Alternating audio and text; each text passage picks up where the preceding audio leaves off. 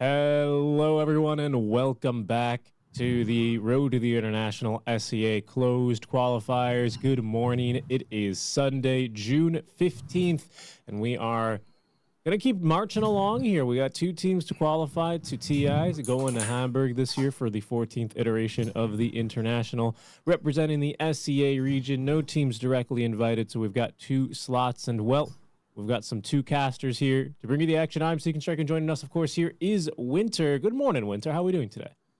Good morning, sir. Can't wait for some knockout phases, Can't wait for more games, The backs against the wall. We're going to have a new team from the upper bracket quarterfinals yesterday. So we're going to see even more crazy Dota today. That we are. Let's quickly just go ahead and fly through what we had yesterday because you kind of hinted at some results. Here's what we had yesterday, right? On our stream, we started off with those elimination matches. Ooh, boy. See, a very close contested region.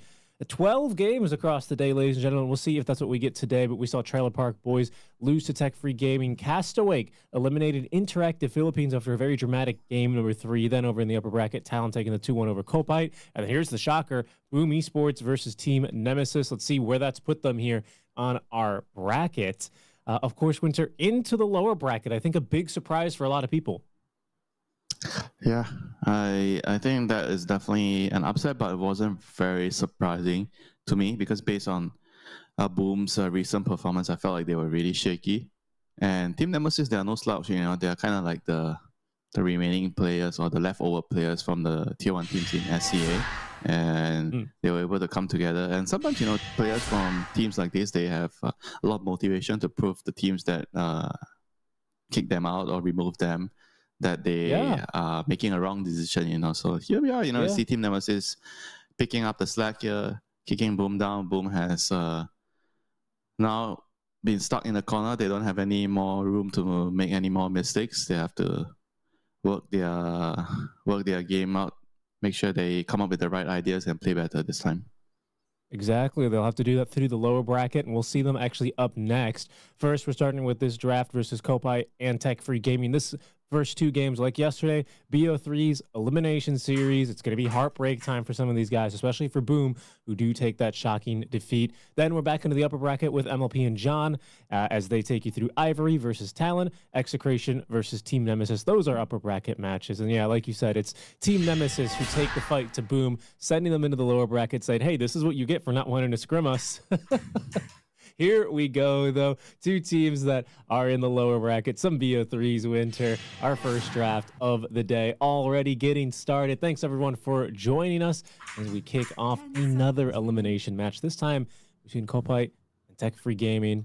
Now, Winter, if I'm not mistaken, Copite losing yesterday 2-1 also versus Talon, took the fight there. And they went down really tamely in the first game, but second game they were able to force it to a deciding game. That was I think not something I expected from Copite, but they did well. And hopefully they're gonna be able to do well again today, give us some good games. They're gonna be opening up their draft with a pistol back. Konka is the response from Tech Free Gaming. Everyone wants to see Mamang Daya Konka, or Mamang Daya just wants to play Konka today. I think so. Winter, something a little bit surprising for me, though, is actually seeing this Bristle get picked at all. He's been banned a lot in the first phase, hasn't he? I feel like in this region, at least. Why is that? Do you think this is a mistake by Tech Free Gaming to let him through, or do they have something up their sleeve here for this Porcupine? I think after the nerfs, maybe some teams feel like the hero is, okay, playable. It's not as crazy as before. I think they've chosen to ban Bat, Oracle, Doom, Puck. You could probably make the argument that Oracle might not be needed to be banned in the first phase, or something like a Puck, because Puck you can remove it in the second phase since it's a common 18-pick hero, and you can just remove it in the second phase. But maybe they feel like they just don't want to deal with it, and Bristleback is 10 seconds remaining. It's not going to be a very big problem. Or they intentionally left it so that they can get Conquer. Not sure. They wanted to get a trade. But either way, I think there are a lot of answers, and Witch Doctor is one of those heroes that is pretty decent against Bristleback with Benedict, and you're pretty good in the lane against him. So I think that's a decent counter. Not like a hard counter, but probably a soft counter, I would say. Yeah, percentage based. Well, increasing your damage, I guess. It's not really percentage based, is it? It's percentage based on the amount of damage you do. So helps you get through those tanky targets. Probably gonna see malpractice over, because we saw what Cleft Death right yesterday. Yeah, probably not that. But I think one last thing before we get into this NP pick that I like about the Witch Doctor, his matchup a little bit better into Bristle now, is that because of the changes to Cask, it is stronger earlier in the laning stage, right? Where you want to be taking the fight a little bit better, right? That is going to widen the hero pool of carries that this Witch Doctor can reasonably support into the Bristle. Interesting here, Clockwork.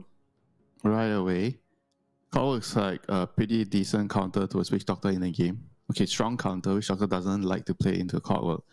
So I'm guessing here Clock is 5, MP is 4. 5 seconds. I mean, the reason being that MP you want to occasionally or frequently TP away from a lane, and some may say that it's better to TP away from your off laner than TP away from your safe laner, because your safe laner is usually a weaker hero, and if you leave him alone too much, it could be disastrous, you know. And I want to say this is, MP is also pretty good into the Witch Doctor. If you take the heal facet, the soothing saplings, you kind of, in a way, deal with the Maledict. You just keep healing. True. And you block a lot of the damage. The counter to the Maledict is the heal, if you have heal heroes. So we'll see how that plays out. I mean, having the global presence as well in the early game is always very good for the Bristleback too. Because Bristleback is like a hero that tends to play very aggressive, very far forward. You're farming very dangerous places, and having an NP on the game means that you can always have that +1 to help you. So I think that's a lot of synergy between Nature's Prophet and a hero like Bristleback. And the next two picks here, Pango and Dark Reload. So they are ramping up the team fight here for tech-free gaming. So the team fight is super strong. Witch Doctor, Boat, Rolling Thunder, then you have the Terrorize. So that looks super, super scary. So I think Coppa is going to be taking a very, very different direction, where their heroes are going to be focused on spreading out, playing the map. They've already NP Bristleback. So they're going to be taking the game into a very, very different direction here, avoiding the team fights. Yeah, I think I like this fighting style. I think what I always like to see with fighting style, though, generally, is someone who can help you take objectives. Not just like towers, but Roshan or Tormentors. Don't really see that kind of like TA or some kind of hero here so far. But of course, that's what that 24th pick is overall, as we see an 18th Ember Spirit for the side of Kopite. Yeah, they are a little bit light on lockdown or initiation. So Ember is going to help solve that. I mean, I was kind of figuring why Ember and why not Storm, right? I think they probably just wanted more cheap lockdown, right? Because Storm kind of needs to be more committal. If you're relying him on catching a target, you have to use a lot of mana to ball in, get a vortex on someone, pull someone in. Whereas if you're Ember Spirit, it's less committal, right?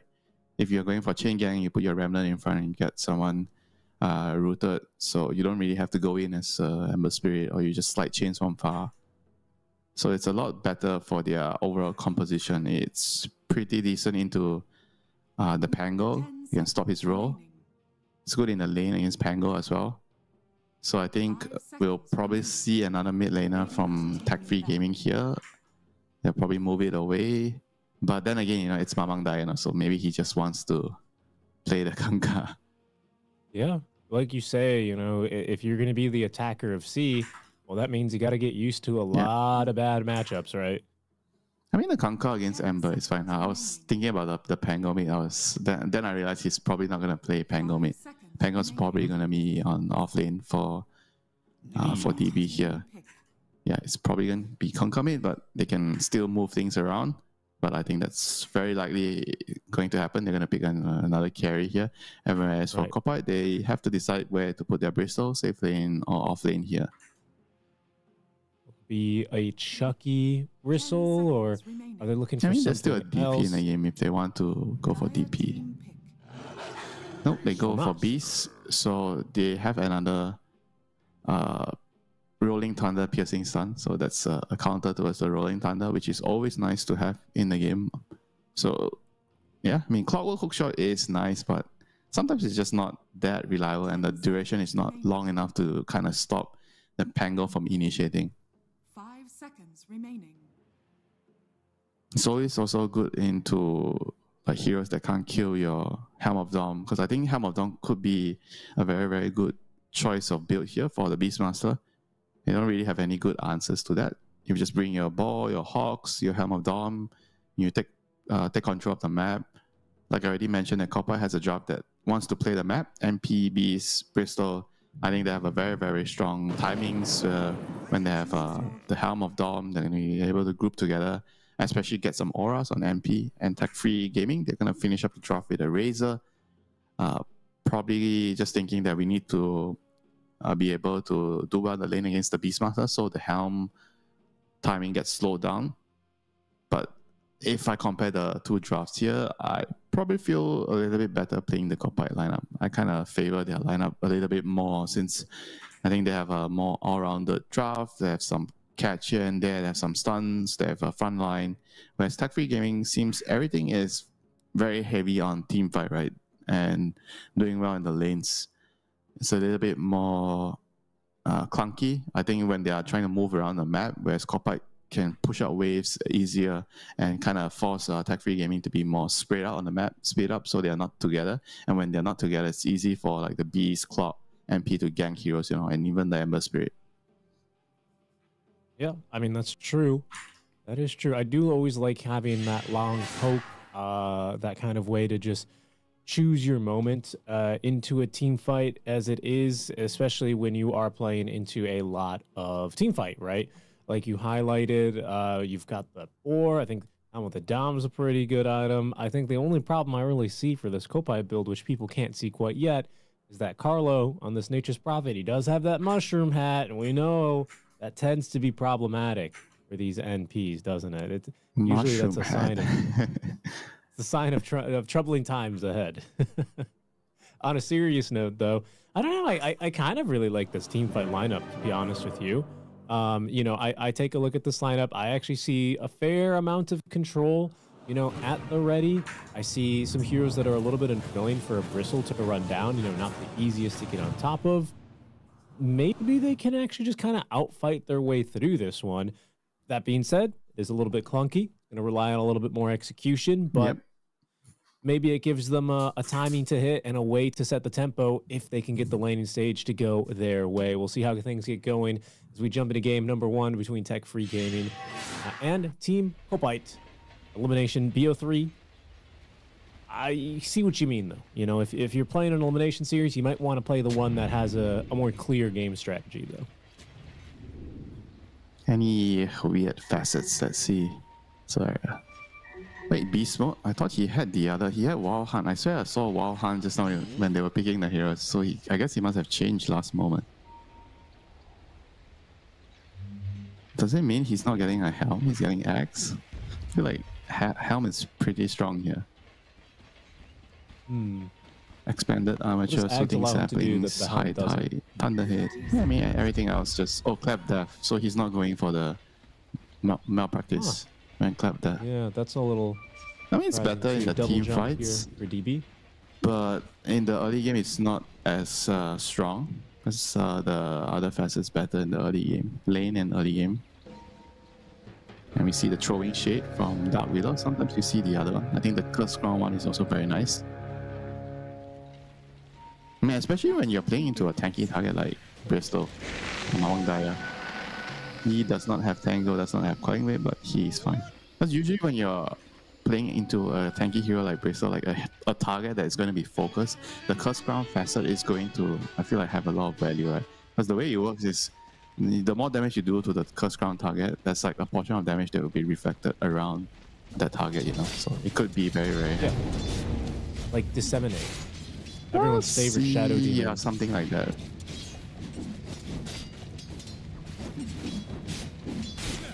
It's like, what's the AoE?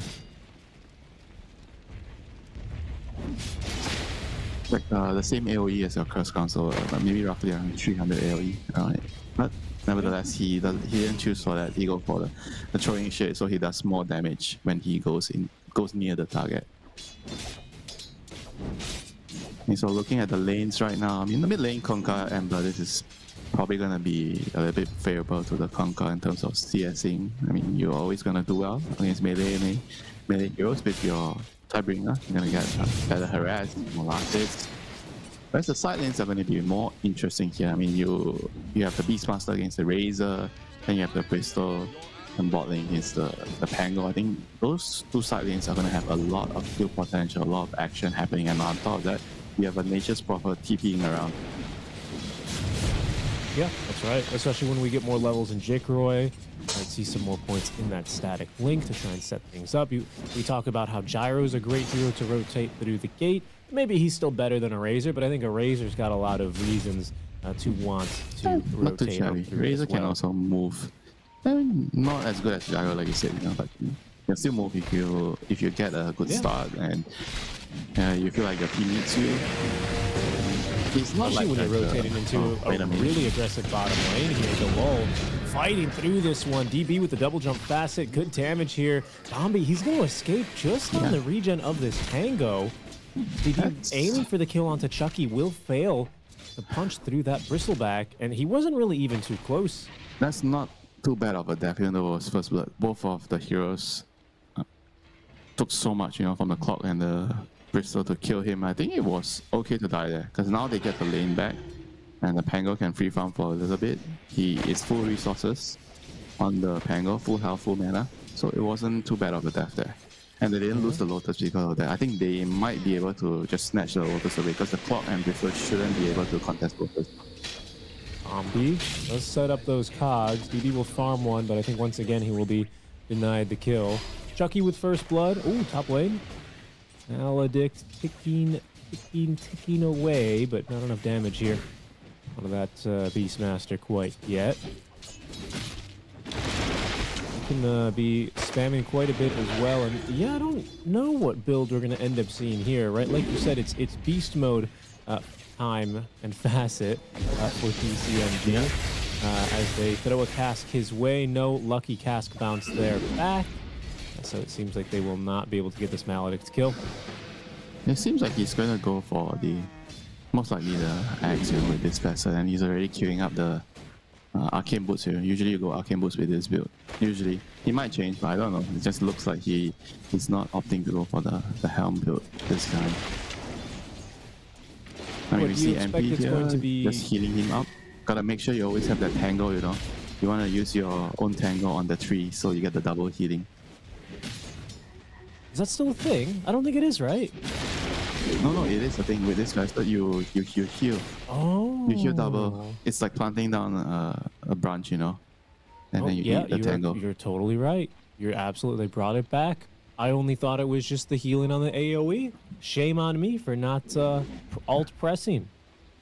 Yeah, a lot of people don't know this, you know, when you kill your games. I think you ping that Tango when you do that people don't realize it gives like double healing.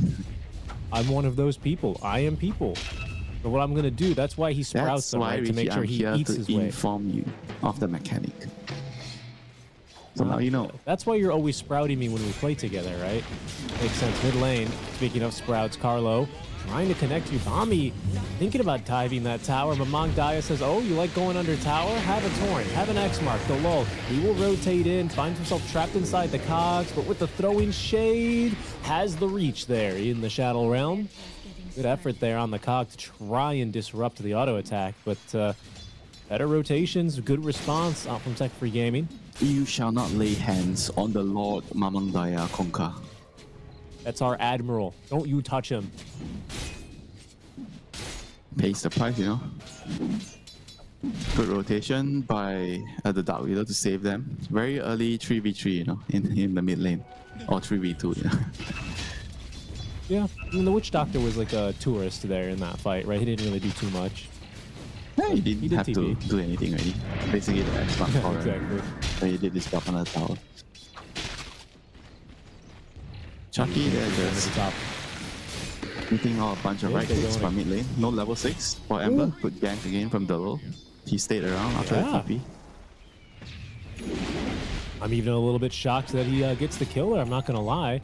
And that's where that 12 deny advantage, you know, starts to maybe show its teeth a little bit more. Yeah. I mean, you're also taking a lot of harass, you know. It's not just the XP. You're always low on HP from the Tidebringer.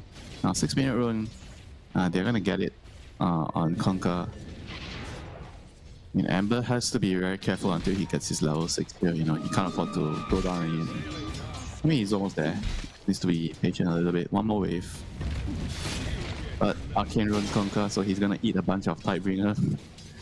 Okay, this is not fun. Yeah, he's not going to be too happy about that. This is not fun.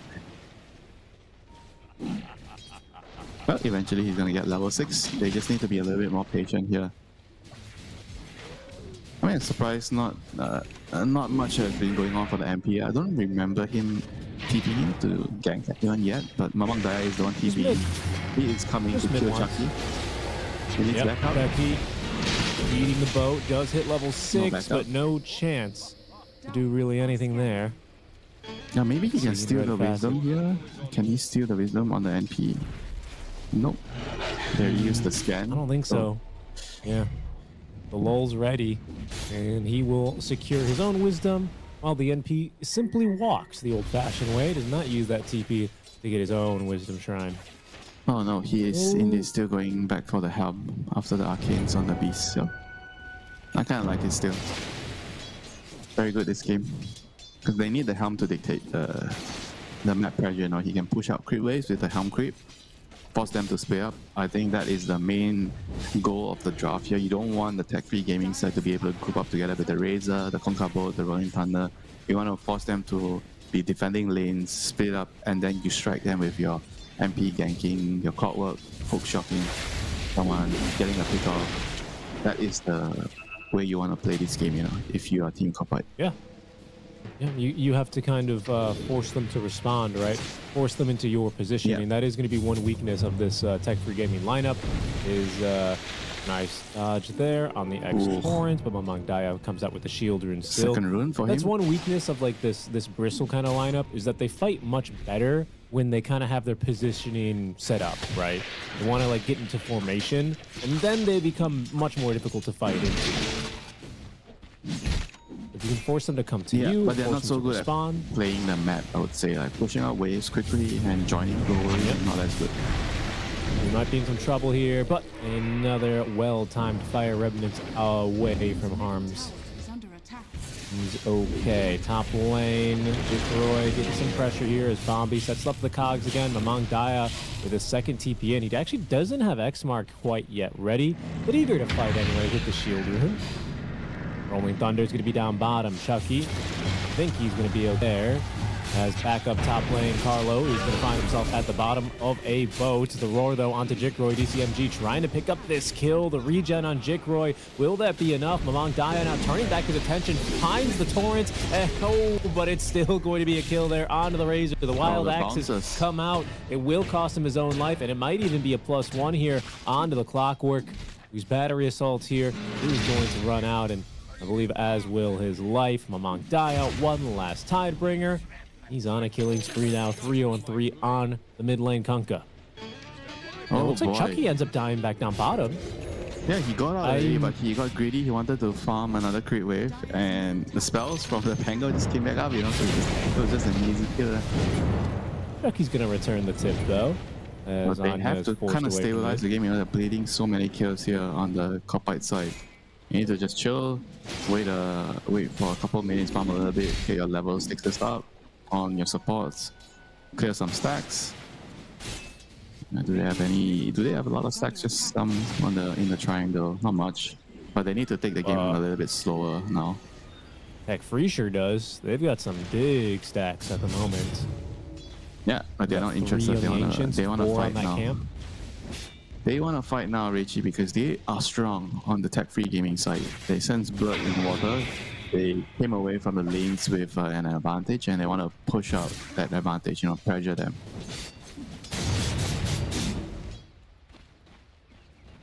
Five camp stacks by Dark Willow here. Eventually, someone's going to farm that up. It might be Mamang Daya, could be the Razor. I'm not sure who they want to give that gold injection to. But for now, like you said, they just want to keep fighting. Give it to Kanta. I would Razor's going to take a long time clearing those stacks, I'm not going to lie. Yeah, that's true. Even with Eye of the Storm. Yeah, even with Eye of the Storm. Radiant's structures are fortified. A big stack. Radiant's bottom tower is under attack. Yeah, maybe Coming out of the Doctor can lanes. clear it. You can clear it with your Clef Dash. You know what? You might actually be able to do that with this facet. Play a little Dendy Yeah, it's mid. not a good idea. I'm just memeing it. Witch Don't do Doctor. it. Don't do it. Get your Blink Shard. And the next day you're gonna be seeing some witch doctor doing that. Oh, somebody said it was a good idea to clear stacks with this facet, Dire's top tower I mean, he might want to clear those stacks that the Bristles had to leave behind. Chucky here. The twin brother, right, of Ghost? I believe, if I'm not mistaken. I know the brother. I don't know who's older. I don't know who came out first, but they are twins.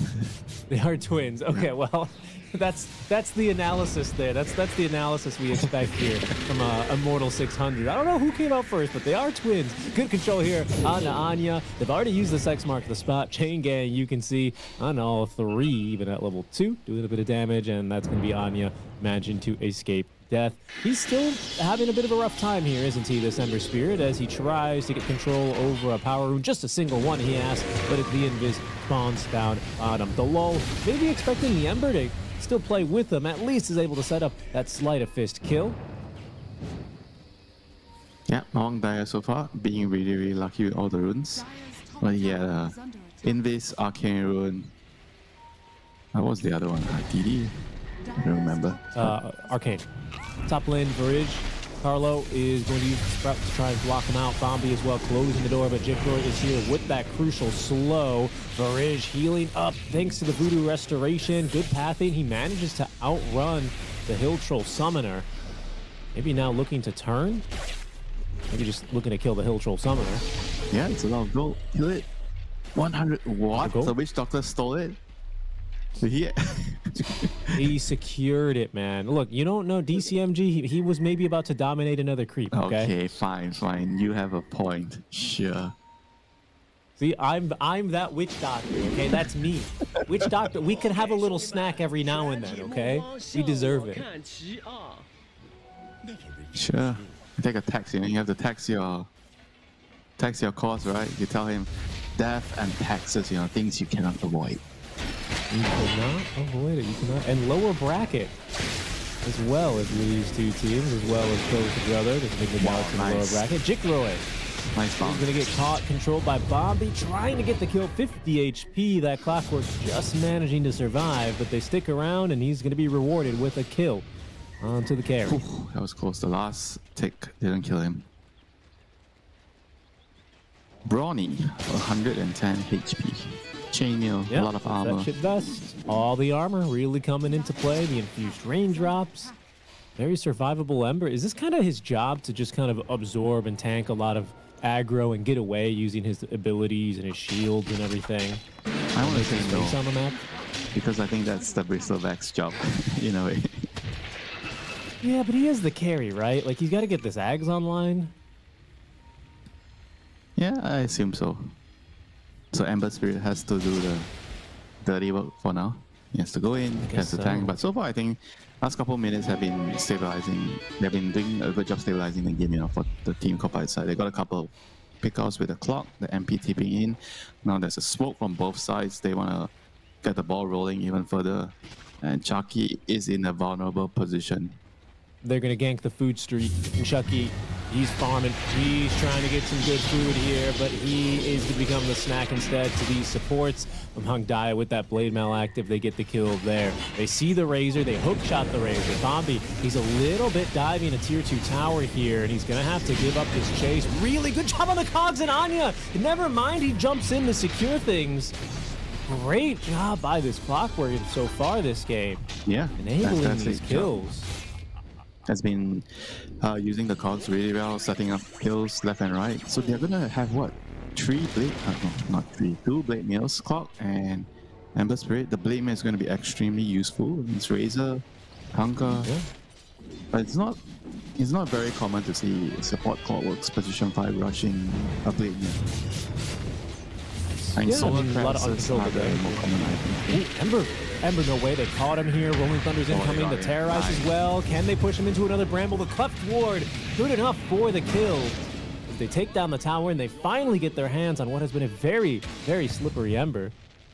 Blade Another mail. blade mail. So how many blade mails we Yeah, are I was talking? gonna- 3 this game? 3. We'll see 3 total. We have a lot of really actually equal item builds overall. You have forge-shaped vests at the moment here for the tier 1 neutrals. Yeah, you've got a that vessel neutral on item DB. is, I think, also way too strong.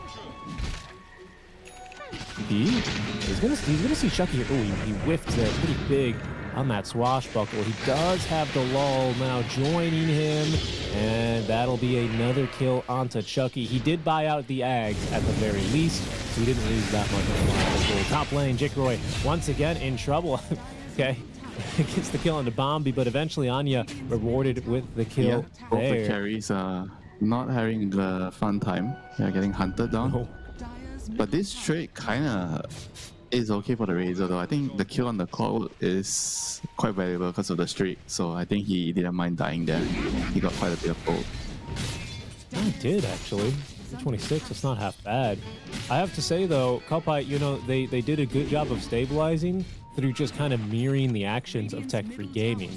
You know, like their responses to a lot of these aggressive moves have been to make aggressive moves themselves. And with the Clockwork, that's exactly the kind of play style this guy is basically built for in this early game. So fantastic job there. And now I expect DCMG or Beastmaster to get a little bit more involved here in Winter. He finally has finished farming up that helmet to Overlord. Careful here. Zombie, this Clockwork might have a back-to-back death. Chucky, he could look for a fight here. He's got this Bristleback Ags ready to go, but he just doesn't have any other heroes here to play with him. So Yeah. he'll just keep farming that Centaur camp. And not to mention the enemy is already grouped up and ready here, right? They want to split them up with the MP, with the global presence, with the Helm Creep, and force them to rotate before they enter the fight. Lucky's running Go in. It's no Bristle is just kind of running in. That Radiance is Clefward up. doing really good damage here, but look at the return. Oh my goodness. Chucky, he'll just show him the rear, and he's going to take them all down. Sure, he's going to gonna pop die. to that Maledict, but it's going to be 4 dead at the end of the day as the Beastmaster cleans up. Yeah, that was like a crazy play there. I didn't think that he could survive that, but he felt like they are gonna die to kill him, you know. So it was a good play, and they just got a Radiance on Conquer, you know. It got delivered on the career, and Tech Free Gaming felt like they were strong, but they couldn't get off. I think maybe the roll was still on cooldown or something. It wasn't ready, so he wasn't able to get it Yeah. off. And then he No roll, correct. It they just just came off didn't have enough in the tank to win, you know. We're gonna see it here. We're gonna He look at actually that had the fight. roll. But he just got rooted. Oh, the did. big root, triple root. Yeah. Yeah, you're Chain. right. Just winning them the team Chain fight gang. there on the Ember.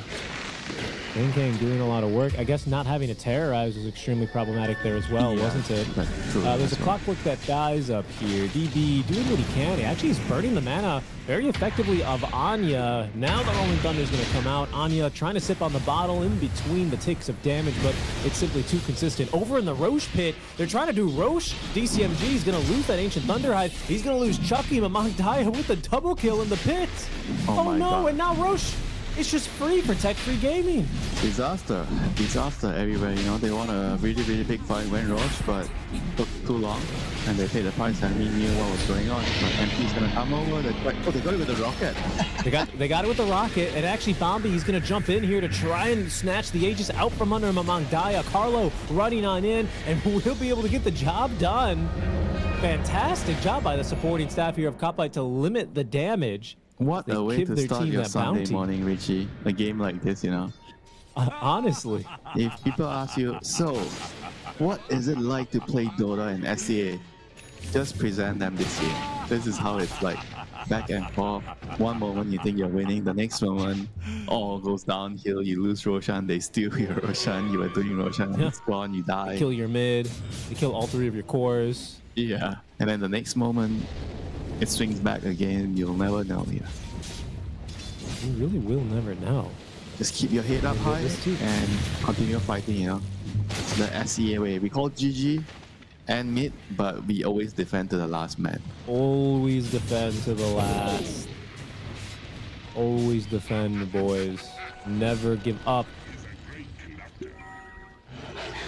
Okay, I do like DCMG's build here quite a bit, I'm not going to lie. I think this like Helm into Pipe is going to allow his team to take these fights a little bit more effectively. We've seen that they've never taken like a full 5-on-5 fight quite yet. Not really at that stage of the game yet. It looks like now Tech Free Gaming will force the issue a bit more. Now we're going to see a big Daya. fight here. Chucky's moving over. He's the front line. He wants to just eat up the damage and return Oh, it's a bunch over the of those. Tormentor.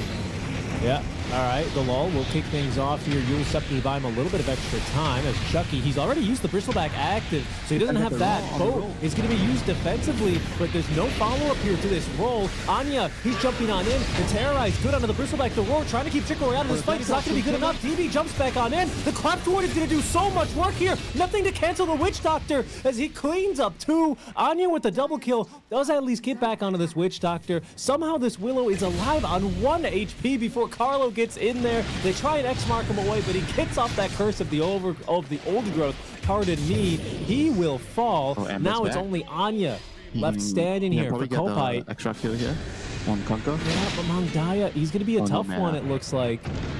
Out of mana, that Diffusal Blade. I don't know if they can really get this kill here, Winter, but Mangdaya got another little bit of spells to throw in. DB, yeah, he'll get the job done. A full team wipe then in favor of Tech Free Gaming. And the hero of the fight, obviously, Witch Doctor Craft War. Oh, yeah. But he didn't do the most damage. Radiant's He did not. It was mostly the Pango, actually. Dire's bottom Yeah, they kind of got caught in that, I think that choke point beside the Tormentor with the bouncing cast and the Cleft Ward, and that was it, you know. I was very surprised that the Beastmaster decided not to roar and stop the roll. He waited and he roared the carry, the Razor. Maybe he thought the roll was ending and he didn't want to do it, but that forced him into a terrible position. You see here, the roll comes in, the Beastmaster's around. He could maybe roar the roll here, but he decides not to, and he walks down and he roars the Razor. That's why his team actually went down the cliff and got caught there, which I felt was a pretty bad decision in the end, you know. And obviously we are watching the game, we could see everything clearly, but Yeah, on of the other course. side, they are probably just feeling that they needed to save the raw for the enemy carry. But it didn't work out, so they're gonna have to think about how they approach the fight the next time.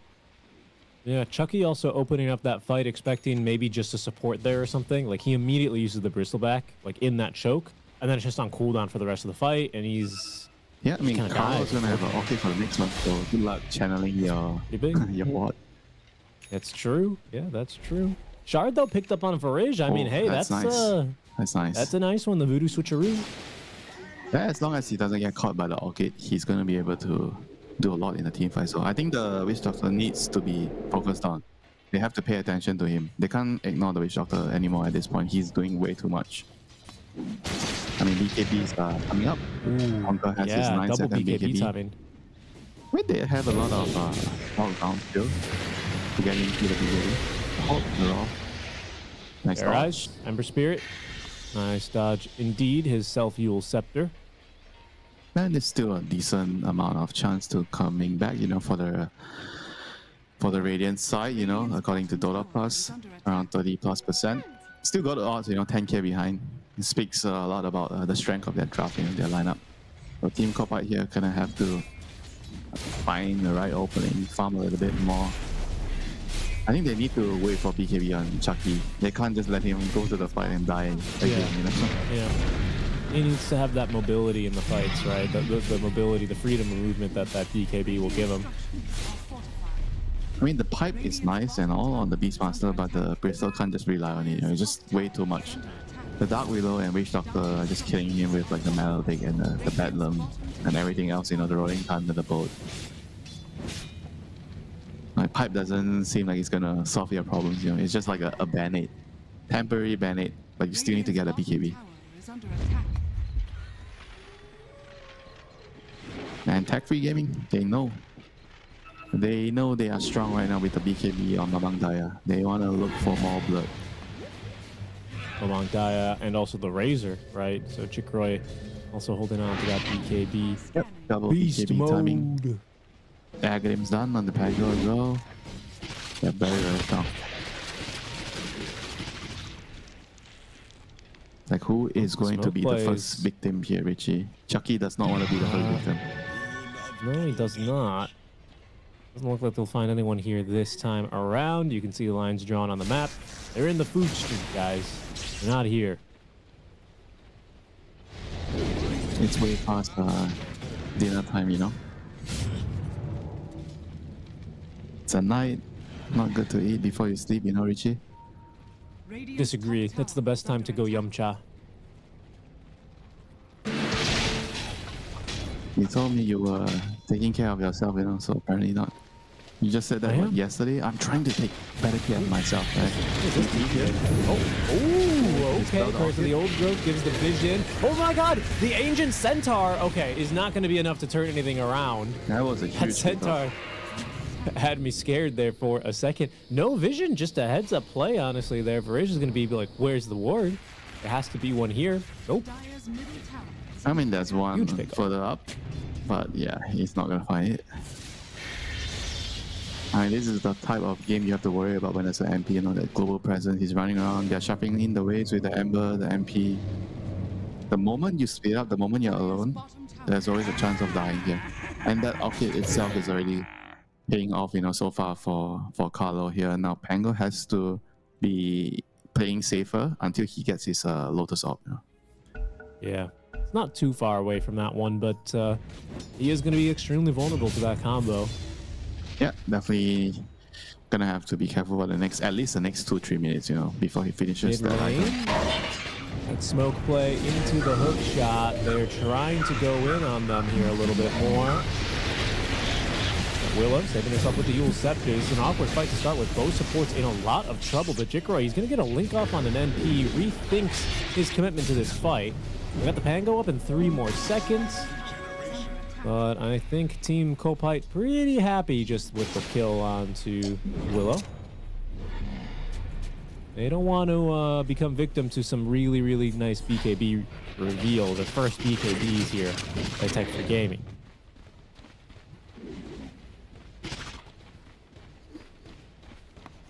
Yeah, I didn't realize the MP was actually so high up on the network, and they essentially have 4 cores right now. I think he's going to need to scale a bit more items to scale more later. Maybe at some point he has to like build right-click items. Right now he's still going. I mean, the Orchid's nice, but he's going for more utility with the axe, with the root. So the team fight is stronger. I think that's all and good right now for now. But if the game drags on long, I think he might need to consider going for right-clicking items at some point. Anya is able to take that 28-minute Wisdom Shrine. That Scepter on Pango means he's going to be taking a little bit of damage, but between the Gale Guard and the Flame Guard, a lot of shields All the gods online in the there. world. And he's Yeah, got this initially bodyguard that was the clockwork. item that I keep forgetting. You know, initially when it got released, the Gale Guard, I keep forgetting that I have to use it. Not gonna lie. Took some time before I got used to it. I always forget to use the Jitty Pollen Bag. Even these days, I kind of, well, Oh yeah, now I'm that's getting a nice better one. at using Psychic Headband, but back in the day, I was really bad because I just mostly got it for the cast range. But now that you can craft the enchantment, I'm like, oh, I can use this to push people away. Yeah, but I keep forgetting I don't have cast range when I get the headband, you know. Yeah. It takes some getting used to, that's for sure. It's kind of new meta, this new age of neutrals that we're in. Chucky's getting pretty big here, we should say, right? He's got this BKB, Egg Scepter, he's got the Hairball ready to go. Next into the SNY to just be able to stand out front and be that barrier, be that front line that his team is looking for. I mean, ideally the Liverpool. fights need to start where the Bristol is in front. Chucky has to kind of absorb the attention from the enemy, and then your Beastmaster kind of comes in from the side, you know. I think he has to stop the roll. I don't think he should try. Okay, if it's a good time to roll the Razor, he can do it. But if the roll is already coming in, I think he should kind of prioritize stopping the roll, you know. If there's no Yeah. Lotus on the Pango. Well, there's a Lotus now, so that's going to be a But little bit more even then, difficult. you know, sometimes I think it's probably still worth it. Say they're trying to kill your Bristol, and he's coming in with a roll to chain stun him. even with the Lotus, I think he probably should still roar the Pango, you know. Just stop the roll. There's things Buck the that trend a little he has to consider, and the Clockwork and MP has to try to find the Witch Doctor and kill him. Roshan taking a stroll through the mid lane as Mamang Daya and Chucky just ignoring each other, just clearing creeps as they look to fight elsewhere for other bigger objectives, not just the mid wave, but for Roshan, number 2. Yeah. SNY done for Mamang Daya and Anya as well on the Ember. He's going to pick up his SNY as well in the career. Smart. Oh, Bombi. He's going to get caught. Can they kill him inside the cogs? That blade mail. A prickly little guy, but we'll still end up dropping. Yeah, I'm surprised he actually didn't get the shot yet on the Clockwork. One of the more useful shots, you know, when the game goes long, gives you a lot of information. When you're trying to scout, gives you move speed. Even when you're trying to run away, it's always useful. And now Rosh. And I think with the Clockwork dead, they can take this Roshan. We're not going to commit Eye of the Storm either here for Tech Free Gaming. Chucky is going to look to slow things down. Anya, Chain Gang, good work. He's going to trigger the Roar of Roshan. Waiting for it to go low before they're committing. Here we go. He's extremely low. Chucky, he's going to just go in. That's going to commit the Rolling Thunder. Everything is out. The BKBs. Aegis on the deck, folks. Jikroy, he's going to walk back in. He picks up that Aegis. They've lost Chucky in the meantime. Once again, they've gotten the kill, so technically it's a snatch. It's DCMG. He's controlled as well among Daya. And DB, they jump on top of him, and now Anya just trying to juke out of death here, but he's caught by the Terrorize. Do they have any additional follow-up? The X-Mark into the Maledicted Supplied. The Voodoo Switcheroo save the life of the Witch Doctor as Jikroy set up in position, ready to take down the Ember Spirit. They only lose the Witch Doctor as Bombi will snipe him there with the Rocket Flare. But a phenomenal fight from Tech Free Gaming to get away with it. Hold on, maybe they lose Mamang Daya though. Yeah, hook shot. And a good counter kill here. A little bit of back and forth, shall we say, in the SCA region. That throwing shade, that's going to be a lot of damage here under Carlo. That's a lot of damage under Carlo, but he's got the Wansax DB. He's jumping in now. A good force away, and they can only aim now at best for Bombi as DB keeps getting pushed back by the shards.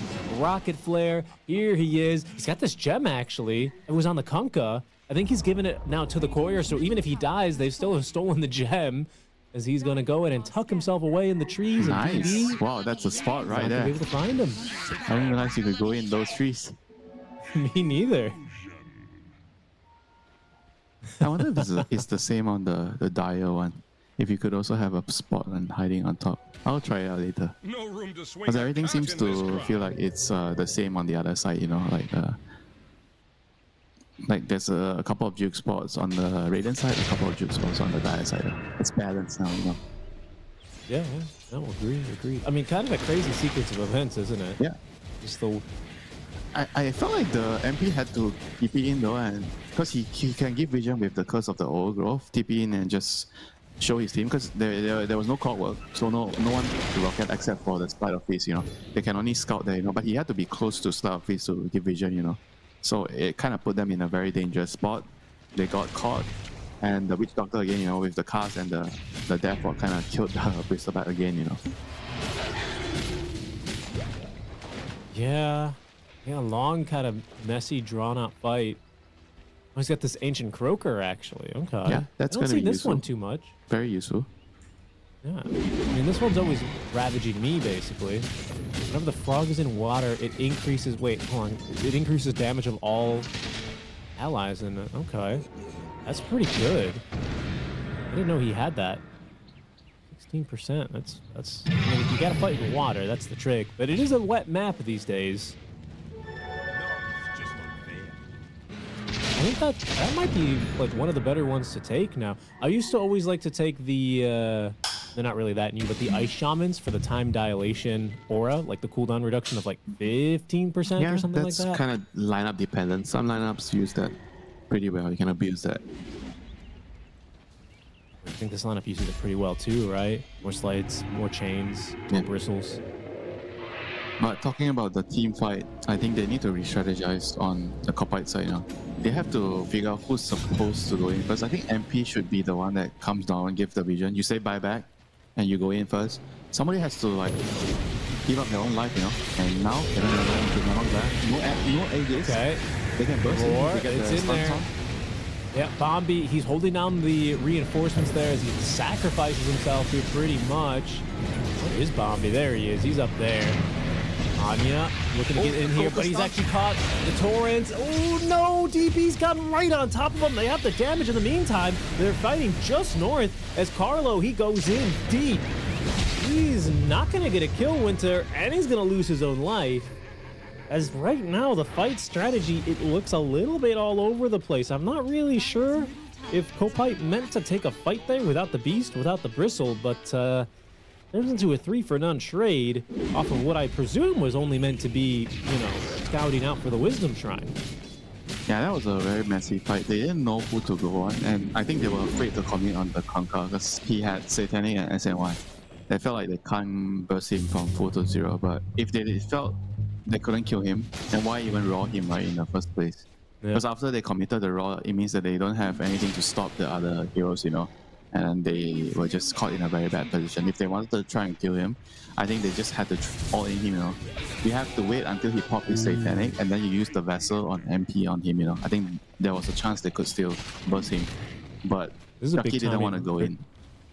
Right. Yeah. I mean, he was out of there. Tech Free Gaming, refresher online for this Razor. That Aegis is going to be reclaimed, but it refills the mana. You don't need that. Oh, okay. Just pop the Clarity. You know, just something to sip on. Full mana. Just go ahead and, you know, flex on them. You know, give that man some mineral water. I agree, man. That pH perfect 7 mineral water, that's what you need. However, he's going to get forced back in, but he has the BKB, refreshes, a second link is ready to go, but he actually doesn't have mana for the second link. Still has enough mana for the BKB as he is going to be roared, but DB here to cover his link, and look at the physical damage. Jikroy stolen 118. Yeah, the double Eye of the Storm as well as Ember Spirit is going to be maledicted. Bombi is going to have to buy back as they even find Carlo in the trees. Chucky with the BKB. Here's his opportunity to do some work. He's running in. The Voodoo Switcheroos, a lot of damage here as Fridge, he's unable to escape. In comes the boat now. Chucky, he's going to go ahead and tank that one with the Bloodstone active as Bombi whiffs on the hook shot. So they just focus fire onto Chucky and down he goes. The buyback now from Carlo as the feed train. It might be building up steam here a little bit, but you've got to give him a fight, and that's a really good chain gang there. They catch all three. Down goes Mamangdaya. They almost get this kill onto the Willow, but she lives. DB just trying to TP out in front of them. No way, and he will not be able to escape. There's going to be the Syrian chains. This Lotus, it makes him a very difficult kill, as he does manage to swashbuckle out of the base, and in fact, they run into the brambles. So it's actually not as bad as I thought it would be here for Tech Free Gaming. Still, though, Carlo, yeah, he's going to run you down. Double jump for a little shield, but he is eventually going to die as the Croaker in a swan song does at least stun them up. Still a very, very expensive base defense there from Team Kopite. It was like, what, triple buybacks at least? How many buybacks was that? Clock and a dieback on the Clockwork. So overall, it is going to be 5 deaths. They don't get the Razor, but they do take down the Kunkka, and they do get DB. Yeah, but Chucky died as well, you know. Like, I think he's like the hero that needs to do a lot of like right clicking in the team fights, a lot of physical damage, and with him dying most of the fights, it's very difficult for him to scale into the later portion of the game, you know. Yeah, that's why I brought up like maybe 10 minutes ago that the MP might have to pick up the slack in terms of right click. It was a really nice 4-star pushing Jigsaw in, but then he just refreshes his Eye of the Storm, uses it twice, and he just kills them, you know, with the Satanic. Yeah, and they just couldn't lock him down because of that darn cask as well. Like you said, that Satanic. I mean, this is just horrible, you know, after that, you know. They had to use buybacks. They kind of salvaged that with the chain gang. You got a couple of very nice connections on the southeast and the chains, but that was just not enough, you know, in the end. It was okay, they got a couple of kills, but they didn't really feel like, okay, those buybacks were super worth it, you know. Yeah, and Tech Free also, I have to commend them. They do a great job, like, waiting out the little power spikes there. Like, oh, BKB on Bristle. Okay, don't touch them. And then reinitiate once the BKB is up. And then there's the chain gang of all chain gangs, basically. That one looked real good. I have to say, pretty bold move by DB, swashbuckling back into the fight after he had lost the Kunkka. still thinking he can take that. He says, I'm actually that guy, in case you didn't know. And he was not that guy. Carlo is more or less kind of that guy. I mean, look how farmed he is.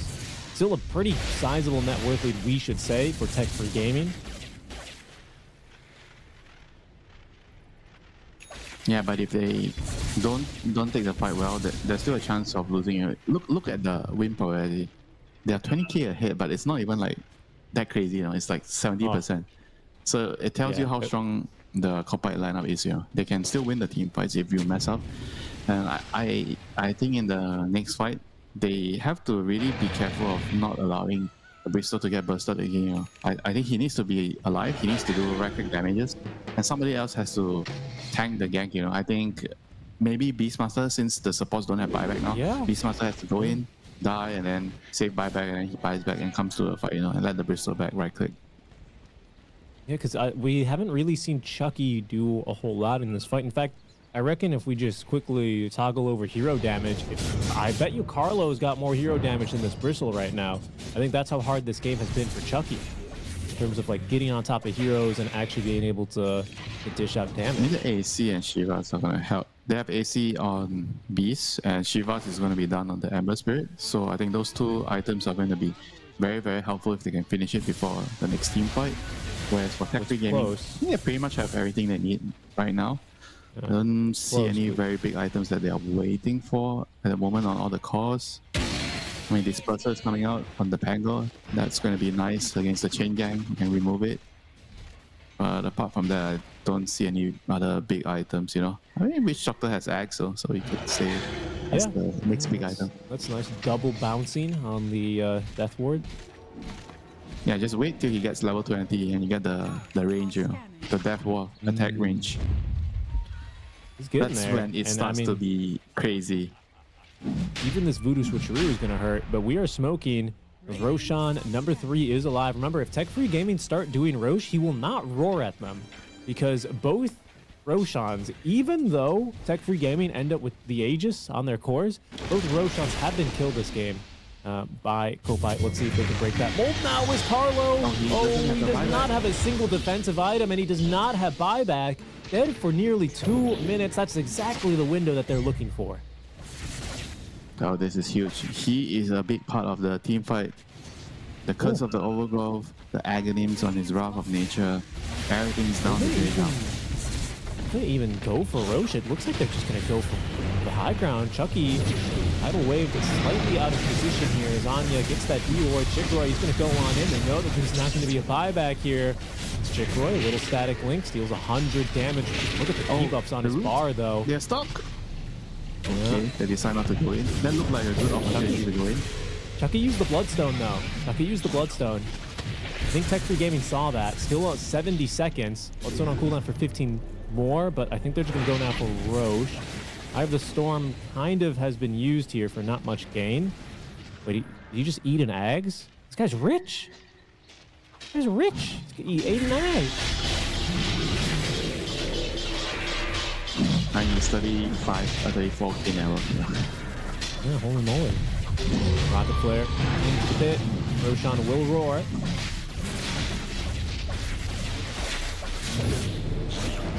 Careful here, Chucky. He's running in. This time he's got BKB and Bloodstone ready to go. An Eye of the Storm and a second is now ready as it's just come off cooldown. Trying to buy some time for Carlo to come in, but that's a really nice tidal wave. Chucky once again has to use the BKB and the Bloodstone. Look at DB, a really nice Rolling Thunder forces away Anya. They once again have kited out Chucky's BKB duration. They didn't have anyone else to start the fight, so he awkwardly runs in, and now he's gonna go down. The Chain Gang is just not enough. In fact, he's brought back by the tidal wave. Is there any more control now onto Anya? He doesn't have any remnants. Wait, he does have remnants. Why doesn't he remnant out? There he goes. He actually has to remnant in. That's why. Aegis now in the inventory for Chickroy as DB holds on to that refresher shard. Anya hit by the Maledict. The Voodoo Switcheroo is going to do so much work here. With the Blade Mail, he is tough to take down, but he will fall eventually. Oh. Forced once fight. again, you know, they're getting caught out. They're not ready, you know, to take the fight as a team. I feel like they definitely have a chance, you know. They already have the Shivas done. Everything's already done. They just need to either smoke or just be there already, you know. The Beast has to be there. get a raw off. I mean, he had buyback even, you know, so he could be the first one to just die first, you know. Like somebody has to go in, die, and buy back. I don't think the fights are impossible for them. It just feels like they just need to go on the right hero, get the back line, especially the Witch Doctor. Okay, the Witch Doctor, he is going to get initiated on, but they're here to protect him, and it's going to be the Beastmaster in a lot of trouble here. Mangaya doing the work, PB, Rolling Thunder, the roll-up to immediately cancel the TP. No hope to escape now for the Beastmaster. As you can see, Carlo and the Croaker trying to run down this Dark Willow, but the lull with the Cursed Crown is going to be able to turn, and they take down Carlo. Best this Beast can do is try and nuke the wave, and they've almost done so there with the last little bit of Wrath of Nature. So they will make this push. We'll pause this push eventually. Backdoor should kick in. Right here is still pretty strong though, Chucky. Be careful. Maybe not that strong to completely solo, but there's backdoor. I mean, can you just use the Eye of the Storm twice and just go through backdoor? I think that's it. Enough damage. I think so. I think so. He's got that 20 talent as well, right? Above the Eye of the Storm. Hold on, they're going to try and claim the Aegis out from under him, though. Jikroy, he's going to BKB. He's going to Satanic. He's going to refresh. In he goes with DB to cover him as well. Anya being focused on. Anya's taken out. Down he goes. Jikroy still alive. Chucky just can't finish him off. Mangaya daring to come closer there with the tidal wave as they're throwing everything they have here at Jikroy, but he's got the cheese and he's right back to nearly full HP here. Bottom barracks, Winter, they've been taken down. The double Eye of the Storm is just too powerful.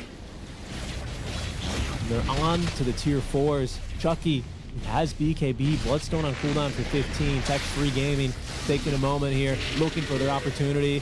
Quick little stun, or a root rather, onto the Bristle. Will force him back. Jikroy just continuing to dish out some damage. He does not have an Eye of the Storm for 15, but Aegis still to provide him some cover for 2 minutes. Then a BKB in the backpack. Yeah, he's pretty much close to unkillable now. Like, even if they land the Raw now, and they all in him with their heroes, I feel like they don't kill him. Like, he's just way too strong right now. And you add the Linktons on top of that, he knows that as long as he blocks the Raw, there's no way he's dying. Yeah, I kind of agree. He's nearly level 30 already. So what, now he's got this 25% Storms, Surge, Slow, and Damage? Okay, not bad. Even if you target him with something, be slow to a crawl. DB, he's gonna go on in. They showed a hero in the top tier 2 tower, but Chucky with the Terrorize is just too fast. They'll have to leave Bombi behind as they pull him back with the X mark, and now the tidal wave. He's ethereal, but no, the creep! Oh, the creep! It ends up locking him in, and Chucky with the BKB, he just has to run away again, Winter. Eye of the Storm number 1 is active. Tier 4 towers are taking some damage now as Carlo running for his life. He doesn't have any boots, though. He is so slow. But Mangaya, pulls him back up to the 4-stop with the tidal wave again. He's going to be hit by the Bloodthorn, but he has to dispel it. Now the BKB active. DB does the damage to Carlo. He's dead, but has buyback and buys back instantly. Jikroy does take down one of those tier 4 towers. He's a little worse for wear, but still has Aegis now for 55 seconds. A 4 versus 5, 4 versus 6, really, with this Aegis, as can they even take down Jikroy?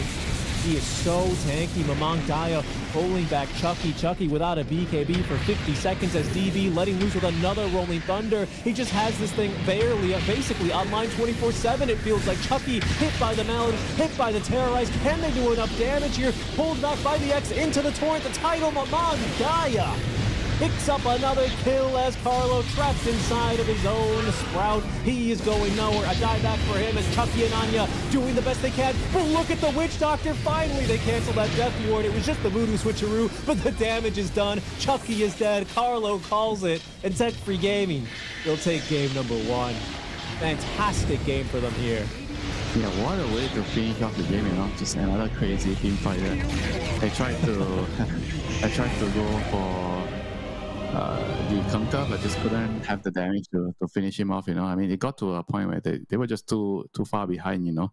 But I think overall, even before this happened, even in the previous couple of fights, I felt like they could still win the fights despite being like maybe like around 18, 20k goal behind.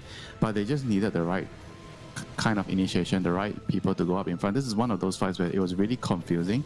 They kind of rawed the Conquer, but they didn't really go in, like perfectly illustrating what I'm trying to point out. They were not really coordinating well in the team fights, which is the major cause of their downfall this game. I think the laning phase they got out of it well, even though Chucky was kind of poor, but they still made a couple of good moves later in the game to get themselves back. But when it came to the straight up team fights, the Roshan and everything, they were just not coordinating well enough, like which target to go on, who is supposed to go in and tank first. And oftentimes I felt like Chucky got into a bad position and he couldn't really output damage, and because he's not supposed to be the one that runs in and tanks everything first, someone else had to do it. Yeah. It's like this highlight reel, of course, into the later game team fights. There were some better fights this game from Kopite before these heroes really tanked up. And I think what you'll notice is that in a lot of those good fights, if we can remember, it was a lot of Carlo like TPing in and initiating, right? And as soon as that stopped being terrifying for Tech Free Gaming, as soon as they started bunching as 5, I don't really know if Kopite really ever got that engine running. Yeah, I mean, again. that's what we also mentioned, right? That's just basically the strategy, their draft, When they're together with Kanka, Pangoliero, the Terrorize, and even the Witch Doctor, it's just very difficult to take the fight, If you look at their lineup, with the MP, with the Bristle, with the Ember, if you're not splitting them up, and when it comes to the 5v5, if you're not taking the fight with a goal lead at least, or even game, there's very little hope, to take those fights, with their lineup against what Tech Free Gaming have, They had the chance earlier in the, I would say, pre-30-minute fights, pre-40-minute fights, when the lead wasn't so bad. But after the league got to the point where, right now, 30k, the team fights are just way too difficult. There's just way too many items on the Dire side. The Lotus being a very, very huge problem. The Refresher on the Razor, Jigroy just being an absolute beast in the front lines. It was just way too difficult, at that point. But the main problem is pre-30 minutes, when they were taking the team fights, the targeting selection, when they're going on a hero with the raw, they're not finishing off the hero or not stopping the roll with the raw. A lot of all these decisions are what I felt like made the game really, really hard, for them, So they have to try to go back to the drawing board, figure out, well, maybe is it the draft that we're not comfortable with? We're not playing heroes that we are really, really good at. What is the reason that's causing us to lose those teams? But they have to figure it out quickly and make sure it works in the next game, because they can't afford to lose any more games. Yeah, this is it. They're up against the ropes after winning their first series, but then dropping into the lower bracket yesterday. Draft issue, maybe a different draft upcoming, maybe just a little bit more conviction and early steam needed for Kopite here. We'll see what we go to in game number 2 as we head to a quick break. But when we return, about 5 minutes, folks, we'll be back with Kopite versus Tech Free Gaming, game 2 in just a bit. We'll see you then. The human body was built to move. Not trapped at a desk in one singular posture for 12 hours a day. It's time your chair evolved. This is Secret Lab Titan Evo. Ergonomically engineered for you, gamers, hybrid workers, artists, backing your every move.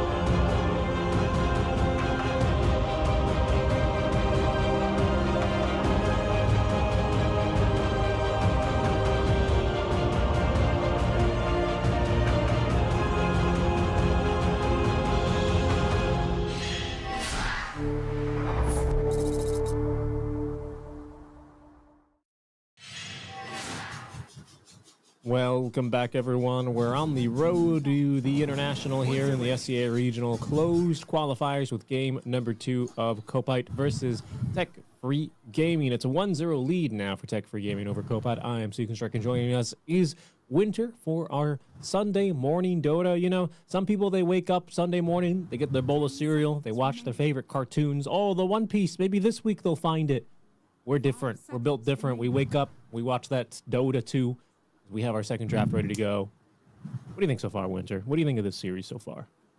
Amazing. Classic SEA series. Back and forth Dota.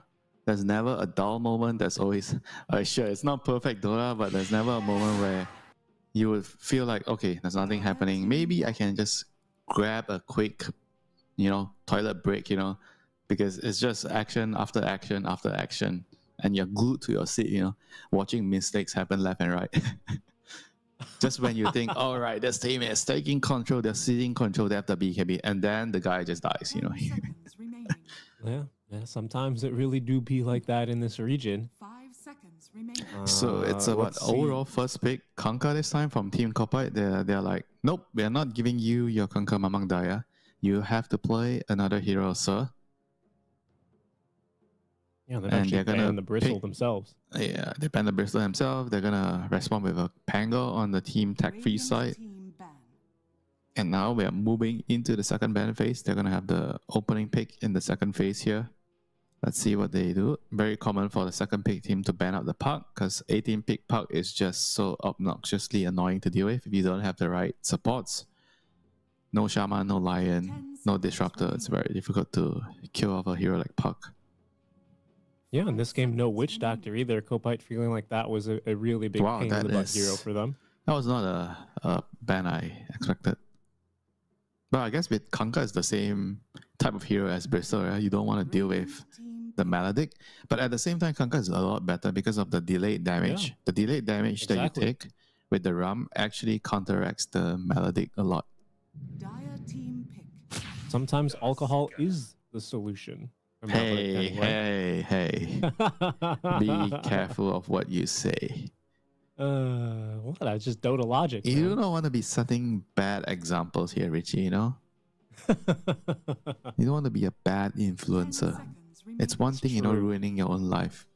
But it's another to tell people to follow in your footsteps, Richie. Well, what can you do, You don't want to be like Kanka, because you know why? He always ends up back in the same place, this guy.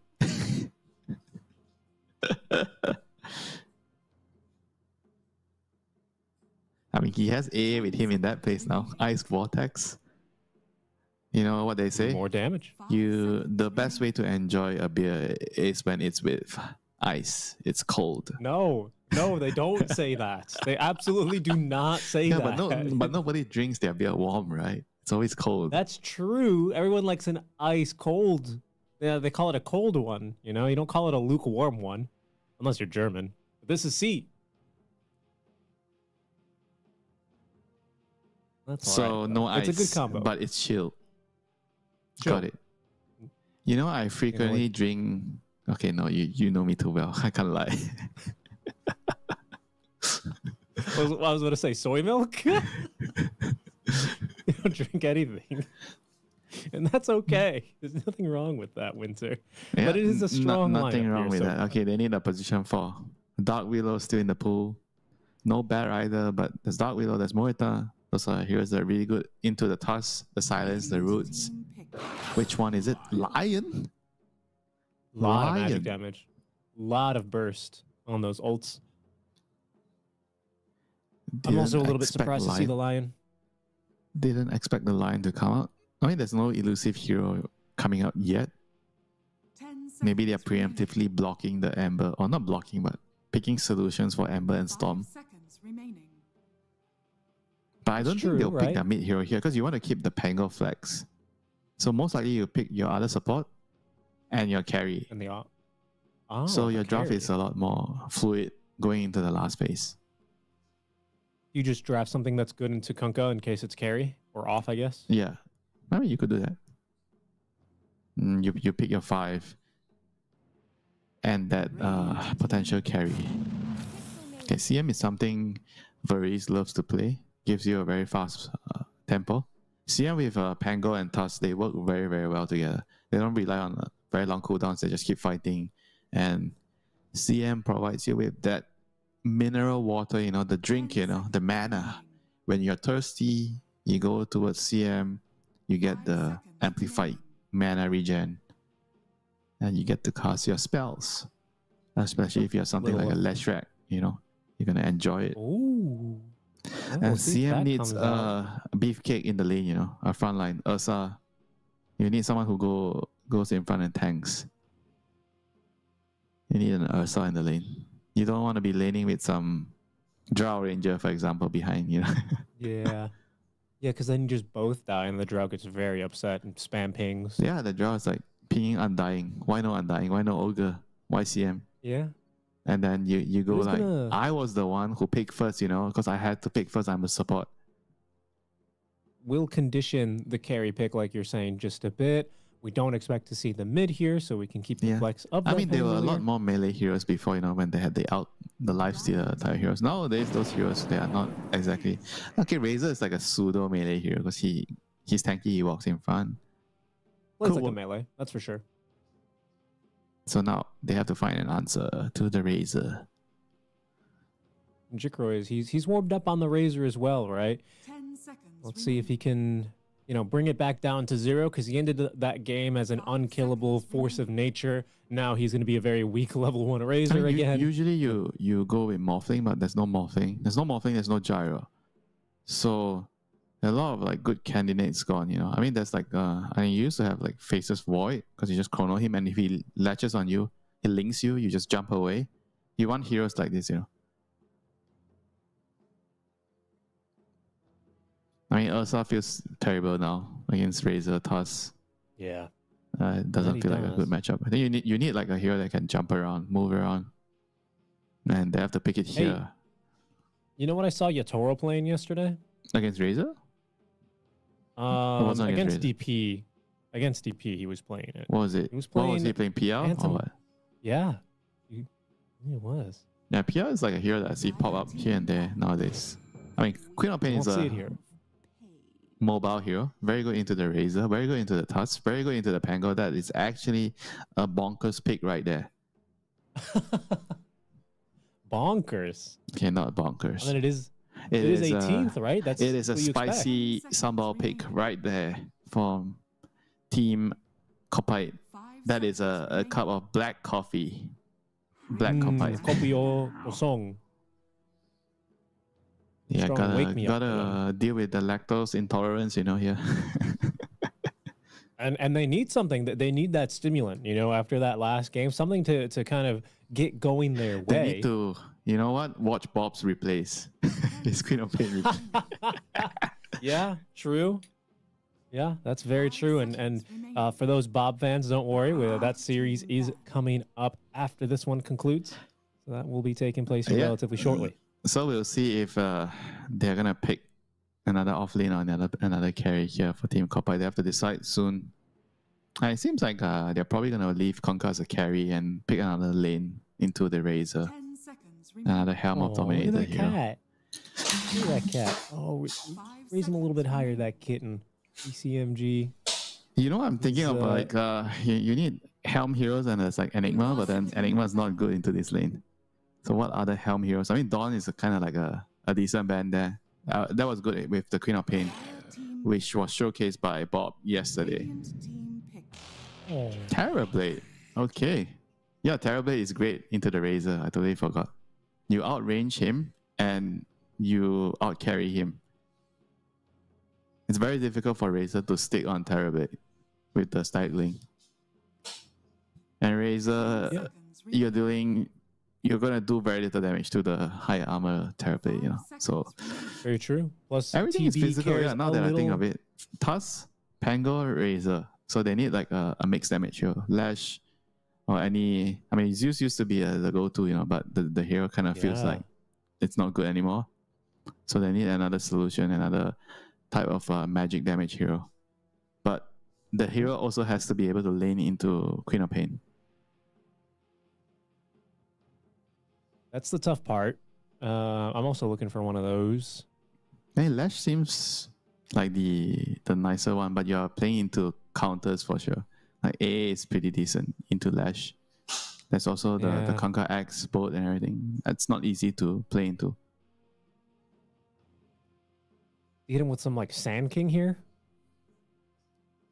I'm not sure if that's still a good hero. I mean, they go for Sniper, which is... I mean, this is just for the lane, but not exactly good for the game, I would say. Among it's guys, not- like he's laughing. He's like, I get to play sniper. Yeah, Sniper is fun. Ho, ha, ha. You peep and you kill. But I think the lane is actually not that straightforward for Sniper. You know? I remember this lane is good for co-op because you take... So the way you play co-op against Snipers, you take the blink early with the Shadow Strike. So you blink next to him and you just trade with Shadow Strike. You're going to win the trade. Or you just poke him from far. You run up, you dagger, Shadow Strike him, and then you blink out, and you keep repeatedly doing that because Sniper has a very low health pool, right? You're not going to out CS a Sniper, but you can out trade him, you know, with your spells. You just try and kill him. You don't kill the creeps, but you kill the Sniper.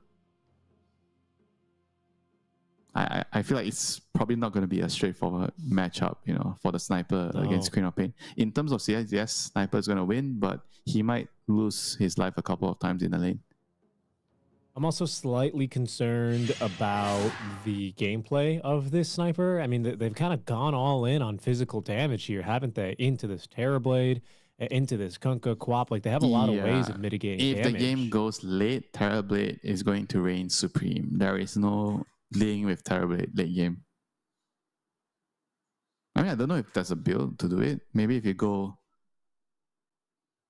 Mjolnir on Razor, I'm not sure because usually you don't go that item on Razor, but it's good. Okay, I guess you can go for that item on maybe Sniper later. That's one of the better items on against Terrorblade. But those are not items that you usually buy on Sniper or Razor. Agreed. Who knows? Maybe it's going to have to be the world's greatest battle maiden for Varij here as Tech Free Gaming up 1 over Team Kopite in the lower bracket. Let's go ahead and jump into game number 2 and see if Kopite will be able to give us a third and a very exciting game for this series. Will it be Tech Free here with the mid sniper? Let it go, killing a Terrorblade. I mean, doable, right? Doable. Count the stunts. Lion, Kunkka, there's so many disables. You can try. But without the DKB, good luck. Ag Scepter, Boots of Bearing, you're in there, man. Seconds to battle. They are definitely going in there, Tech Free Gaming. Smoke, and they're going to wrap around. Mamang Daya says, give me the first blood, guys. Please, I need the first blood. Kopite have already smoked here. And if they find Chucky or DCMG, Delo just running on in, and Chucky, he might get caught out here. Ice Shards are ready. Ice Shards are ready, and they will connect. Chucky having to take the scenic route. Jikroy connecting on 4 heroes with that plasma field. Nothing they can do as they watch him die. Mamang Daya letting loose power and giving the vision that Jikroy's looking for on those shrapnels. It is not the scatter shot, though. They didn't do a ton of damage. You know, Sniper level 1 fights, this is one of the strongest heroes. With scatter shot. I mean, with shrapnel, you know, even without that facet. 2-0 lead there. First blood. Who did it go to? It went to DB. That's not half bad. Mamang Daya got himself a kill. 2 cores, 2 kills. You love to see it right now if you're Tech Free Gaming. That's for sure. And this is definitely very worrisome, you know. We already briefly mentioned about the importance of this Queen of Pain sniper lane.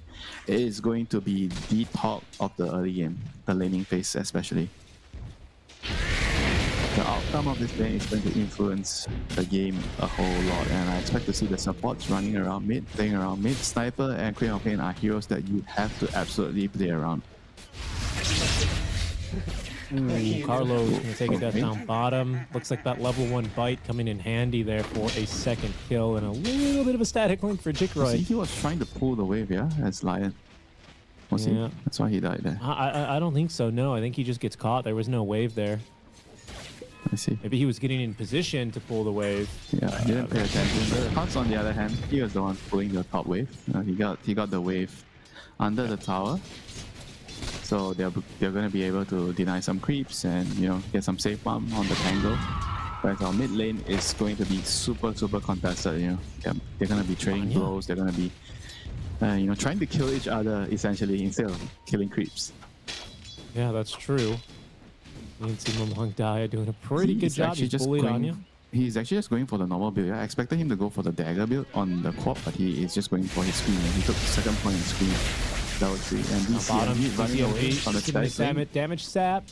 Not enough though, and low stick charges and that value bracer for DCMG. Get him out of harm's way. It's offlane TB, by the way. Of course, we didn't really point that out, as they do get a return kill onto Verge.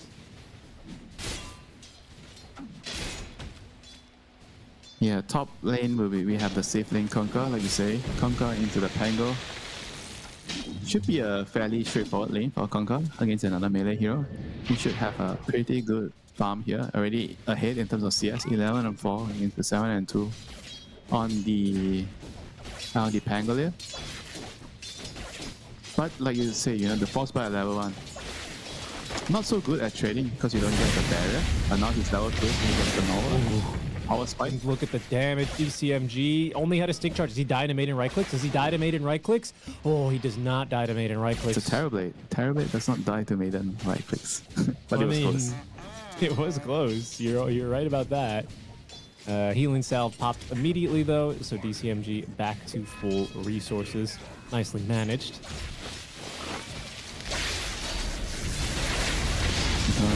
Aggression though.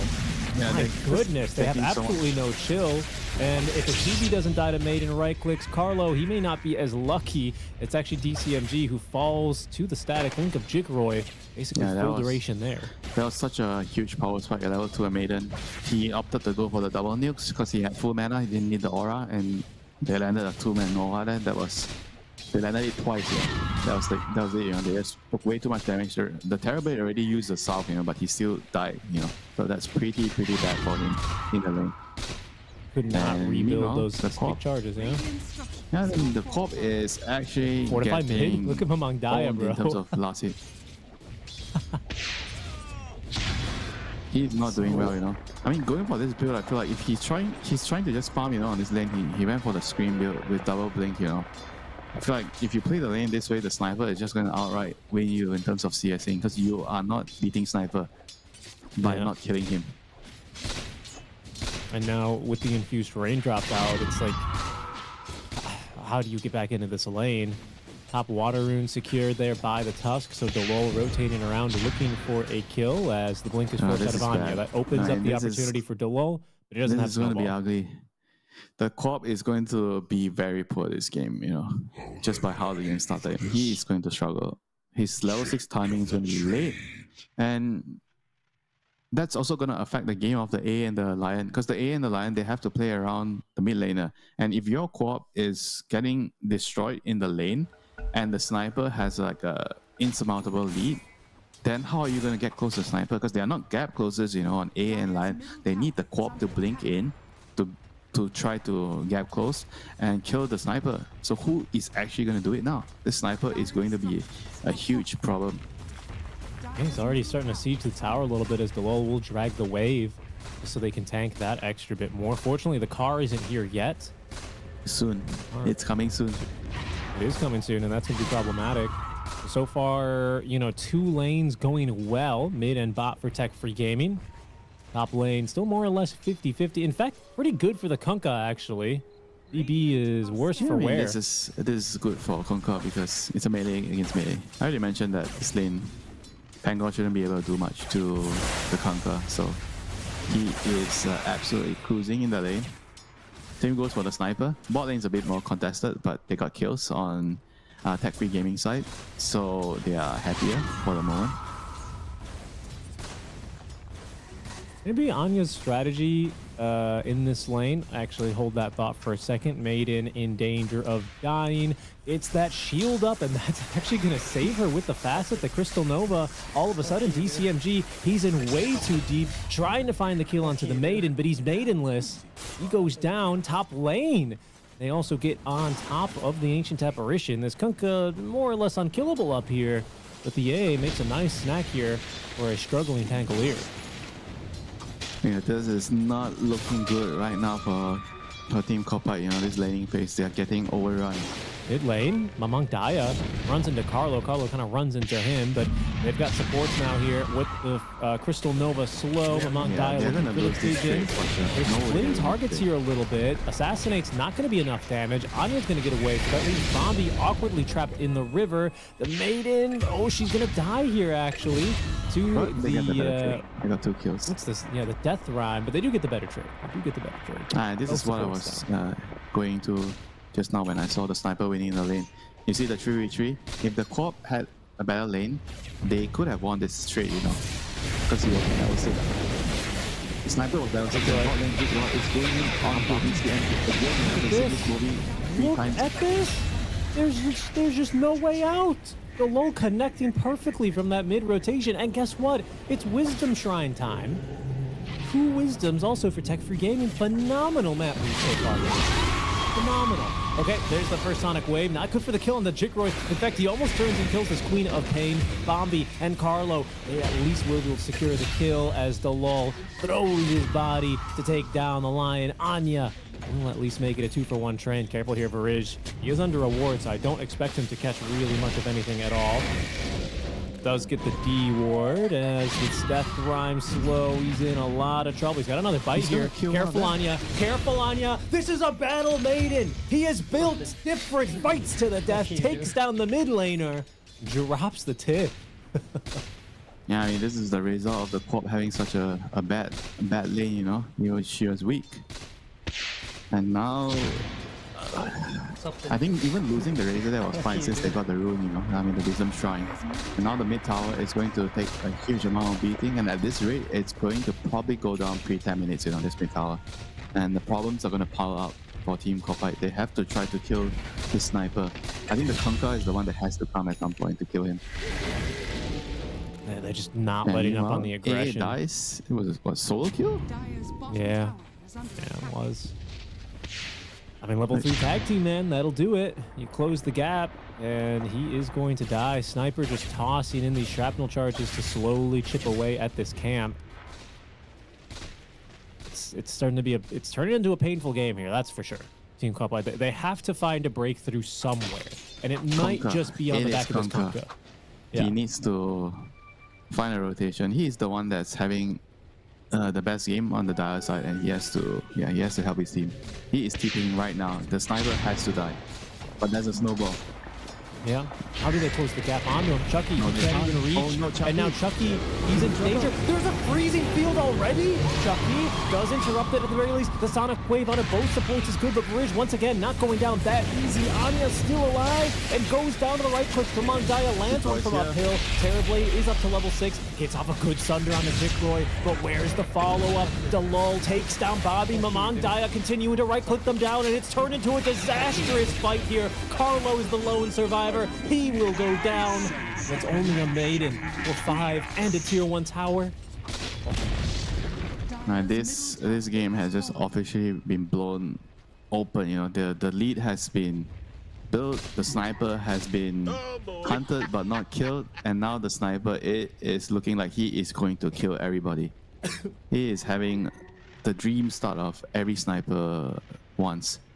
He gets the tower before 10 minutes. He's going to be moving into his next tower soon, and here Chucky just he knows he needs to do something, but he just overcommitted. You know, once the sniper got too far away, he actually couldn't really just go in. You know, and they got counter-initiated by this perfect rolling thunder. CM also did a pretty good job with the freezing field, pushing them back even he died, but that gave his team the room to finish off the fight. And Anya on the court, going down to Mamang Daya once again. You know, this is getting worse and worse. You know, for Team Kopai. I think for them to make a move on a sniper, they have to start with a smoke and try to go behind him, you know. If they go from the front, the chances of it working is just low. You are dead. It's a low to non-existent, it seems like. Yeah, they have to close the distance, but they couldn't. Tower No. is under attack. you get some experience on these supports, and I feel like Winter, hold that thought, no Sunder for 24, Snowball just in case he had it, Anya, I didn't go with a Sonic Wave here, but the Lul's actually pretty tanky, man. All of a sudden, Farid looking to set up here for another fight. Anya's going to go in, Sonic Wave onto 2, it's good damage from Amon Gaia, but I think he had a 21 charge there, pops that one, and not even the Maiden. Okay, finally she goes down. Arlo gets the kill there, but Mamang Gaia on a triple kill and denied the ultra kill here 11 minutes in by Jikroy, who dives past the tower with the Eye of the Storm active. This is getting one-sided. This is getting ugly. Oh boy. You know, in SEA, even though we fight a lot, but this is too one-sided, you know, at this point. They have to try to find, okay, wait for their cooldowns to come back up. They need to smoke. Because the last 2 to 3 fights, they were getting jumped by the Tusk or the Pango, and they couldn't really find the right targets to go on first. They need to seize the opportunity, get level 6 on your Lion and A, and try to smoke them. That's their only hope now. Right. Double Maelstrom build, by the way, right now from among Daya and Jikroy. So they're indeed going for, the Mjolnirs.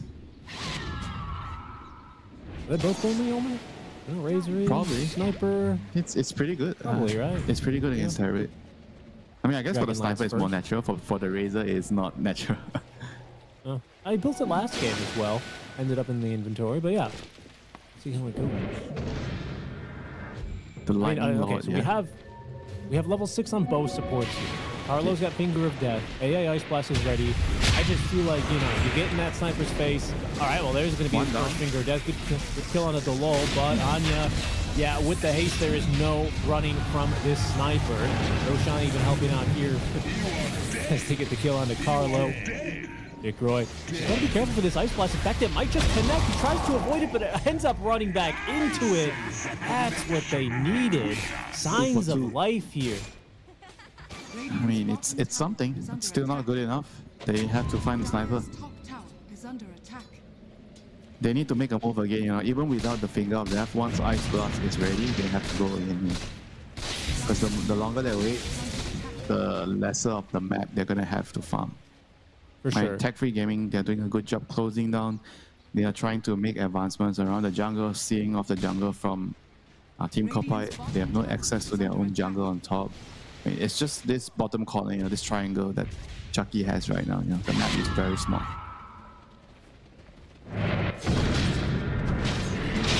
Zombie's showing the middle. He's gonna be all right.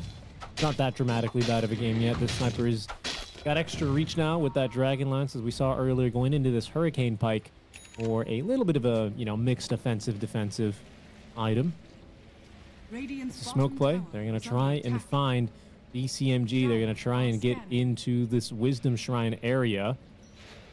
Scan. Good reactions. Good reactions. Kopite, they TP nearly everyone in as they kick off this fight now, contesting this Wisdom Shrine. The line stun's good on Mamang Daya. Do we have an Ice Blast? Where's the Ancient Apparition? He's just waiting for a better opportunity. Wisdom Shrine is going to get taken here. They have Mamang Daya in their sights. Sonic Wave is not going to find him, and instead they have to commit the Ice Blast here onto the Maiden, who was killing him with the Freezing Field. Now DB shows in the fight, sets up Vision, and sets up Mamang Daya for the godlike streaks, a double kill. My God, what are we watching? The CS Major? This guy's just double opping them, man. Yeah, he is hiding in some box, standing there, targeting down everyone. They just couldn't really deal with him, They can't find him, I think at this point, to kill the sniper, if you don't find him with the Lion or the Conquer and drop every single spell, you're probably still gonna lose the team fight if you do that. But there's also the possibility of the Tusk saving him in a snowball, So the chances of you killing him is just getting lower and lower, the longer the game stays this way. I did not even consider the possibility of the Tusk snowball save. But you're completely right. I mean, you're just absolutely completely right. I mean, this stems to the fact that initially, why I mentioned the laning phase is so important. I kept highlighting that the Queen of Hate Sniper is going to determine a lot. Now, 1-for-1 trade, Tango is still alive. He doesn't have low yet, but Diffusal and Vessel, It's not just the sniper that's rich, The Pango, the Razor, they are both also super rich, at this point. Yeah, in fact, Mjolnir is finished for Jikroy. He's got that item fully completed. Among Daya, now that he's got his Hurricane Pike, he might go back and complete a Mjolnir of his own. As we see TP's down bottom, it's Chucky, who by far and away is having the best game on Team Kopai, and yet, that being true, they're still down 10k just 16 minutes into this game. They have to make these team fights count. Well, I'm gonna get a Gradients by this one. Doesn't look like it. The Ice Shard nice. is perfectly setting up a pinball zone here. 3 stuns into the Walrus Punch. Chucky is going to be saved by the Thunder. That Assassinate's not going to be the end of his life, but they have a vessel down the Sonic Wave. They found him on Daya. Ice Blast Sonic Wave. That's good enough for the kill. Delul and Chucky, though, still going at it, and it's going to end up still being some kills. The Godlike Streak, though, going to Bombi. 1,000 gold for the Ancient Apparition. That is going to be a quick kill by Varij in response. As you say, Winter, they find the sniper, but they still lose the fight. Yeah, at what cost, yeah. They are just too far behind right now. It takes so much to kill the sniper. Yeah, I mean, game is tough, you know. Game is way too rough for them. Because right now, even if you kill the sniper, the Razor and the Pango, they have so much net worth that they can also basically win them the team fights already without the sniper, you know. And the time you took to kill the sniper is just going to allow both of them to right click and kill everyone else. I mean, BKB is also on the way for Jig Roy now, you know. Once he gets the BKB, what exactly are you going to do to stop him? You know, you have nothing to stop the BKB Razor from running in. No, just Sonic. I mean, you got the Sonic Wave, got Ice Blast, but it seems like you need those to kill the sniper. If you're using those to stop the BKB, if you use everything to stop him, then the sniper has free range. It's just free. And in fact, he's going to get a second life online. Hold on, this Ice Blast could be something that can connect onto all 4 as Roshan did slam right as they are out of the pit. The low, he's going to eat the finger. Down he goes. Sniper looking worse for wear. Anya, though, does not have Sonic Wave for 20 seconds. EV finds this opportunity for the Rolling Thunder. This is the Radiance completed, though. This is not that terrible of a fight. But the Ice Blast debuff, oh, it's run out, and the Mandaya turning to fight. I don't believe it. I don't believe it. The Glacial Guard saved him just for a second. Eventually, he's going to be taken down by the AA's Death Rhymes, those cheeky ice vortexes. They've got vision for the Assassinate and Bombi. He's not making it out alive, but they do at least get the Aegis. They get a kill onto the Tusk. It's just a heavy price. They're paying such a heavy price every time. Can this be sustainable, Winter? Yeah, every time they try to kill the sniper, sure they got him, but he had Aegis, but it always cost them 3 heroes. Because they need to commit so much to kill him.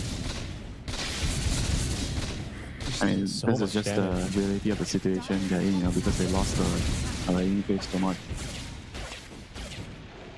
There's no easy way out for them, you know. They have to just try to fight, and sure, they lost 3 fights in a row, but you have to try again.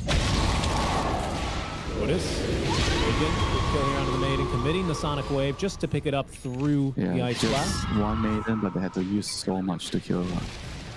2 ultis, and now what do you have left, Zombie? This is not where you want to be. Mahang Daya! Oh, he's got so much damage. They didn't even Walrus Punch the Quap. It's just the tag team plus the sniper peeping at you, you know. Seriously. The invisible pellets with the tag team procking on you. You're wondering why am I dying so quickly? Well, the ghillie suit, that's absolutely correct, from the river. DB is looking to set up a kill now onto DCMG. Carlo, he's not going to be scouted behind. Let's just look at the damage here. Can he possibly escape? Does he? Oh, gets off the Sunder, actually, not half bad. Carlo's now running in. The shield crash barrier is pretty big, though, so they can't just finger him back down to 0. If they even had it. Cooldown now. Okay, good hold there. Valky mid. That's not the right direction for him to be running, and the delayed damage is going to kill him. As Kunkka says, it's you regret it in the morning after, you know, sometimes. There he did. That's when you realize you had one too many martinis. Yeah, or caipirinhas, or whatever Kunkka's drinking, I guess. Careful here, Bombi. That's just not going to be where you want to be. It's a dangerous world out here for an Icicle, as he is killed by the Walrus Punch of the LoL.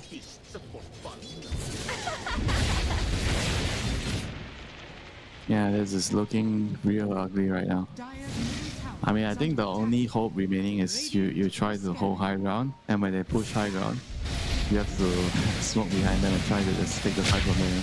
At this point, anywhere they fight outside of the high ground is just going to be close to impossible.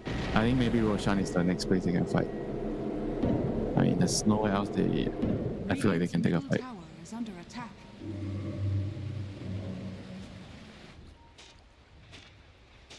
What will they have ready for that next fight? Chucky trudging along, marching toward this BKB that will help him a little bit, but there's still a lot of physical damage to consider.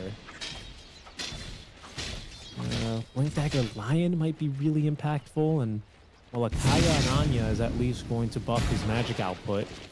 We actually And they see a might find the smoke play Razor here. here at top. Yeah. They are smoking towards him. If they can start with the Hex, that would be Perfect. The drums, the hex, into the line, finger of death, everything thrown. But the Razor dead for 70 seconds. No chance for him to get off that BKB. yeah, a moment of sloppiness there. Nothing was happening, and it felt like it was pretty obvious something was brewing. They don't see anyone on the map. Razor was just like a little bit too comfortable, you know, with the state of games, farms, and dangerous camps, and pays for it, and that was an expensive death. They are going to need, I want to say like 5 more of those, you know, for them to come back in the game. Maybe more.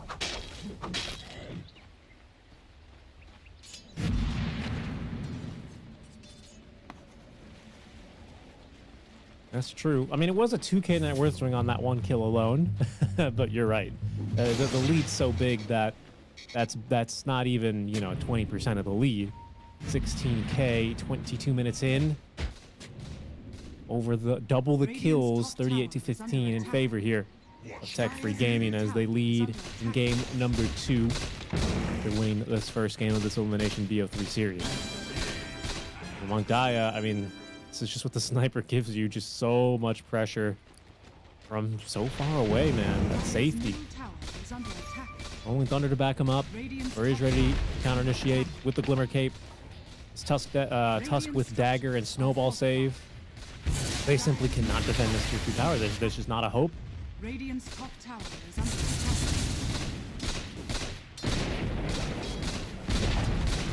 Dire's middle tower. I mean, their best bet is just wait for BKBs. They have one on counter now. Firebird is not building one, Queen is not building one. So I mean, it's gonna take a while. You know, if they want to build one, it's gonna take a while. Quad maybe not so much, Yeah. but Terabit needs one. You are not going to go in the middle of a team fight and kill the sniper if you don't have a BKB. Yeah, that's just not going to be happening here. Even with the BKB, they've got some ways at making your life difficult, don't they? Especially these, it's the lull walrus. Radiant's top tower Yeah, but at the end of the Careful, day, if you kill the sniper, you have to figure out how to kill the Razor next, you know? Or if you kill the Razor, you have to figure out how to kill the sniper. Walrus punch. Chucky, he's committed to the crime of trying to farm outside of his high ground. He's forced to BKB, and even then he might die. The assassinate, targeting him down. He's gonna die. He's gonna die. The magic damage just too high. Even through the BKB. They get the maiden in exchange, but that is your carry's first BKB charge. They did not want it to be used like that. And even now, Carlo, no way out. They have the Ice Blast debuff onto Delal with the Sonic Wave. It'll be a kill there. And the Monk Daya feels slightly out of position. Without the supports, he's a little vulnerable, but that's a big lad running in. This Razor, we haven't talked about him for some time, have we? Oh, no chance to get off the Sunder. Jikori does use the BKB for that kill. He's gonna chase for maybe one more even now. Zombie running for his life. Oh, goodness me. Get out of there. Nice spot there in the trees.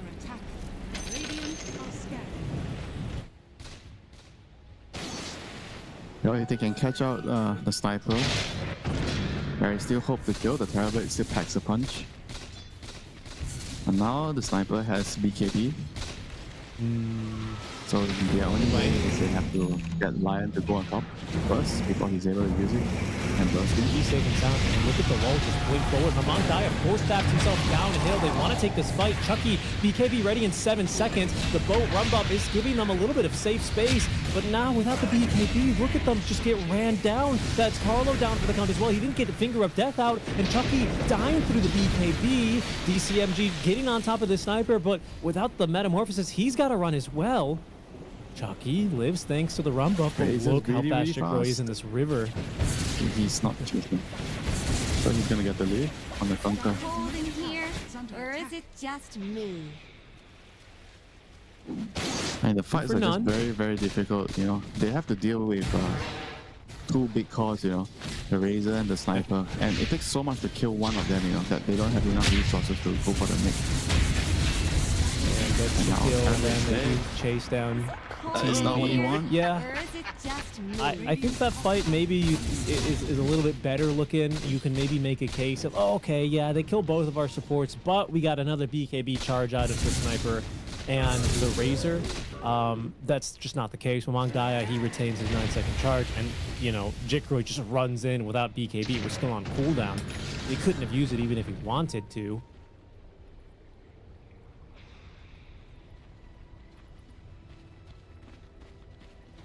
I mean, they're just in a very tough position right now. They're stuck in the base, and I mean, your fate, unfortunately, is no longer in your own hands, you know, if you're Team Qualifier.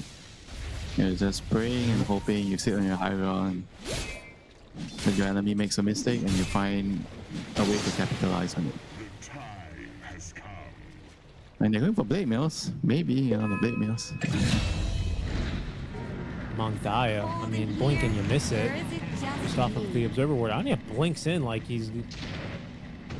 I don't know. He just blinks in, man. Kind of crazy. Anyway, Egg Scepter online for the Queen of Pain, for the Quap of Pain.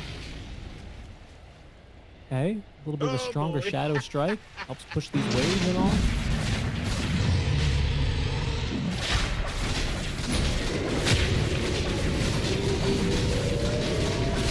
You see here just the impact of these supports, though, on that head-to-head. Ah, it's just night and day, isn't it? The Sniper 21 and 14. Holy moly. This is like the Sniper in your pub come to haunt you in your pro matches. Dire's top tower is under attack. What a lead. I mean, and that's to say nothing, by the way, about still the fantastic game that Jikroy is having, right? We say this like the Sniper's the only one having a good game. 10, 3, and 12 at, 30 minutes in, that's not half bad either. Dire's top tower What do you do here? is Radiant's I don't have Eye of the middle Storm, tower is under thankfully, attack. but it's only a matter of time until they do. BKB, Crystallis online for your Kunkka.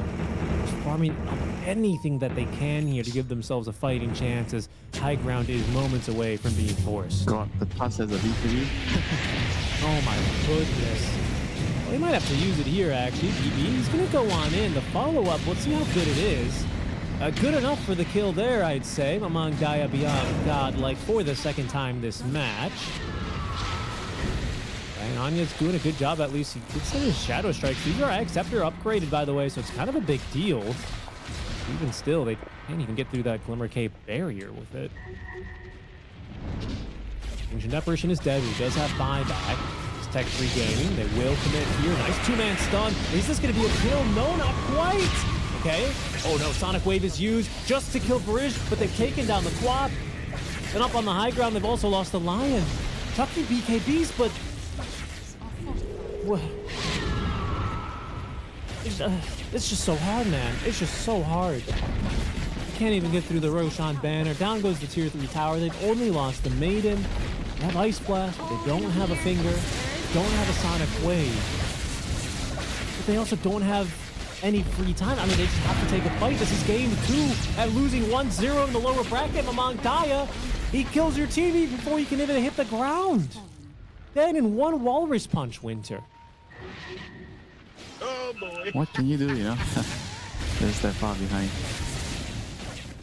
And even the Tusk just packs a punch right now with the physical damage.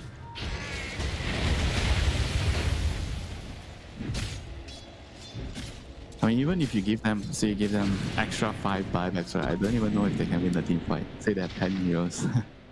Maybe. Okay, maybe you, 10 you, heroes you mean is too much, 15. but extra 2 or 3 buybacks. Yeah. Look, I hear what you're saying, though. I think the problem is they're just so cool on limited. I mean, they're going to give it to Bridge here yet again.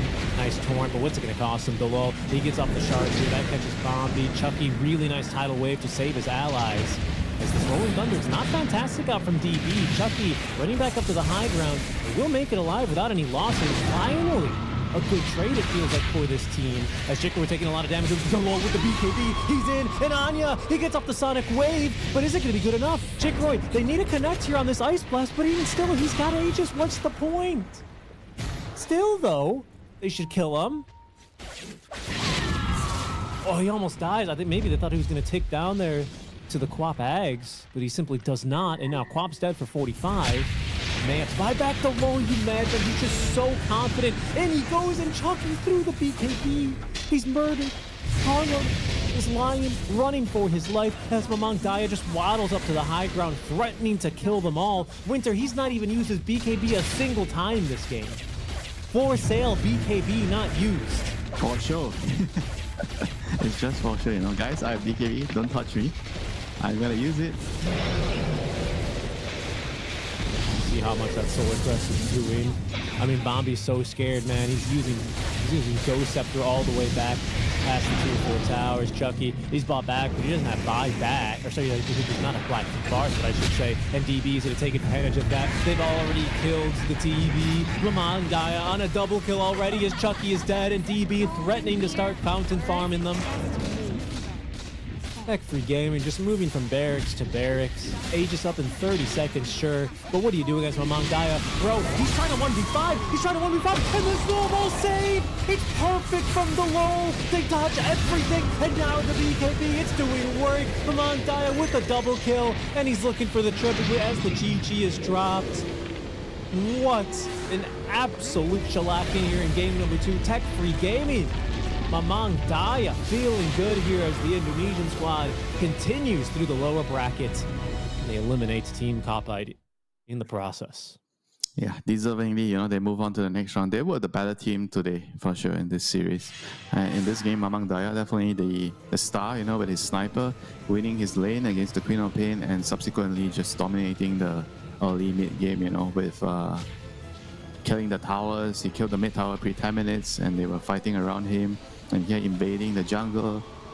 It's just too much problems, you know, too many problems, you know. The Pango and the Razor, they were also problems for Team Copite. They didn't have enough tools to deal with the role.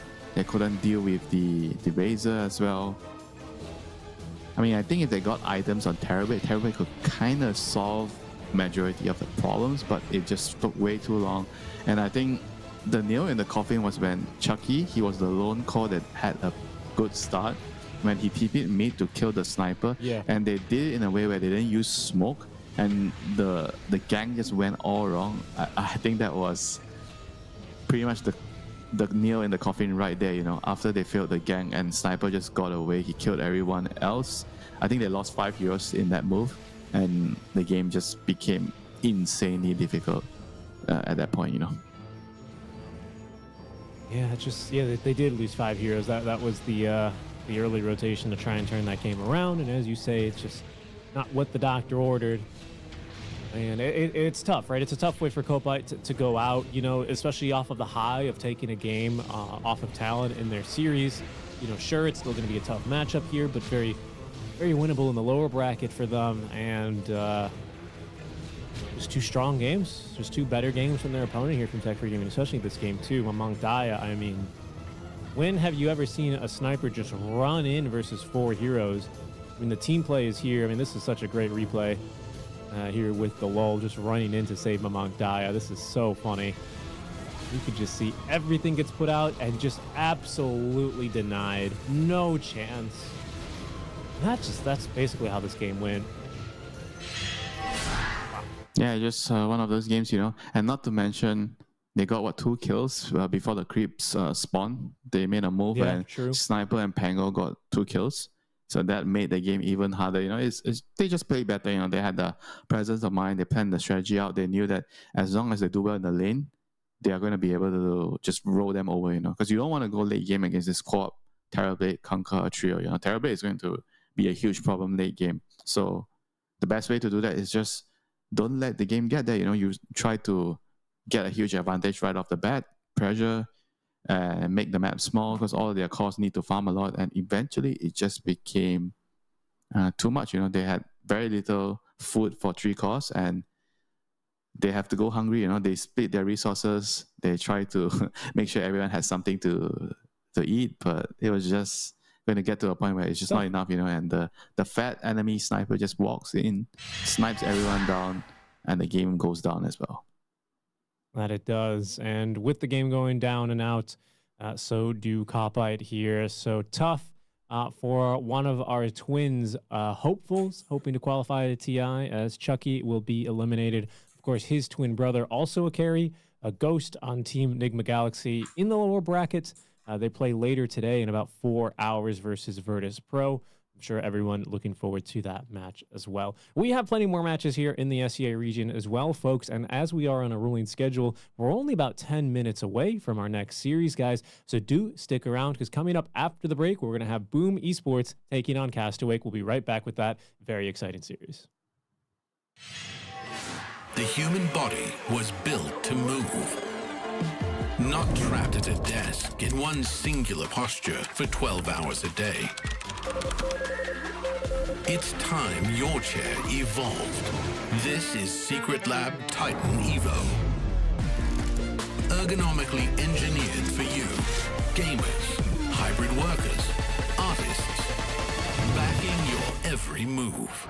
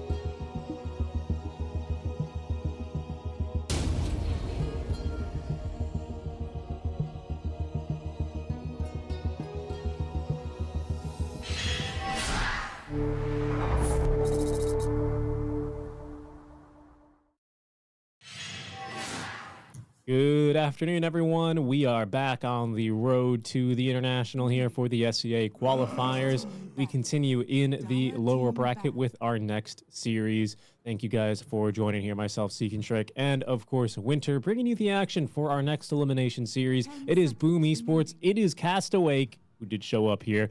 Let's see how we get going, of course, for our next series. Winter, another elimination BO3 in front of us here before us. There's Coach Mushi here behind Tim's, behind Jabs. Your prediction? Well, he has the same color as you. That's you guys true. on the same team. We're matching. We're matching. He's got that red camo on, you know, hiding, ready to hide in the red jungle. I like the fit. But yeah, your prediction? 10 seconds remaining. My prediction. I mean, I was gonna say this is a tough spot for Boom. Yeah, they are not. I want to say not supposed to be here, but at the same time, they were kind of having a rough spot in the last couple of tournaments they played. And you were saying you were surprised, but I told you that I wasn't surprised when I saw them not doing so well, because they were already on a downward spiral, I think since a month ago or so. So here we shall see if they can actually stop the downward spiral from continuing, or can they find a way, you know? Yeah. I think mostly my take is mostly when I watch their games. I haven't been too impressed by the drafts a lot. I think a lot of the games could be attributed to drafts when they were losing, but right now we'll see what they're going to cook up. In the first phase, Castaway has decided to ban the puck even though they have 18. The slug is kind of understandable because Boom really loves their position for slug and TA as well. I mean, we haven't really seen a lot of first phase TA bans, even though we both kind of expected it to be there because it's a strong hero. But we're going to see it from Castaway here because it's one of Jackie's strongest heroes, and Doom is going to be the opening. And Shadow Shaman is the response here for Boom.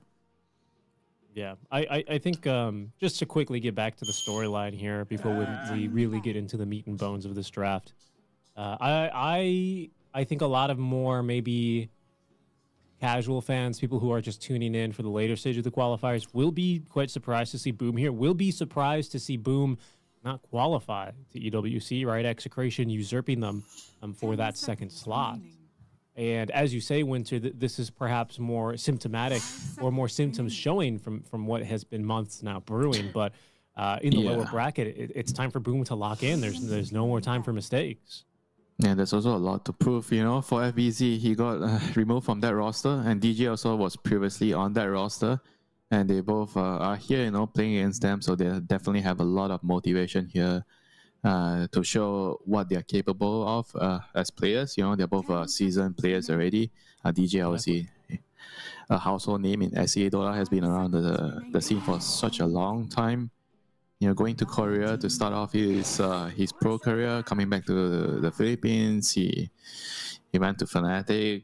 Yeah, he's a very experienced player. And in the series yesterday, I think we remembered his Rubik, you know, carrying his team, even though they lost that game. You know, he was keeping the game together. You know, so we'll see whether he can emulate his performance from yesterday. He is the backbone, you know, that they need. I feel like we can criticize the other players like Krish. You know, Krish had a bad game on the Terrorblade yesterday. But at the end of the day, right, I think they have what it takes to beat Boom. You know, they have the right players, they have the right synergy. And as long as they come up with the right strategy, you know, Castaway, if he can actually concoct something that his teammates can play and be at 100%, they are going to be in a good position here. I would even go so far to say that they could be also the favorites in this series, you know, just based on how well they played in the previous series. I don't disagree, honestly. I thought they looked fairly strong overall. I mean, they are one of the six, invited teams for a reason. I think this team's got a lot of individual talent. It's just about making it click together and making sure that they can... Remember the game plan, Richie? Yeah. What's that? Game plan? What's that? The game plan for Castaway. Keep Bob alive. That's right. Keep Bob alive. Keep Bob happy. We saw how that went in that series yesterday when Castaway managed to reverse sweep Interactive Philippines after getting ran over by a Leshrac.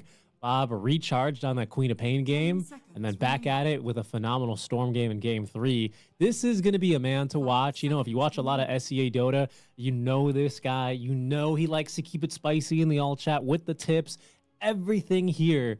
But having that kind of a personality, having that kind of a play style, Winter, it can come with its downsides as well, right? As we kind of also saw in that game 1 when he played the Monkey King. But he's going to want to forget about that. He's going to want to show us something different here, Winter. And, well, let's get into our draft a little bit more, shall we, right? Because now we have a Shaman Bristle, 2 picks upcoming here for Boom into this Tusk Enge and the Doombringer. Yeah, we have to decide where to put those heroes, and Razor is an up-and-coming hero. Very good against the Doom because you don't care about getting Doom as much. As long as you already pop your Eye of the Storm, you're still going to be able to run in, tank, and do damage. And now the other support. Who is going to be the other support? Is Shaman going to be the 4 or 5? You know, this is a decision they have to really make right now. I think you probably put the Shaman as a 5 and you pick another hero to fight the Enge. Someone that can kill the creep. I mean, I've seen them play Mirana support a couple of times. Okay, they're going for the Undying, so super team fight. Tombstone plus the wards. That's going to be pretty strong, and you have a save for the Doom with the shard on the Undying and Tomb, so you can bunker them down. It's pretty good lane into the off-lane Doom. I would say after looking at the Undying, we might see the Doom say that I just want to be carry, avoid that lane, and pick something else to go down there. So Bob, what is the answer, Bob? Queen of Pain probably is going to be the answer. Something that's long range, elusive. You're not worried about the stack link latching on you. Yeah, that. I mean, there's also Sniper, maybe. No, maybe doesn't look that bad. You can shoot down the tombstones. You can shoot down the wards. You outrange them. But yeah, Bob wants his Bob of Pain. You know, he wants to lay down the pain for Boom. You know. Castaway laughing a little bit at that one. Captain and drafter, I imagine. Yeah, it's like he's presenting Bob some options, and then Bob says co-op right away, and Castaway just laughs. Of course you wanted co-op, Bob. Of course. Of course you want the co-op of pain. Yes, sir, he says. Yes, sir. So we're looking for then, well, it's this Doom Flex, right? So we'll have to see what Krish ultimately decides on, and I think FBZ, I think he's happy with the Doom, honestly. Whether he's happy into playing it into the Undying, we'll have to see how Castaway looks to prioritize. I like the here. Doom carry more, and then maybe pick something like a Dawn again, and like I say, with the Dawn Queen of Pain combo. I think Dawn should still be able to do decent in this. I mean, it's a tough lane, you know. If it's an Undying Razor lane, this lane is going to be very, very hard. Usually against Undying, you need to have like something like, if you want to play the lane, Enigma, you know, some creeps, you know, to deal with the Undying. So maybe that's on the cards for them. But if you have Enigma, it means that you're not going to be able to keep Bob safe. You know, it's an entirely different kind of play style. Yeah, the other strategies for Undying and lane have been like these. Honestly, I don't think Ench is really that bad, but these kind of like Marana heroes that just kind of outrange and just poke and whittle him down, you know, not really giving him the opportunity to trade using his decay and, you know, getting those right clicks in. Of course, Tusk will struggle into that a lot more. They can just put the Tusk there and pull waves, you know, and just like, that's just skip. The basic way of like dealing with Undying. You just don't play the lane, you just pull and be done with it. Very good point. Yeah, very good point. Especially when the other carry in the lane does not have a way to stop you, like no stun. Yeah, no Razor doesn't like to farm under the tower. I can tell you that. That could be a strategy. Even then with 23rd, what are they looking for? They're looking for a mid laner, aren't they? Most likely. I don't know if they want to run this Razor. Yeah, most likely mid lane. I think against Corp, you're definitely thinking there's no Puck already, so you're definitely thinking of like I mean the Spirit Brothers, but I also feel like Corp kind of does well against the Ember and the Stormer. I mean the Ember in a way is like a double-edged sword because your Searing Chains is also good against the Corp. You can slide chains and set up for a kill later onto the Corp. So I can understand that ban. But Storm probably not so much as a necessity, so they're probably gonna ban something else. Yeah, they ban out the Conquer, which is always nice with the boat later and the X mark to set up kills on the Corp. I mean, those two bans are kind of protecting the Corp so that she can't be killed easily in the game. And now they just have to decide what they want to do with the Doom, which I'm expecting kind of like another offlaner, like either Brew, Dawnbreaker type of hero, another kind of semi-core to protect the corp in the team fights. They need something to be able to protect him. Okay, I mean, look. What if it's just TB again? He's not banned. I mean, TV is There's banned. a lot of physical. Wait, they go. Okay. Weaver, so Weaver is the carry, I guess. So Weaver plus Tusk lane. Yeah, I think Weaver should be the carry here. Weaver is very elusive, so it's very hard to stick on him and get your static link off. So I think this also makes a lot of sense, but I'm wondering how they are going to put the lanes though here. Are they just going to put the... Yeah, I guess most likely Weaver just on safe lane and Boom on off lane. Probably. And now what do Boom do to respond to this, you know? Seems like a... I mean, if they could pick another side lane hero, Berserker seems tempting, you know, against Weaver and Corp. But they're probably going to pick a mid laner. There's still Storm. There's still Tiny. Yeah, what else is available here? I mean, it has to be some Armel hero, right? He likes Slash, but I don't know if they want Lash here. I mean, it kind of fits the way they want to play the game with the Shaman and Undying. But they go for DK. Yeah, DK also can kind of follow their momentum with the tower pushing. You have your dragon. You have your, I guess, minus armor dragon. You go with the green dragon, and then you have Snot Rocket, so you have a ton of minus armor with this lineup. Yeah. And that's going to amplify the zombies from the tombstone, and it's going to amplify the ward damage and the razor damage as well. So I think all in all, I kind of see why they're going for this DK. Everything just comes together very, very nicely. Whereas for Castaway side, it's, I think, a little bit more on the risky side. They have a lot of like dangerous or unstable heroes that could either do really well, or volatile heroes, I should say. Either they do really well or they do really badly. And I think the lanes are going to be extremely crucial for Castaway here with the way they set up their side lanes. Tusk, Weaver, Enchantress. Actually, it's going to be Tusk, Doom, I think, Enchantress, Weaver. Sure. So they have to come out on top, and like you say, you know, maybe the Enchantress has to gate and try to gank as well to destabilize the lane, because the Razor is going to bully the Doom before Doom has level 6. So they have to kind of do something to deal with that. And also fighting for the runes, right? They have to fight for the runes for the Queen of Pain. DK doesn't really need the rune as much, but Corp is going to need the rune. And this is a very favorable lane for Dragon Knight. Will any of this matter if this matchup goes the way that Castaway needed, this Bob Armel matchup? You know, I mean, the matchup is going to be good for DK. This is a very favorable, I would say 70-30 to DK usually just wins this lane. It's very hard for Corp to do anything in this lane. All you can hope for is just get Scream. I don't think you even level the dagger. You just get Scream and make sure you get your farm, because it's not worth it, I think, to pressure the DK. Because DK just has a lot of heal and armor, and he's going to survive it, you know. I think there's no point for him to try to pressure a DK. He needs to make sure that he has his Blink and Scream max so that he can rotate, because he can out-rotate a DK, but he cannot outlane a DK. So that's going to be his motto here on Bob. And securing the runes is going to be very, very crucial for both sides. Because even though the DK doesn't need the rune, but he doesn't want the Corp to have the rune. So I'm expecting to see a lot of rotations made around the rune to fight for it. And then we might see an Enchantress gating. Those are the few key things in the early game that we're going to have to look out for. Okay. Those gate ganks may be able to snowball a lead here. Or Castaway. Of course, the team's epithet. This Enchantress, we'll see how things get going. Smoke on smoke action. The good luck, have funs come out. So far, so good. No all chats from Bobs, besides the have funs. As we will begin game Richie. 1 Not of yet. this elimination series. If they are about to win the series, maybe we see some chats here. But now, that's right. business is business, you know. Serious mode. I mean, look at his face, you know. The man is dialed in here, not even an ounce of emotion. Just a little chin scratch there. He's just making sure everything is ready, everything is in place. Oh, something's about to go on here. Bob? Yeah, I mean, they can't quite get on Mal, though, can they? So runes will just go 2 apiece then. Yeah, 2 apiece. As Boom will make some rotations around. That's the stuff we always hope for, right? 2 apiece, no one dying, no shenanigans. And then we actually get to see Dota. And now the same block again. I think we've been seeing this like almost every game, right, from DJ, if I recall. Or FBZ sometimes. Yes, exactly. I mean, he's the one to do it here with Brown Boots, of course. He's less likely to get ran down by this Undying.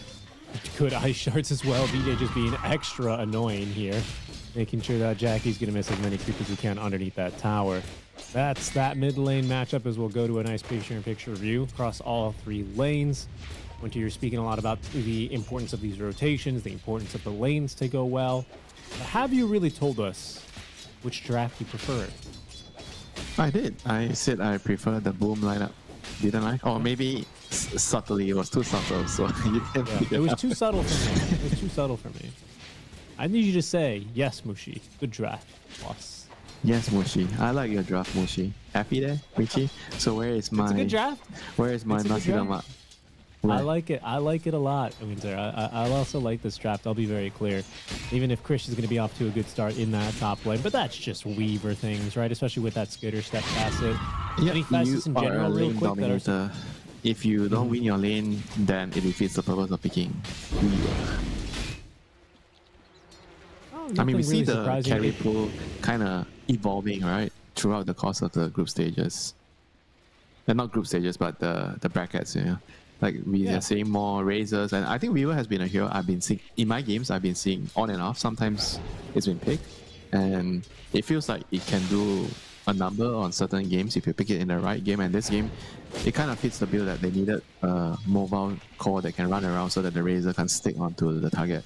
And I think Weaver perfectly fits that description. Yeah. No, I mean, exactly. A little bit of minus armor to amplify with your tag team there with the Swarm Beetles, right? There's good synergy here as well.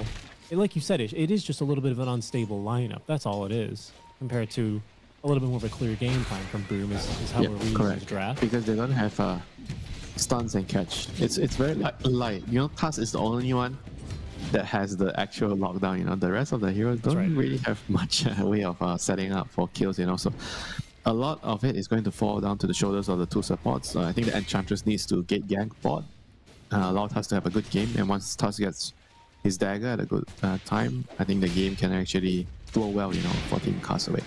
So those are the important things that are going to happen here. Bob, hopefully he's actually not going to commit too many more points onto the dagger. He already has 2. I think against DK, usually you don't go more than 2, but Bob is a super aggressive player. I don't know if he's actually going to do that, because if you look at the CS chart even now, the 2 points is not exactly helping him to win the CS war. He's still losing. No, I mean, so far that's very true, right?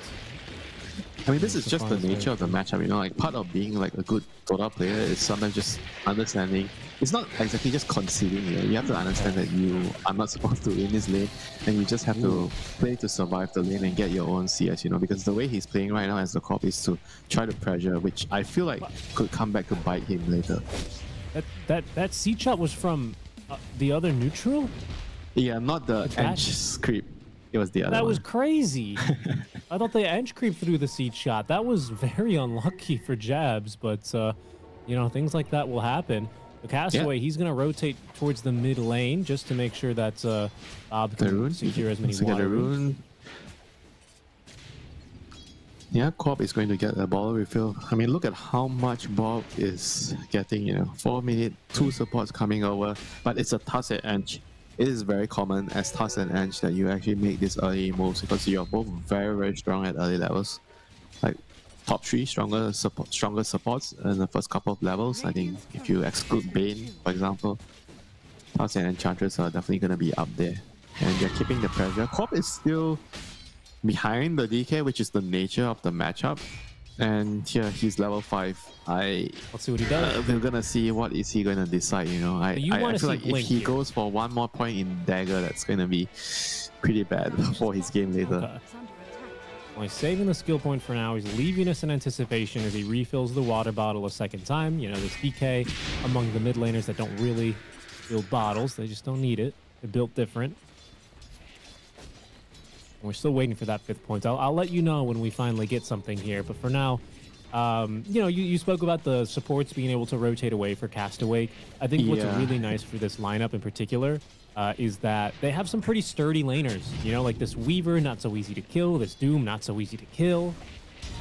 But as long as you bring more heroes, then they'll be killable. That's true. If they're trying to get the Bristol. I was kind of expecting the Edge to move, but it's the Tusk was moving here. So this is not an easy kill on the Bristol, you know.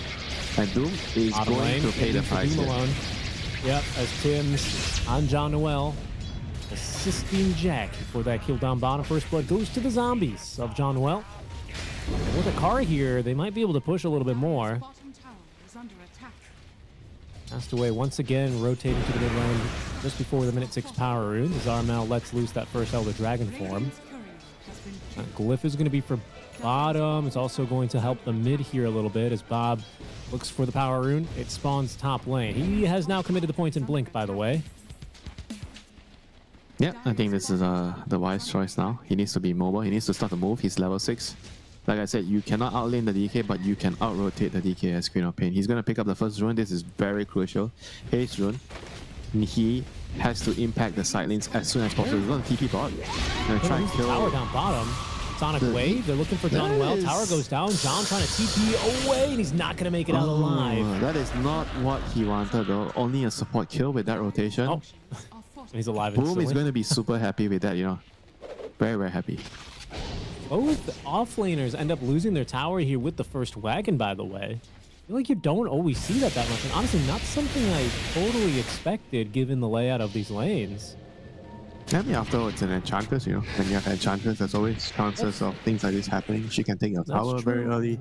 But Wisdom Runes, Wisdom Shrines popping, FBZ, he's going to be contested. Chicken Fingers, he's going to stay, Fingers. but Teams has back Gotta up. give it up. Oh, this is He's bad. gotta give it up. Boom Esports, they'll end up with both Yeah, Bob Wisdom had no Shrines. TP Armel because he had it. He used it already for the haste gank.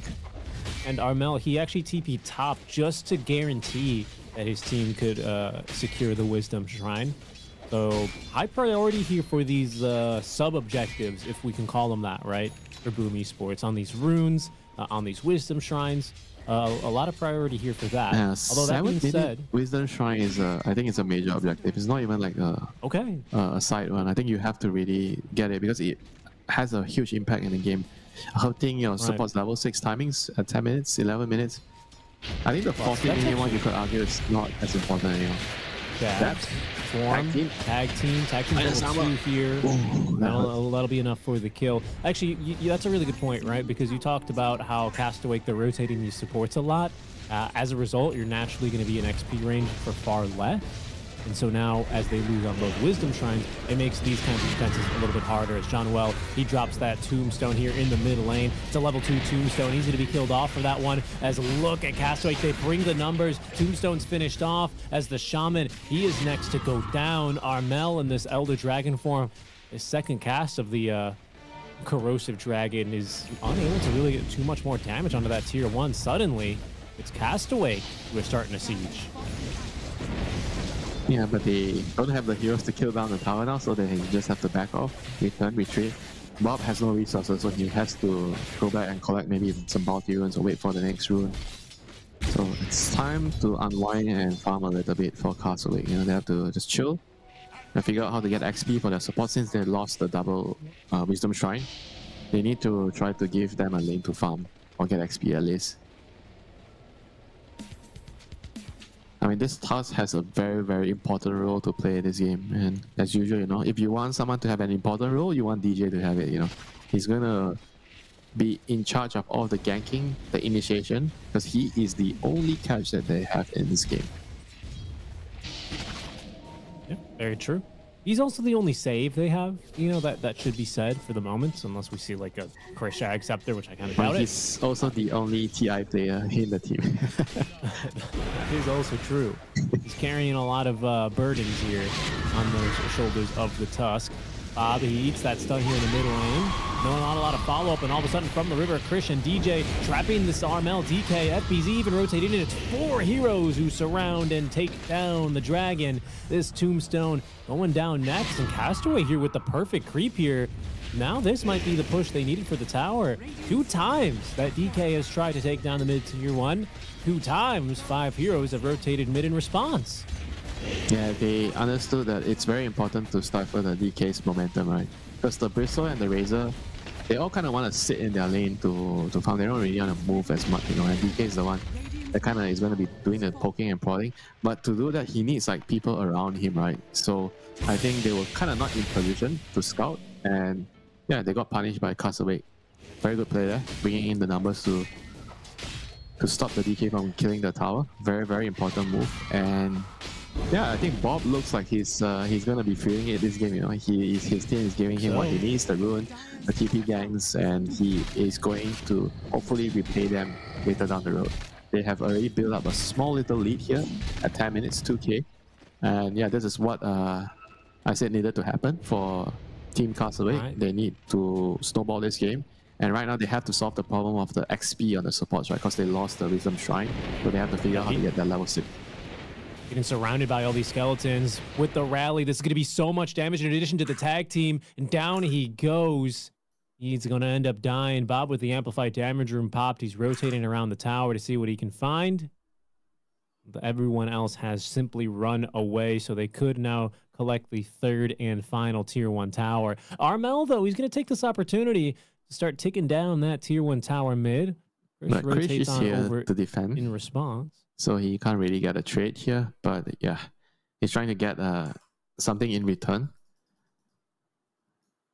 I think he has to. I think he has to buy dagger first this game, instead of like usually you see like mage slayers on DK, but this is the kind of game where I feel like he is like DJ. He needs to move around and set up kills, set up ganks, and the dagger seems like it's going to be a necessity right now for his team to be able to play the game, you know. So he's quite close to that.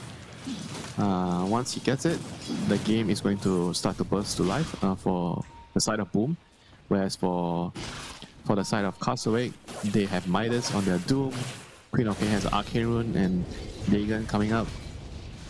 So it's going to take a little bit more time for them to be ready to fight, but on the other hand, Krish is ready. You know, he's moving through the gate, he's coming to open up the map. He has his Dragon Lance, that's almost done. So we are about to hit a very, very big timing for Castaway's side. But hopefully Boom is going to do something with this dagger on DK. They have to try to get a couple of kills here with the dagger to stop all these item timings from coming up. Dabs' building is a pretty tanky frontliner as well, right? Not quite the Ags Rush Bristle we have seen today. It's this Vanguard into Blade Mail. So they do have like a nice frontliner for the DK. Item pick his moment of the qualifier, at least for the SEA. Blade Mail is like everywhere. Yeah. Yeah, it just might be. Oh, but this is not exactly the target you want to yeah, it's a good block on, is it? Yeah. Well, he's going to be okay. Wow. Good effort. Good effort. I was gonna say like a pretty ambitious TV, but yeah, sure. Yeah, he's gonna die for that one. And you can see now the other waves. Castaway card can be able to go in a bit more aggressively. Winter, I wanted to ask you, now that Bob has gotten up to level 10, is this the kind of build that you were hoping to see as far as the skill build? Like those 2 points in Shadow Strike, those were enough. Now he's got a 2, 3, 4 build at level 10. Yeah, I don't even think that was necessary, but sure, you know, he wants to play for the aggression. But right now he's already back to where he should be with the max, almost max blink and scream, and DJ is going to be hunted down by Armel's DK. He's caught here. Bob jumps on in. He's holding on to the Sonic Wave. He's got an Arcane Rune to cast it with, but you know, he just doesn't have the follow. He just knows he doesn't have to follow up. They don't have the numbers here. There's just way too many Radiant heroes, but 2-minute Wisdom Shrine timing. Easy. Hitting top lane, he's actually doomed this Undying. He says, you know what? To hell with you, sir. To hell with you. And John Wall's like, well, okay, I guess. I don't think he is, no. I don't think so. And he tanked the Doom. Oh, he kind of forced the Doom, right? Because the Doom was kind of losing the fight against Undying with the Tombstone. Yep, with the decay stacking. Yeah, he's MVZ's laughing himself. You know, he's having a good time. But he knows, you know, that was a good play by Undying. Yeah, that's twice now FBZ has, well, I mean, at least he gets the Wisdom Shrine this time. Last time he had to just completely give it up as Bob didn't have the CP. Similar situation here this time. As, well, it's not chicken fingers, is it? But it's going to be Mass Serpent Wards assisting Armel to take down this tier 1 top lane. Castaway not in a position to defend it, so they'll have to let that one go. Yep, but they're about to hit their timings. They have Dagon done, Deso done, and yeah, Doom is farming Radiant, so Doom is not in the picture. So they have very, very huge timings now. So they're making a move here with their Dagon and Desolator timing. They're gonna find, oh wait, it's you again. Yep. But he's alive. Yep. So he's like, he's alive. He's alive. He's cackling, man. That Undying back into the game instantly. It's not so much these days anymore that you see players AFK in the fountain after this Undying respawn. That was the funniest stuff, I gotta say. Castaway, he's over in his triangle trying to stack the camps. He's going to be scouted and his stack stolen. Yeah, things are definitely heating up. You know, you see on the network side, the cores are all very, very close to each other on both sides, Boom and Castaway. But right now, I feel like Castaway cores are a little bit stronger with the Desolator and Dagon timing. Whereas if you look at Boom, Jackie still kind of wants to, you know, get his BKB. I'm not sure if he's actually going to finish the Mjolnir. I think probably we're going to see the safer route, which is to get the BKB, Vanguard and Blade Mill done on Bristleback. So he is ready to rock and roll. And the DK almost has his Mage Slayer. So these are all small little items, but they are going to have huge impact in the coming few minutes, you know, in the fights. 100%. I also think what's been pretty nice for Boom is they have been able to get some good levels on their supports. Careful here, Krish. Snowball's going to bail him out of this one. Tim's otherwise threatening for those shackles, so instead it's going to have to be Firefighter DJ to get his ant out of trouble. Oh, he already bought his dagger. Okay, fine. So that was okay to die. But it was still an expensive death, you know. Look at the gold. Almost 600 gold for Boom. They have Serpent Wards. Yeah. They might have to give up this Roshan now. Radiance is done on FBZ. Are they going to take this fight? That Devil's Bargain, refund on the Midas. This Roche is already down though, basically. It's what's that? The Bristling Thorns, the Ripper's Flash. Sorry. That really takes it down very quickly. The Undying Flash Golem. With the auras, makes Roshan easy work, you know. I mean, they kind of have like a super Roshan lineup, you know, like you have Shaman, you have Undying, you have Bristleback. I mean, Roshan has been buffed so many times that it's very rarely you see teams being able to kill Roshan this early. Even with an Ursa or TA, sometimes you just kill it too slowly, you know, if you go too early. And if you're asking for a Roshan lineup, right now what Boom has, this is as close as it's about to get, you know, for a Roshan lineup. Yeah, definitely. Definitely. Oh, Castaway says, gee, sorry. Jabs is going to need a second there. Jabs, let's focus in on his itemization here for a moment, shall we? He's got this Heaven's Halberd item this game, so that 4-second disarm against the Quap, against the Weaver mostly. Yeah. I mean, I kind of feel like, is it better than the Crimson this game? I guess he wants the...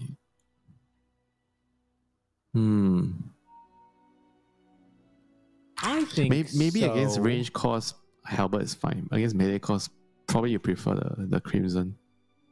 Yeah, let me think about this here for a second. I think when you look at the Weaver, he's not really the kind of guy who's going to build like, you know, a Manta or like a BKB super early, you know? So you can kind of count on that disarm actually being able to keep him disarmed. Yeah, but if he, I think if he wants to, it's not like it's a very bad idea to get a BKB after your Dragonlance and Death. So maybe you can get one more, like you can get Crystallis and then you can...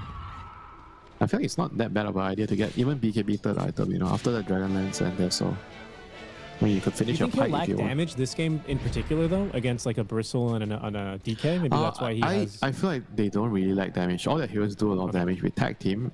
Ench, Weaver, Quap, they do a lot of damage. Doom also does a lot of damage. So I don't think damage is the problem, but surviving, you know, you have to be able to stand and hit. And you look at the Radiant lineup.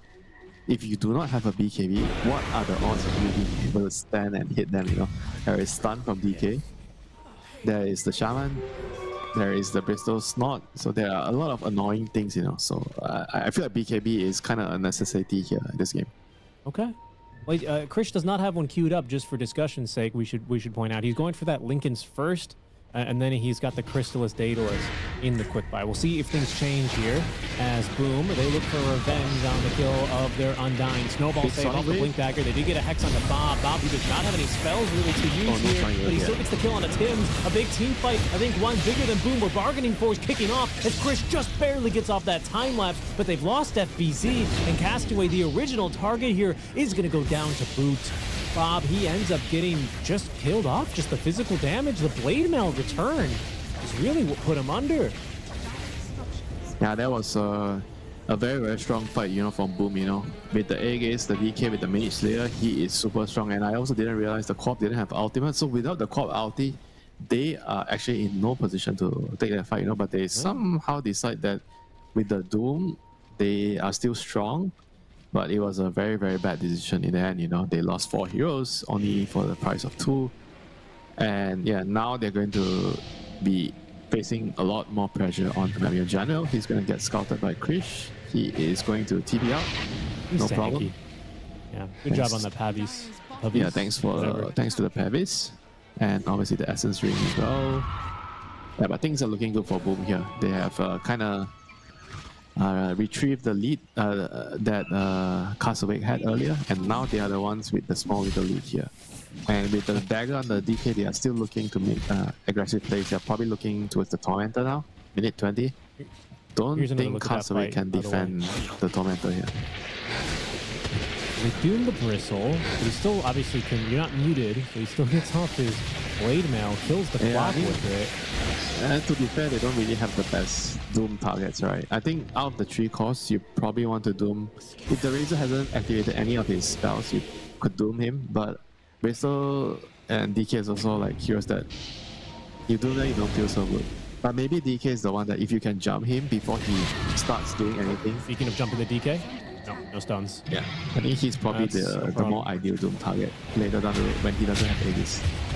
There's the stuns. DJ is closer to this fight and guarantees to pick off there onto John Well, who, by the way, picked up the shard off of that Tormentor. Yeah, which is going to be very crucial. The save, the small little save they have to disrupt.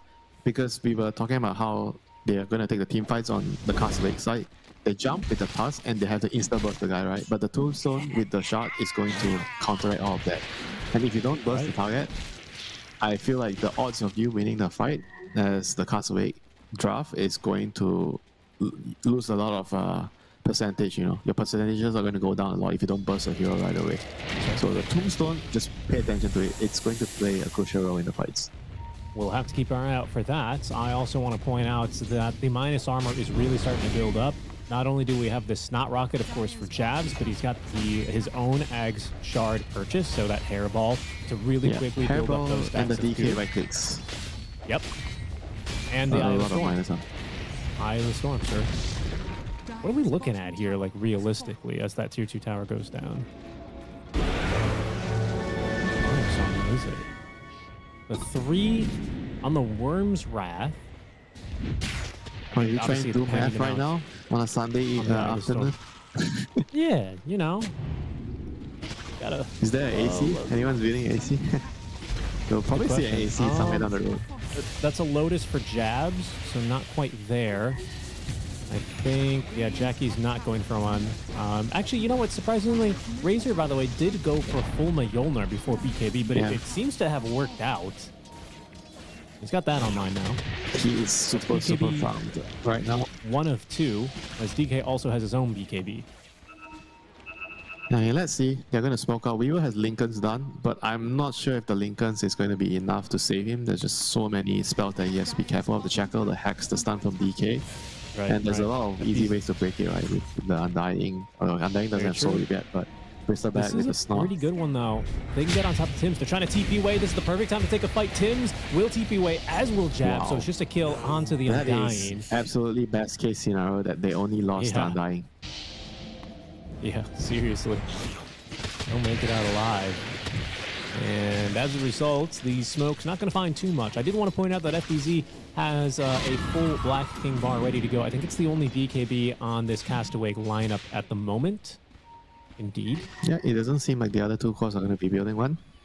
I think the Corp probably doesn't want one. But I think the Weaver not getting one might be a bad decision. We'll just have to see the later fights. He's still 3, 0, and 4 right now, so on 0 deaths. And you know, all those Weaver players, they really like to buy Lincolns. They don't like to buy BKB. And we'll see if the build pays off for him this time, you know. I think the game is going to come down to one very crucial fight, and one team is going to run away with it. You know, everything is still very tight now. neck and neck. But one fight is all it takes to blow the game wide open. Radiant are We scared. might just be minutes away from that. It's going to come down to Razor. the initiations with DJ against Armia, the two dagger heroes. Who can find, and obviously the shaman with another dagger, who can find the opening? Weaver? Well, not to mention, this Roche is also Yeah, they ready can catch. for, well, They can soon get in. to be ready to be contested. But yeah, you're right, the blinks, initiations, seeing if they can find stuns before the BKBs come out, or Yeah. Doom, And the saves as well. The snowball and the undying tombstone. the bunker. Very true. Yeah, Radiant's bottom tower I think under Axe is attack. going to be ready. Indeed, it is for Bob. So he's got quite a powerful upgrade in this next fight. Does damage even if you dispel it, as Jabs now has that Lotus Orb ready to go on his Bristle. Even tankier now. Why Lotus this game? Bottom tower is under attack. The Doom make the Doom's life he more wants to difficult? reflect the Doom, and it's good to remove the debuff from Infernal Blade because it does percentage-based true. damage. Yeah, it's very true actually. Good point. Very good. I mean, the removing the Shadow Strike is like, yeah, it's okay, you know, it's pretty useful. But like you said, Yeah. Axe already done, so it's still gonna do a bunch of damage. But BZ does not have a Blink Dagger, so he would have to just awkwardly walk towards Jabs and hope that Jabs has his eyes closed and doesn't Lotus. That's not a very Yeah, possible that's line actually of very initiating. strange. Yeah, he's just trying to run in like with Winlay's face. I mean, he has the Scorched Earth talent at 15, so he's pretty fast when he has Scorched Earth, but Ooh. he needs to find the right target to doom. And I think he needs to doom the DK before the DK does anything, or at least the Bristle. Razor, I'm not so sure. The problem with trying to doom the DK is you gotta hope he doesn't Elder Dragon Form, right? Because then he'll just fight. He'll just fight through it. These transformation heroes, right, can be troublesome. Yeah, I mean, to be fair, they don't exactly have the best heroes to doom, right? I mean, I agree. the heroes Yeah. are like. But don't on care about- they paper, don't I care. think if you doom the DK before he starts the fight, that would be a good choice. But if Razor already activated everything, then you probably don't want to doom him. Yeah. Same can be said of Razor, right? If you can doom him before he Eyes of the Storm and all, gets off a link, maybe. You could say that too. I mean, Bristle can be tricky because he has the loaded. Exactly. Roshan is going to roar. Lots of wards, though, are watching this is the fight. Castaway walk towards this Roche pit. This is the fight. I don't think they're going to get here fast enough. Done well. I mean, with that Flesh Golem buff, he's just going to go down way too fast. Castaway Oh, they're going to smoke will not be immediately. able to contest this Yeah, Roche. it might still be a fight. Jackie wants to just run in and tank everything. I mean, Bob has a regen rune, so that could come into play. Good point. Good point. Still very, Bob very will be tense going- moments. They're doing the right thing, hugging their own vision on FVZ and DJ, just waiting and waiting. Radiant's bottom tower And is under attack.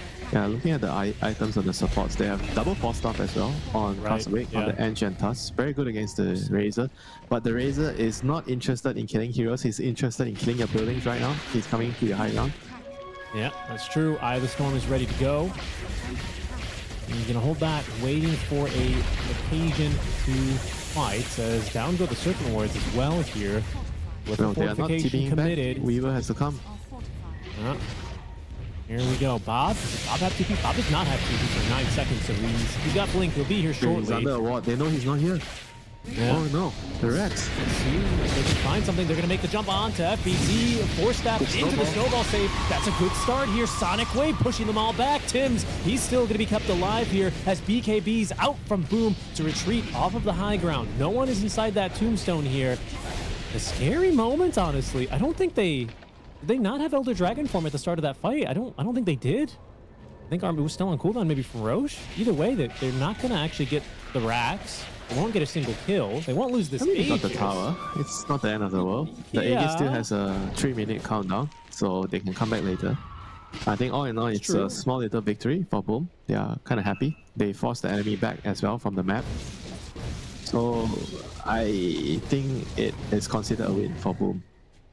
I've got a slightly different read on that. I see only Sonic Wave committed in exchange for the BKB for what, 2 long duration BKBs? Yeah, but they still No, I don't lost the know. tower, you know. The next time that happens again, you're going to lose your Rex, you know. When Shaman has wards You're right. again, DK form is You're up. right about that. I mean, it's going to come soon. You know, they have to really figure out a way to start the fight. You know, I feel like the Doom not having a dagger is also like it's going to make it very hard to get in because he wants to be in the middle with the Scorcher and Radiance doing damage. Right, without a dagger, it's going to be difficult. Can he afford to kind of be that kind of a guy though? Because if he's not up there frontlining, who is? You know, and what No one. stops Boom from just getting on top of the Weaver and the Yeah, Quap? no one. Who Because is he most of your damage? he needs to go in, give vision so the Weaver can identify where are the supports. He needs to kill the Shaman, and he Here goes is the going to wards. not have time to think now. The wards are back up. They are on the high ground. You're right. They need to And respond. look, you are right, Angela. What can I say? When you're right, you're right. These melee barracks quickly ticking down. FBG thinking about what he can really do here. That's a Manta style for Jackie. Throwing the illusions back up to the high ground as the hairball and the stacks of nasal goo being spat at FBG to keep him crawling at this very low move speed. River wards have been cleaned up though. Still just skirmishing, but that's until Armel makes the jump in. Force staff away. Good Walrus Punch here to interrupt that initiation, but still, the racks have gone down. How much longer do Boom want to stick around for? Answer's not much. Pretty happy with what they've gotten here. Jabs, he caught in an awkward spot, but he still has the Blade Mail to cover himself. So even in the Ice Shards, he's just going to be able to safely walk away. And honestly, clean push from Boom. Yeah, you're very right, good Winter. formation. They remained their formation. They kept their formation. They are Bristol back in front, just blocking the enemy team. DK is just waiting in the wings, just allowing They've the scanned laser along with the Aegis to hit the They've scanned buildings. them. Yeah. They should know this is coming. Jackie, back away now as FBZ once again in the smoke. FBZ with a Blink Dagger this time, Winter. This could be a difference maker. DJ opens up the fight with a Walrus Punch. Blade Mail immediately comes out. And with the Lotus, this is a Bristle wall. Oh, snowballing on in. Bob briefly gets stunned by that. Trying to get off the Sonic Wave. But it's going to be interrupted. How will they interrupt in round 2 now? FBZ, he's actually going to get hexed. Does get off the Doom just barely, and the Snowball save is there. Is he going to be able to live? Armel, Walrus Punch, mid TP. He's doomed up, trying to run away. But down he goes. They're all dying as Bob and Krish able to do the damage. Jackie respawns, and now with DJ dead, he's not going to be able to be killed here. They don't have quite the physical damage, but TJ making all the difference in the world with that snowball save. They get off the Doom and they can actually kill the DK. And also on top of that, Krish on the Weaver, he had a Daedalus that fight, you know. So I think ultimately it was the right decision not to go for Right. the BKB, just go all out on damage because Daedalus Shard they would too. have not killed so many heroes if he didn't have Daedalus there. But Bob, But Bob was Hold the on one a actually. second. Wow, he did 10,000 damage. Holy, what in the world was that? Four It must have Shadow been the Strikes. eggs, huh? I With guess it's the eggs, egg. yeah, 4 Shadow Strikes. Holy moly. Sonic Wave was half good, or not bad. yeah, but it let me also say that. started really bad. You know, the Doom blinking, he didn't pop BKB. You know, so he popped BKB until when he was 1 HP or he was close to dying. Here's He blinked another in, look at the didn't pop fight. BKB. He got stunned and then he almost died. DJ Yeah, he Inferno coming in, Bladed snowballed too. him, but yeah, he died. But Krish on the sidelines, look at him, and he's just hitting, but couldn't open ultimately, just cleaning everything up. So Bob, at the end of the day, he's the hero of the fight, according to the team fight recap here, just cleaning house. And Boom has got to be very, very careful now.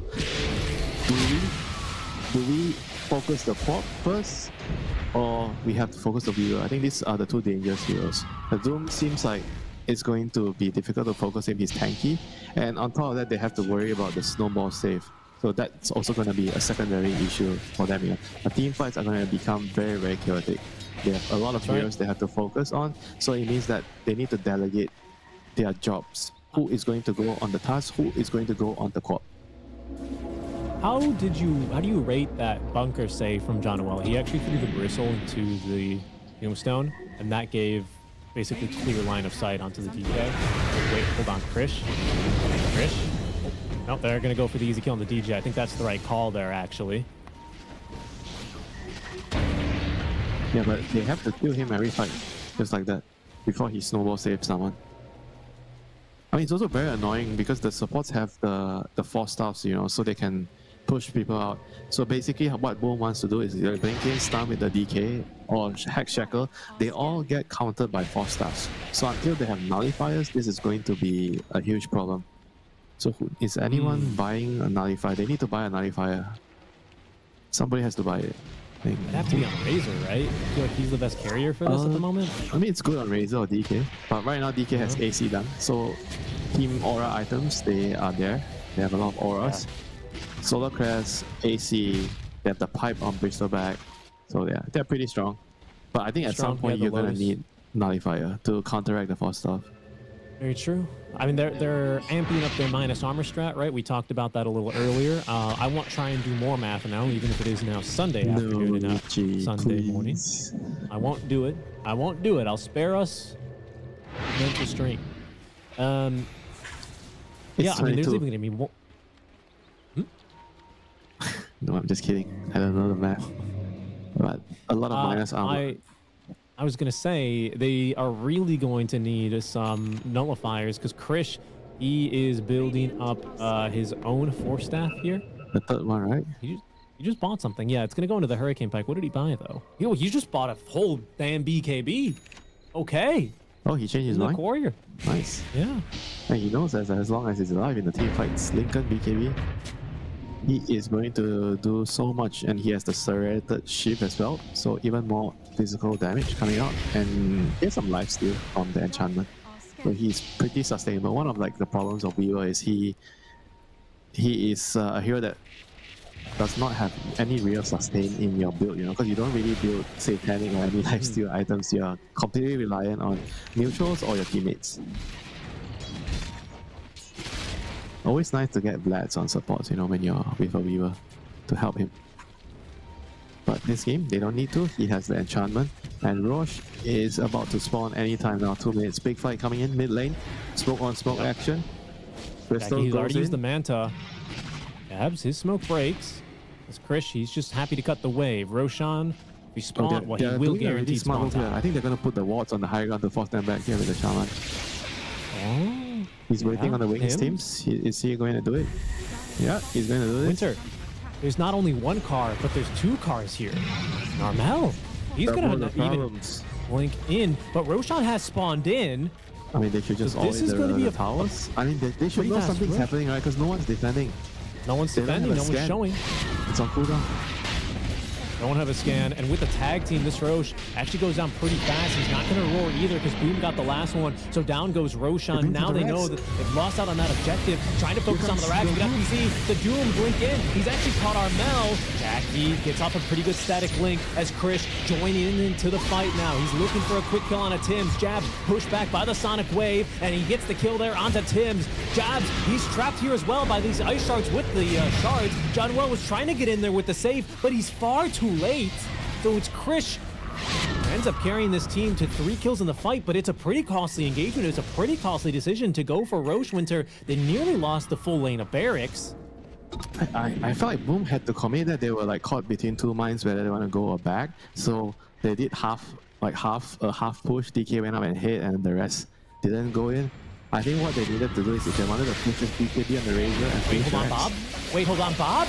Bob, he gets the cheese off. He gets the cheese. Still has a refresher shot. He does. To try and refresh that link. But like I was saying, I think if they didn't want to go contest Rosh, they just needed to all in the racks and secure the full lane, you know. I think that would have been fine. Wow, Fedora Plus still really favors the Radiant side despite them being what, 12k behind. They have nearly 2 lanes of racks up, but Krish is looking to equalize here. They've committed the banner, but with seems like with the Bristleback respawning, they will go ahead and reposition here, look for a cleaner fight. Yeah, I mean, maybe we're gonna see some shenanigans from Shaman. He's gonna try to, okay, maybe we are not taking the team fight, so I'm just going to hide on the side and just find a moment to get the rack. I'll tell you what, Winter, I've seen someone kind of, I saw a Reddit comment that's like, they really like Shadow Shaman because he feels like he's one of these heroes where like, I think they said like reverse timer, where like if you're playing against him, it's like, okay, you know, eventually at some point, he's gonna get a refresher. Eventually at some point, he is going to be able to threaten to just take your buildings, right? Like he does kind of force this different kind of a play style, this kind of rat Dota style. Not at that point quite yet. Boom Esports need to make a decision here. They don't have TPs. Oh, DK is going to have TP here in a moment, so he'll be back. Razor's TPing already, but that's a tier 3 tower down, and with the Tesso, it's pretty fast. DJ blinks in, looking for an opportunistic punch. Won't find one, and all of a sudden, oh, he avoids the Dragon Tail Stone with a quick snowball. Krish doing a lot of damage here already, but DJ's in pretty deep. He's got a Walrus kick. Armel out of position here, but it's going to be Tims who's holding down Krish for a moment, but not long enough for Jackie to be able to pump in the damage. Sonic Wave, good for the kill there onto Tims as DJ has gone down. The Doom's going to be onto Armel. Tombstone on the high ground is forcing back this side. Krish will lose the Aegis, One life though. down. Only one. BKB. He does have BKB. Buyback now out from Tims as they're hoping to try and catch anyone else here on the retreat. Krish pops the BKB now. Will he continue to fight? It looks like they want to consider it. Tims nearly dying back here as Bob blinks. Refresher shard. Good damage on the Sonic Wave. Enough even for the kill onto Jackie. And look at the backlines. Tims, he's about to die back, but the Hex, the control of the Krish, it's there. He did not have the time lapse he needed. Armel pumps in the damage. Another buyback. This time it's going to be from Jabs, but he's going to have no team to reinforce as everyone has been melted. Bob, the builder. Bob, the destroyer here again on the Queen of Pain, and out come the voice lines. He's starting to feel himself here, Winter, in this game 1. It's Bob, the janitor. He's cleaning house. He's doing everything. Now he cleans up the racks. He's going for the Undying. You have 2 lives, no problem, says Bob. I can kill you twice easily. Come at me. Seriously. Looking for the next lane of Barracks. Jabs just tanking up here. Very, very tanky guy. Blade Mail up in 2 more seconds. Something for Bob to be aware of. He got caught out by that earlier in the game. And look at this damage on the John Well. The buyback now out from Armel. Certainly now they try and escape. And that is indeed what they are going for. Bob? What you doing here? Oh, he's passing the gem on over. Castaway. He knows he's dead. Okay. Yeah, pass the gem. That's right. I thought he was like trying to reach. Not that easy to kill here. Wait, hold on a second. DJ kicks Armel away. He's back. Yes, That's not half 5 bad. seconds. 5 Yeah, seconds. he wants to chase after Armel, it looks like. He's going to go ahead and chill. Little chill for a moment here. Yeah, he because he fight. saw an arcane rune top. Fine. Here we go. Can we, Bob is can we just not take a done. moment and open this graph real quick? What has happened? Still 70? Oh yeah. That's what I'm talking about. 50-50? With a 21k net worth Yeah, lead. that Man, I is don't know. insane. I don't know How about is that this a one, Dota Plus. 50-50 game? I guess Gaben just likes their draft, yeah? Shadow Shaman, guess so. Undying. One team fight with a Razor, with Axe, Refresher, they can end the game. They I believe they did lose barracks. Those bottom barracks got finished off at 1 point during that push. I don't remember when, but now the full bottom lane is down. Yeah, I think Tim snaked them. So the bottom barracks are gone. And now it's only mid, which we should clarify. Team does pretty well against Megas, though.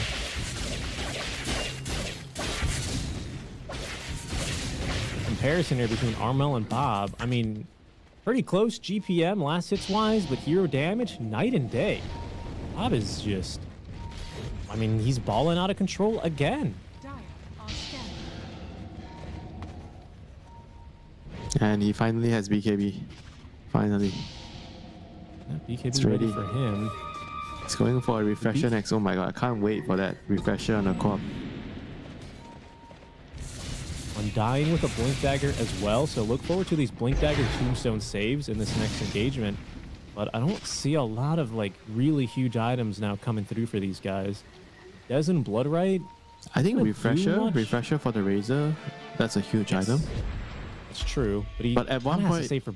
Do you decide to forego your buyback, you know, for the Refresher? That's what I'm saying, yeah. That's the trick here.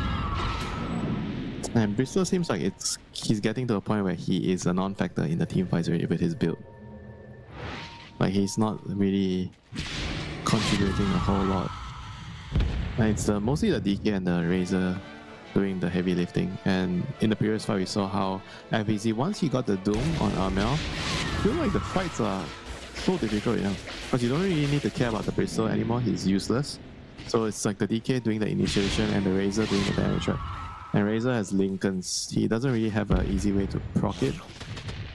So yeah, I think if he dooms the DK that should give them a very, very easy fight, straightforward fight. It doesn't matter if the Tombstone save comes to the DK. You know? As long as he's out of the fight, I think that's what matters more for them. Debuff's just too long, right? Yeah. Bob's so mobile now, by the way, with that 25 talent, minus 2-second cooldown, 4-second cooldown. Yeah, just you Blink. wait. I guess that does. For another arcane rune.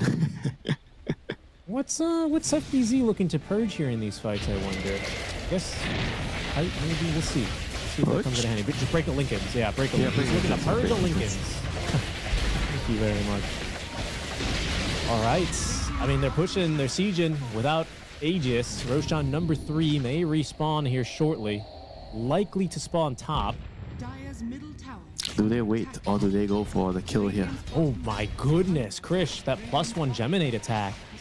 I mean, blink and you miss it. Those ranged racks especially are just deleted. This is with even the bonus armor from the AC, and nothing can get through that. Lincoln's here is that easily. Boom, they are down another pair of barracks. Still one more fight. The Roche fight is going to be the last one. I mean, obviously, Castaway, they're in the driver's seat right now, but still anything can happen. I mean, looking at the buybacks right now, only 4 heroes in the game have buyback. It's the Razor, the Queen of Pain, the Weaver, and Doom, and 3 of those are on the Dire side. So it's 1 against 3. So yeah, the numbers advantage definitely in Castaway side's favor. And they are going to At this definitely point, try if to you're use Razor, it. do you not just buy the refresher and say that this next I feel fight like is you it? should just buy the refresher. I mean, there's no point buying back already because if you have to buy back, I feel like the game is already over. So I'll just go all in.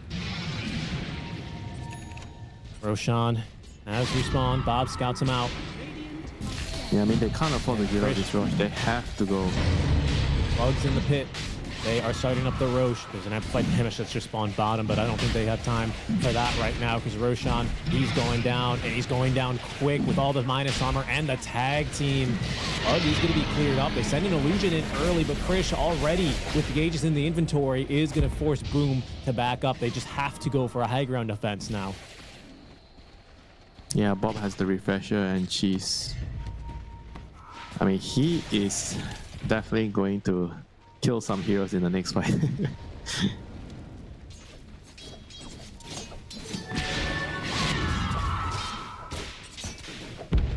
I mean, hope is getting lower and lower right now for Boom. They kind of have to get the perfect team fight. I think the Razor has to just buy out. He gets the refresher and goes in the middle with the double Eye of the Storm and hope that with the Snort Rocket and the Bristlet has to kind of present himself as offering to the enemy team, hope they kill him, and then he gets a bunch of minus armor on them, and the Razor goes in with the refresher. I think I can see them maybe winning the team fight if they do that. Oh, Krish is so terrifying with his amplified damage. He's Satanic in the backpack, but when he respawns, he's still with a 7-7 BKB. Yeah, already. They have to do something. They have to do something. This is Wait, going to be Razor didn't megas. spend his gold, Richie. He has 7k gold in the bank. Saving for buyback, Winter. Saving for that emergency fund now. As from the high ground, they break the Lincolns. They're trying to get through that first life. The Walrus pick gets Armel out of danger, but they do get that Aegis on the first life through the Hex duration. Tim's, he's going to die for that on the side, though, as Bob focuses him down. What do they have left for the second life? Armel is silenced, but they're going to be able to back up, actually. This Doom, he did catch him. Armel, he's up maybe thanking DJ for the kick, as it allows him to jump onto the Doom, and the Doom is going to drop. Okay, they hold, and Tim's, he didn't die, shockingly. I think maybe it wasn't the best idea to kick someone out, yeah? Maybe they have to just sit behind the Weaver. Because he had Aegis, right? All they needed to do is just wait for them to jump the Weaver. And then they There's no snowball save save and turn on them. Yeah, maybe that was actually a better plan, you know, in hindsight, you know. But I can't really blame past players, you know, when you have the axe, you tend to take matters on your own hands, you know. EJ. Wow. Okay. Reaction speed, man. That's going to be the outworld staff coming in handy. Bob is blinking in when his offlaner is dead. The man does not give a shit. Man. He does not care. Oh boy. Yeah, now he has Octering Core. So what's the cooldown? 3 seconds on the blink. Okay, Jackie has his buyback. He just needs, and the refresher. He just needs to get to the secret shop. That's where he's going now. He just does not want to get caught out here. Up to level 25, so he's now going to be able to boost his attack speed off of this link.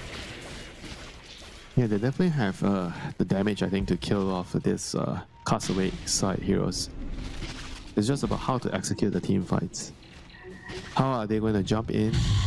And obviously, they are not going to get the same opening like the last time. You know, get the Tusk to kick the DK in and DK pops BKB. They couldn't lock him down.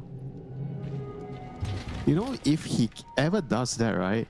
I think the Doom just needs to Doom the DK. Wait, hold on. The kick jabs out. The kick jabs out of the base. John Well's there for the tombstone save, though. But careful. Okay, they didn't kill him, so he's not stunned. Jabs into force staff that's not forward. a very good target to go all in on. The Bristol is not very useful. That's true. That's true. He's useful at tanking spells, though. You can say that for sure. Yeah. You make him useful by focusing him. Oh no, they're gonna go on True. DJ, another kick on out. He kicked himself, but Jackie, he's gonna chase after that Tusk. Jabs is still alive. This is not going the way they wanted. And Jackie, he's in there with the refresher, but he needs some support, and he has absolutely none. He's going to die. DJ's bought back instantly. FBZ nearly dies, I think, to the Vera Cloak as DJ in again. He's actually kicked Jabs in. DJ, he just loves kicking Jabs. I'm not sure why. Maybe revenge for getting kicked before. I'm not sure. But that's going to be a dieback on DJ. Jabs will go down. Armel's in. He's found the kill onto Bob. The stun is there in time. Buybacks all around as Bob is back into this game here. TPs to the outpost. Armel, does he dare blink up? Does he dare? He dares. He just walks up to the high ground. Sonic Wave is going to push him back. And I think now Boom will rethink this fight as they've also bought back on Jackie. Not just Boom, Richie. Castlevake has to rethink their fight too. DJ already died twice. It's maybe time to take a breather. You know, Bob already bought back as well. You know, you don't want Bob to die twice as well. Bob is the last person you want to tilt, you know, so they have to go back and reset. It's true. Find another angle. True. I mean, he used his cheese and refresher shot, everything. They still somehow, I guess they got like, at least they killed two cores. They killed the Bristol, they killed the Razor. So actually, all in all, it was kind of like what, a 2-for-3 trade. You know, they got buybacks out of that. Yeah. I don't think DJ's going to be kicking Jabs anymore, by the way. Hold on, Armel in the river. Force staff to the high ground. Oh, needs to be saved by the Tombstone Bunker. Very good save there by John Well.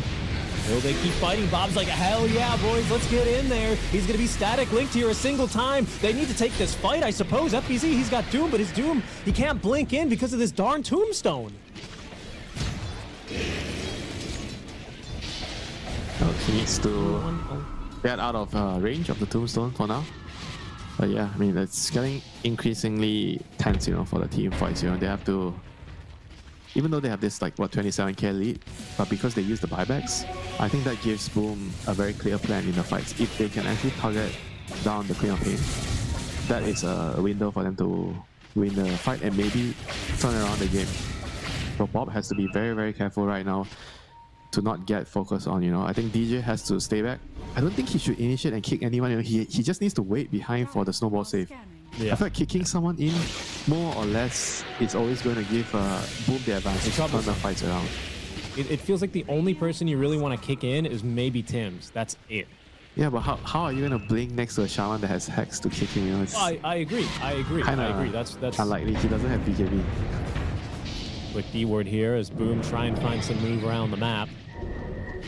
7 minutes away, make it Winter. It couldn't have gone any other way. He just needs to sit behind his Weaver and let Weaver hit the buildings and wait for a snowball. And I know it's hard, you know. It's hard for all these Dota players to just sit and do nothing and wait, you know. Right. They always have to find something, you know. I want to initiate, you know. But starting a move might not always be good for your team. He doesn't even need to really blink in that far either, right? He's got this Aether one. He just needs to wait. I think he just needs to snowball save, just like the Undying. The Undying is just sitting behind with the dagger, waiting for the Tombstone save. He's doing nothing at all in the fights. He's waiting. He maybe comes out, gets a Soul Rip off, heals somebody, Solar Crest, but that's it, you know. He's just waiting for that crucial Lotus Orb or the crucial Tombstone save, you know. I think DJ needs to realize he has to do the same thing. Really tense here for Boom. Not a single hero on their side with buyback. Of course, the win condition is kill any Boom hero almost, but same can be said here. No, kill Bob. Bob has no buyback. Exactly. That's the danger here. So it might just be fourth Roshan then the play. You can see Bob cracking a little smile here. Looking around here, considering what to do. I think it's just got to be Rose. Level 27 here already. Krish able to just continue shoving waves in. You can sacrifice these Ench illusions every so often. Got so much money here on Krish. Wow, 10K. I mean, this is how you do it, right? Break the Lincolns from Get range. behind him, Lotus off, and just wait. Holy. Hurricane striking John Wall out of position. There's going to be the Doom reflected on the FBZ. Bob, he blinks in. He blinks in. He's taking a lot of damage off of that blade mail, but will be able to blink back out get the just tower. fine. They get the tower at least, but Doom is used. But at least they got the memo, right? They're just sitting behind the Weaver. They're just waiting. I think FBZ kind of jumped the gun a little bit there, but at least no one else died. You know, they killed the tower. They back off. They wasted Doom. That's it. You know, and Boom Move. does not want to sit back. They want to take advantage They of the might Doom catch being an used. Ench. Ooh, might catch an Ench. Bambi, they're gonna run into Bambi. Wait, no way. No way that works. Jabs, he's gonna pop out from the high ground. That's gonna let him know there's someone up there. Bob's like, yeah, I'll go check. He blinks up to the high ground as well. FBZ, he gets hexed and he gets killed before he can refresh and get the Doom off. Snowball save is not gonna be there. It's actually reflected now onto DJ. Back on FBZ, Armel suddenly, he's real deep in this fight because of that reflected snowball. FBZ, he's respawn. I think he did not get the Doom off, actually, he canceled it, but He's gonna Armel, die he again. dies inside the shards. He's not there, the snowball save is good enough now. FBZ and the rest of Boom being forced back into their base as Armel's bought back, Tim's is bought back, but it's John Noel who's in too deep. He's gonna have to buy as well. Oh no, he doesn't, he's undying, he just respawned. Mind, Ceaseless Dirge. But Roshan, 5th Rosh of the game, Winter, he's here. Just a few minutes ago, I was saying how Boom did not have any buybacks. Now that's even more true somehow, as we bought back on Armel and Tim's. 2 minutes until Bob has buyback again. And look at the damage he's doing in these fights, man. Krish is really starting to amp up his damage too, but it just feels like the Bob show again, doesn't it? Yeah. There's an amplified damage And bottom. he was like kind of holding himself back, you know, in the previous team fight because he knows he doesn't have buyback, so he doesn't want to go too crazy, and I respect him for that. Normal Bob would have just went all in, you know. He held himself back. He waited on the edge of the fights. Just wait for the right moment. He knows he can't die. Now he has the license to die soon. His buyback is going to be on. It's going to be ready off cooldown in License to 1.5 die minutes. soon. Yeah, the problem I for mean, Bob you, is you have to understand, you know, when you're playing with someone like Bob, right? You always have to take all these things into account, right? He's gonna be so aggressive. that Armel blinks in, trying to find a stun on a Krish. So many Lotus He's effects. killing the Krish is banner, at unbothered least. though. They got the banner. The banner is down.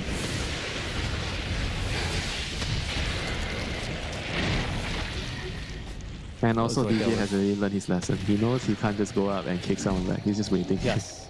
Waiting. That's that TI experience kicking in, right? He knows that he needs to be a little bit more careful here. Castaway on the edge, on the cusp. Taking game one now over Boom in the lower bracket. Boom surprising a lot of fans by being down here. Knocked down from the upper bracket yesterday in a 2-1 defeat. Suddenly staring down a very scary high ground defense in game one. They were the first to get 2 lanes of racks, Winter. Honestly, I didn't really see the game getting to this point here, but Bob, he had other plans, didn't he? DJ, he finds a kick out, this time onto John Well, and they might just be able to force the buyback here. This time Yes, there is buyback. no ceaseless dirt. But he has no tomb. I think that is actually pretty huge. He does not have a save now. Oh, he does, right? That was his death tombstone. Oh, that was his death. Okay, yeah. Okay, sorry. That's My the thing bad. with Undying. You can't be baited like that, you know? Okay, that wasn't his tombstone. Yeah, he still has it, but Boom didn't really use. Fast didn't use any important rounds to kill him. That's being so obnoxious Buyback? out here. There's the preemptive buyback as Krish, he takes down the range racks. That's the easy one, but the Doom has actually caught jabs here. That's going to force him back. Is that enough space that they need? They actually managed to find a stun. They kick in the DK a second time. The Hex onto Krish, but they don't continue the lockdown. FPZ refreshes for the second BKB and another Doom. He might just go back in, as that was the refresh out from Bob trying to kill this Doom. Bristled with the Sonic Waves. He's not going to get that damage he needs. Tim's saved by the bunker tombstone fight with John Well buyback. and they managed to hold. They managed to Somehow. hold. But there is an arcane rune. Bob is going to want to have that arcane rune. Dude, Krish he's so rich. Am I seeing that right? He's got nearly 10k in surplus? 15,000 gold, almost. Ridiculous. Yeah, so it means that his buyback costs around 5k gold. Around 5k, yes sir. Jabs. He can stand out front again, but there's still another Doom ready for him. The silence connection is done, and once again, DJ with the kick on out. The Doom, it's going to be reflected, but most importantly, it's onto Armel, and that's a lot of damage. Down he goes, he's dead for 2 minutes. Winter does not have the buyback. Jabs, he's turning and trying to give as much goo as he can. That blade mount does a lot of work back onto Krish. They force at least the time lapse. With the snowball save, it's there. They save Castaway. Bob into the base, the Sonic Wave to try and finish off these supports. Tim turns into a chicken to try and ignore it, but look at Jackie left behind. He can't take the fight to Krish, and they are going one by one. Down go the barracks. They finally get the Megas. Another kick out. That's John Well in a lot of trouble as he tries to get this kill on a Jabs. Throws himself into the bunker. The Walrus punch there to interrupt onto Jabs. Jackie on his second life doing what he can as he jumps into that tombstone. FBZ's gonna go down. Bob blinks away. It's Megas, but can you actually win this fight? Krish doing his best as no. Oh, the OD neutral item trying to save the life here from Boom, but the sustain, the damage, everything, it's just too much. Even the Nature's attendance making the difference in that late game fight as it takes an hour here, Winter. But Castaway, they take game 1 over Boom Esports. Yeah, a wonderful game here from Castaway. One of the best games I've seen them play in this qualifier. You know, everyone knows their job. I mean, there's a couple of bad moves in the team fights when they were initiating a lot earlier, but I think overall they understood what they had to do in the game, what they needed to buy. They built perfect items, I think, on the supports with the 4-star, with the itemization, especially the Weaver, when I was kind of doubting that he's not really buying BKB early, and he proved me wrong, you know, by getting the Daedalus early at this fight. You know, that he killed the enemy heroes, the backlines, because he had a lot of damage, and slowly but surely built the lead with winning 1-by-1 team fights. And on the Boom side, you know, eventually the Bristleback just kind of fall off so much because of his utility build. He didn't build to scale, unlike the Doom. This felt like the key fight, right? Because this was the fight where you're like, they should have just all in the Rax. That was the last time Boom were on the enemy side of the map. True. They needed to all in just BKB, kill the Rex, and hopefully get out. But they didn't do that. They were caught between two mines, and they gave away Roshan for basically a ranged Rex and a high ground tower. Yeah. But I think the reason that they lost eventually is still going to be because of the lack of scaling on the Bristol, right? He went for all these utility items. It means that he's not doing the damage, you know, in the team fights. He's just really solely relying on the DK or the Razor to output damage. When you compare it to the Queen of Pain, the Weaver, and Doom, all three cores are doing damage in the fights. You know, sure, Bob is doing the brunt of it in a lot of the fights, but the scaling wise, I think Boom just did not have it in their cores, you know, eventually to carry them through the game. You know, it was a one hell of a game from both sides. A lot of fighting, a lot of maneuvering on the map, but I think Castaway, they came out deservingly victors, you know, of this game, you know, by making better decisions overall. Making better decisions, better team fight execution. DJ, you know, adjusting his play style there in the middle, you know, reprioritizing who he's kicking, who he's saving, I think shows kind of a lot of that experience that he's got with his, basically all his experience, all the tournaments he's been to. Winter, one thing I think that's a little bit funny is traditionally Jabs, he's always kind of been like, I'm going to last pick my hero. I'm going to kind of play like some Naga Siren off lane, basically build as a carry in this kind of a game, right? Days. Yeah, those days are gone, and it's funny that like now your analysis like, well, we yearn for the days of Jabs buying Ag's first item on this off lane Bristle. Maybe the game looks different, right? Obviously, that's not the only thing, right? But it's just kind of funny considering. Yeah, because they ran out of damage. You know, they just couldn't rely on Jackie alone or Armel to do the damage. You know, they just didn't have enough in the tank, and having Shaman and Undying support late game. I mean, they don't really do a lot of damage. You know, they're really good at locking heroes down and team fight, but damage-wise, they don't do a lot. You know, so I think, well, they just ran out of steam. Overall, I think props to Castaway for making the right moves. You know, the whole game they played a pretty good game overall. I think Boom also kind of played well throughout the early mid game, but just the late game stages, they kind of, I think it was the Roshan was number one, and I think in some of the fights as well, they went on the wrong heroes. But the DK, I think he jumped on the Weaver and he BKB'd, and they couldn't really get an initiation because he had Lincolns. They didn't proc the Lincolns, and he just ran out and they wasted his Struggled BKB. And yeah, I mean, overall, he was definitely not playing his best. But Bob, on the other hand, he's the player that once again, showcases why he really likes this Queen of Pain. He truly understands how to utilize this hero. I may not agree with how he played his lane against the DK. He tried to pressure his lane, but that's who he is, right? He is a very aggressive player.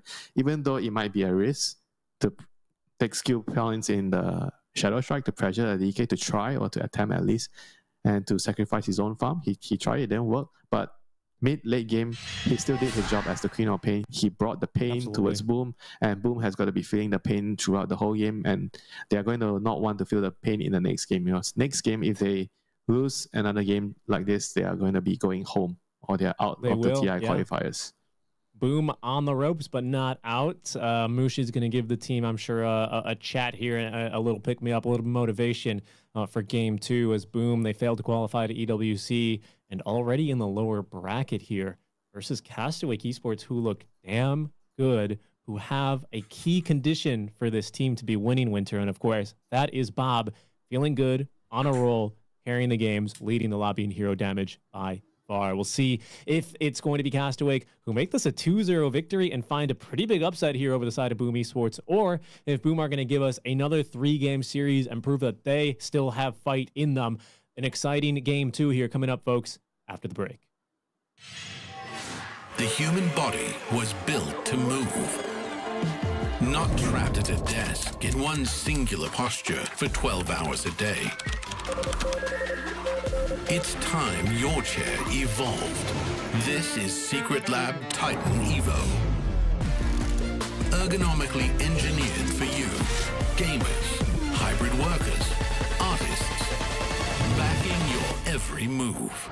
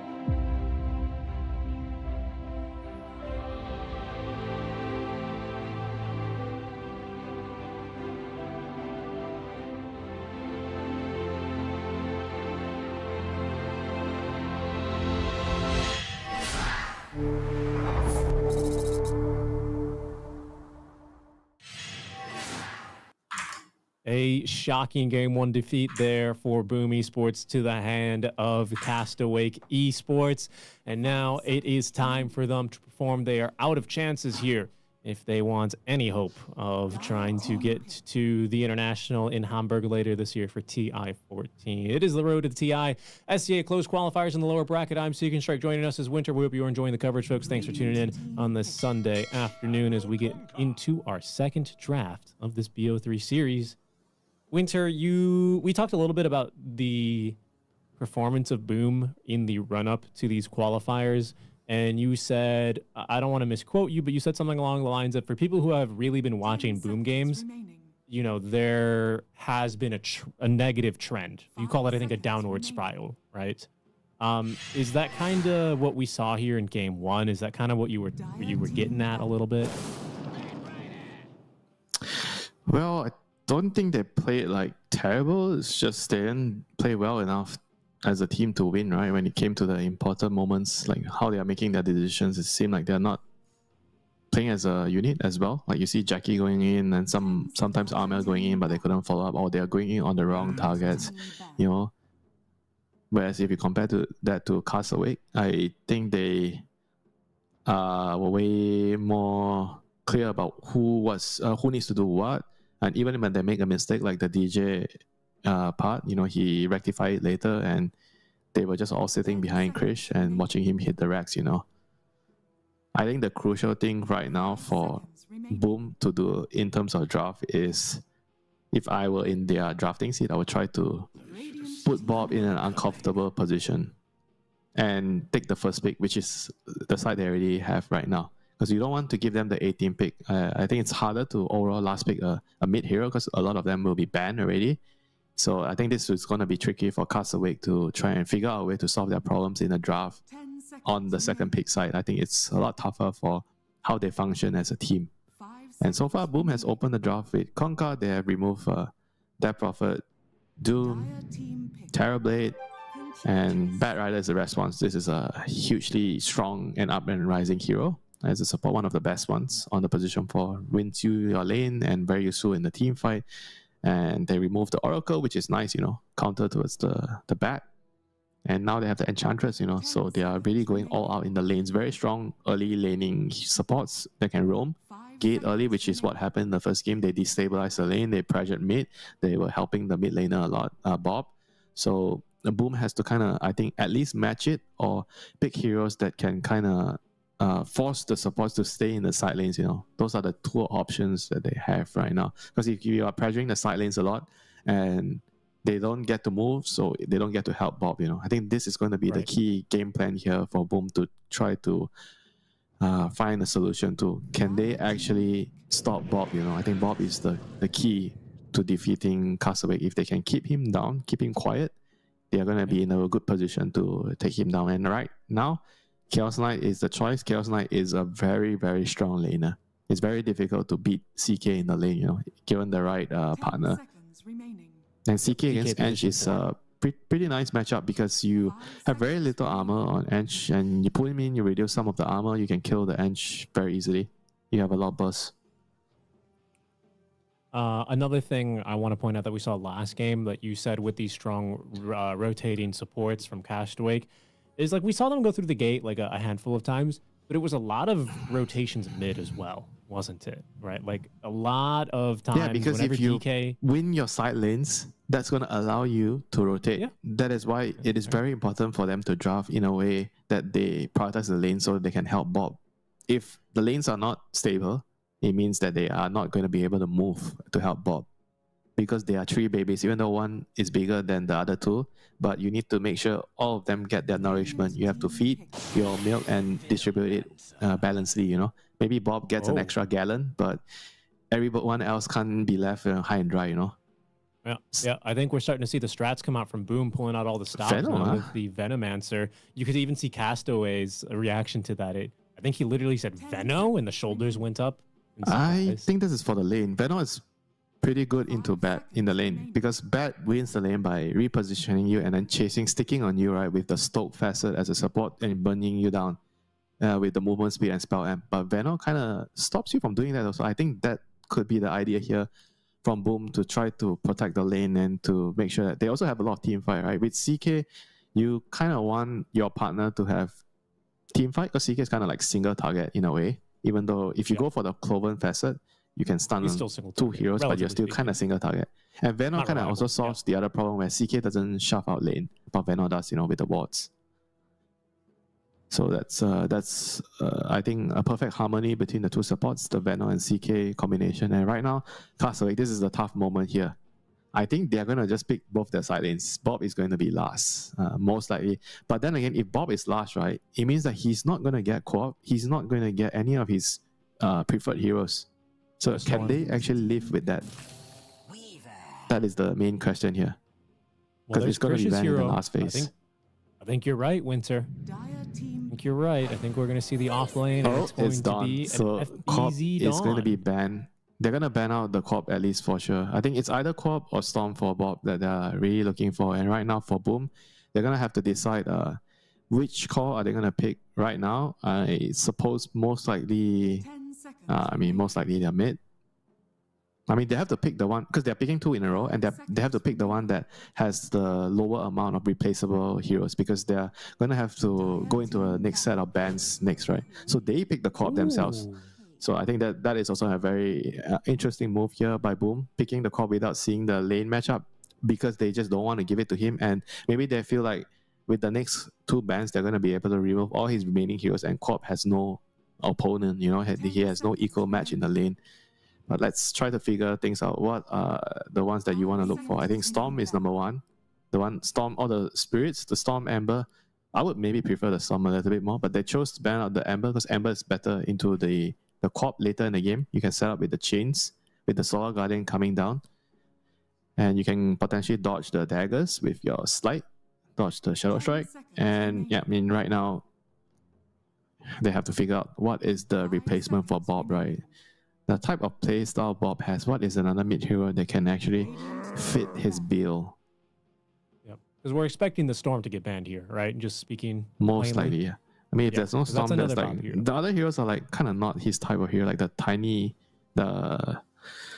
melee heroes, I feel like those are not exactly the DK. Yeah, I think DK is actually good into Corp, but I don't know if that's type of Bob hero, because Bob doesn't play Monkey King well either, so those are not his type of hero, but he has to play something out of his comfort zone right now. I don't think he'll be getting the Storm, so it has to be like some DK tiny type of hero. I think DK is the best bet here, but I don't know if he's entirely comfortable with the hero. I mean, DK works with Solar Guardian as well, dagger, stun, and then Solar Guardian follow up. You can play very aggressive with the hero. Final ban as well here, just banning out off-lane matchups. Expecting this Kunkka to go mid, making sure that this Weaver carry, can get a solid carry start. Kunkka. I mean, Axe is just relatively good against Weaver. Weaver is very weak into Blade Mail heroes. So if they are considering that, maybe LC is also a decent ban because it removes the lasso. And you can, I mean, it's not a hero we see a lot, but it could work here. But they opt to ban out the Ursa. So they ban out one offlane and one carries because they understand that the Kunkka can go both ways, right? So they just ban out like two good heroes for two good roles. And now, Winter, I just what wanna is point the out- last Bob hero to ban? Bob has played so far this tournament 2 Quaps, a Storm, a Monkey, an Ember, a Sniper, in 1 game of Batright. It's not. They did I win. feel like it's not exactly a good sniper game. I don't know. I mean, the lane is not going to be that easy, and then they have heroes that can kill him, find him. I mean, he's Boom the type. Esports. He needs to play the type of mobile hero. I think that can run around, very very slippery type of Playmaker. hero. Yeah. Hmm? Yeah, Playmaker. Yeah, playmaker, slippery hero. So expected the Storm is banned, and now Bob has to find another hero. I think Tiny or DK they are kind of solid. Sniper is okay in the lane maybe, but I think if the Corp plays accordingly, I think Corp and Morphling they are pretty decent answers against the Sniper later. They can find him and can kill him. 10 seconds remaining. Last pick is out for Mushi here. He's waiting to see what this last pick will be before he gives his 5 words of seconds wisdom. remaining. Some side steps there. I mean, there's one more hero that could be good. but the lane is bad. Like OD is good into the Kanka and Morphing, but he will lose the lane against Quad. Giving it some thought here. For the first part of the draft, he was relatively silent. Oh, Lina. Oh, there's still Oh, Lina's good, yeah. Lina's good into Morph and it's good against Quad. Yeah, totally forget it's hero. Lasso and Dawnbreaker. And this is actually a really good last pick. They found a very good last pick to round up the draft. Like, despite having the Storm and Amber removed, I think this is a it might even be better than the Storm and Amber in a way. Because the lane is actually very solid against the Queen of Pain. And you have follow-up for the Lasso with the stun, and then Solar Guardian to protect you. You have Magic Burst to kill the Morphling. This is one of those heroes that always comes to your mind when, at least not my mind, but they are the player's mind when you're talking about heroes that can deal with Morphling, because you can burst Morphling from full to 0. And you can stun the Morphling out of fog, so sometimes you don't react, if you don't have the shard. That's going to be really important, actually. Yeah, that shard allows you to morph attributes when stun. He kind of needs maybe Lincoln's as well this game. I think Lincoln's is pretty good. Either block the Lasso or the Laguna Blade, which is always nice for Morphing. So kind of have to maybe think about his build. Usually you don't get Lincoln's on Morphing nowadays. It's like the Manta of Vlad's build. But this game, it seems like it could be a good option, a viable option for the Morphling. And if you compare both lineup, I think I kind of like maybe Castaway's lineup a little bit more here. Boom has a lineup which I think is a lot slower. They can't really move too early because the Morphing has to take a long time to hit. That's just Morphing. He needs time to hit creeps, and you're gonna be completely reliant on the Queen of Pain to move around the map.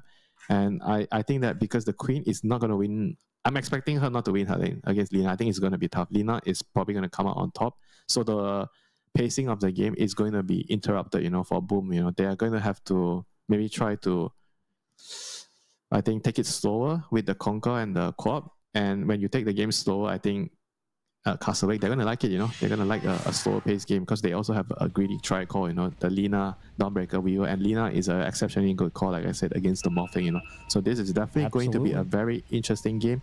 And the laning phase, once more, is going to be the talk of the town here with DJ and Castaway with the Ench and the Bat Rider combo. They're going to smoke out late smoke, looking for a pickoff once again. Yeah, you talked about, Winter, before we got started with the draft, the game's plan for Castaway in Game 2. To just ball out of control from the lanes, right? Start strong here, continue that momentum. Seems like you're very happy with the draft they've given themselves here. As Boom, they're going to be smoked, but not for very long, as Krish, he's going to run out and break that one real quick. 30 seconds to battle. So I don't think we'll see too much that action probably means no fighting, because if they wanted to fight, they need Swarm at level 1. So now it means that they're just going to try to secure their own runes. And yeah, be done with it.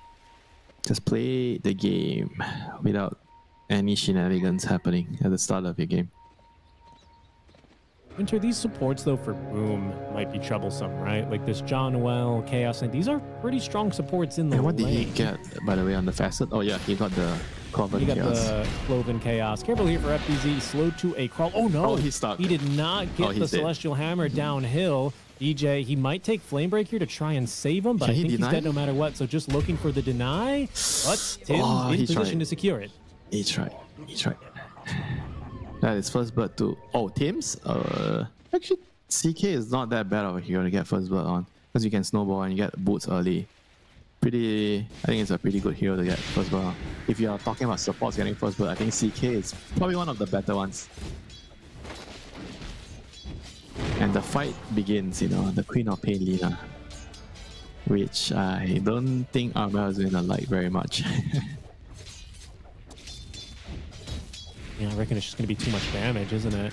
Yeah, in the range, it's hard, because Lina outranges you.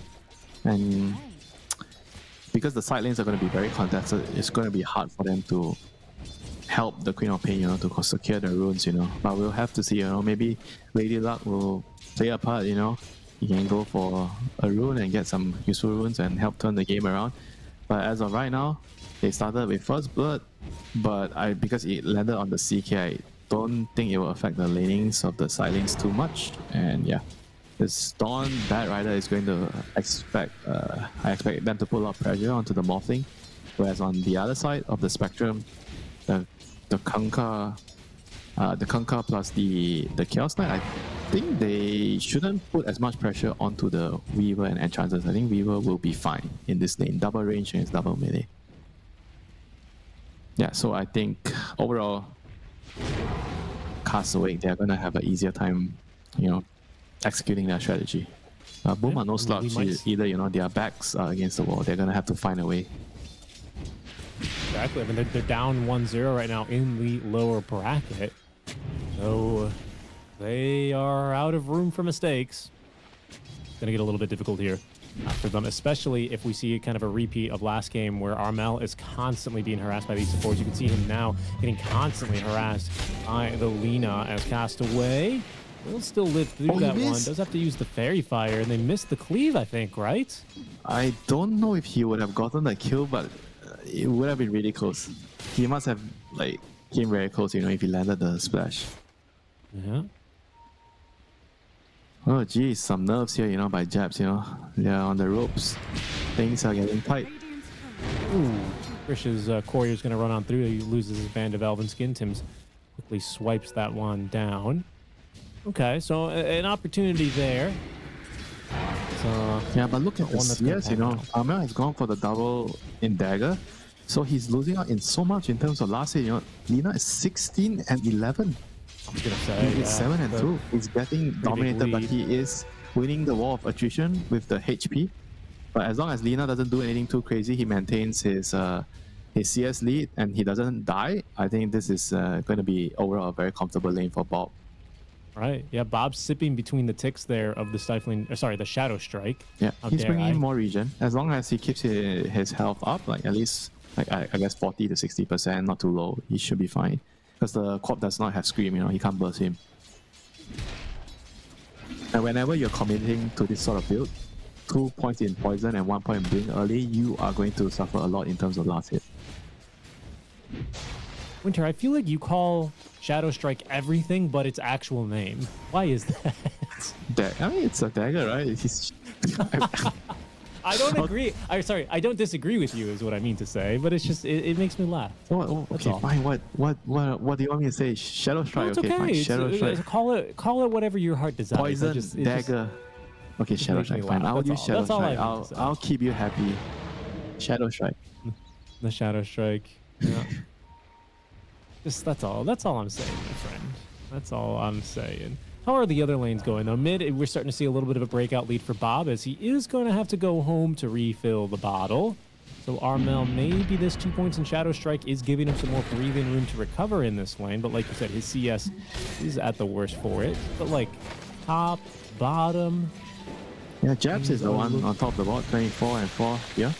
He's actually doing really well. I mean, we was 1 CS behind, But maybe I expected a little bit too much from this double range. I thought they would pull ahead a little. But Kunkka, a very solid hero in the lane with the splashing. He just kind of pushes you and out-trades you.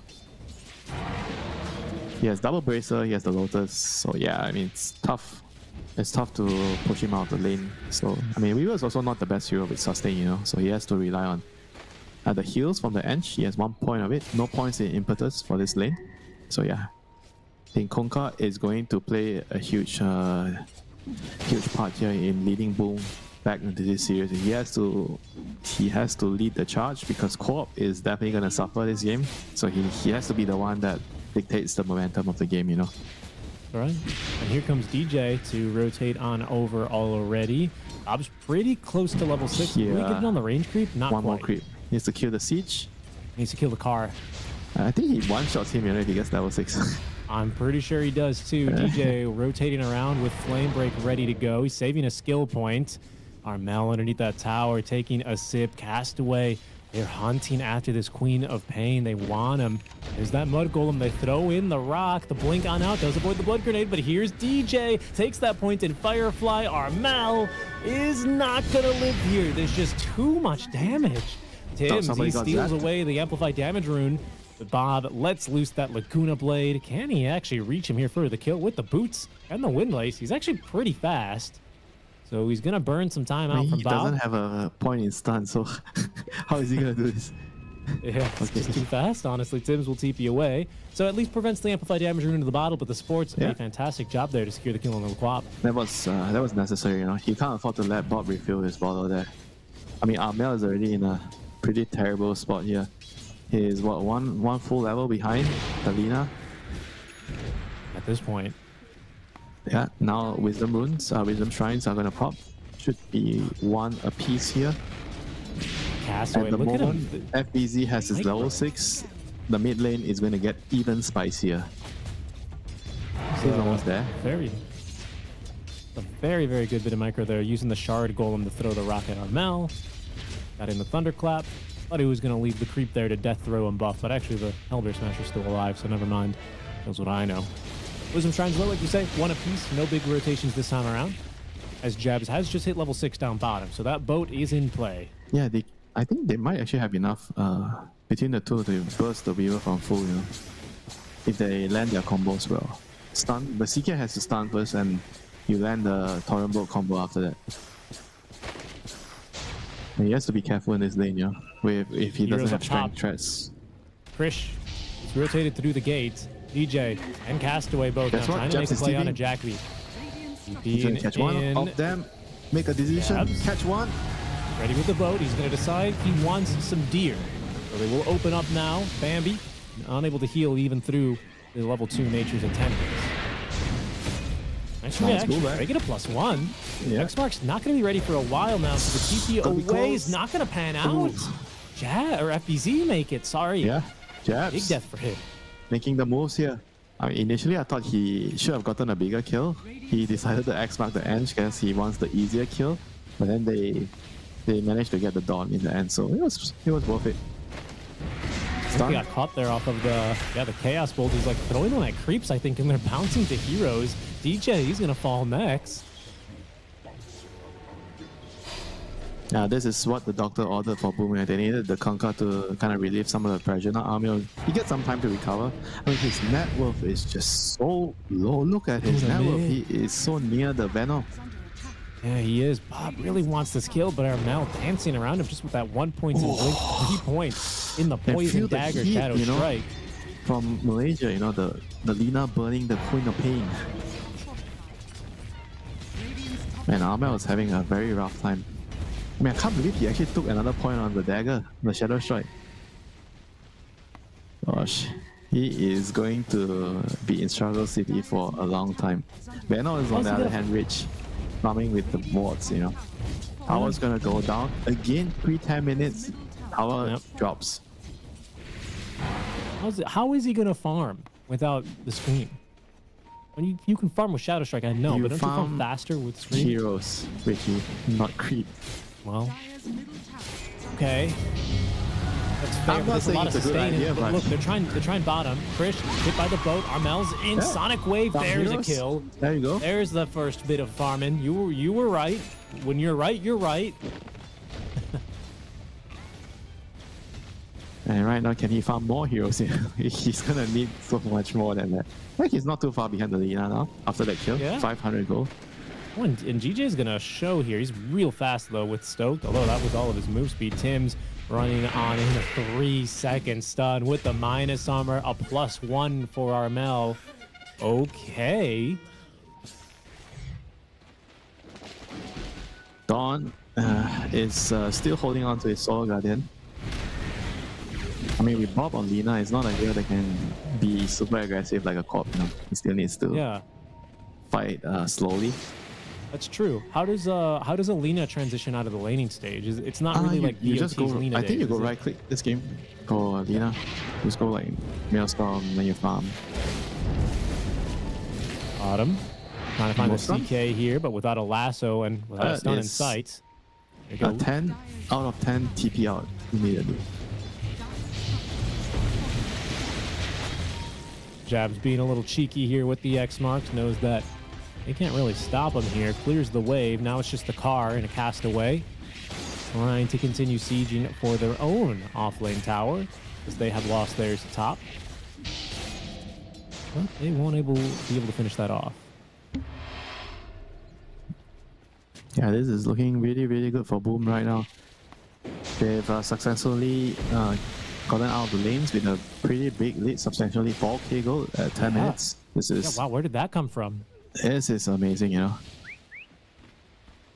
I mean, the corp somehow, after that one kill on the bot lane, he is already on equal footing with the Lina. Is under attack. Yeah, he's already recovered. But in terms of Sonic Wave's CS, ready to go again, too. CS Lina has way more CS, but you know what they say, it's the hero kills that count. Absolutely. He has 2 kills. Radiant's bottom tower is under attack. Blade Mail is going to be absolute a pain, you know, for the Lina here. That's true. How many will we have? Just one, right, for the Kunkka for now? Oh, 2. Armel's going to build one as well. And with the bondage, that's going to be a lot of damage reflected. I mean, the thing with their lineup is right now no one can actually do anything because you have a mid laner, right? So nobody's really moving around to set up kills, right? So you have this Solar Ganon which still hasn't really gone off even once. I think they have to play around with it with the Bat Rider dagger. I think at this point Radiant's middle they're tower kind of in a very passive spot where their lineup just doesn't really do much, you know, because they lost the lanes, the side lanes especially. They only won the mid lane. Dire are scanning. Finally, 1 point in stun, but I don't think there'll be a lot going on for Castaway until the Bat has his Blink Dagger.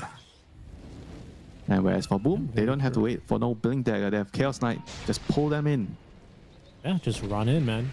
That's the strength of this hero, honestly. You're going to see him, I believe, max Reality Rift, and then when you get that 10 talents at left Yeah, the 10 talent is full, crazy. It's so good, guys. If you're not playing CK4, highly recommend. It's not just So the 10 talent, even the 15, the stun reduction cooldown. Yep. But wait a minute, Yeah, and then the FBZ, 20 is amazing too. Just check out FBZ. He's dying even through the Blade Mail. Frisch is going to rotate through for this one. Does catch himself a Noxious Plague, though. You they gotta be a need to little stem careful. the bleeding, Richie. If this continues, we are going to be heading into a decider in no time. Boom really clapping back right now in game 2 at the moment. Let's see, as they're Yep. setting up for a fight at the 14-minute Wisdom Shrine. They've got good Can they vision even all over this fight, top Richie? side. I feel like they can't even fight. I think they'll probably be Blue better already, off just looking for a trade in the bottom wisdom. Sonic Wave.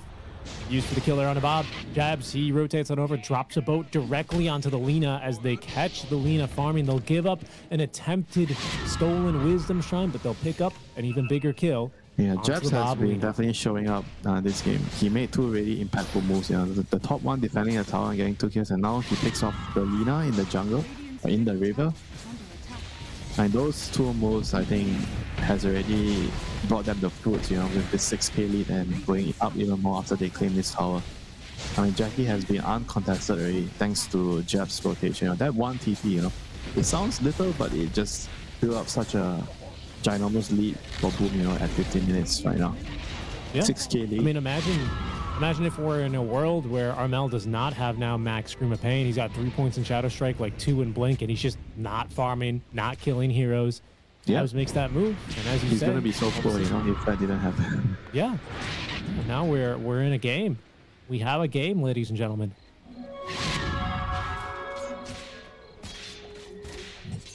Or you should say we are going to have another game. Well, At this rate. let's see. Let Bob cook. Let Bob cook. He is going to be going straight BKB next. You know, he packs a punch with Yeah, his but thermal he's a runaway. Lina. Lina? Alright, he's dead. That's what I Okay, expected. okay, He's hold done. on. Let him cook. Amal's got a blink here in a second. Tim's is just simply running away, and well, actually, I don't he didn't think have they can Sonic stop Wave. this. He didn't have Sonic Wave for another 15 seconds. I mean, that would have been a kill if he had Sonic Wave. Yeah, it looks like it. Yeah, but That's the what I Guardian was going to thing. say is Lina is not the same as Queen or Storm, you know. You don't really get to make plays, but you're just mostly hitting creeps and you're trying to play to skill as a secondary carry, you know. So it's not the same as the usual Bob heroes. And it's a very passive hero in that regard. They're going to find Bambi, more kills. It's a slow kill, but they'll get it. Who's going to get Wow. it? Wow. Sonic Wave. Okay. I could see that if there's like a stack to be farmed there, and they really want to control over the area. But Okay, sure. yeah, I mean, it's just real It's just a long aggressive out from cooldown, yeah. Armel. Yeah, it's just a long cooldown now. I'm not I'm not sure. I'll tell you what, though. You know who's farming the entire time, very peacefully, very quietly Jackie. behind all this? It's Jackie. Krish. Oh, it's Krish? Yeah, Krish. He's No, farming. he's been TPing around. He just couldn't do That's- anything.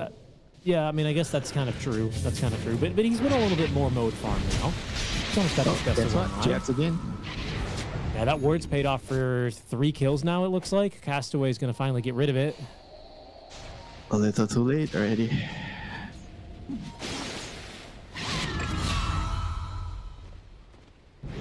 Right, they got a return kill onto Tim's here, being a little Something. too aggressive. Lasso committed, so that'll pick him a kill alongside that Laguna Blow usage. Bobbing now halfway to BKB, but top lane, Castaway, he is just like an ult target right now for Boom. Castaway locks in Enchantress, and he's like, my hero is a machine that turns HP into enemy ultis committed. He's tanking. Radiant's top tower is under attack. He heals so much too, doesn't he, actually? 3 points in the Nature's Attendance. Here's a replay of that bottom engagement. Radiant's Yep, middle DJ tower at the right Lasso. place at the right time. Now he has a dagger, so once they have the lasso up again, he is once again going to be the bearer of all the weight, on his shoulder. He needs to set up something on the map to slowly drag his team from the depths. Right now, they are 6 feet, 7 feet under. They need to make a move when they have lasso and dagger. That's right. That's right. I mean, but again, DJ, he's the kind of guy, you've seen those shoulders do some heavy lifting before. I think he's got it in him for sure, man. Well, you got to the- consider the wear and tear, if he's doing this every game. Look, that's true, but he's recovering well. He's having his post-workout protein, his pre-workout. The ice he's bath. his macros are in. He's sleeping well, taking care of himself, putting on sunscreen. I think he can do it. I feel like you live in his house or something. You know the man so much. Yeah, I mean, I'm in his walls right now. What can I say? Here they go, though. Oh, Jackie. no, another Jackie. invade. Bob, he does find a nice 2-man stun. They're going to try and at least burst through Tim's. They'll do so successfully. Not worth. Jackie, he's showing up now for the killer. I didn't know you can get up there. That's a little cheeky from DJ. Okay. Good job. That was So not a 1-for-1 kill. trade. That was worth it for them, but it's space regardless. I mean, Don didn't even want to save Bob. Usually FBZ is like, oh no, Bob is dying. I have to help him. He saw the Lina getting stunned. Bye, you're a Lina. I'm not coming. Yeah, pretty much. Solar Guardian, even with the Blade Mail, maybe when the pipe's online for FBZ, he can ult in with level 2 heals now on Solar Guardian, pop the pipe, Pipe. give them a real fighting chance. Huh. Usually he doesn't go for aura items on Don. He goes for carry A lot of items. magic And damage, though, right? I mean, I know, again, it is not tells you really... the story of the game where he feels like he needs to buy all these Exactly. auras to keep them in the game. I mean, Winter, this is our third Quap game of the day. We've seen what can happen if you let Quap just do damage in fights. She will... Yeah, I mean, the pipe punish. doesn't help against the Sonic Wave. It helps with the rest, but the Sonic Wave is still gonna be the brunt of the damage. I don't... Yeah, I mean, I guess if you hit all 5 heroes with it, I don't think anything else is going to matter, but I'm not it's so sure gonna about block that. the boat. It's gonna block the Venom damage, yeah. The pipe. Castaway once again. At least he gets out of the way of Roshan. Oh, Roshan getting stunned up by the boat as he'll march on through. Roshan's just like, all right, guys, don't mind me. Just passing One shot. through. Like walking in New York, you get sonic wave, get hit by a boat, crashes into the bridge, and I'm walking here. Yeah, imagine walking in the middle of Wall Street and doing that. Oh, yeah. Or the SCA equivalent, you're walking on the sidewalk in KL, and then a bike hits you, and you're like, what? A motorbike, that is? Jay, Link Dagger, Tim's, he's too fast. Tim's is way too fast. He phantasmed and dodged the lasso. FBZ commits the ult in there, but in trouble's Bob. Bob is trying to BKB no. away, and my friend, there is too much damage. Gonna take a deep breath at that one as the rest of his team, they'll fall Okay, around him. this game is over. It's over. I mean, Bob is lifting his arms from his chair. You never see the man move from his chair when he's lifting his hands up. He knows that Yeah. this is not a game that he can save. Those And your whips carry are Armor that just died again to try and kill Whips are enemy. pressed together. I mean, guys, look, I mean, it's 4-15. It is a 10K net worth. Like, Boom have not made this a very close game, too. It was looking real good in the lanes, honestly, for Castaway, but just have not managed to transition well out of the lanes at all. Yeah, on any Jabs has hero. been the difference maker in this game. He ruined 2 moves from Castaway, and basically he did well in his lane too. So he made sure all 3 cores. He basically killed the top lane, he killed the mid one time, and he won his bot lane. So he basically destroyed the games of the enemy 3 cores. So you could say he is the guy that did everything in this game. Now Jabs with the PKB going for the Sanj and Yasha, just trying to tank up a little bit more for his squad. DJ.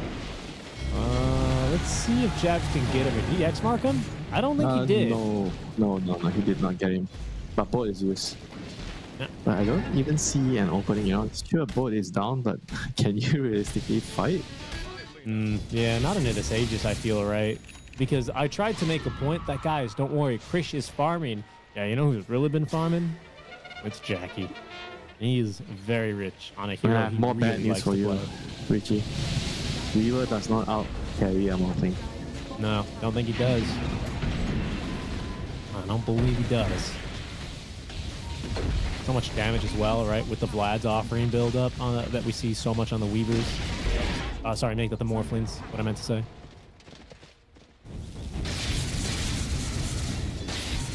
Bob? Being stalked by Tims right now. Oh, Bob. Another BKB is ready. Tims, I think he's seen his quarry. And Armel is here to close the gap. There's that 10 talent coming in handy, folks. FBZ's going to try and save him. In fact, they will get off the BKB. They will be able to turn this. DJ finds the lasso. They punish Armel. And Tims is a nice dessert. Seconds, please, Wow. says Okay, Bob what a as he picks turnaround. up the double kill. Mid lane, Castaway is just tanking these ults again.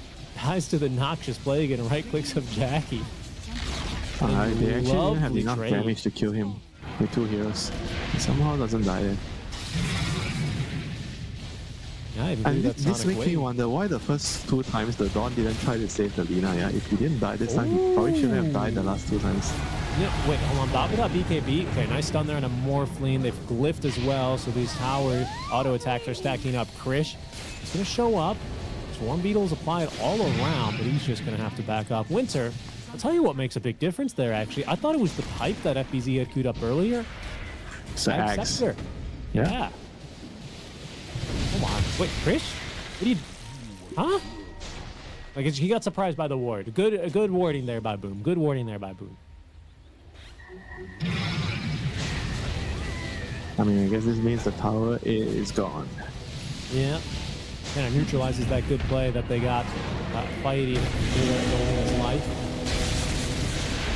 And they're going to drop DJ. Lasting in 10 seconds. He's just throwing spells now from behind this tree. Good damage on the Jackie. Of course, he's just going to continue to morph strength. I think he dodged the Laguna with Waveform. Did I see that right? He kind of No. dodged the damage. No, he already took the damage. Are you sure? Or Yes. it doesn't matter anyway. He's a Morphling. He just tanks it. It literally, like, it doesn't matter. He's morphing strength anyway. I mean, he's so comfortable. It doesn't even need the shard, yeah? Usually in this sort of game against Bat and Lina, you want the shard so you don't get surprised. But he is that confident and he knows he is not going to get caught out. I mean, they're that far ahead. Not in this kind of game. Bob needs to scale a little bit faster, and to do so, he's picked up a Crystallis. But if he's going to try and take a stop at this Lotus Pool, well, he's going to show on the wave anyway. We'll see if there's any reactions from Boom. I'll tell you one thing, Richie. If Bob is on your team, and if Bob is farming and instead of running at enemy, you already lost. Yeah, that's a pretty damning history he's got. I've got to agree with you there. And you can don't see have Boom to straight up agree. back to sea. You can have your own opinion. There's Lasso. They will land the Lasso. Oh, Ooh. nice axe. Was it the hit? Must have been the axe. Yeah, right? really The nice axe job. They basically ended it immediately. Another Laguna kind of just shrugged off. Just I was like like, that yeah, long okay. lane of Rex. You don't have the sign. Jab's letting loose a little voice line here as Jackie once again just back to life steal off of the Ancients, and I think we're gonna just continue. Well, this Aegis is up in 20 seconds. Jab's just finished his butterfly. How in the world are you gonna stop this man now? I mean, if he doesn't have Aegis, if you're talking about potentially bursting him with the Lina and the lasso, I think it's still quite possible. It's gonna run out now. I mean, if he doesn't have a high enough HP pool toggle, okay, 1.8k is good enough. Like, say if he tries to play risky, I think with the lasso and Lina, I would say, and Laguna, you can kill. I was gonna say he's got that 15 magic resist talent as well. I don't know. Yeah, it's like it's so good, you know. The level 10 talent on the Morphing, you have magic resist. It makes you so hard to kill. I don't know if they can get it done. I mean, he doesn't have shard yet, so there is a chance, right? There literally he's is a getting chance. one next. So once he gets that, I think the probability of him dying is going to go close to 0. Yeah. We may just end the game with 0 deaths here. That's going to be a pickoff onto Armel, dragging him into the stuns. The boat is not going to be fast enough. A life stolen. What will the price be then? Jackie catches up to FBZ, morphs into the Dawnbreaker. Nice dodge there using the Starbreaker, trying to TP away, but dragged back by Tims. A 1-for-1 exchange, but those are the only kinds of trades you can really take right now if you're Cast Awake. Still a very good trade. The co-op for the Dawn. I pay that price anytime, anywhere. A nice exchange. It's a little bit of space. You can see Bob immediately TP stop. And I mean, actually, the thing is, like, finished up even the if the Daedalus. Weaver has one more extra item, right, I still don't see him being able to output a lot of damage in the team fights.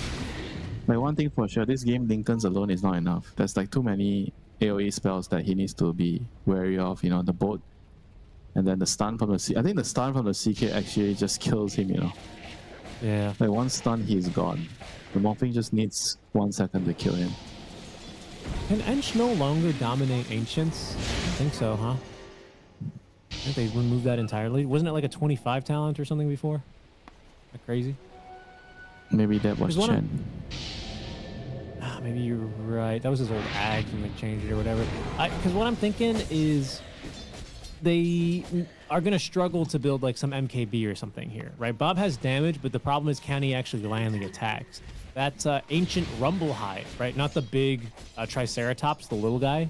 He has the War Drums aura, which gives an accuracy aura, right? Which is, you know, alongside the Maelstrom, which has the Javelin 25% chance to proc.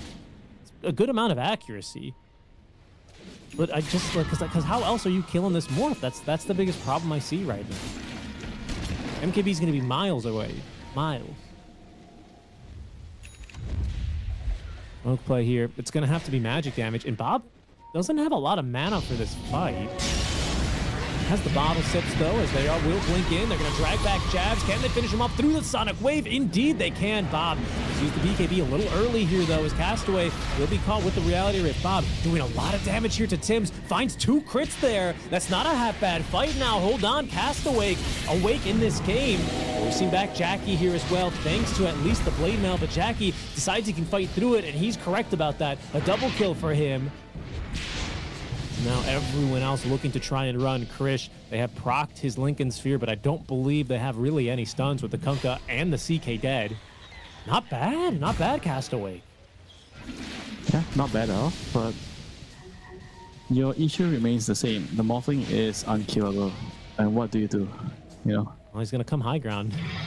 So what will you do? I think the only way they kill him is with the lasso. It's 20 seconds off cooldown. Krish doing as much damage as he can. My goodness, Armel has a full Shivas. He's just on top of Bob. Away from forward. A nicely timed force staff, but Jackie's got one. Suddenly, he might be in a little too deep. FBZ's going to decide to buy back. DJ, 8 seconds on that lasso. Good control on the Jackie, but again, they just can't stop him. Jabs is back alive. Drops the boat into the tidal wave. It catches 4 heroes. Jabs, you absolute hero. And now Bob, he's going to go down. They're trying for the kill onto Armel, but he simply blinks away.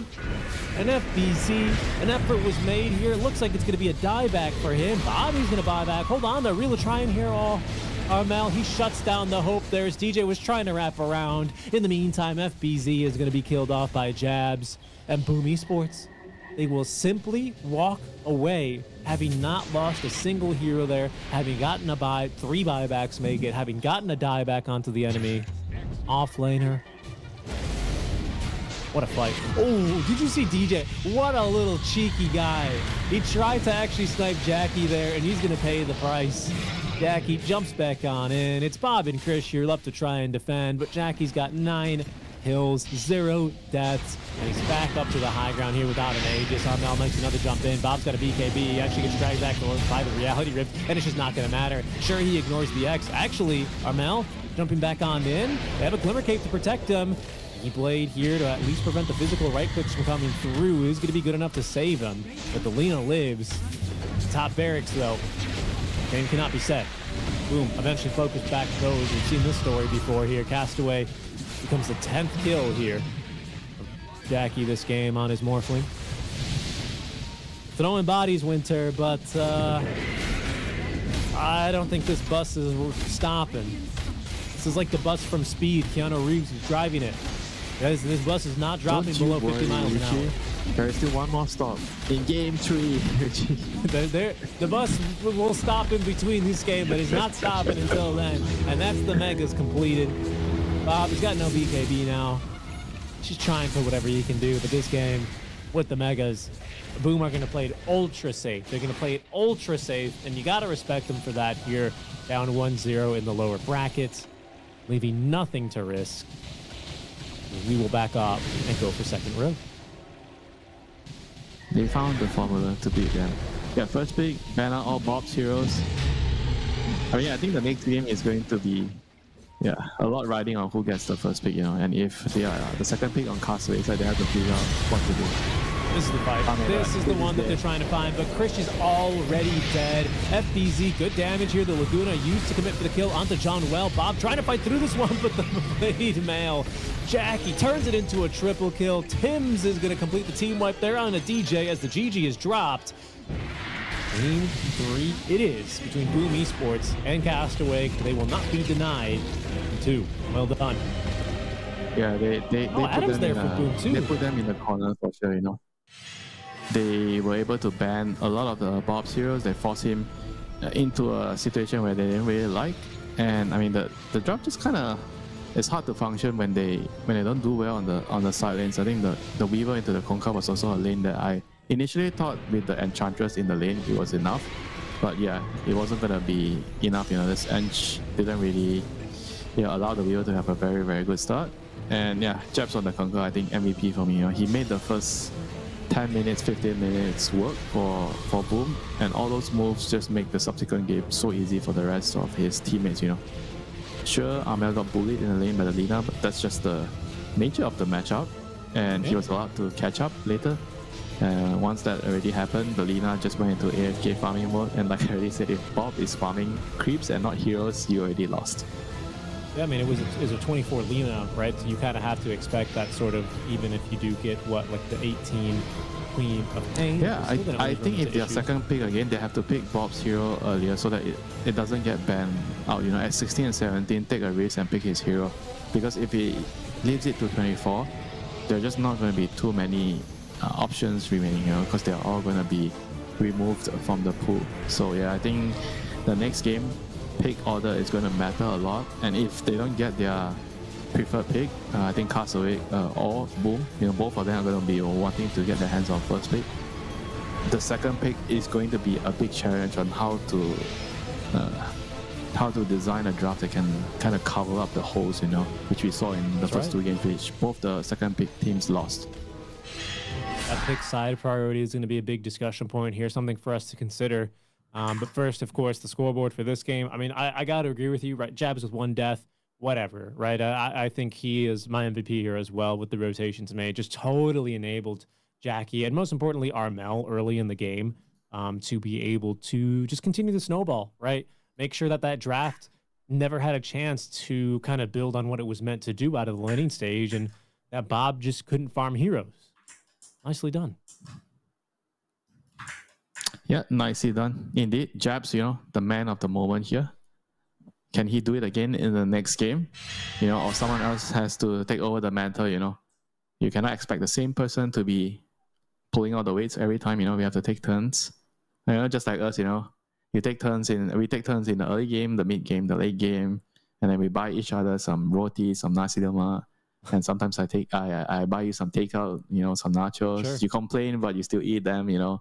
So they have to work together, you know, and find a way to get themselves out of this lower bracket. You know, that's what Boom has to do. And for Cast Awake, they need to prove that they are not the ones that are going to be rejected forever. They got removed from their teams, and now they're going to want to say that you guys made a wrong decision. We are going to be the ones that kick you out, you know. So with the story, how the story is going to continue next, we'll see in the last game of this series coming right up next.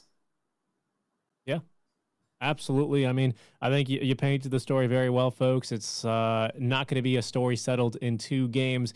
Do stick around about 5 minutes. We're going to be back with that decisive game number 3. We'll see you soon. The human body was built to move. Not trapped at a desk in one singular posture for 12 hours a day. It's time your chair evolved. This is Secret Lab Titan Evo. Ergonomically engineered for you. Gamers, hybrid workers, artists. Backing your every move.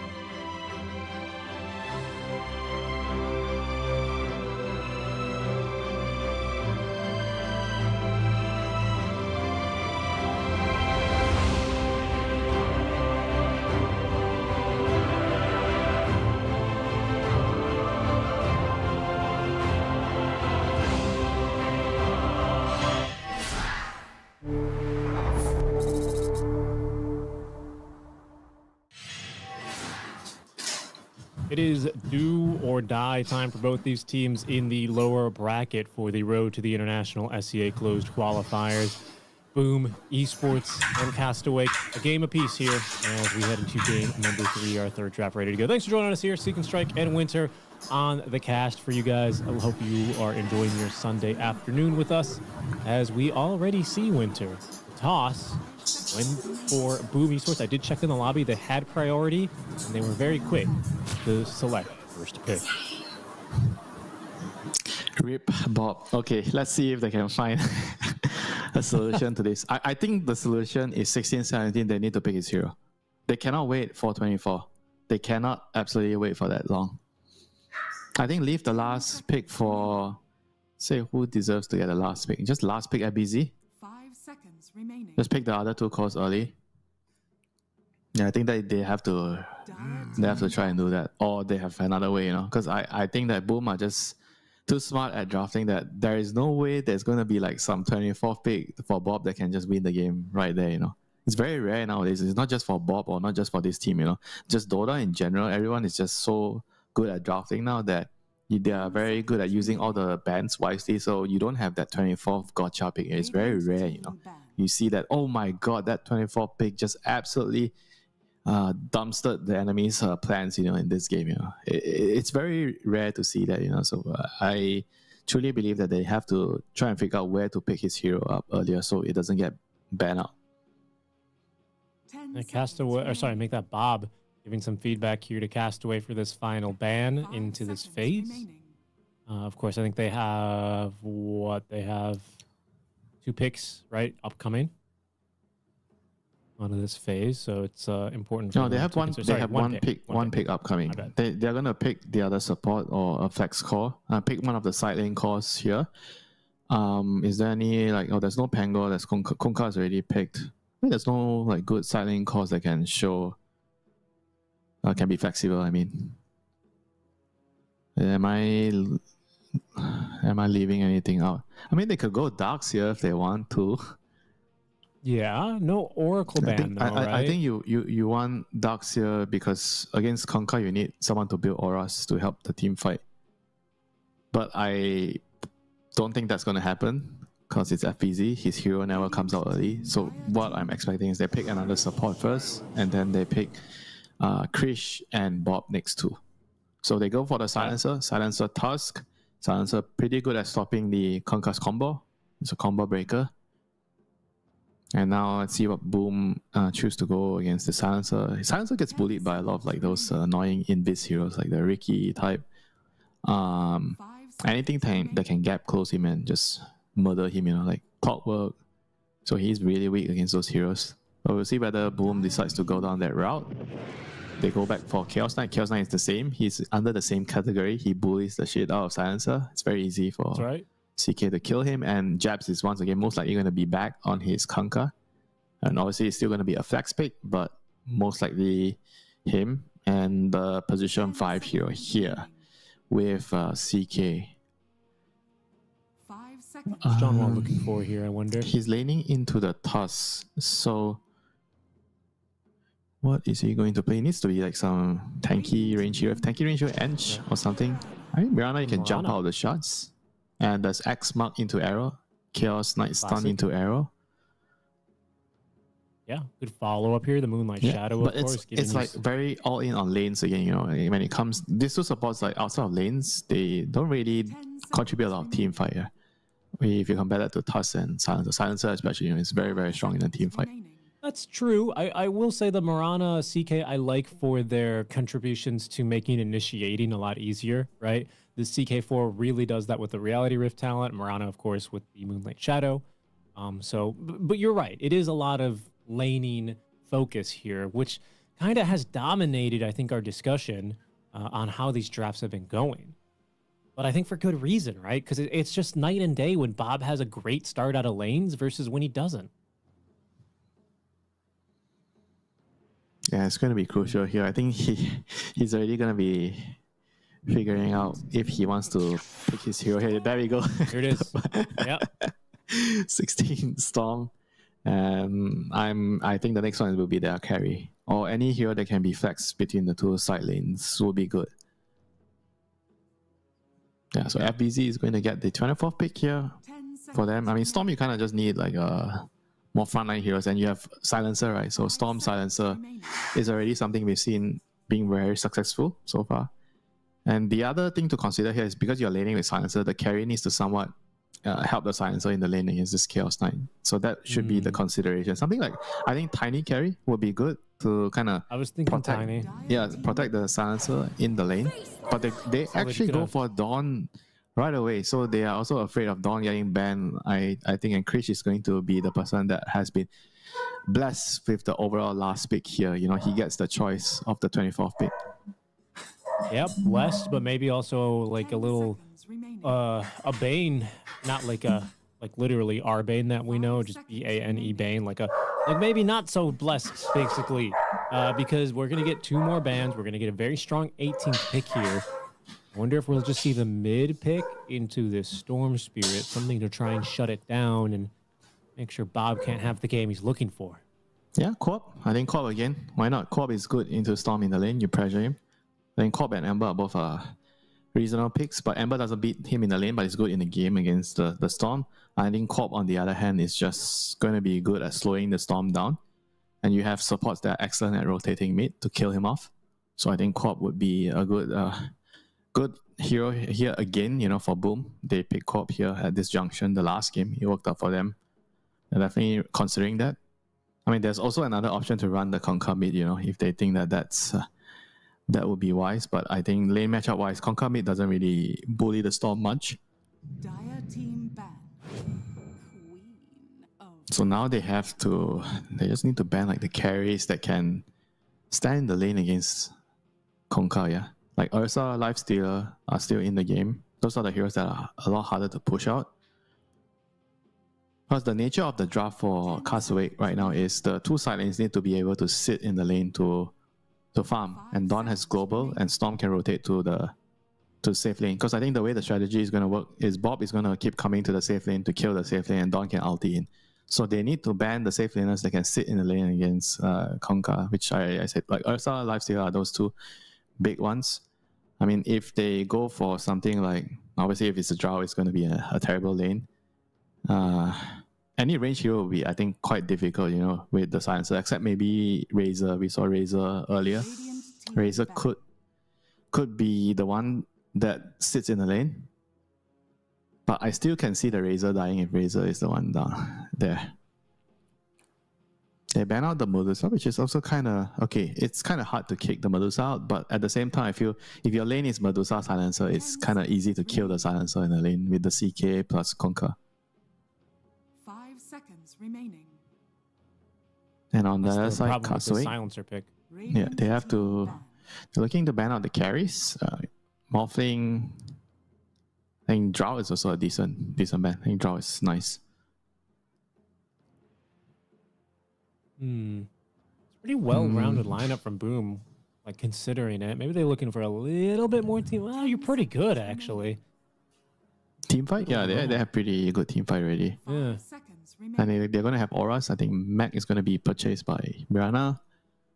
Maybe the pipe on Conquer. So you have a lot of tools already in your arsenal. The Sven Ban is also quite nice. Works with the Mirana lane. Classic lane. Those leave that Lifestealer you talked about a little open, right? That kind of just stay in lane. Yeah, continue it's kind of good for farming. both sides, the hero. 10 seconds remaining. I think Drow is like, it could be picked for, maybe it's more likely for Castaway. Let's go into the co-op. Drow is also a hero that I recently feel like she is actually quite strong as well in the meta with the, what's the festival called, where you run around with your multi-shot sidestep. I think that is Run pretty around- interesting. Yeah. Confused me there for a moment. Sorry. Yeah, those are definitely the choices remaining here. And Boom just needs to see which one is harder to deal with, and maybe they can also pick one away, right? So, because both sides also need their carry. So they can pick one and ban one of them. Make sure that Castaway, they don't really have any desirable options remaining. And the Lifestealer is still there. Drow, Lifestealer, Pick.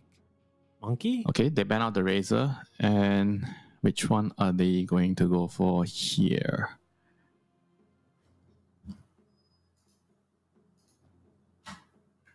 Should be said that Weaver is still in the pool. Chris has been playing a I lot mean, of there's that. also still DB the in tiny pool. carry, right? Yeah, I mean, if they want tiny Yeah. tiny carry is also still, I think, viable here for both sides.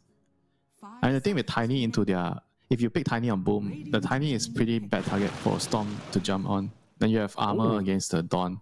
Okay, so they go for the tiny. This lane is also pretty scary. Tiny and Mirana, I think Lifestealer should be the last pick here for Castle. It's a good matchup. Into tiny, you can sit in your lane. You can play and it kind of solves the lane for Silencer 10 a little bit. seconds remaining. I mean, Ursa is the secondary option, but I think Lifestealer would be harder 5 for seconds the remaining. enemy team to kill. Ursa is a lot more, I think, vulnerable, but it can also work.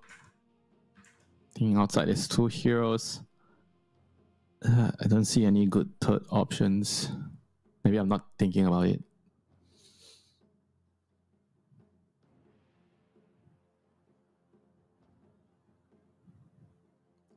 I mean, there's one more option, Monkey King carry, Yeah. which would that's what I was enable them to thinking. play very aggressive, and it kind of helps the silencers lane a lot, and you play aggressive with the Dawnbreaker ulti. So that could actually maybe, in theory, still work.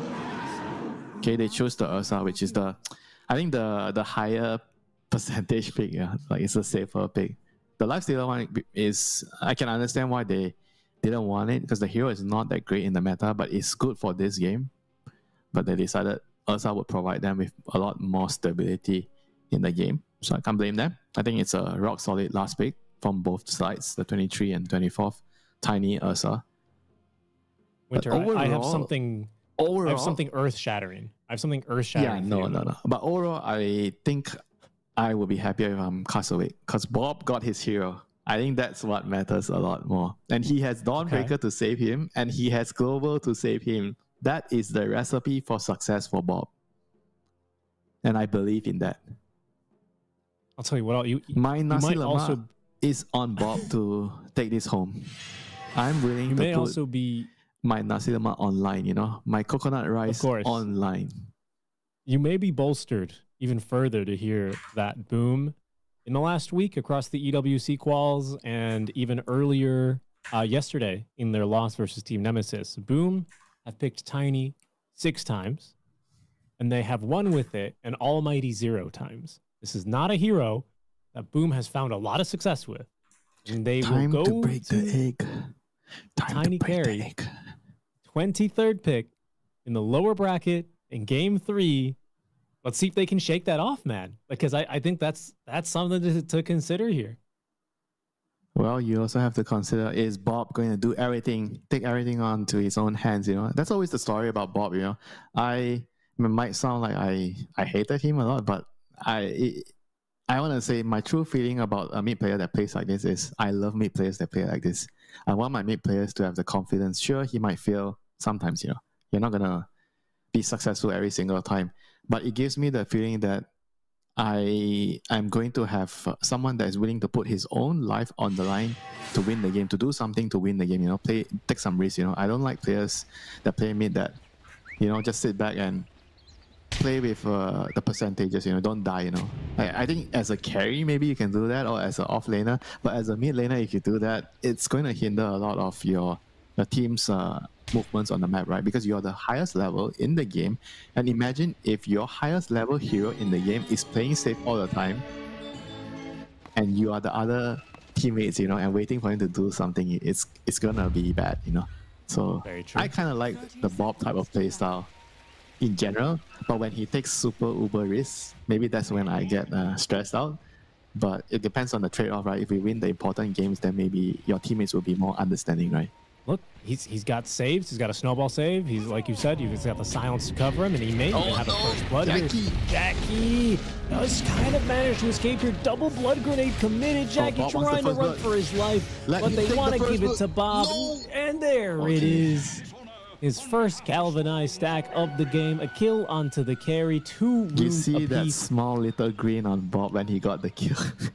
Oh yeah, that's the king. Hey, this kind of mid style. I feel like we don't see it too much anymore, do we, Winter? You know, it was like this is how Sumail used to play. Give him the courier, Bottle Crow for him, TP mid. You know, is this style? Bottle isn't it? Crow? Wow. I'll allow you to say that if you promise you'll never call me old ever again. Okay, what's Queen of Pain? What did Queen of Pain just cast on Bob? Shadow Strike.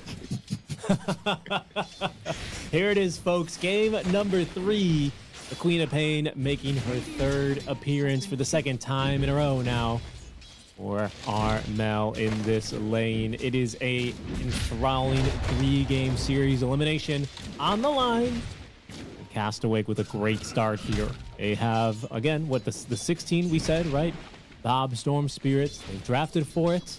Now it is time to play for it for their chance to continue in these TI closed qualifiers. Only one team can, though, in this lower bracket match. Do you think they get it? Do you think they get the job done here?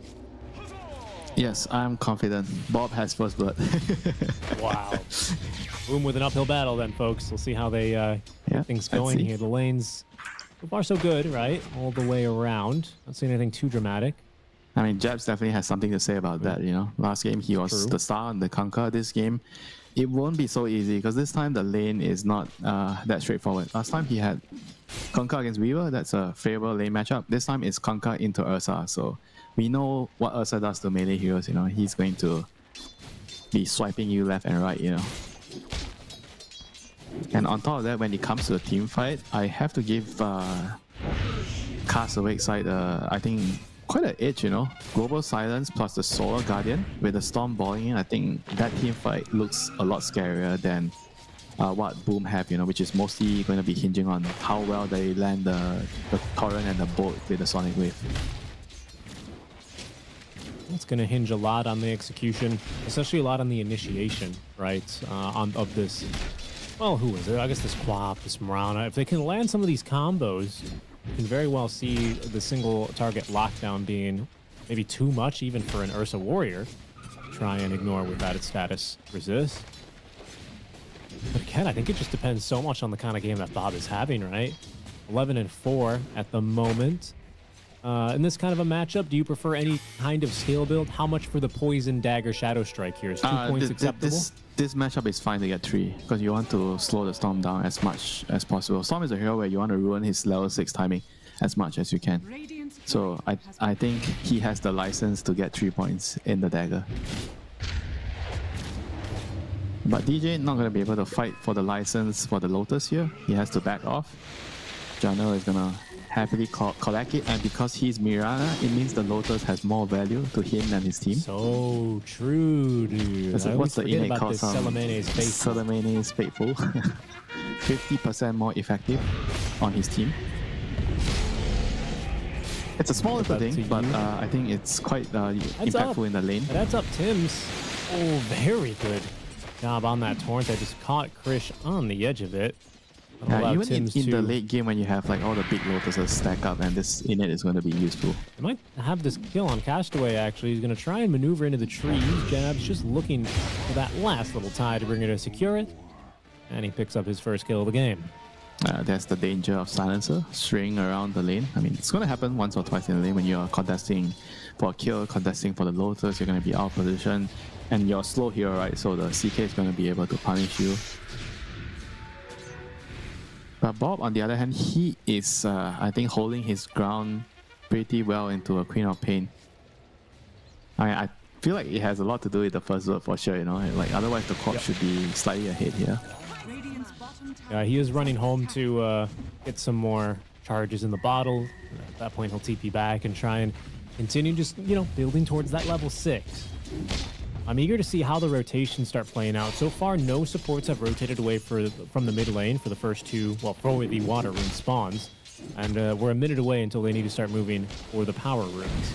So these these laning stage objectives are about to start kicking off. Radiant's courier has been Casual. Oh, that's a big career kill. Right, the boots and the chainmail. That is big. I think they probably could look to pressure the lane now with the courier being down on the Ursa. No boots. I mean, Silencer could be in some trouble soon, you know, if they can find a stun into Torrent here. Especially with the Ursa not able to back him up. I think Tim's is going to go hunting for this Storm in the jungle. At the moment, though, in some trouble is FBC. They're going to throw a creep onto him, but with the stick charges, he is nice and healthy. Tim's is blocking these camps, man. Oh, no chill whatsoever. Trying to really make sure Bob has absolutely no game. Lock the camp in his jungle. Yeah, in the meantime, the 6-minute run. This is super, super important for both the heroes, Storm and Queen of Pain. Bob is not level 6 yet, but if he clears the camp here and DJ doesn't still okay, never mind. DJ is gonna be there. He Too takes close. half the XP away. But 6-minute run seems like it's gonna go the way of Armel here. He's gonna secure it. He's level 6, so he's gonna be looking to do what Bob does to other people. He's gonna try to be Bob now. Oh, look, he's got that Bob's level Sonic 6. wave. Is he gonna ball in and No. He knows. You know, I think Bob knows what kind of a player he is. He wants his first big ball in to guarantee a kill. Be able to start snowballing this game for his team. Next question is, will anyone try and make a move then for Wisdom Shrines? I don't really see anyone in position to do so. Top lane. No, nothing just too dramatic. Just avalanches into arrows. Should be Wisdom Runes 1 apiece, I believe. So a slower start to this game, as we are going to take a while to ramp up. This might be it now. Armel running top lane with yeah, the Arcane Wisdom Rune Shrine is active. coming. He wants to fight for it. They need to TP the Storm. Storm is TPing. It's going to be a big, huge run here.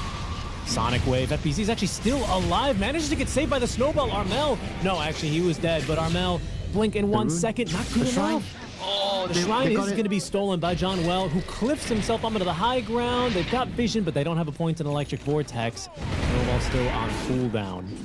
So it won't make too much of a difference there. It was actually not too bad because they killed the quad. I don't think it's the end of the world there. It's definitely better for, I think it's better for Boom, the trade-off, but at least they killed quad. I mean, Ursa here getting bullied. They know he's alone. His bodyguards have left him. But I wouldn't be too worried if I'm Castaway, because I know Bob is the man to watch. You know, if he's killing heroes, he's getting runes, he has resources. We are going to stand a good chance at winning the game. Absolutely. Speaking of runes, we're approaching the 8-minute power rune spawns in. DJ's been well scouted here, and he will snag that haste rune, so he's not going to be such an easy kill. 2 runes not into the bottle for Bob, but this one at least not into control of Armel. That won't stop him though from just going under tower, throws the blood grenade, will get silence for this as DJ's trying to return a little bit of damage here to save his ally. Announcer ought to be just fine here. Yeah, Solar Guardian is going to come online soon. 1.5 waves or more.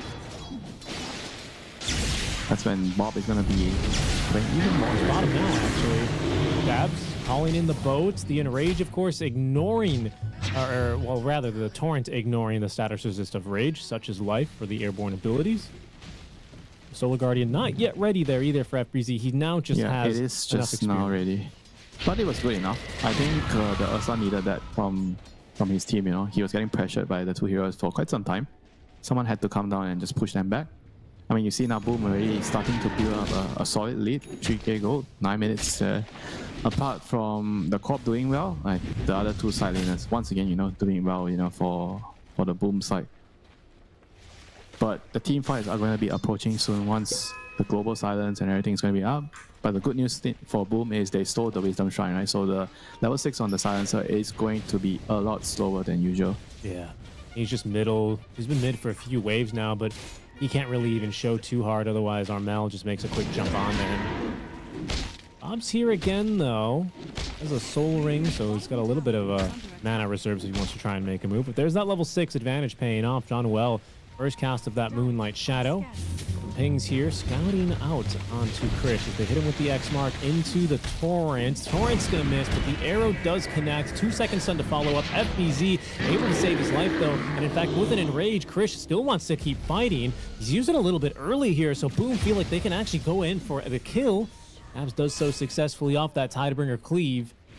And well, it looks like someone stunned FBZ up top, right? That must have been Jackie. It was a tiny. The Ursa was trying to wait for him to calm down, and then he used his ulti. But then he realized, oh my god, he's left alone. And he was cooked. Yeah. He's like, normally the Dawnbreaker's here by now. Who canceled my grab order? Exactly. Somebody was trying to mess with me. That might be just then the tower down bottom. They're going to glyph and try and fortify it to save the tower. But with the car here, I think they're going to have enough. That being said, lots of attention being focused mid lane where Armel, he gets the blink off before Bob can connect in time with the Vortex. He's playing with this regen rune. So they've got to do some damage here to him to stop that regen from just flushing him through to full HP and mana. They've done so successfully. Tim's ready to turn around here. Arrow doesn't catch much, I believe, out from John Noel. So the regen rune is going to be, I don't want to say ignored, but they're going to resist any sort of aggression from that one on the side of Boom. They're definitely comfortable now. They're in a pretty good position. Not a lot of kills, but they have already successfully secured a lot more farm in terms of last hits, creeps. They are 5k ahead. So they are in a pretty good position. But still, once the team fights are going to start to happen with the global, which is still quite a long ways away. Yeah. I think that's going to be the thing that brings our pass away back. Okay, a forces the boat down bottom. Boat, I guess. A zoning boat, Sure, you can call it a zoning boat. Not the end of the world, not the longest cooldown. It's a little funny, Winter. When boats go real fast, they cast wakes. So you could say that Jabs just casted a wake there to force them away. Alright, back to the game. DJ is keeping top. I'm so eager for these kills. Yeah, he knows he needs to set up those kills. They are kind of in a position where they're not really getting too much from the lane because they're under a lot of pressure. So Storm has to try to break apart, this dominance of the lane by Boom. They have to find kills, and Tiny is not an easy kill. That is a very, very tanky hero. Global's ready though. Bob's rotating through on this smoke with an Invis rune in the bottle. Global and Solar Guardian. So this is like effectively a 4-man gank. See if they can find him, right? Armel. Yeah, they can. His Blade Mail. There's the Global. There's the Snowball. In comes the Solar Guardian. He's doing a lot of damage in return, but he almost 4 survived. heroes to spread it. He actually almost survived, That was very close because they didn't have punch, so there was no more stuns available. Yeah, that Starbreaker coming in does a ton of damage. Alright, That's Jabs. Axe. He's gonna get one. Smart catches DJ into the arrow. It's going to be Walrus for dinner for the side of Boom. We now have 3 heroes mid lane and may consider a tower here as Jackie commits the rotation.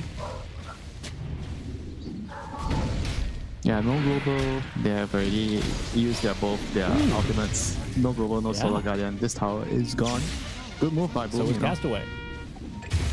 Good move. They're gonna get a trade off here, and wow, he got solo killed, I guess. Yeah, Sonic Wave down. He's dead. Okay, this is what we like to call a no bueno right now, all of a sudden. Yeah. I think what's incredible is Boom might actually win with the tiny shrine? man, a tiny carry. You said they lost their last of their 6 games, right? They're on a 6 lose streak right now across 2 qualifiers in this week alone. With Tiny. With Tiny, correct. Yeah, but they may have like a 10-0 win streak in scrims, right, with Tiny. We will never know. That's true, but they did pick it 4 times against Execration, and we saw how that went for them. So I'm still shocked they do it here. That's all I'm saying. Either way, tells you a lot of the character of the team. We do not get disrupted, by what our opponents are doing. Even if it doesn't work in our officials, but if we believe it is good and it worked well in our screens, we are going to continue to do it. The person making your strategies cannot be easily moves, he cannot be easily persuaded by things like this. He has to be very, very objective. Is that something? Oh, hold on. I'm going to jump in from Bob. Again, eager for the kills, but actually going to commit. Even the Solar Guardian, the detection is ready there for Jackie. Silence there. They need a little bit more. He's so tanky. Global just to confirm this kill, but it's going to come at the price of Bob's life as Armel blinks in, picks him off. He'll get a double now with the amplified damage rune running, and Jabs eventually gets on top of FBZ. It just took too long to kill him. I mean, if they wanted to touch him there, I think they probably have to bring even the Ursa, but Ursa had no TP, or maybe his TP got cancelled. I wasn't paying attention, but they needed to bring more, so it didn't take a long time. And that was definitely, again, not worth it. 3 heroes plus global, and now Boom has the oyster, the world as his oyster. They can do whatever they want here. There's nothing that Cast Awake can do to stop them. Just 4 dead there. Sorry, first death is what I meant to say for Storm Spirit. So Bob losing a few of those galvanized stacks as he continues to try and make his way towards Hassan, and Kaya. His itemization here. What's Armel going for after this Blade Mail? Also Assange and Kaya. Yeah, he just needs to make sure that he lives through the global. Just build as tanky as you can. Get your talent, your health talent plus 7 strength. Double committed wards here. Bob under vision. Oh no, he didn't get another zip away, and that's a long stun, my friend. That is Sonic a wave 3 to second confirm stun. the kill. I think 2 seconds stun he lives there. Yeah, maybe. Yeah. Even 2.5, maybe he lives. 2.5, maybe. He's still got that level 1 ball lightning with that longer cast animation, but you might be right. It was mighty close. I'll say that.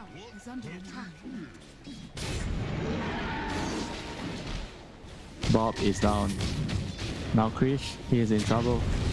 X Mark. Oh, they're gonna mess up the combo there a little bit. DJ, a Walrus Punch. Do they really want to fight into this though? Krish is posturing like he's going to. The wards though from Boom have been relentless, by the way. I mean, they drop a ward underneath that tier 2 tower. Time will tell if that'll pay off for Boom. A lot of aggressive wards here just for the scouting and for the vision. And this kind of ward coverage is great, right? When you have this hero like Carry Tiny with a Shadow Blade now completed, it's going to allow him, like this kind of vision allows him to choose his path, find these backliners, and try to one-shot this silencer, basically.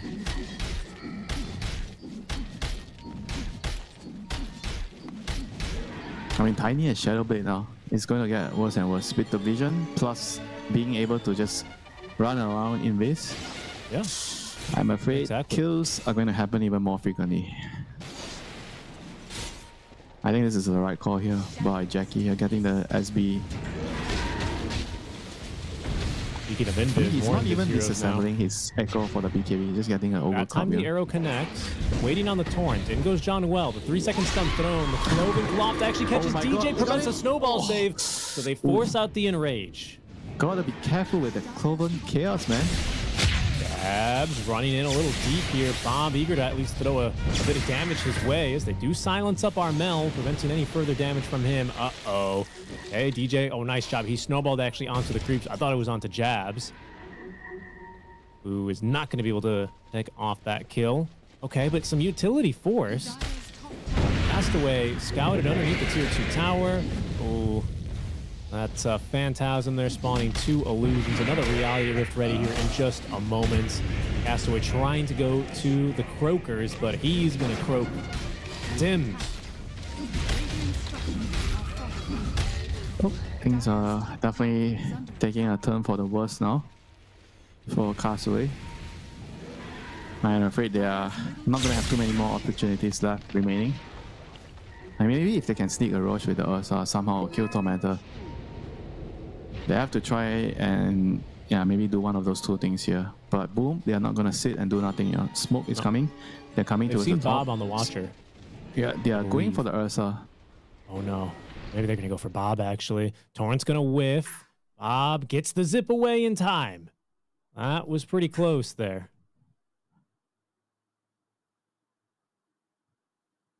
Yeah, Bob lives to fight another day. Yeah, but the game state, if it remains stagnant like this for Castaway, it's not going to be looking good, in the long run. They have to try to break out of this stranglehold by Boom. Boom is just like controlling the map, making sure that they are occupying majority of the jungle across the map. If nothing is done, this is going to get even worse, once they have time to get Tormentor and they're going to get Roshan on the Boom side. They're accumulating items as well on Jackie this entire time, right? We haven't really seen him join too many fights here, but he's almost got a BKB as Castaway snipes up the haste rune, unfortunately. Armel's got the ability to take him down, and they just run into 2 more! Okay, I've never been more wrong about Shadowblade in my life. FBZ, Solar Guardian interrupted into the X-Mark arrow. Bob is gonna live, but it's a triple kill for Armel. What in the... What? It's just all gone sideways here for Castaway. Yeah, just too much pressure, when you're getting pressured across the map and you're mentally stressed out, you need to do something. Guess what? Mistakes are gonna happen, Sometimes when players make mistakes, I would call them, some of it are forced mistakes, because the opponents are putting you under a lot of stress and you feel like you need to do something, so mentally you are rushing and you tend to make more mistakes like this. We're gonna try and fight around here. We have Global for this Wisdom Shrine, Krish with a Blink Dagger, but they just don't have the numbers up here they need to take a fight, especially not into that BKB of jabs. Things are definitely not really panning out the way they hope for with this Dawn and Storm, right? They pick it 16, 17, but they are not really able to string together enough kills, for it to be worth it. Haven't really seen like a couple of good ball in with the Dawn Breaker out. Oh, hang on a minute, Storm, he's going to... No, the arrow! Oh no. Alright, I'm afraid that is going to feel like the hole is a little bit too deep right now for Castaway. I think they probably have one more chance with the BKB on Ursa. Oh, no. Ursa's gonna kill all of this. No! Ursa somehow catches that arrow? What, it caught his left paw? That is just... That is heartbreaking. They called that he was doing a rush. They found him, they landed the arrow. I think that's it. That is absolute heartbreak for Castaway. To win game 1, to catch that arrow, all DJ can do is really laugh. Oh, I can't believe that arrow hit him. Radiant's middle tower is under attack. That was gonna turn out bad regardless. If the arrow didn't hit him, he would finish the rush, pick up the Aegis and die anyway. Probably, yeah, probably. I mean, he's not Blink, right? But surely he doesn't make it out alive. So he couldn't fit. Oh my god, that was... They just made the read, right? They know he was doing rush, because that was like... I already said that they had only 2 plays left. Either they killed Tormentor or they rush with the Ursa. And they found them there. Oh my god, they caught Bob on the X mark. And he's just got no mana. They send it this way, that way.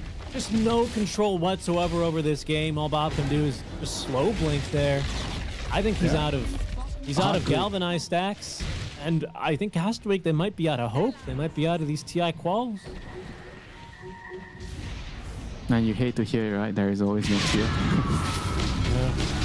Krish up top lane. I mean, it's just relentless trying to get through Armel, but again, the control here, it's just next level. Top lane, mid lane, anywhere Castaway look, it's just death. They just can't find any opening any longer. It might be closed out of this game. 4-20 here, 23 minutes in, but they're facing down a 20k net worth deficit. An Aegis that should have been there, sniped away the last second by Boom. And they may use that Aegis to push high ground and knock you out of the tournament. There's nothing the Dawn can do at this point. Dawn can only be as strong as your other cores. If your other cores are not able to do anything, then you are not doing anything as Dawn. I mean, Bob went from top of the net worth, like what, 15 minutes ago till now bottom of the course. That was the story of the game. He had first blood, he had a pretty good start, but then when they didn't get the shrine, the 7-minute shrine, and they had to give their support levels.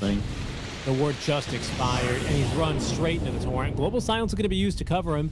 Well, it's a snowball save here, Bob. Zipping on in, but Jabs, he is a tanky target. Not only does he have a BKB, he's got an Aegis, and Jackie finds a 3-man stun. Bob is dead just like that. FBZ can do nothing to save him. He doesn't even have buyback. The boat's incoming here. The Reality Rift pulling FBZ further out of the base as he is stunned. Castaway is TPing from the tier 3 tower back home. It's just that kind of game here, Winter. I mean, that's just got to be it. That is definitely it. I'm sure the players already know it a couple of minutes ago. That was like the last attempt to see if your opponents are going to give you a little glimmer of hope, you know, a ray of sunshine in the total darkness that Castaway is right now. No chance, no quarter given. They slam that door right in your face here, Bob. Avoiding there an X mark, avoiding an avalanche at the least, but they got the important racks down bottom. And I think they know this Ursa's, in their jungle. He's walked into sight of a Watcher, so he needs to TP home immediately. They just can't leave the base, Winter. And there just must be such a sinking feeling for these guys, especially after winning game 1. It's tough. I mean, you gotta give props, you know, for whom they figure out what works for them. 100%. For Castaway, they kind of targeted Bob a lot because they know Bob is the key. Yeah. I think Bob had what, like 3 failed gank attempts. He went bottom, he went top, he went back top. I think they all didn't pan out, even with the global. They got Armel mid once, right? And I think that was the only successful one. I mean, it's just they didn't do well in the side lanes, yeah. The side lane's not going well, especially the Dawn, you know. I didn't expect Dawn to be so far behind from the lanes, yeah. The Ursa was kind of okay, he was doing okay. But then when he got left because they ran and cut the Dawn. There they are. There they go. They're looking for the knockout blow, and they've taken down both supports. No global, no snowball, certainly no snowball with the dieback there. Castaway, sorry. He might just have to use 25% of his net worth to buy back in global. They have no other options. It's here or never. Quick zip in there. We'll spook Armel into popping Blade Mail, but they're straight onto the top tier 3 tower. Boom Esports looking to close this game out very securely here. Not taking any chances as they look to move on into the next round of these TI quals. In they go now. They're going to go for Jackie, but the 4-staff, the global, they just can't stop him. Krish used everything to try and get that BKB online, and unfortunately for him, he's not going to be pulled back by that X mark. Just a quarter second early there for Jabs, I reckon. They lose nothing anyway. They didn't pop any big spell. They're just going to send the Tiny back with X mark, heal, come back. Boat is going to be ready soon. And now your Ursa has no BKB. And then what? You know, no global, no BKB Ursa. Yeah, that Dota plus. Yeah. I think it paints a grim picture, but an accurate one.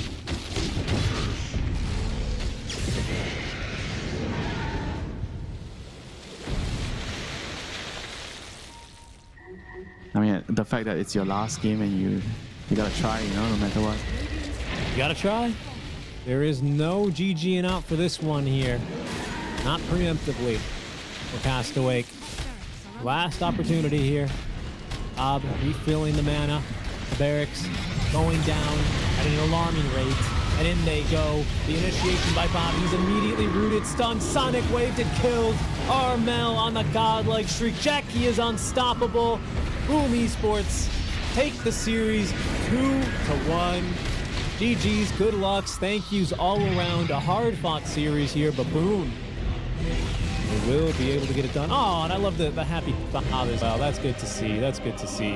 Everyone saying Happy Father's Day in the post chat here, but yeah, just a clean well, not a 2-0, but a 2-1 from Boom Esports. Yeah, a well-deserved victory in the end of the day. They came back, they found a solution, and yeah, I mean, props to them. I mean, this is also like I feel like a show of a character, you know, of Boom. You know, they didn't start out well. People are doubting them, you know, and they're still able to see past all of that and just put up this sort of performance. Sure, I mean this might be some luck, they're finding the Ursa, but they were still on their mind. They were really actively thinking about what their opponents could be doing in this sort of position. Just never letting go, despite being in the driver's seat for the majority part of the game. Yeah, and I think playing it for real Castaway, they have to really, keep their heads up. I think they put up a reasonable performance for a new stack.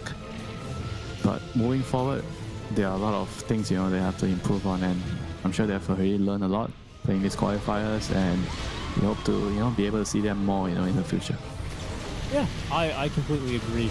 I think there's a lot of raw talent on this team. It's just unfortunate the way that this series shakes out for them, to have to face Boom here instead of maybe slightly weaker opponents. But, Boom, they have a job to do. They're on the same path as you, and if you're in their way, they've proved they will knock you down. And shout outs to Boom. I think a very clean series. They bounce back after a pretty tough defeat in Game 1 where they kind of just run out of steam. And they come out swinging in Games 2 and 3 to take the series.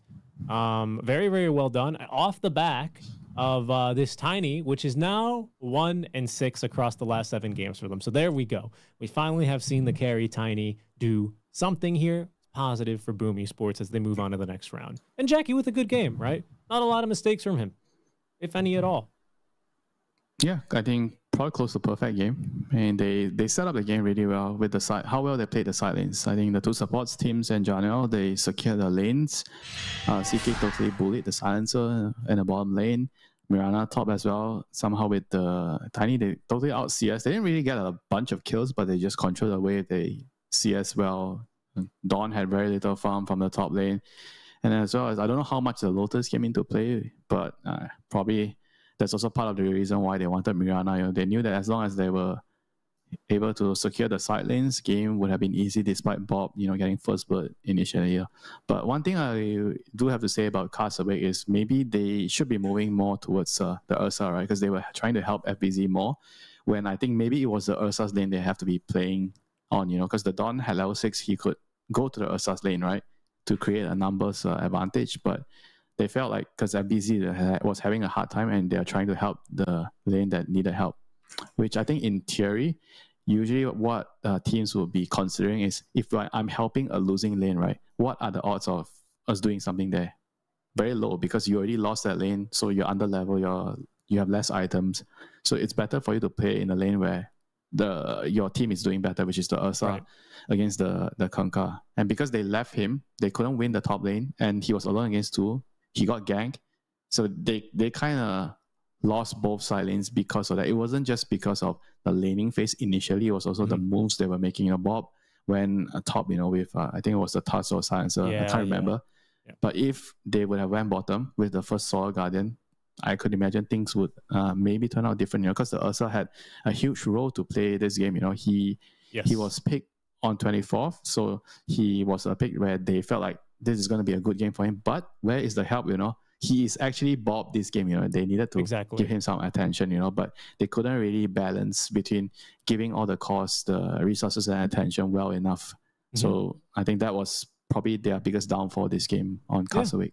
I think that's very solid analysis here for them. And with that, we will have to bid adieu to Krish, Bob, FBZ, DJ, and Castaway. Castaway eliminated here 2-1 to the hands of Boom, who will move on into the lower bracket. We'll see them more and our lower bracket, more teams tomorrow, guys. But we're going to be going to a quick break. We're going to be going to a quick break. And that's because when we come back, Mike and John are going to be here to take you through those upper bracket matches. Coming up first, Ivory versus Talon Esports, upper bracket BO3, after the break. The human body was built to move, not trapped at a desk in one singular posture for 12 hours a day. It's time your chair evolved. This is Secret Lab Titan Evo. Ergonomically engineered for you, gamers, hybrid workers, artists, backing your every move.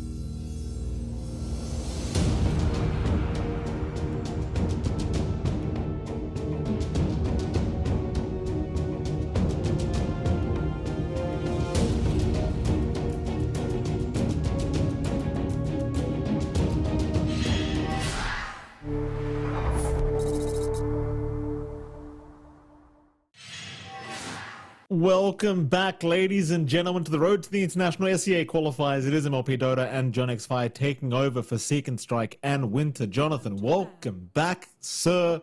We've got a new series on our hands. It's Talon versus Ivory. Well, who would have guessed? I mean, at this point, I'm convinced you've put it in your contract every time to make sure you're casting all the Talon games, Jonathan. I am convinced. I don't know how it keeps happening. Well, what is it? Hey, we've had a lot of tournaments now where I'm not casting it. We're not casting Talon games. You know, it's just by chance.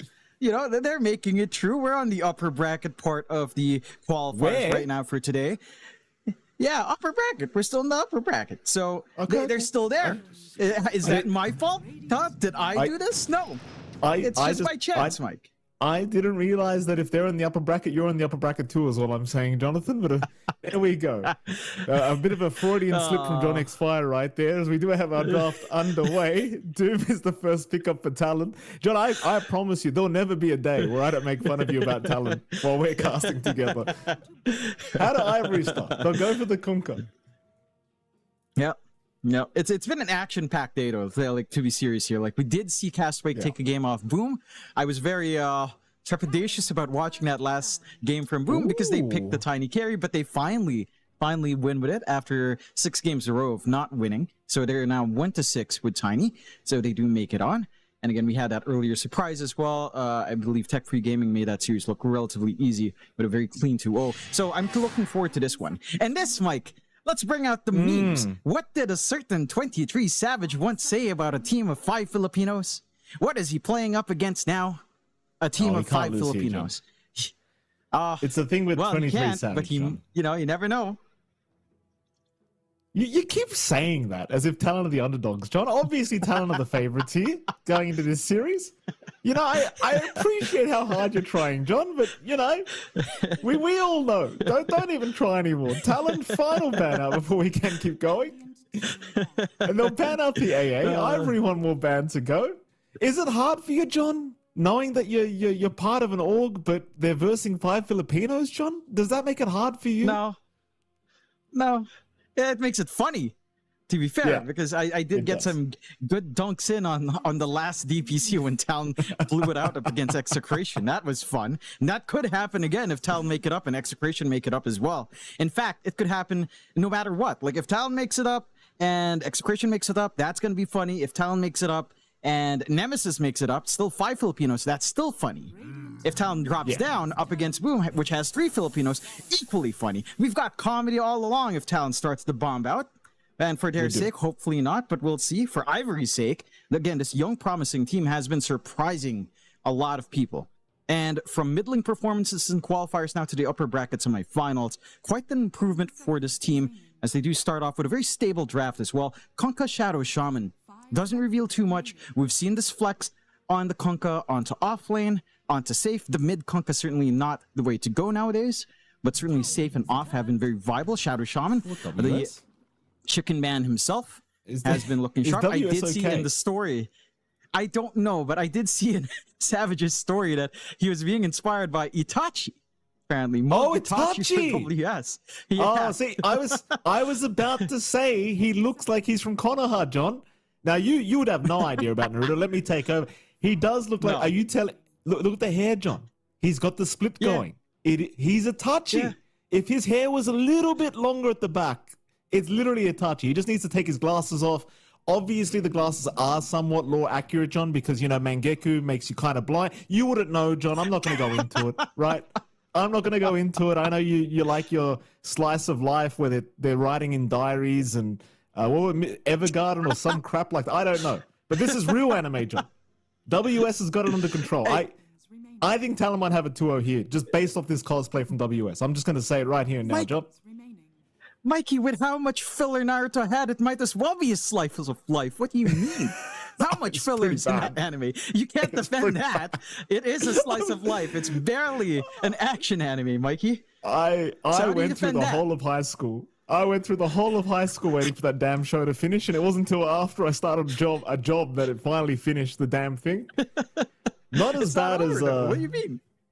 We've got Boruto. What do you mean? No, we don't, John. We don't have Boruto. Thank you very much. Boruto never happened. The dinosaurs never happened, John. So, Ivory, have you ever seen dinosaurs with lasers in a Ninja World, John? I haven't, but Boruto apparently have. Sounds like a great idea. Just like this draft. Okay, so we've got the Doom coming out for Talon. We talked a little bit about Ivory. Talon with the Doom could flex this into a 23 Savage Doom. I know you're not a big believer, but again, Talon was finding success in the most recent third-party landing. You know, DL26 was something Talon did pretty good at, so this is something they've run a couple of times there as well. Jokam was also one of, like, the only 2 players in DL26 that really had efficiency on Slark as a pause 4.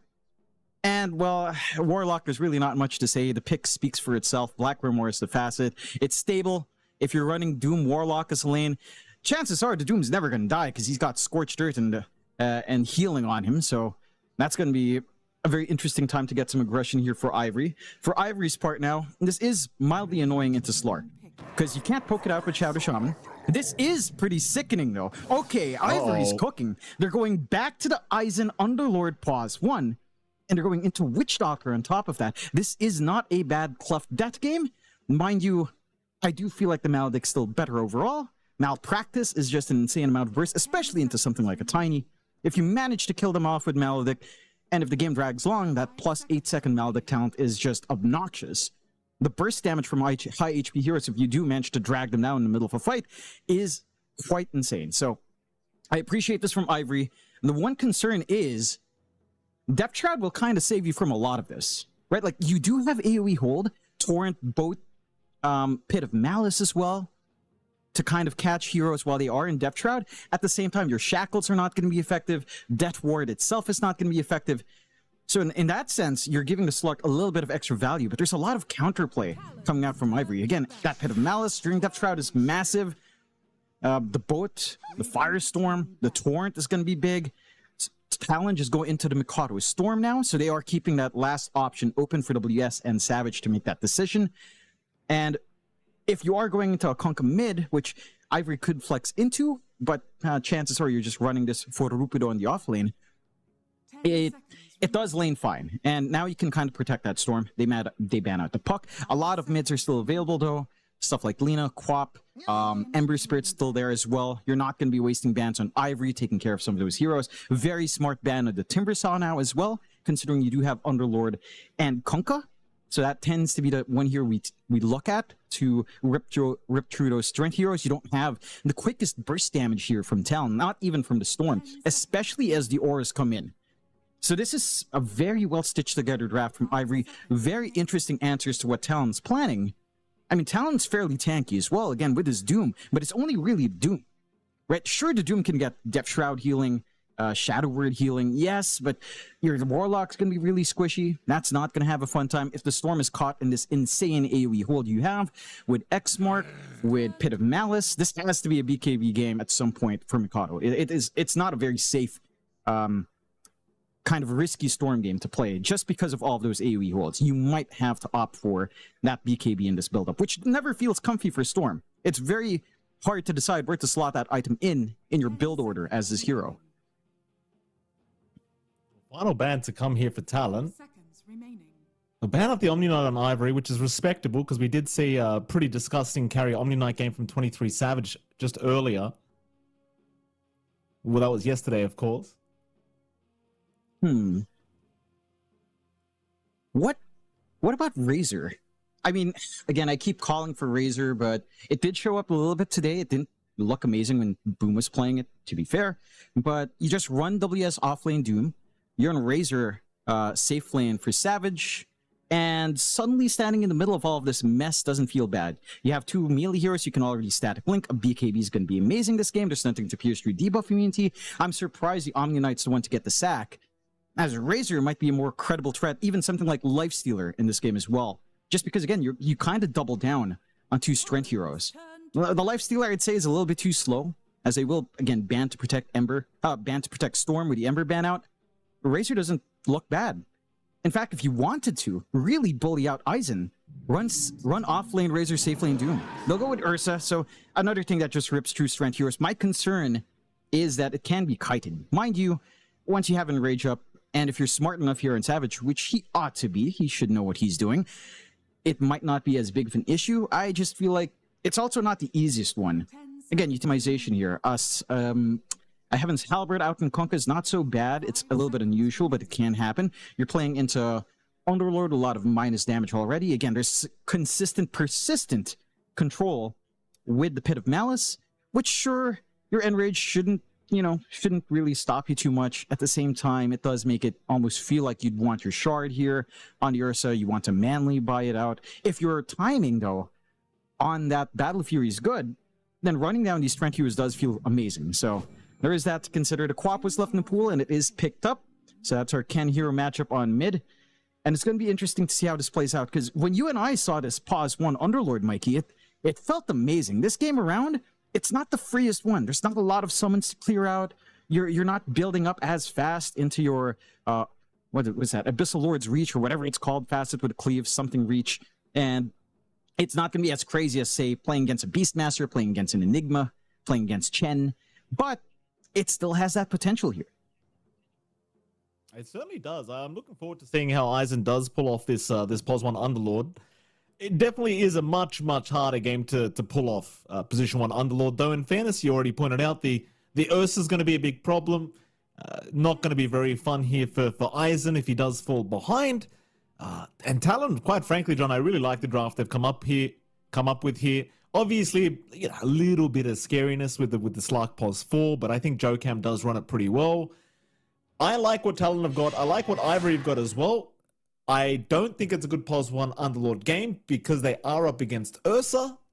But then again, Underlord can also kite Ursa pretty nicely. Kind of. You're not going to go out of Atos build here on the POS 1 Underlord, John, but you get my point. You can still be annoying with Pit of Malice. I don't know, though. I think the Ursa matchup is maybe a little bit too challenging for Eisen. We'll have to wait and see. Yeah, I think the key here for Ivory is play hard and fast, because you can be all over the map. You've got, again, once you hit 6 in Eisen, we've seen it from him, he's willing to drop that gate, just join in the fight, drop a Pit of Malice, get that connection with Rupido and Ken, and run it down. You have really good early presence here from Ivory, whereas for Talon, you think about the heroes they have. You've got a Slark support, you've got a Warlock support. Your connections here from Mikado aren't straightforward. In fact, your best connection is into WS with Doom, if you can somehow find an opportunity to Doom someone up. So it's a little bit challenging for Talon to play into that tempo. And if Ivory play the same way we've seen them play in the past few days in these qualifiers, I think they have a pretty good shot at really shutting down Talon. Because that's going to be the key. We talk about it with Talon. When the game goes bad, they will kind of dig in the trenches, start to fortify their position, and just play farm. This is a lineup that punishes that. So, I don't know. I feel like in terms of the drafts we've seen in the past few days, this is the most even drafting we've seen. This is two teams that understand the meta. These are two teams that are building, like hyper tempo safe laners, some really good aggression early on, some good ideas from both sides. This is going to be probably the best draft we've seen so far from two teams. So this should be fun, Mikey. Well, thank you for that, Jonathan. Did you want to tell me who you had it as a favorite after these drafts, though? I'd say it's dead even. Legitimately, I think it's dead even. This boils down to how well you can abuse your lanes. No, I mean, I can see a world where you're all in on Ivory, fails, and then you suddenly, Talon starts to get a little bit of an early tempo, or at least draw even. Your pressure at, say, 10 to 15 isn't as high for Ivory. And then the stall mechanic for Talon kind of kicks in, and you don't feel comfy. I can also see Ivory having success, getting all of this very aggressive supports online early. You shut down Mikado, the Ursa's going to be farming, Doom's going to be farming, as is the tendency of those heroes, and then you're stuck with Warlock and Slarka supports that need to stall the game. The only way they can stall is tossing their bodies out, and for Jokam specifically, checking for vision. But if you just run and gun on the side of Ivory, again, this POS 1 Underlord poses a serious issue because of that global presence. Well, they're going to fight. No, they will not. 3-for-1 trade on the bounty, so nice little start here for Talon. Eisen, the only one to secure a bounty rune on Ivory, just weren't willing to fight at that top rune spot. Of course, mid lane, we are going to have the Quap versus Storm matchup, which does seem to go either, in fact, hold that thought, because Drick's going to run right into Jokam. Jokam happy to trade because he has Essence Shift and is going to find a very nice D-Ward for himself on his way out. Back to the mid lane. You are going to have Makota on the Storm versus Ken on the Quap. Obviously, this should still be quap favorable, especially with the Shadow Strike build that we are seeing quite a bit. Though we have seen some Storms be able to pull off the win anyway. Armel in particular comes to mind quite a bit between those Storm quap games. And, you know, Makoto is one of those players where I could see him just completely outplaying Ken here in the mid lane, even with the hero disadvantage. That he could. It's a little bit more tricky. You know, trying to drop an overload charge when Ken comes in is a little bit harder. There is that little aspect of bondage returning the spell damage onto Mikado as well. And early on for Storm, that is massive. Right? Like, you are reliant on the Remnant plus overload. The reflected laning spell damage, it's going to zone you out a little bit here on Mikado. He does start with an insane amount of branches, so he's got a lot of prolonged regen with the Tanguis at the release. That's something that will stem the tide a little bit. Along with that early bounty start, giving him a little bit of a quicker bottle. It should even it out just a tad, but again, you think about what happens in this lane. Think about the 4-minute mark. If you've got space to leave your side lanes, which you do with Kunkka Underlord, you collapse onto mid with a Shadow Shaman and a Witch Doctor. That's an easy kill.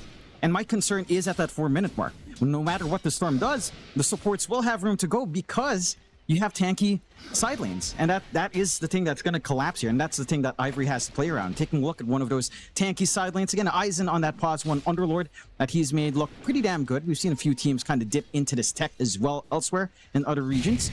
Into a Doom lane. Perhaps this is one of the least comfy lanes for Underlord. It's also not too bad, as you can do this. Uh-oh.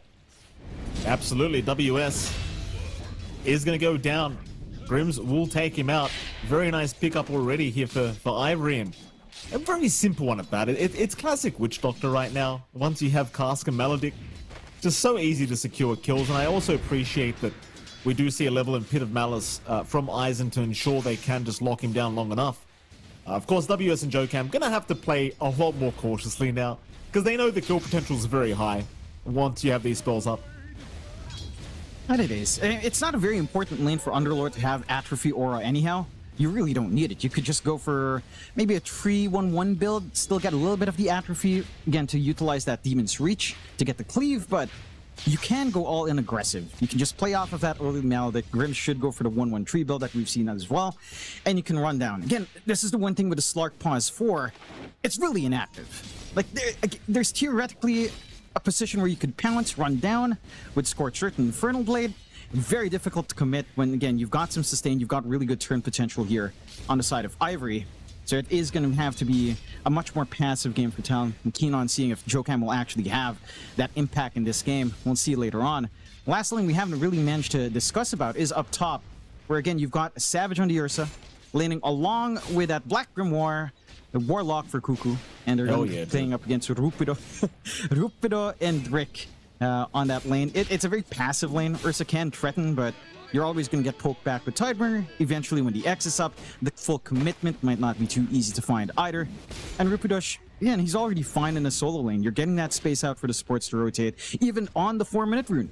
And if Mikado doesn't get a top-up, he's not going to feel great. At least no one comes in on time for bot, so he'll go 1 for 1. And that is, again, important to actually get some impact and talent, because it hinges on the Storm. Like, if he doesn't find 4-minute Water Rune, it's going to stall out his 6. You get stalled out 6, you have no play. It's yes. Very nice rotation from Drake this time around. And again, you have so much lockdown here for WS. Drake doesn't even feel required for that kill, but I mean, why not? Quick rotation down bottom. It's not like he can do much to help the offlane of Rupido anyway. So you may as well make these twin gate rotations quite a bit as the Shaman. And they're doing a good job here, Ivory, I've got to say. Jonathan already off to a 2-0 start. Feels like the bottom lane has been somewhat, I mean, definitely won by Ivory. Mid lane's a pretty even affair between Makoto and Ken. And even top lane, I mean, Rupido's not doing too bad. He is obviously behind 23 Savage, but he's doing okay considering the lane matchup. That he is. And again, he was also left solo, like you mentioned, right? Like, they know they're not going to be able to try to run down. They don't even take the opportunity to try to punish Cuckoo. They just focus on mid and safe the lanes where they can snowball harder. You're still getting decent tempo out for Rupido. The timings onto his items should be online. You're starting to see the issues for Mikado on mid, already out of mana. And this timing is pretty atrocious. It's going to be right around the 6-minute rune spawn. And he's not even going to get his full bounty. So heads up play from Drick, knowing the Storm's backing off. Mikado is going to have to make the walk back, TP into mid, at least fully topped up, but potentially giving out control for the first power rune, because Ken's 6. He's got that threat. He gets a good rune here. It could translate into, again, the aggression onto the side lanes, just apply even more pressure onto Talon. And Talon just has no launching point. They just have to wait. Like, even if you reach this point where WS hits 6, you're not expecting Doom to join in until he has at least one item up. And again, that takes time from what we've seen. Fully set up Invis rune for Ken. Maybe not the most important in this case, but could allow a rotation if they feel the need. Or a freebie. Nice. Oh, no. Whoopsie daisies. Oh. Ken, that's all right. Quick, Ken, you've got time to disconnect. Just call it a bug. Just disconnect, Ken. Master Cuckoo. Oh, yeah, I'll do Ken a favor, John. Cuckoo was just too fast. You see that sidestep from Cuckoo? My goodness. He's just lucky Black Grimoire wasn't available, John. Imagine what would have happened if that was available for Ken. Would have been a massacre in the mid lane. Yeah, certainly need to nerf that Warlock move speed. No, you know what it is? I think it was intimidation. Of course, you're up against the godfather of Filipino Dota 2. You get a little bit scared. You don't aim properly. You know, you're worried. You're worried what the Kukus will do afterwards. Yeah. It's the hockey, John. Do you even know what that is? It's from One Piece, Jonathan. I absolutely you probably understand. haven't watched that either. No. Also a slice of life with how long that damn thing is. You know, you can't argue that, Mikey. How much filler does that have? I don't. Makes Naruto look like a short novel. It does. But I love it. I heckin' love it, Jonathan. Ken's rotated top. Nothing really coming out of that.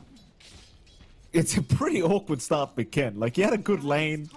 Then you have one of those really big whiffs on your Sonic Wave, and now you just start questioning everything. Where did life go wrong? Did anyone see, how many viewers caught that? Oh, it's just, we'll see. I'm sure he'll recover, John. Mentally, hopefully. Ken knows. He's Kenuff. He's been singing that song to himself, I'm sure, every now and again. He's fine. He's a confident young man. He'll bounce back, no problem. Says, oh, here we go. We're taking a look at the replay at the biggest play we've ever seen. Outstanding. The Godfather showing us how it's done. That's instant 9 reports right there. That's an instant 9. I mean, if that was my game, I would have been spamming a count fire right then and there. Then I would not give him any relief. As mid lane, here we go, Mikado. There, he can't miss if he's shackled, John. That's the good news. Mikoto's still okay though. Jump in, Mikado. He'll try to zip, but he can't avoid. He's got a soul ring and zip, and he can't do it. Wait for it. Wait for it. Unfortunate, but a very nice kill here for Grins. You gotta love Witch Doctor nowadays. See, people are picking it up. It's not even malpractice. The saddest part about Witch Doctor being back is now we're seeing people actually use Cleft Deck, and it's just so funny. All they had to do was make Cask be the way it was with slightly nerfed values, and people are starting to pick it again. And this year, again, has some really dumb talents. I feel like that level 25 talent's just insanely strong. Not going to be relevant for a while. For Mikado, very sad death, as he now has no Galvanize, so he doesn't have spare mana to play with outside of the Soul Ring. There is a lot of room for Savage up top, though. This Ursa has been free farming, but can they counteract? You've already eaten the Grimoire here on Cuckoo. He's eaten the book. So he does have the Chaotic Offering ready for a counterfight. Oh, ugly zip in from Makoto, but he does get saved by the Golem of Master Cuckoo. They will lose Grims and Drick. They will go through the... Eisen. Eisen. They've used your own powers against you, Eisen. How dare they? Oh, Eisen. Eisen's going to go back to Soul Society. He can't deal with Itachi, Jonathan. You don't know the rankings, but Itachi's clearly stronger, right? I don't know. It's like... I mean, in all honesty, Eisen's meant to be stronger, John, but yeah, I don't like Eisen. Itachi's much better. You'd love him if you knew the backstory, John. In Naruto? I thought it's just some generic No, in stuff. Bleach, you idiot. Oh, I said Soul know Society. Dude, I legitimately don't know what you're talking about half the time. I feel like I'm me now when I'm talking to you. It's flipped, Mike. Savage? Now I can't listen to you. Savage gets boated up. Torrent's going to connect. Kenny's here. Oh, not again. Not again. No. Oh, no, Ken, no. Okay, that time was actually a sidestep though. 23 Savage juked that one. That's okay. That one was okay. It's okay, but now that's where Ken starts to feel a little bit sad, you know? He's gonna pump the music up a little bit louder, hype himself back up, because you get a whiff like that doesn't feel good. I mean, he did get outplayed. Shouldn't hurt him too much, but now we have the instant replay as well. So we can relive this moment. Oh, no. I mean, what can you do, right? What can you do? It's just, Savage in fairness, he could have centered it a little bit better. Like, he tried to clip him on the left of the Sonic Wave, if I'm being honest. But that's okay. With next replay, I'm sure we'll see him connect as we are looking at Drick being chased down by Joe Cam now. Joe Cam should have a freebie on his hands. Maybe not, because Grims is going to intervene. And looks like Joe Cam may be the one to fall, as they do get a Melodic Death Ward on him. Grims will happily secure that kill. Yeah, it's a nice one, but at this point, Joe Cam, we talk about the spacing, especially with Slark. What do you do in the mid game? You buy space. That was 4 heroes responding to a pause for Slark. Look at the space you have for WS. He's eating up that bot jungle. He was eating up the bot lane. Mikado is not being contested too hard on mid. That's exactly what you'd want in Talon. So you are kind of achieving your job. This is the fine balance with Slark 4. You have to know how far you push yourself to sort of feed by gaining information.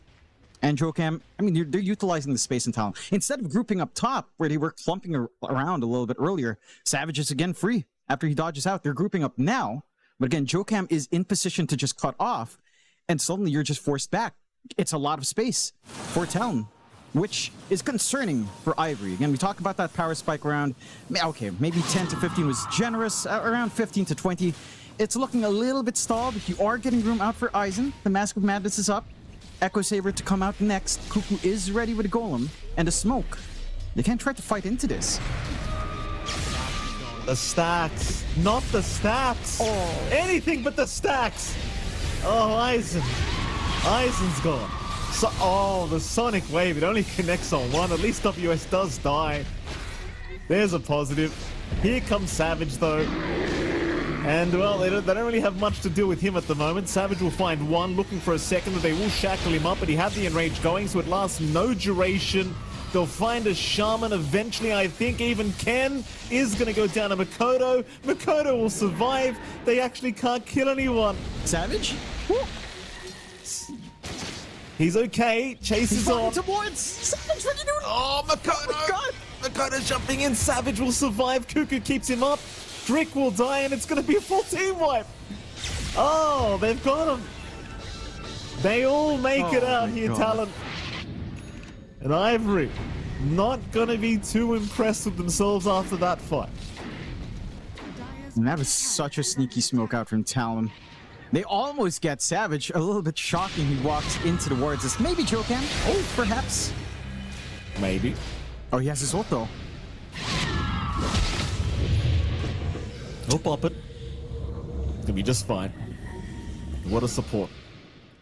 Yeah, outstanding, isn't it? I'm pretty sure this is exactly what the Frog wanted when that shard came out. It just took us a few patches to figure it out, Mike. It took us 9 class to show us the wisdom of the C strat of, you know, everything can be support, everything can be a core, Mike. That's what we're at now. Absolutely. I think, actually, you think about it hard, this is the most Southeast Asian pub patch we've had. Guys, I'm gonna run pause 1 Underlord, trust me, it's fine. Guys, I'm running the Doom safe lane, it's all good. Guys, I'm running support Slark, next thing you know, maybe we'll get the AM support back in the meta, Mike. That's the next step, that's the next evolution here. Don't say that. Don't say that, John. Radiant are scanning. Top lane? You know he wanted me. No, I don't, John. You know very well I don't. Rotation's top. We've got Cuckoo and Makoto hanging by the jungle in case they need to be up top, but it turns out they don't, because Ivory have retreated. Meanwhile, one guy we forgot about, I mean, WS has been just catching up this whole time after a pretty horrific laning stage for himself. So he's just been ignored the whole game on the Doom. He's having a great old time. Savage is just pulling way too far ahead of Aizen now as well. Like, considering the hero matchup, Underlord already hates versing Ursa. Ursa's ahead of you in farm as well with the Battle Fury up, which makes matters even worse. And, I mean, Ivory certainly in a position where one team fight can turn the game for them again, but they've got to find that team fight. And Talon's certainly not giving them the openings. No, it's challenging. I think the issue for Ivory is that it feels like they have to throw all their control into one spot, and their smoke breaks from WS as well. Yeah, a nice spot to just kind of stand, hold his ground. They do drop the vision, but the Watcher's there. And another spot, they counter smoke in. See if they work this. Yeah, I mean, they they've got should. the Golem back up. They might just go after Ken. Golem drop into Doom might be it. In fact, they don't even need the Golem drop. Just straight in. Vortex Doom. They have got Grims on the high ground, but a beautiful Golem drop from Cuckoo, giving the vision to find both supports. Deathward does at least go, and WS actually dies. In fact, Makoto down as well. It's a full channel Deathward. Out from Grims. And it is one thing, the Cleft Death, John. You can't forget about it. It's a lot of damage, even with the damage reduction. Jokam should be dead eventually. They'll lock him down with the shackle. Yeah. And he will go You turn down. it. That's a great team fight now for the side of Ivory. Sure, they give up Ken, but they find three great targets for themselves. And yeah, that was it. I mean, just letting Grims channel Deathward. Not a good idea. Now, Cuckoo, you were calling it, right? Like, maybe they didn't need the chaotic offering. He drops it as the gate comes in, but doesn't drop it. You know, he doesn't have it.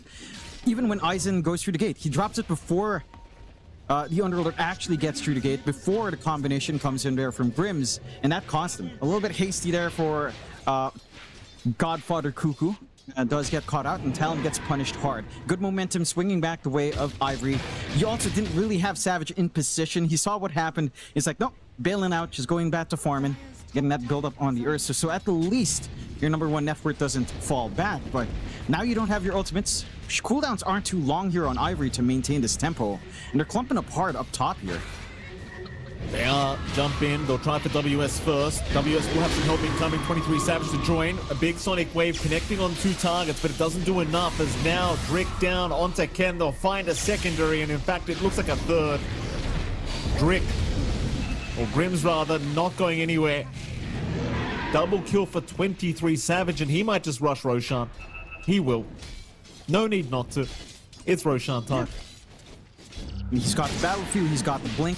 We see a lot more Ursas have games where they get this timing and still sit back for the BKB. Because of the aggression Talon's starting to find, and again, because of that, maybe a little bit of a greedy move up top to try to pin down the Doom without, say, the commitment from your Underlord and the full commitment out from your Kunkka. There is enough room here for Savage to clear it out. So it's going to be a nice free Aegis now for the side of Talon. Quick reconnect from Godfather Cuckoo. As we do get the go-aheads. Nice quick pauses for now, which is a pleasant surprise in Southeast Asia. For the side of Ivory, again, what feels like the biggest issue for them is that outside of when Talon kind of maybe overcommit into an engagement, drop too many spells at once, again, there's this almost pressure of having to control either the Ursa or the Storm. Like, it's either or. Like, yes, Pit of Malice, Torrent, both is pretty big, but your two supports can't really control a multitude, especially if you get some bad RNG on your cask here for Grims. So you kind of have to make that choice with your harder lockdown.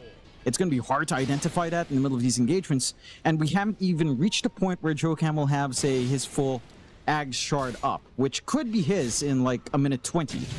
So Tormentor control is actually something I'd want to see Ivory contest, because you cannot hand that for free. We've seen Slark take it every single time when that dice roll comes in as well. And that Death Rod ruins you. Quick work of Grims here for 23 Savage. Mid-tier 1 tower also going to be nicely targeted. In the meantime, WS picks up his full pipe now, so things become infinitely harder in these team fights, because you were already lacking damage as it was with this Quap Kunkka, but now it just gets that much worse as the pipe is going to be there for WS. And again, Aizen, as much as he has done a great job in the farm department, he's up against an Ursa and he's still behind. And it's not his fault that this is the conundrum they're in now, but they're nowhere near a stage where they can deal with Savage. And I don't know what part they can get to where they can deal with him. I feel like it's actually a big timing for them to get this Blink up on a Drick. Right? Like Shadow Shaman Blink perhaps is the way you catch this Ursa out with a Hex. You just chain stun him to death. But again, if you get that full commitment, if Talon aren't split apart, then Mikado gets a free run in, WS is going to get a free run in as well. And again, you're kind of reliant on in terms of your supports, some good RNG to get some bounces here from Ivory for Grim. So the blink from Shaman's going to be nice. The key thing then for Ivory is not taking a full team fight, yet taking a pick off into a team fight. Or getting talent to, again, overcommit while you kind of use someone as bait. Let's say one style you could do is just kind of toss Aizen out front if he gets jumped. If he's quick enough, drop the Fiend's Gate onto his team, have his team TP into him, perhaps, if they're overcommitting. Again, Cuckoo has to be very smart and very careful about when he uses the Chaotic Offering. It's all about layering spells now. And there is still an angle here for Ivory, but they have to find it fast because they're 8k behind, and their draft is really stuck on tempo. Like, the moment Talon hits, say, 25 minutes in with the advantage, staying at 8k, you do have major concerns for where the damage comes in, for how your control kind of maintains relevance once BKB's shards come out here for the side of Talon, and, you know, how you're supposed to handle that. There is, like, a situation where you can find damage, of course, on your Underlord, and that does come out naturally for the hero, especially if he finds a hero kill in the middle of an engagement first. Like, the atrophy buildup is not to be underestimated, for sure. It's just the instant burst first to lead into that. I mean, at this point, Ken doesn't quite have the output. I mean, he's got the Kaya. He's going for the Sanj next. It doesn't feel like he's going to have room for a quick Dagon to try to magically burst, and how effective that is into that pipe you mentioned might not be as effective as you'd want it to be. I will say, like, your high ground is pretty damn good here in Ivory. Again, we're still a ways off from that, but just thinking further ahead, in that circumstance, let's say 35 minutes in, your high ground is strong. Pit of Malice, Boat, Torrent, all pretty damn good. This eventual threat from Grims, if he can get proper usage out from the Griskers later on, for, say, an Ags on Clef, that can be massive, but you don't want to have to think about all of that at 35. You want to win now for Ivory, so they've got to start finding some openings. They've got to punish Talon when they're just trying to work the map. Go, big smoke up. They're going to try and find some punishment here, Ivory. WS would be a nice target if they ran directly north, but they do not. They don't see him. In fact, Savage, he just jumps in. He blinked in for the power rune, and he's in trouble now. He's barely alive, though, thanks to the heals coming out. Now the Death Ward will be channeled from Grims, but I don't think it's going to do quite enough. It at least will take the Aegis down, but they're going to find Ken on the high ground as well. Here comes Rupido to try and help out along with Aizen. Maybe they could take the fight, but there's your golden drop from Cuckoo. Aizen surrounded now. Surely can't continue. Savage will take him down, and Rupido, he will follow very soon as Makoto, looking for the final piece of the puzzle, won't find Grims. But who cares? It's a support Witch Doctor. You found 4 for basically nothing. It was just an Aegis going down for 23 Savage. And Ken really can't afford to get caught like that. He can't be the first one. Again, this is the challenge for Ivory in trying to make these smokes work, especially before the blink is up. You're running into a Slark, right? Like, it's Jokam that breaks the smoke from the left flank. Suddenly you just don't feel safe going in. All right, Tom, maybe a little bit goofy there, but they get the shard. You know, look at this. The two that died, Cuckoo and Savage, the old teammates from Tier 1. The man who kicked and the man who was kicked died together in unity now, Mike. So, for the record, Savage did stop attacking because Cuckoo was one hit away from dying, and then Savage decides he's going to attack to kill Cuckoo, but he also had overpower on, so he accidentally attacked twice and killed himself, is what happened. So Karma got Savage for killing Cuckoo immediately. I mean, I guess with the state of the game, it doesn't really matter for them, but it is a pretty goofy mistake to make. As here we go. We're not going to see the replay of... Oh. It's always a sonic wave. Why is it always a sonic wave? I mean, it's a hard game, hit man. Savage. It hit Savage with Enrage. That's all it hit, John. There was 4 heroes there. Grims as well. I mean, Grims survived at the end. Jokam was making it impossible for him to do anything.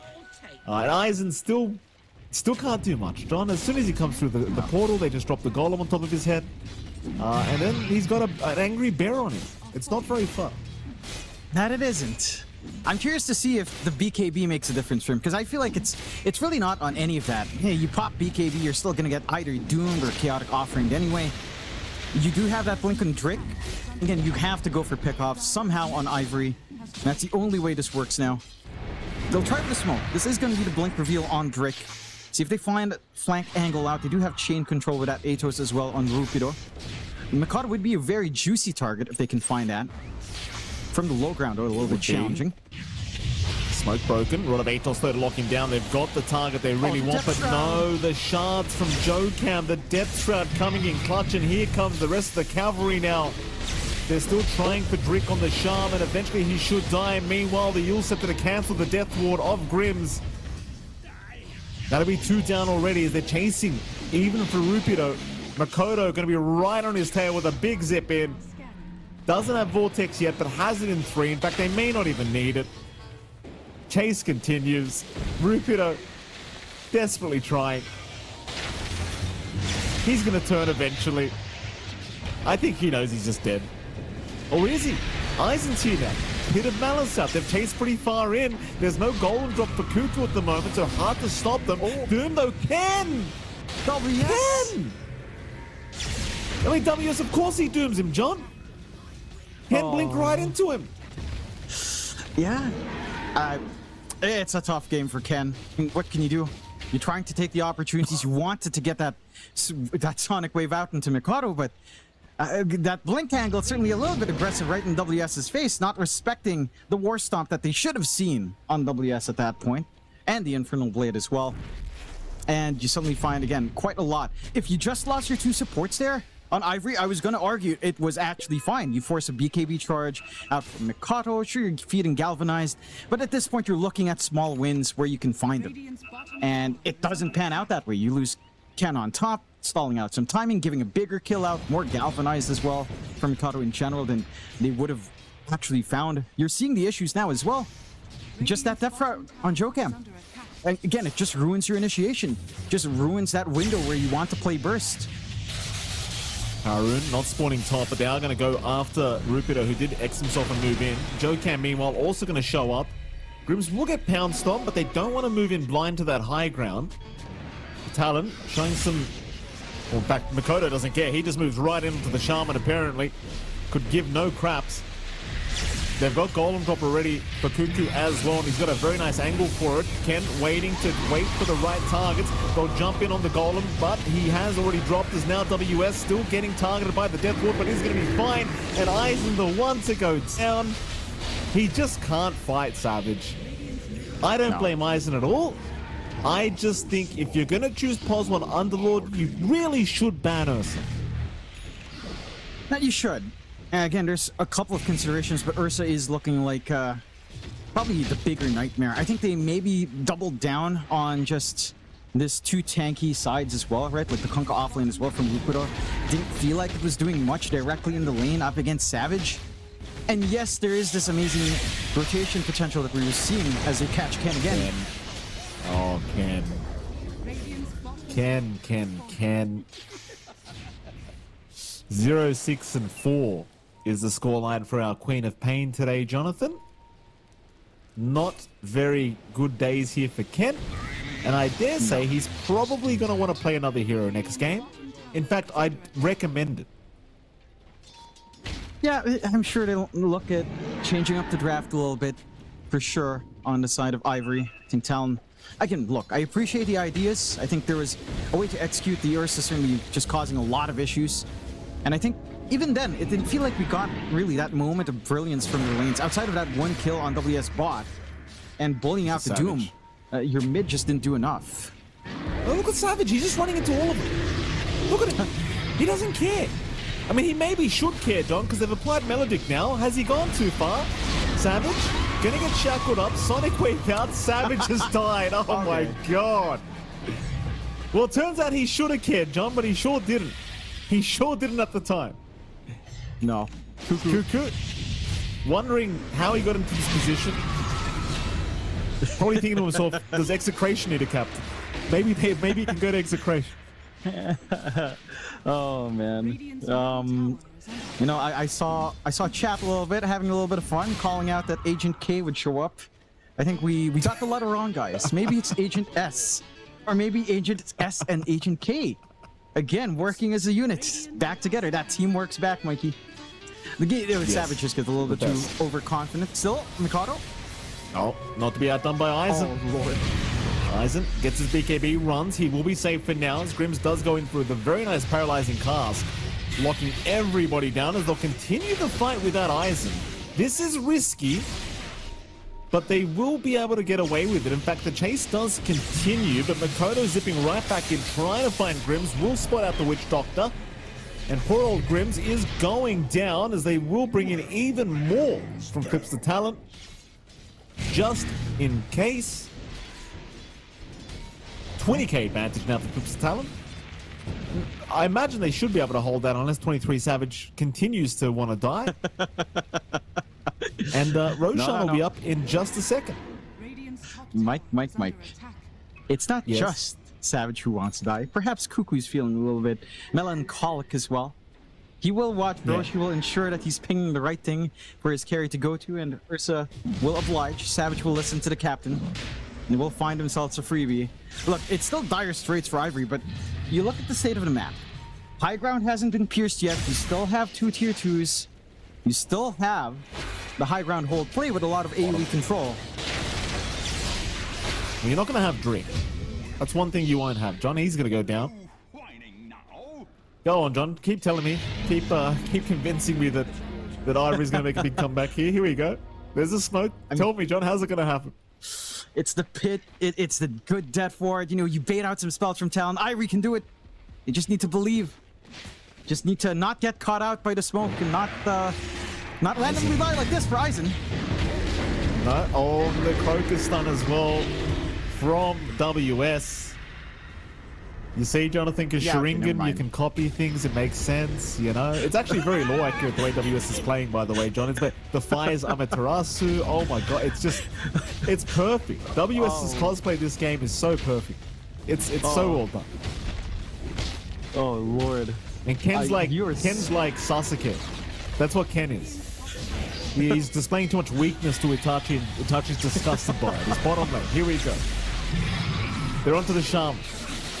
Drick in trouble. Drick is gonna get put into a chicken form for now. He'll make it out though. Drag back onto Jokan. Ken desperately trying to take down the Slark, but here comes WS. Even the Crocus stun onto Ken. You lack hatred, he says. And Rupido will also go down. It was a line from the anime. I know. I know when you'd you're really doing an anime appreciate if you thing. watched it. Okay. I don't have time for He lacks 1,000 hatred. episodes, Mikey. That's Ken's yes, problem, he John. does. He lacks hatred. He lacks it.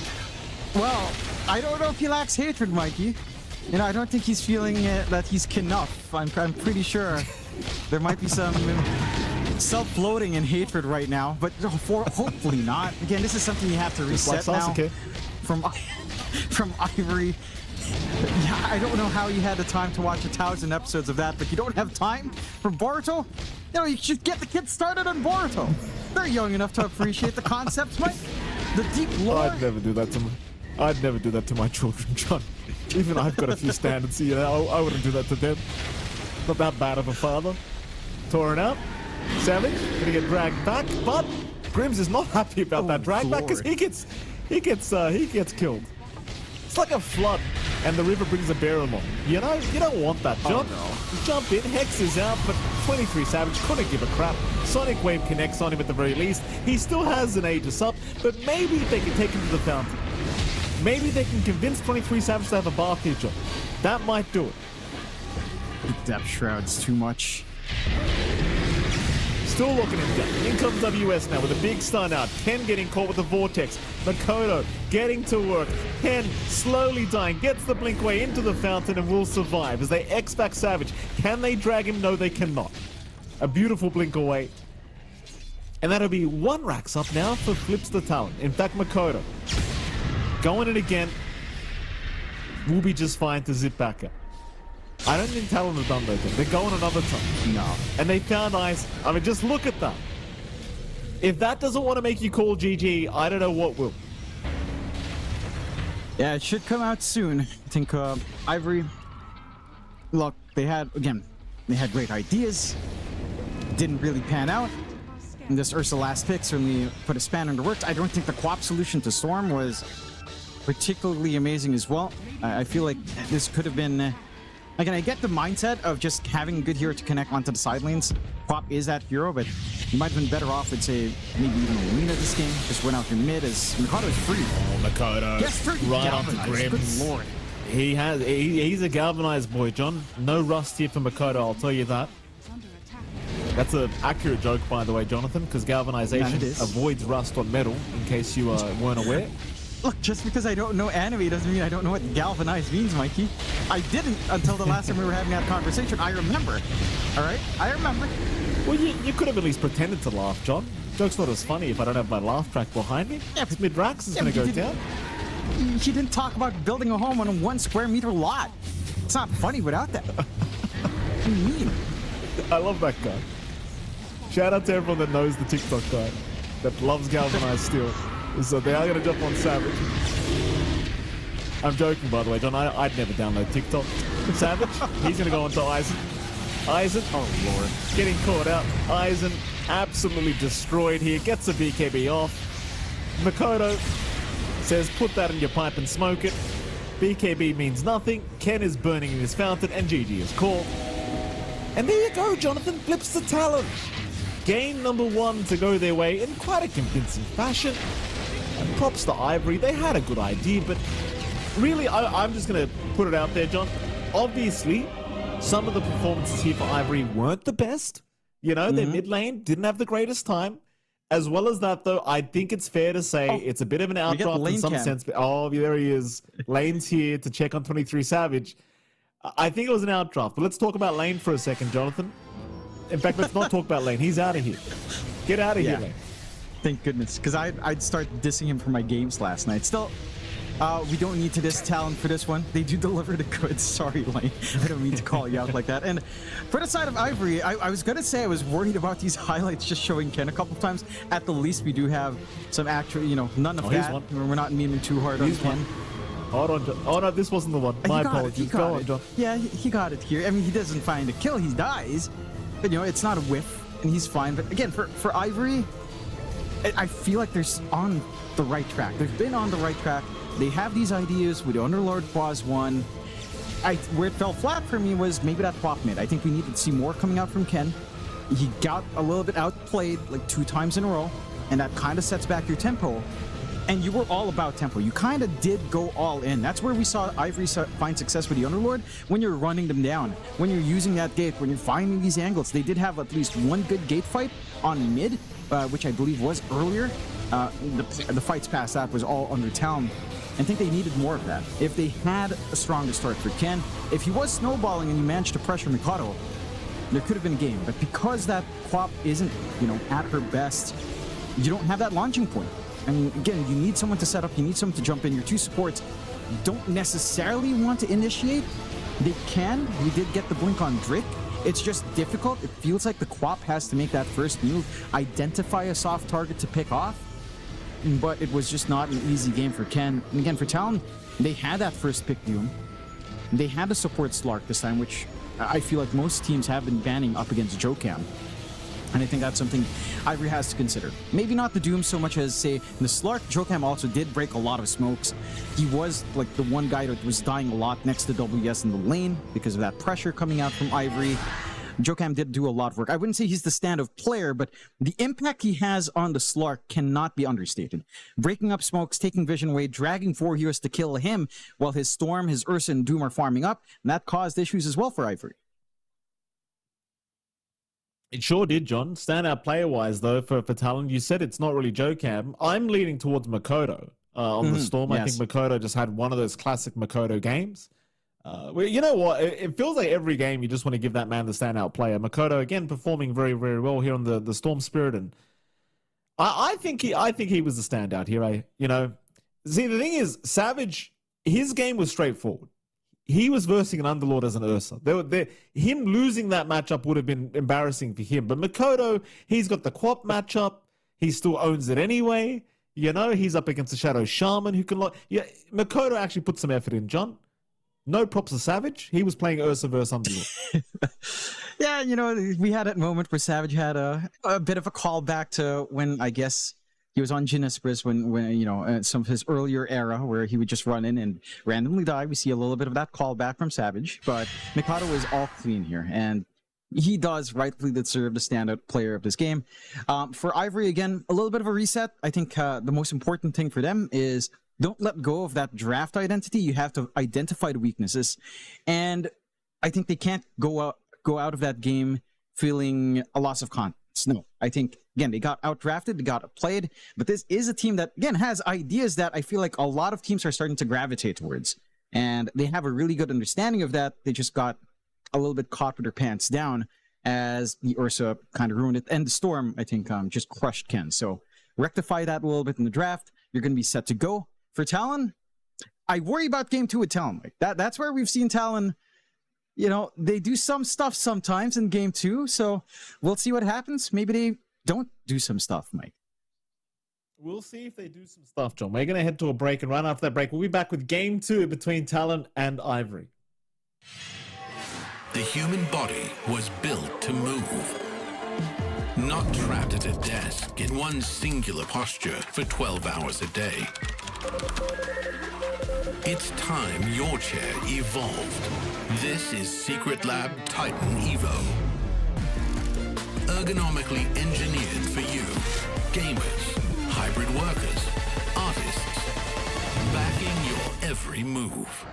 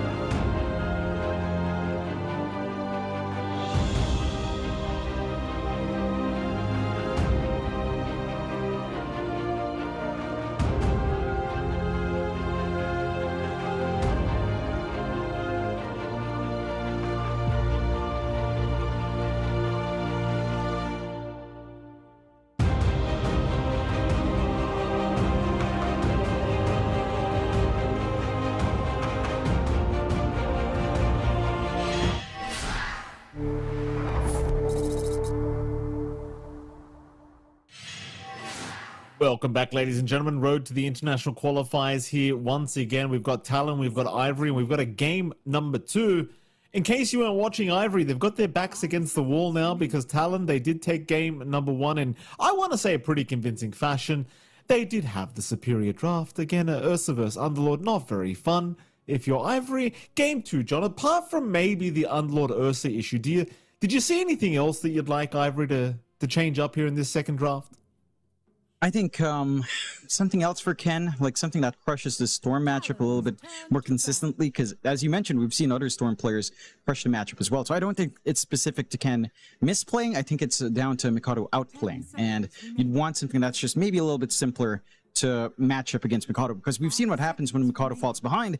Talon suddenly ends up without up-tempo maker, right? Like Savage tends to farm, WS tends to farm as well, just a little bit more than most, and it's mainly down to Mikado. If you can put that pressure on mid, that's one big issue solved outside of the draft, and we'll have to see if that's the way to go. They already make one big course correction here on Ivory by banning out the Slark, so you don't have that option for Jocam to break up your smokes to take your vision away as well, simplifying your execution here for Ivory. That's a big step forward, as most teams have been banning that up against Talon, so they learned their lesson. They let the true once. It's gone now. We'll see if that, again, if they can maximize on top of this. They do manage to pick up the Death Prophet as well. And again, this is something that has been popping up more and more. We saw it in the tail end of DL26. We're seeing a lot in all the qualifiers running right now. And this hero has felt really scary. Spirit Collector is the preferred facet. The Ags Rush is just insane amount of output. This hero has been running pause 5. It's been running off lane. It's been run on mid now as well. And every position feels pretty stable. It does give you that tempo. It does give you that pressure early on in the game. And I like that from Ivory. It's a very stable pick. Arguably does the same thing as Akunka does in that draft for Ivory. It kind of achieves the same thing. It's a big front line. It's going to cop a lot of attention. It's not going to be easy to kill, but they still have access to Doom on Talon. That already makes it somewhat awkward here for the DP to leverage that healing. And again, there is flexibility for Talon. This is not a hard lock onto, say, WS Doom or anything like that. It could still be Savage on that pause 1, depending on how they feel about lane matchup. So there is that flexibility for Talon. Same thing for Ivory. Again, if the game's that horrid for DP, you can still run it on 5. It will still have some impact. And Spirit Collector, even if you die as a DP, it kind of helps you because you just supercharge your next EXO. You'll have impact. You will have that tower siege underway. So you can kind of still work around this, right? You can. It is very ugly though into the Doom. I want to say this Death Prophet probably not going to have the most fun against the WS Doom if it is WS. Considering as well, last laning stage he had a pretty bad time. Yeah, died twice during the lane. Farm wise, wasn't having a good time. But the thing with Doom is you just tend to catch up. You've got the Devil's Bargain to catch up with. You've got your Devour. WS knows when to jump into fights as well. He understands Doom's available. I can just throw my Doom out, get a kill, and get the hell out of here. That's probably going to be a similar story this game. And I imagine WS probably already has his Doom target in the Death Prophet this game, unless it's a pos 5 DP, which might be recommended, honestly. Considering, the Spirit Siphon's just such a big kind of asset to have as the DP. Well, without that added heal, I don't think you're going to really want to run it core, but we'll have to see what Ivory do want to do with it.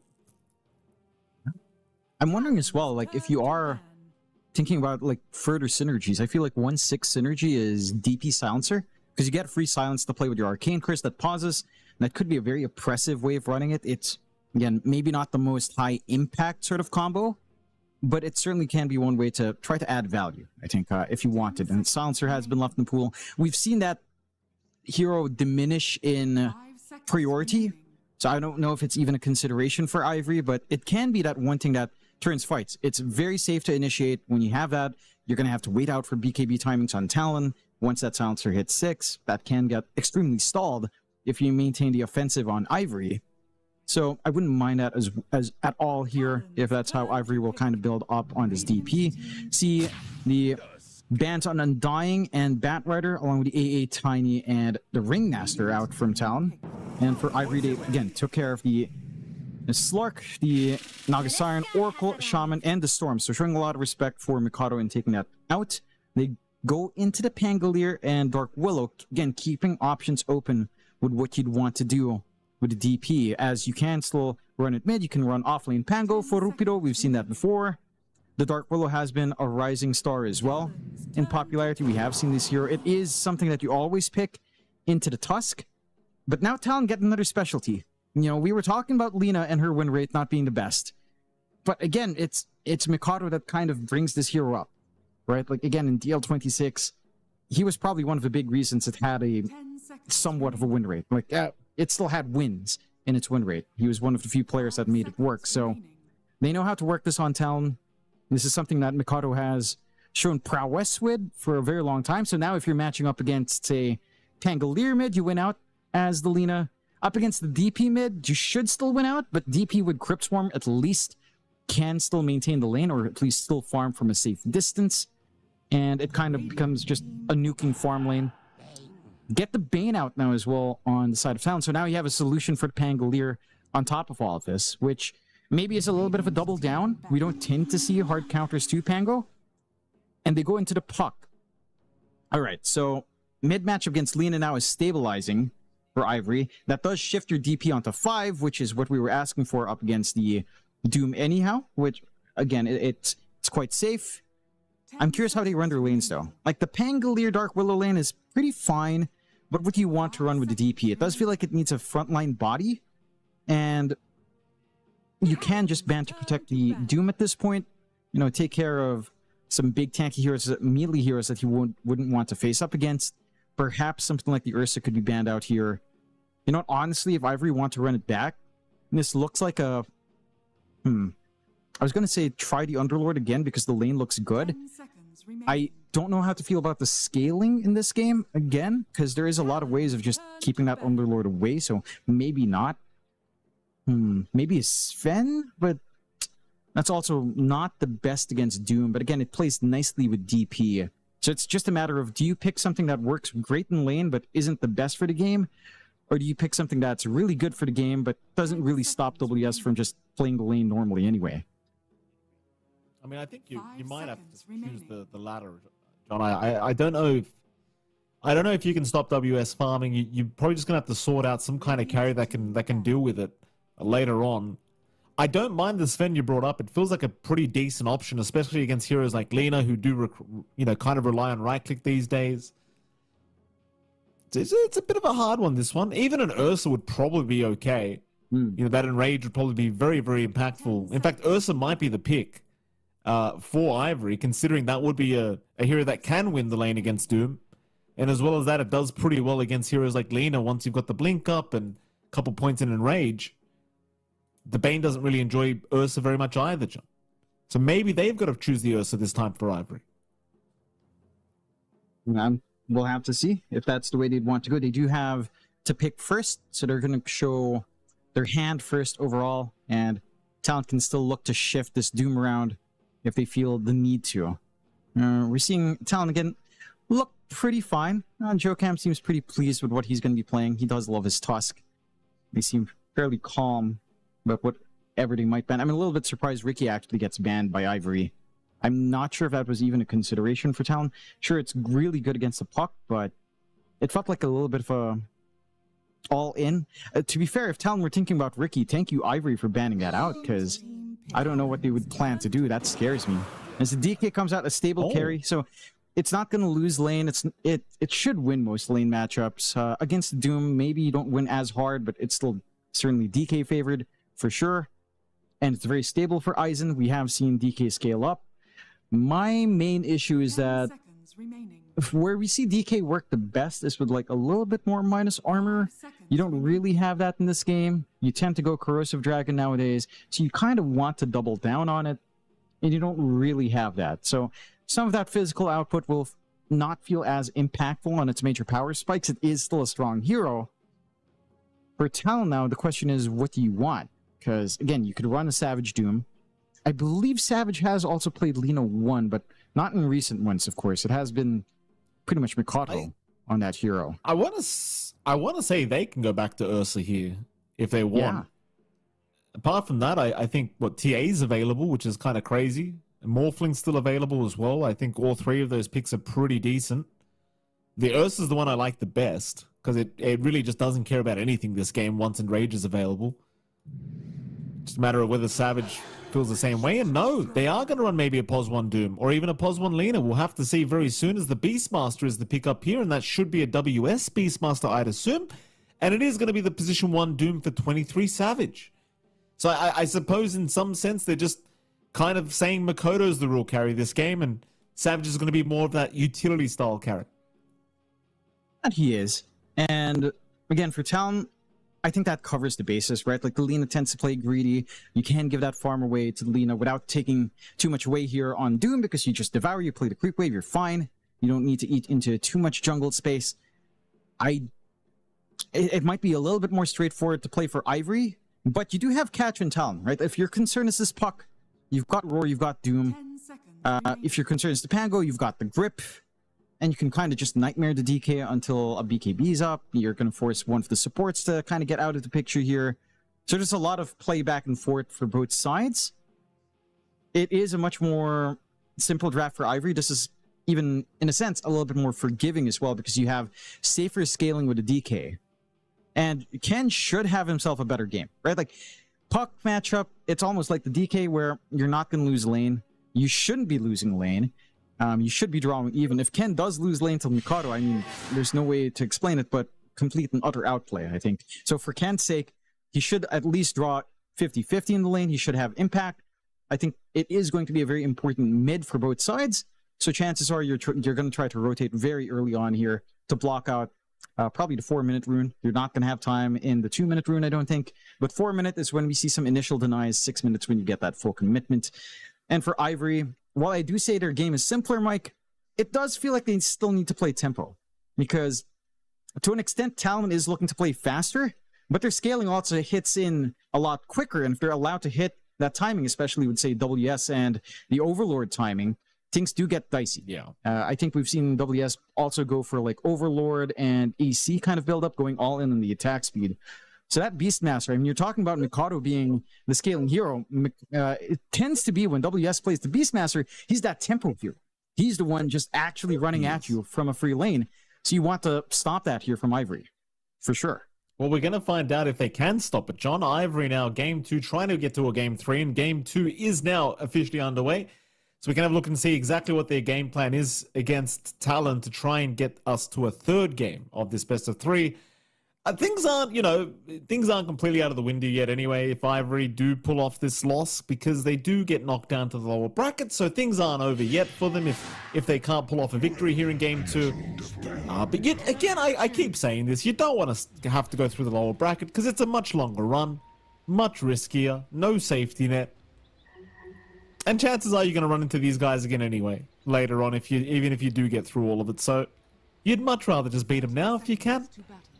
So we might have an early team fight to break out. Yes, Jonathan?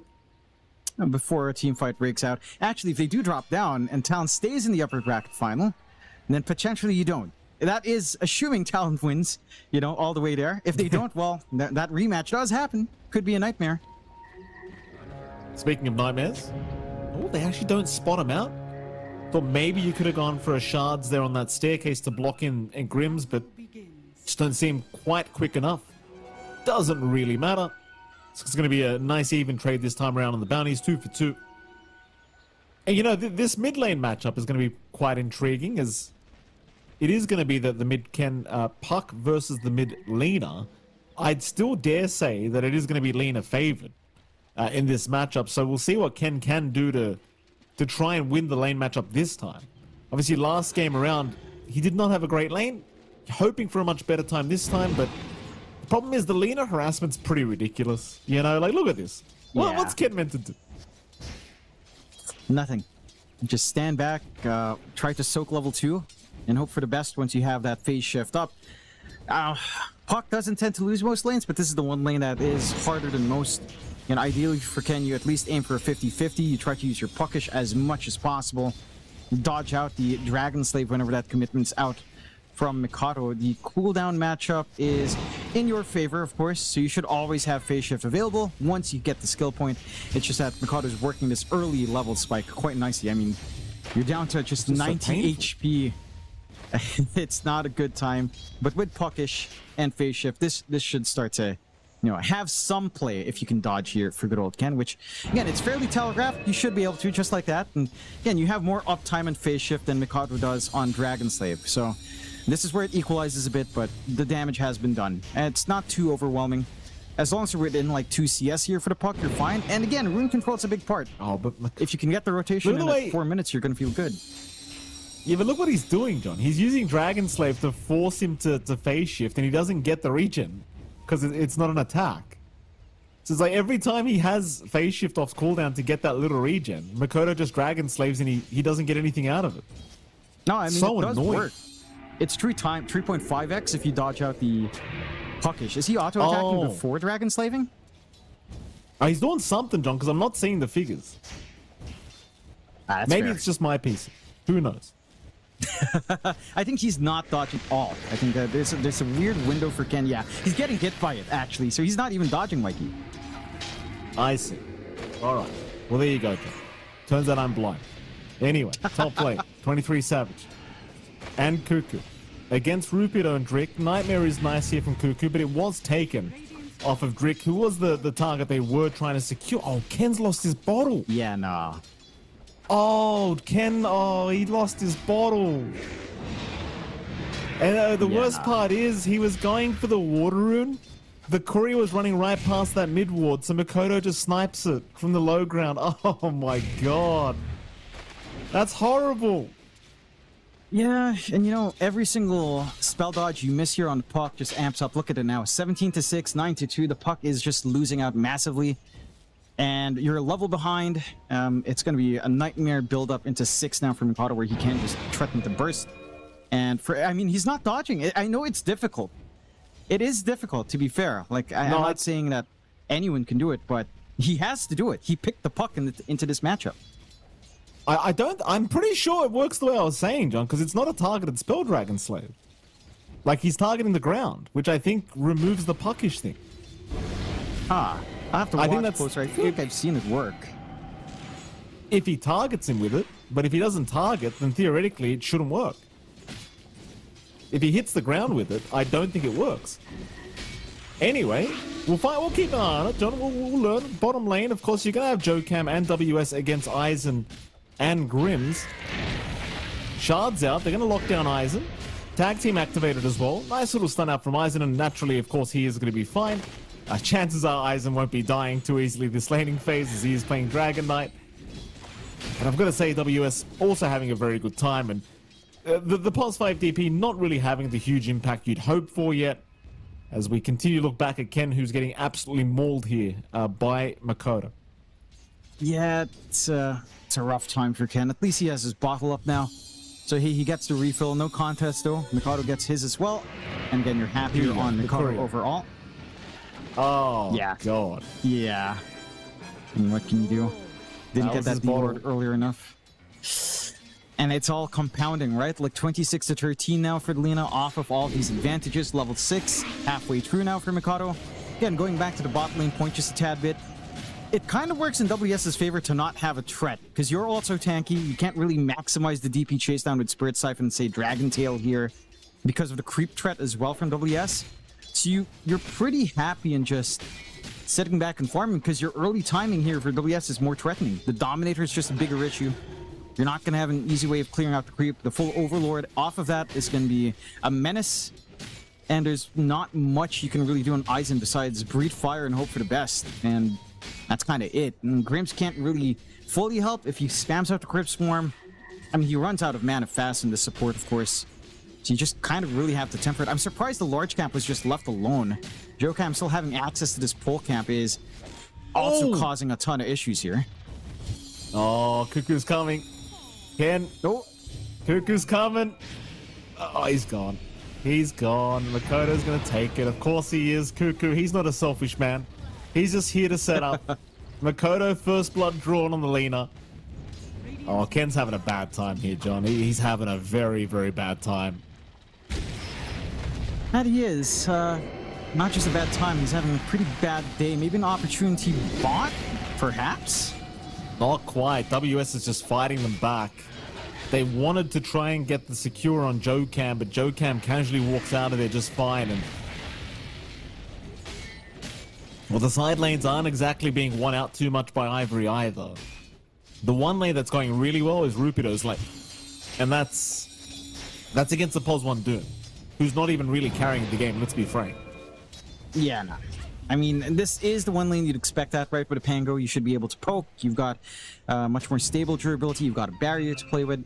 Savage didn't manage to find himself a good creep either to try to devour and have some more presence, so you don't really miss out because you're getting that value from Cuckoo, because he can walk around the map. The Doom isn't going to die solo, so you can try to work some pressure. He is trying to go for the steal, but there are heroes around.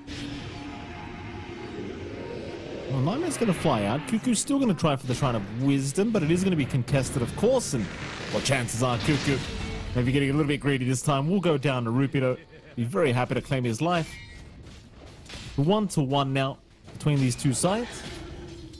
Yep. I really do feel as though if you're Ivory, you've got to start trying to figure out ways to stop Makoto already. Because his net worth is already starting to skyrocket out of control, well beyond anybody else at this stage. And well, right now we aren't seeing any kind of support rotations yet. In fairness, they probably can't even play off Ken because he just doesn't have the damage output at the moment. Bottom lane, chases on for Grims. Cuckoo gets a brain sap, doesn't try for the Nightmare. Dokam still having a look around, has tag team and Snowball, and actually does run into him. Needs a bit of help though, because Grims can just turn around and Spirit Siphon. Gets a nice little courier of Eisen, so he'll lose that Gloves of Haste. Jokam still just stalking Grims, who's just standing there trying to avoid him as they're just sniping him from a mile away. He'll siphon up a creep to try and remain alive. Nightmare onto Jokam, trying to allow him an escape route, but he can't get it. Even a coil now. Ken's here. They want WS, but Makoto right around the corner, but realizes he can't do anything. No Light Strike Ray skilled up yet.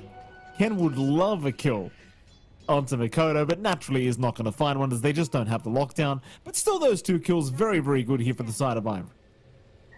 And it is. That's what they needed to find. Kind of compensates a little bit for Ken having that slower start. Makoto is casually getting a Laguna out.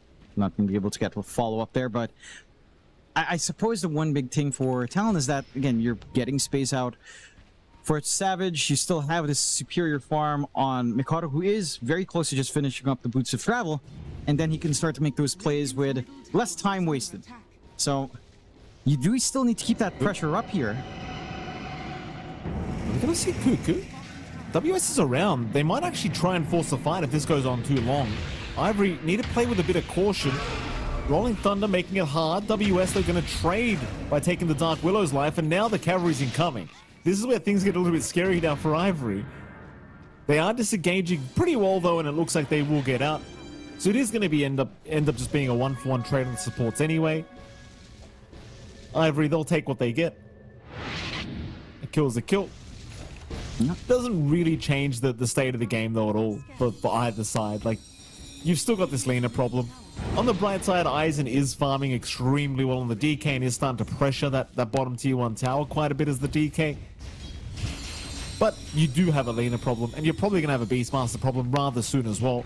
As WS looking to move in, does go right onto Grims, and that'll be another nice easy pick-off. Nothing he can do about it. No. That's him with level 3 Spirit Siphon up as well. Like, it's just not enough, even with, like, say, 2 things that you tried to siphon out. Didn't quite have the charges. WS already very impactful with the Dominator up. The full Overlord timing is just this big threat, this big tempo that you're looking for in Talent to just take objectives, and he will. And he's held on to the Dark Pearl Summoner quite nicely. Skellies are out. Oh, bot top. Rupido. Finding out the hard way, 23 Savage had Doom available and does get taken down as Makoto. Just quick with the Laguna to secure. And again, things are going swimmingly right now for Flips the Talent. No stress at all.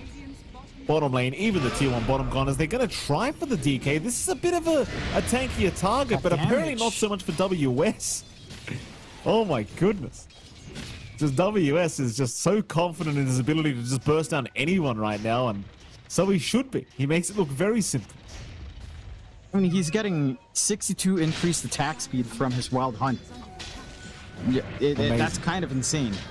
And then just how much you get per unit. And when you have a unit that's so much more unit, like the Dark Troll Summoner, yeah, it ramps up really quick here for that Beastmaster already getting that pre-space down bot. Yeah. The best part is as well, because you get the rally aura with the skeletons, he gets bonus damage every time he's fought. He gets plus 15 with 3 skellies on his damage, as well as the attack speed. What a combination. How great is that? Yeah, and WS has been doing that with the Beastmaster nowadays, just sticking to that Wild Hunt. You do have room up top. This is the time we were talking about from Grim says so. Jesus Christ, I didn't expect that one.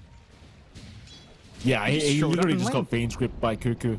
Yeah, he walked up, got Fiend's Gripped, and well, WS was there with the damage output, so there was no problems. It's like Ken is going to try and pressure the mid-tier 1 tower a little bit. Joe Cam will take away his ability to do so. At least Ken can find himself an amp damage rune. Should be okay too. Nobody around to contest. Yeah. Problem is, like, Talon are just so confident in their ability now to get through this game. It feels like they're going to start knocking on tier 2 towers soon. Because you've got the Helm of the Overlord completed and coming out of the courier now for WS. Meanwhile, mid, they're still trying to push the mid-tier 1 tower, but they just haven't got it without the Exorcism. Not while Makoto's around. Certainly not. Again, they committed top, and that's Grim's using his salvo of, I believe, 6 or 7 spirits on hand as well. On Spirit Collector, so it was super powered Exo. So you miss that opportunity for a bigger objective, but you are buying space with him, right? Like, this is all about just getting the initial timings now. It might be a little bit challenging with Aizen just going full form. You're not going to get a fast blink on your DK, but you're looking for scaling. Bit of a smoke out, maybe gate movement across as the space is given for the mid-siege. Trying to sneak onto bot for Grims and Rupido. I mean, if they could somehow work it onto WS, that would be big, but he's just dancing around them. No vision to scout out. They don't have a defensive ward further south. So this is just a massive waste of time. And again, Talon, they've equalized that farm. Like, Mikado and WS are farming at the same pace. Savage isn't actually lagging behind. He is a Doom at equal net worth, so it's not a great feeling, but like you said earlier, Mike, it's not a Doom show. It's a Lina and Beastmaster show in this game for Talon. He does show that smoke though, Savage. And he does. Doesn't really seem to matter though, because Aizen's still farming this large camp. Looks like he will retreat at the right time. Instead, they might run into Drick. More numbers coming here from Ivory. Jocam's gonna break his smoke. They'll see Aizen trying to fight over the shrine of... Oh, that's a nice shot. It locks them both in. The Terrorizer to buy a bit of space, but it's not gonna be enough as WS right onto Aizen with the roar. Aizen's down. A perfect shots from Jocam. Grim's on the run. They don't even care for the DP. Who else have they got? More TPs are coming. So they are going to continue this fight. WS is the target. They are silencing him up. He's actually taking a fair bit, but the snowball's going to buy him time, so WS is not going to go down. Grims will drop instead. I mean, I don't think they can even kill this beast. WS, he's just going to casually walk out. Tier 1 top tower does go down. Oh, I don't know about that, Ken. Ken. Flawless punch. Ken. Oh, no. Ken. No, at least they do get WS. Aizen will get him. They'll get Joe Cam as well. So I guess in the end, Ken, he does make a pretty big kill happen. WS was worth a lot of gold. And he was. A very important gold injection coming out for the side of Ivory. It's just that you're losing a lot for that. Tier 1 top is pretty impactful because you're seeing how Talon's playing. They're always contesting these Shrines of Wisdom, and they did also snag that objective away earlier on, as they did have to step off of the platform, giving free EXP for WS and the lowest EXP support as well. Not finding the contest on the other side across the map, as that's tier 1 still stands here for Talon. For Ivory at this point, it does feel like they're putting all their faith now in the capability of Aizen to carry the game. Like, again, he's going Militarium, he's going to go for full Mjolnir into Blink BKB. So that means a lot of waiting until the DK is fully set up to kind of come in, but it's a matter of how do you find that stall, right? Like, you do have some damage coming in from Ken.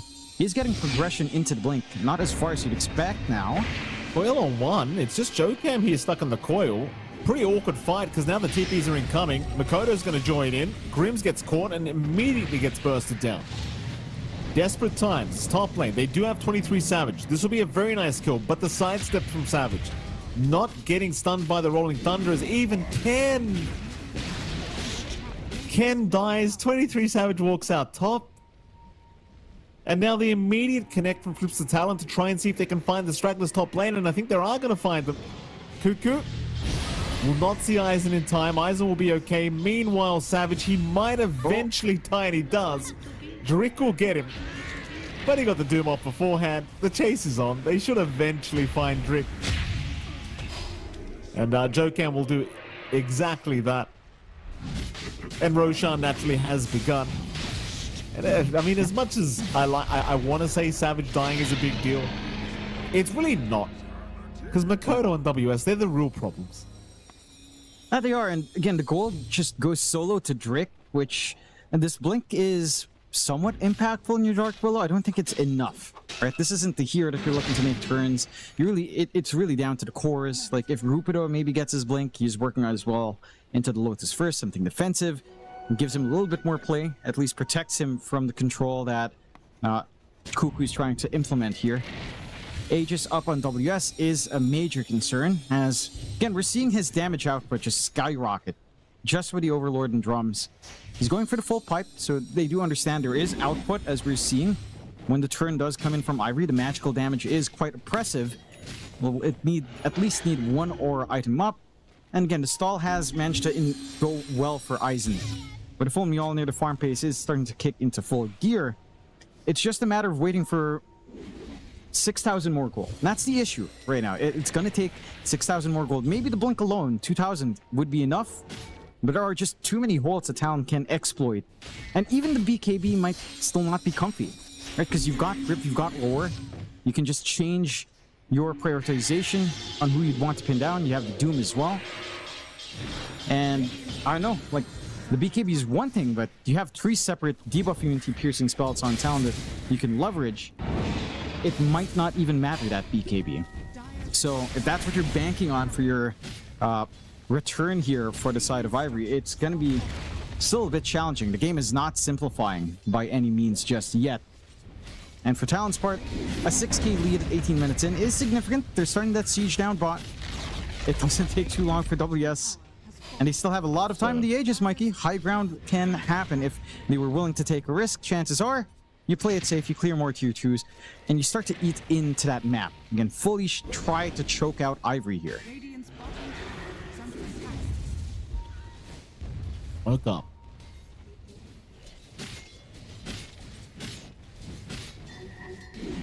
Very important team fight for Ivory. They'll see WS. That's just not the guy they can hope to take down that quickly. Especially with the Aegis up. And there'll be a counter smoke now. There is plenty of vision around this area for both sides. Problem is, Talon see that they've just placed the ward on that cliff. So they know that Ivory is smoked. The D ward will be there from Rupido, so they do lose their vision on Talon. Down bottom, Grims, Ken, and Drick all still smoked up. Said they'll connect mid once again, just huddling around Makoto, but Makoto's not getting jumped whatsoever by Ivory. And so both smokes really pan out to absolutely zero. You do still have 2 minutes on the Aegis though for WS, so I imagine Flips and Talon won't be giving up that quickly on the smoke, especially considering they just found an amp damage rune from Makoto. I do think they'll probably want to go for a big fight here, Flips and Talon, with all they've got. Yeah. If they can find some targets, that is. Even the Tormentor, I guess, is probably worthwhile, and it seems like that's where they're going. And the shard upgrades are pretty nice on both of your supports. Maybe Cuckoo's isn't as impactful. Certainly the deeper shards out from Jokam can start to really lock in an area, make it a little bit awkward, especially for the DK, and to an extent the Pango with his role as well. And kind of be impacted in trying to look for those angles. We'll find it. No real contest coming out here from the side of Ivory. As for Ivory, I don't see how you simplify this game yet. It's another smoke. They're all starting to clump up again over the 21-minute Shrine of Wisdom, though. Drake is in position to break the smoke. Pretty smart. indeed. We'll get started. They are maybe going to find Drick here. The Drick still alive for now. Meanwhile, Rubido getting roared through that Rolling Thunder and the Fiend's Grip as well from Cuckoo, just in case. No hesitation. And they don't really need to hesitate at all with the spell usage either, because it doesn't really feel like they need the spells right now. No. T2 top tower going to be targeted. Even a blink up on Cuckoo now to make matters worse for Ivory. So even just the blink nightmares are going to be a huge nuisance here for Ivory to try and deal with. You're still just kind of searching for answers right now. It's very reminiscent of what happened in game number 1. Like, you had an okay laning stage, you fall behind in the mid game, and now you're just stuck looking for answers as to how to pull yourself back in. It also feels like they're just playing without a mid laner right now. Like, Ken just hasn't had a game once again. No. He you know, the lane matchup is just atrocious for him. What's he meant to do? That it is. I'm not sure. I mean, again, they've been sitting on some double blink timings as well. We saw Drake try to play with it again with that play on breaking the smoke. I mean, the lead's just going wider, and they're trying to go back for Lincoln's on Ken just to have some protection from the single target spells, but you have 3 of them. 4 if you want to count Laguna here and Mikado. So even if you whiff one, chances are you'll get the other for the side of town, and you still wouldn't mind.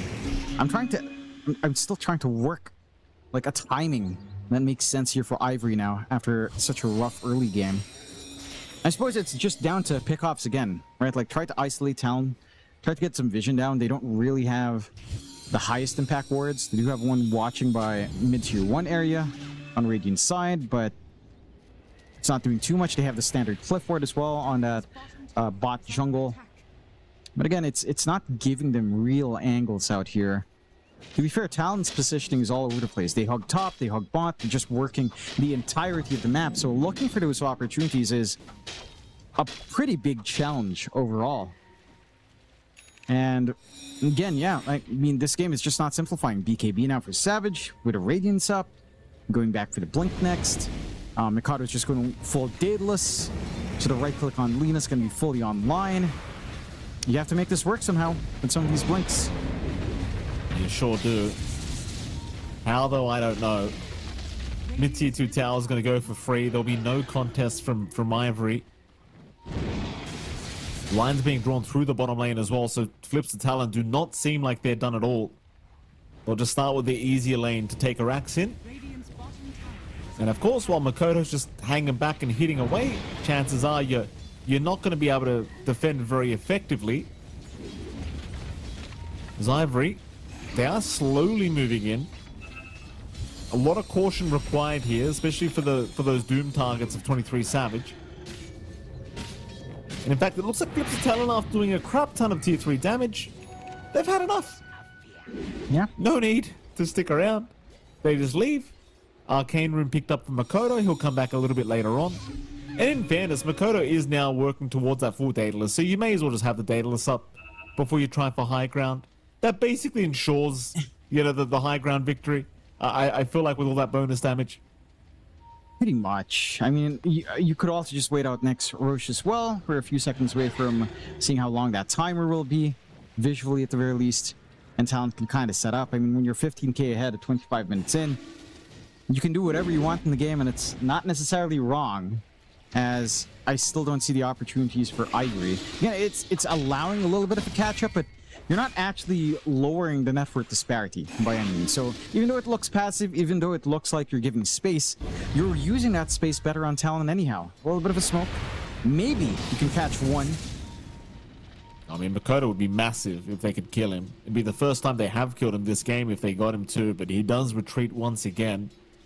Flips of Talon looking forward to the next Roshan opportunity, which doesn't look like it's going to be too far off. You do still have a bit of a search from Ivory, but there's going to be a counter smoke now from Flips of Talon because they just picked up their BKB on WS. Jump in immediately. Shards will lock down one. Aizen is around to try and help out. They'll land a nice Terrorize onto 2 targets as well. Aizen's going to try and at least burst down the task. Joe Cam, though, barely surviving. And now the Raw Fiend's Grip comes out. Aizen, he just can't do anything. You just can't do anything. Like between the Raw, that they stacked it too that time. They didn't even stack it properly. They both committed Raw and Fiend's Grip at the same time. But it just doesn't matter if they waste the spills. Nah. And again, like that's the issue. It's so hard to find an angle. Taking a 5v5 just feels like you shouldn't. But you have to because Talon's playing as 5. You really... I mean, what can you do, right? You can't look for the pickoffs. There's no one playing out of position on Talon. Maybe you could argue Savage is kind of tempting fate, but he knows there's no threat right now while he still has a BKB, and he still has Doom. Why the hell not take the opportunity to just get more freebies while you're lacking the tools here on Ivory? And that's 1 racks down, just off of 1 awkward fight here for Ivory. A little bit of a pause, as maybe some connection issues here for WS, but for Ivory, there's a lot of game issues right now, Mikey. Again, like we were talking about with the timings here for Aizen. The BKB just it doesn't feel like it matters. The double, triple blinks you have on Dark Willow, Puck, and Pangolier hasn't really done much. You need to find a backline. The Talon's position has, again, been pretty sharp. Like, they're not giving openings. They're not sticking to one area of the map. They're constantly running back and forth between top, mid, and bottom. They've got Lina just working the entire map as well. They've got Roche opening up now.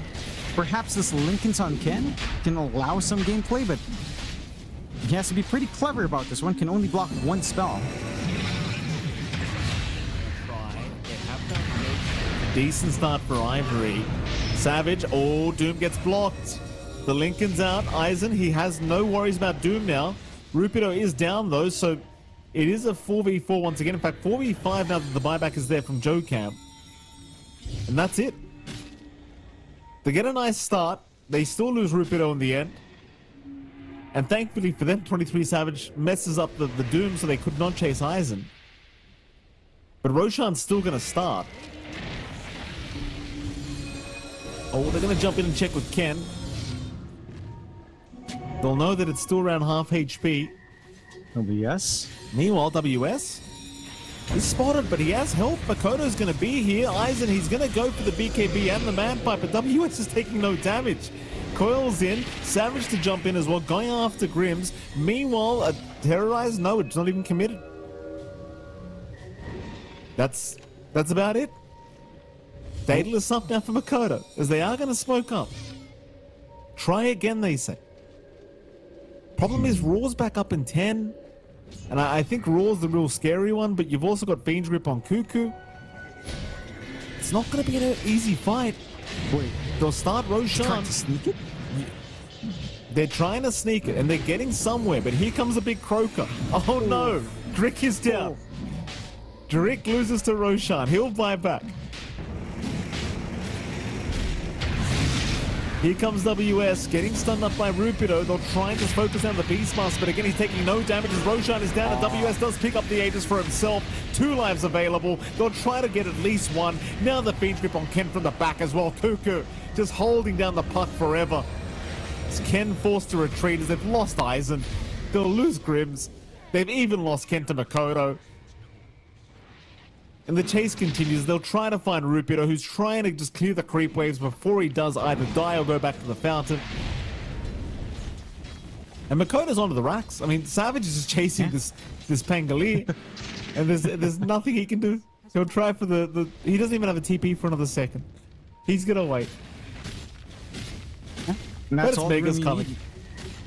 I mean, you don't need to Doom around for this anyhow.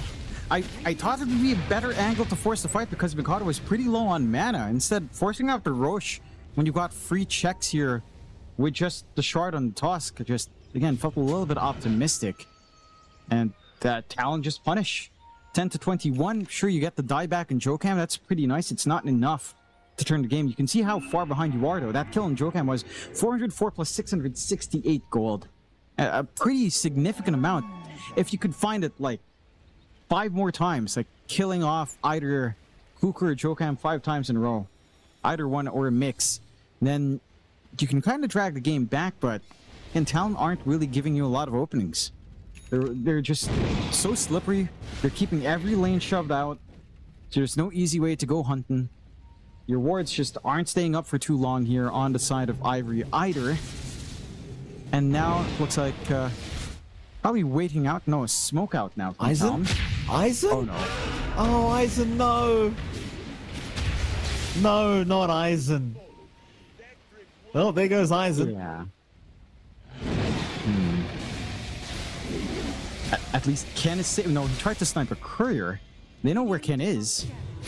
Oh no! Oh Ken. no! Ken is safe. Did you say, John? Is that what you were trying to say before you cut yourself off? Yeah, I said that until he right-clicked the courier once. He didn't even kill it. So I don't. Yeah, no. No. What can you do? What can you do? 30k up What now can for you do? Town. A little bit of maybe a bit of an existential crisis for Ivory, rather unfortunately, but at the least they're not calling it and they're still trying. No, you gotta find an angle. Maybe Talon messes up somehow. I mean, Rupiter's going to roll in. Hits nothing the first time. Yeah, He's just getting annihilated by Makoto. He's gone. Raw's back up here for WS. They're going to try one last time. Ken's brought back. They're going to lose Grims immediately. There goes Drick as well. Buybacks coming in left, right, and center. Meanwhile, Ken, though, dying back immediately on the puck. GG's called. They've seen enough. Flips the Talon. Clearly too good here today. They will lose. Game number 2 here, Ivory. And Flips the Talon. They will proceed as they look incredibly unexcited. Incredibly unexcited here, Talon. But Yeah. what a performance, John. Easy tour. That it was. Game 1 certainly a little bit more exciting, but I'm not sure if it was because Talon was playing cleaner or if the draft was just a little bit wackier for both sides to kind of go here. This one is, again, a pretty straightforward draft. This Doom Pause one from Savage, we've seen it from him before on his last stint on Talon as well. And the ideas were there on Ivory. It's just, again, they needed to execute. You needed to give Mikado a harder lane. You needed Ken to pop off. The direct 1v1 just was a little bit of a nightmare here for the puck. And the windows are pretty tight to try to make that work out. And Mikado, again, is just probably one of the top mids in the world right now. Certainly so in the region. For Ivory, the one positive I can say is the low bracket is still there. And this team, well, sure, it wasn't particularly great up against Talon. I do feel like this team can still give you a run for your money in the lower bracket. Like they will drop and face either Tech Free or Boom. I think that's a matchup that still can work. I think, again, Ivory has a little bit of an edge compared to some of the teams that draft a little bit more standard, hasn't really adapted to the patch. Ivory's a little bit ahead of the curve in that sense. They're a lot closer to Talon's understanding. With this hyperactive pause, one idea is they have for Eisen, just Talon seem to be a lot more ready or just execute on top of it a lot more. And they make, a few small mistakes that you make on Ivory just cost you a lot. Like, again, this moment for Ken where he tried to snipe a courier, only got one last hit off, realized that they're probably around the area, and just the Lincolns wasn't a surprise at that point, so Cuckoo could just set up. Like, it's small stuff like that against a team like Talon you can't afford to do. And for Talon, it did look like after yesterday's one-game loss up against the side of Kopite, they have shaped up. I was having a talk with Mr. Lane. They were like, "Yeah, we know we messed up. We're gonna come in. We're gonna clean it out," and they do up against Ivory. So big props to Talon.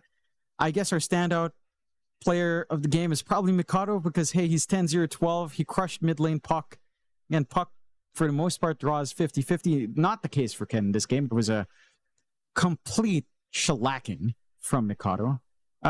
Yeah, it really was. And it's a there's not copyright much to word, do. sir. We're not. I guess. We're not that I was trying to think of the...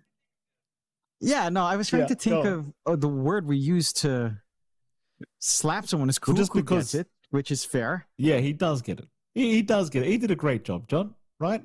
Cuckoo did a great job. Great Fiends groups, great Nightmares. We can't always give it to Makoto. It can't be every game as well as he plays. We'll give it to the big boss, the Okada boss himself. Cuckoo will get the standout player of the game. Anyway, Jonathan. Oh, and there we go. Makoto does get one just because we felt bad. Yeah. Look, you got to give a shout out to the part-time pro player Cuckoo, full-time streamer as this man is taking time off from those lucrative streams to actually grace us with his presence in a match of Dota 2. Talon should consider themselves blessed, but yeah, Mikado has an outstanding performance there. And for Talon, I mean, now they get into, what is it, the upper bracket final, so it's going to be exciting for them. Semi-final. Again, Oh, it is. no, the this finals. was the Excuse me. semis. Go on, Yeah, John. it's the upper bracket finals on, next. yeah. And it's pretty exciting because they've taken one Filipino team down. The next match we have lined up later on will determine what Filipino team Talon will have to play up against, which is either Execration and Nemesis. And let me tell you, I feel like out of those two, I think Talon are hoping it's Execration, because I think Nemesis is surprising a lot of people, and a team that surprises you, you might not be ready for, Mikey. I think they have a lot more data on Exe. That's a team they're much more used to facing up against. And we'll have to see, because that next match, it's a classic Rambulan, and it should be fun to watch, Mikey. It's going to be very fun to watch, John. Execration Nemesis coming up after a very short break. We'll see you soon. The human body was built to move. Not trapped at a desk in one singular posture for 12 hours a day. It's time your chair evolved. This is Secret Lab Titan Evo. Ergonomically engineered for you, gamers, hybrid workers, artists, backing your every move.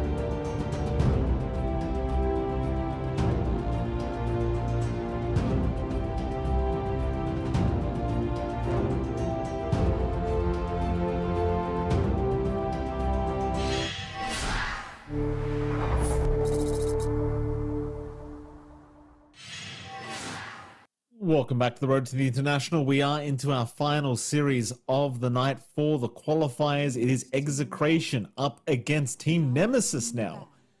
To see who is the second team that will be making it through to the upper bracket finals, and it is MLP Dota and John X Fire. Jonathan, this will be a pretty interesting series. I can confidently say that I have no confidence in my ability to tell you the result of this one. I think it's going to be a 2-1, this series right here, but I don't know. I don't know who's winning. I don't know what's happening. I don't know anything. Yeah, it's hard to tell. And it's always hard to tell when you have 5 Filipinos versus 5 Filipinos because who knows what happens, right? It's a little bit of a dice roll whenever that happens. And this is also a very storied matchup. Both of you, all of these players know each other very well. If I recall right, when I was casting one of their, for fun matches, let's say they're one of their Pustahan nights, right? And there was a time where it was last year, they got Palos, they got Akashi to play with him, thinking it would be easy. And then one side lost. I think Gabby started to yell, we should have gotten Palos instead, so we would win here.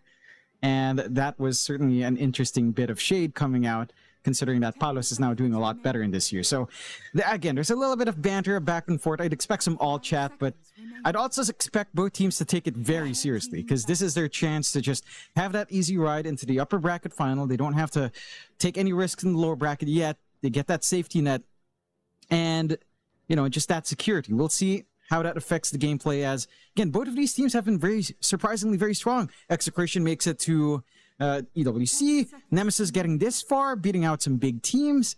These are teams to watch out for, and I think we've got ourselves a very solid match here. So we do have that draft again. Shadow Shaman being picked up by Exa, nice and safe. Nemesis going for the Doom. So nothing too strange yet. This is pretty online. I will point out though, Nemesis is very good with these targeted bans. They take care of the Witch Doctor that we've seen a lot from CML. Taking care still of that TA, the Bristleback and the Gyro, very standard. Maybe the Gyro a little bit less so, as it's not been as popular, but Palos has made that hero his fallback, so fair enough. Try to make Palos a little bit uncomfy. Execration, for their part, did ban out the AA, the Undying, the Kunkka, and Marana.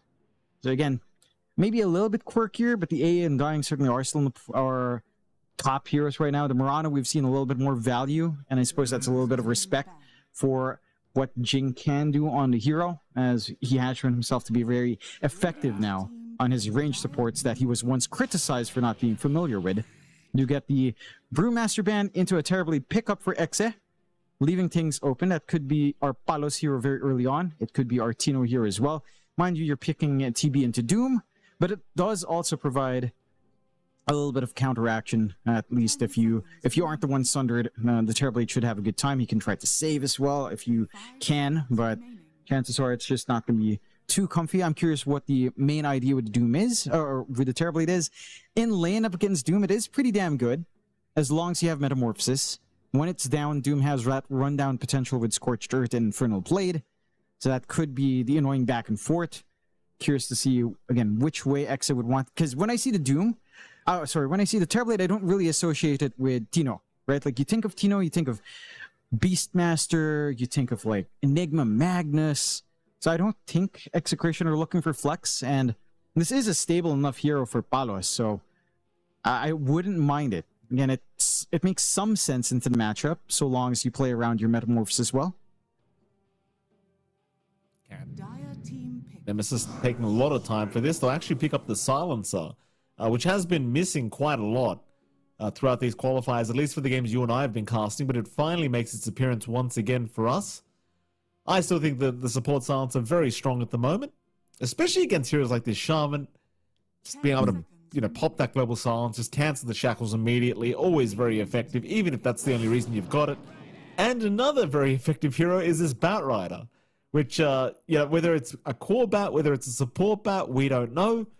Either way, I'd like to say that it would be a Mac mid Bat Rider, but we'll have to wait and see, as they are going to go for the quad. And the Oracle, in fact. Perfect counter for the bat. Yeah, they get some saves. They got a way to just remove all of those debuffs, remove the lasso as well. So they're covering all their bases here on the side of Exe.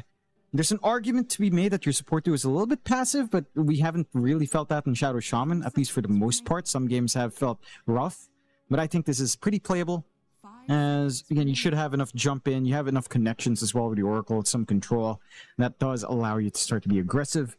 I am curious if they are expecting the mid bat though. I feel like that's something we've seen from Mac for sure. I think the matchup against Quap is actually not bad for Batrider with the Arsonist facet. Like you just spam sticky napalm, you're happy, you'll farm.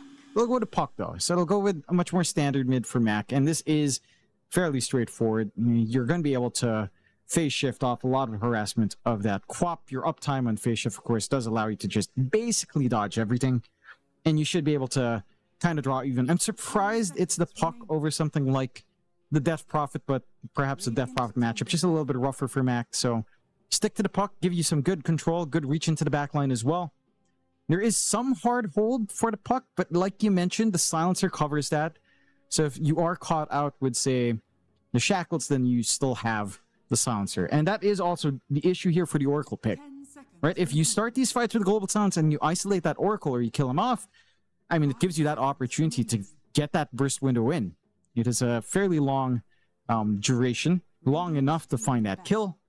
And for Execration, and that means you're looking at, again, likely a CML Oracle. He's going to need a self-dispel if you can find it.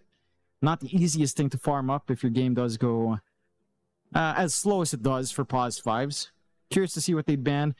I'm surprised Execration banned Tiny, but I suppose, like you said last night, Akashi is the one player you'd trust would carry Tiny. To take that out of the picture here. Into this lineup, it does feel like Akashi could try to get away with a Morphling, would he not? Like, you don't have anything directly to counteract. Again, this Shadow Shaman has the double time to actually control a Puck and Morphling. It's not enough control from just that one hero. You have the Terrorblade to turn into. Even Quap's not too bad. Like, I wouldn't mind an Akashi Morphling here if you could fit it in. I think Morph is really nice. I think Akashi probably could just go Razor as well if they want to play really quick. Razor's been looking really nice recently. For me, it doesn't matter what facet you go for. That hero just feels really broken in the right games, and we'll see a Medusa ban out. I still think it's a nice Razor game. There it is. It does get picked up. Beautiful. Thank you, John. Final pickup for the offlane of Execration.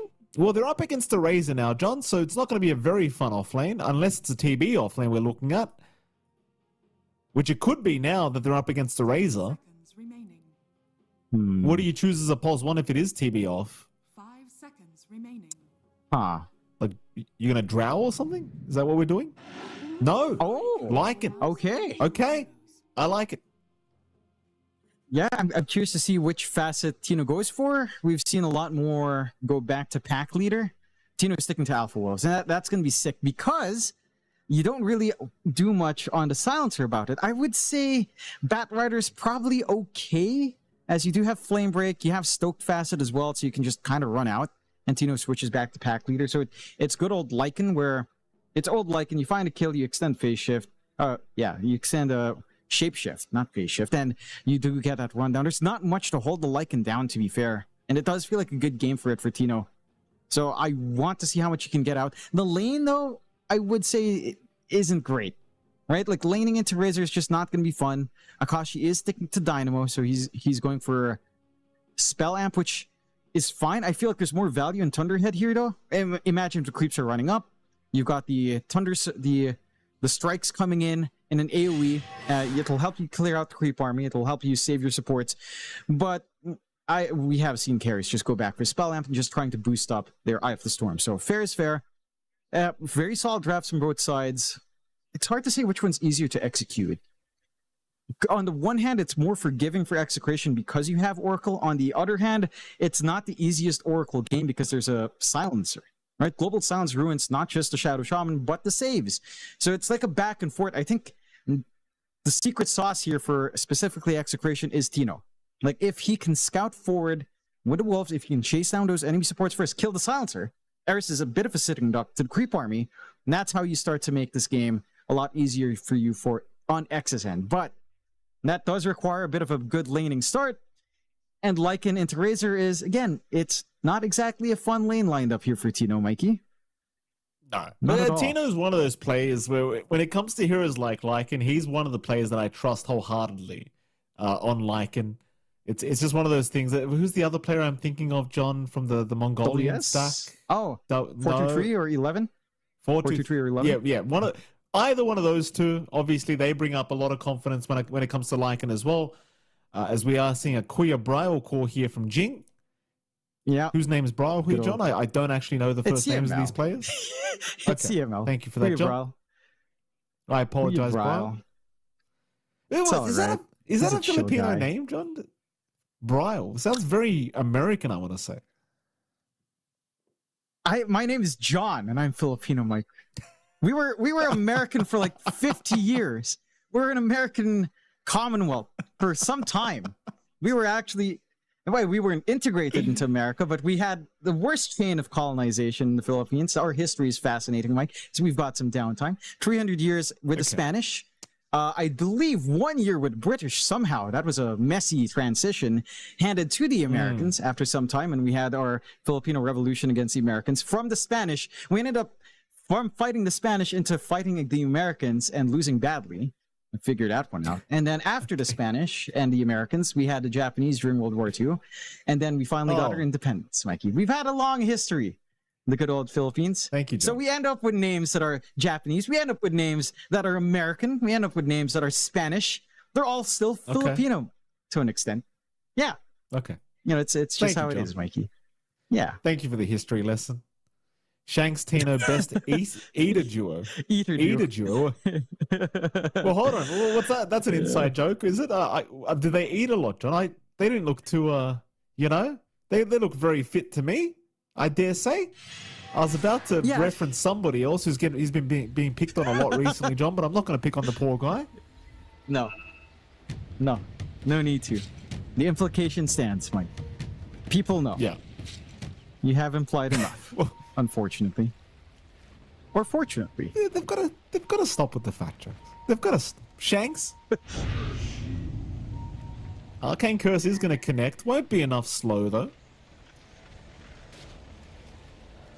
Here come the wolves, saying hello to Eris. Probably be Eris all game, just being chased by wolves. It will be. And it seems like we probably won't get an early fight. Yes, John. You know how Tino is as well. He's really just gonna gun for that one guy to feed off of. And maybe that's why Shanks Tino best eater combo. They're gonna be eating something here for sure. They're gonna be chewing up Eris as much as possible. Which is not gonna be fun for him. Again, that's where the beauty of this Lycan last pick comes in. And again, it ties in with his pushing from the Shadow Shaman. Didn't even get to talk about that. There is a lot of siege coming out. Very free siege as well. Mass Serpent Board down, a couple of wolves, your Dominator creep up, and you will just melt objectives. Shanks? Yeah. Is okay. 2 for 2 trade on the bounty rune, so even start between these two sides. Of course, mid lane is where our interest always peaks. Jonathan, you're going to have Mac against Lewis on the Quap and Puck matchup. This one, again, should be interesting. I imagine this time around it will be Puck favored because you can actually kind of, abuse your Puckish here against the Queen of Pain. We shall see what Lewis does do. But it should be a pretty good time here for Mac, and I don't think Lewis will struggle too much either. No. This is a lane where you go all in on Scream of Pain, though, for Lewis, and he does stick to Masochist for his fast tier, so... that's a little bit early. First Blood. That is very early. First Blood drawn. Akashi, of all people, will secure that First Blood to make matters worse. Keep in mind, it is Razor Silencer that you're up against. So if you get caught as the Shaman, that's slow from the Arcane Curse. It's going to be a big nuisance. The thing is, you didn't even have level 2 on Akashi yet, so it wasn't even like a Plasma Field on top. They just chased Shanks down with the Static Link, and it was enough.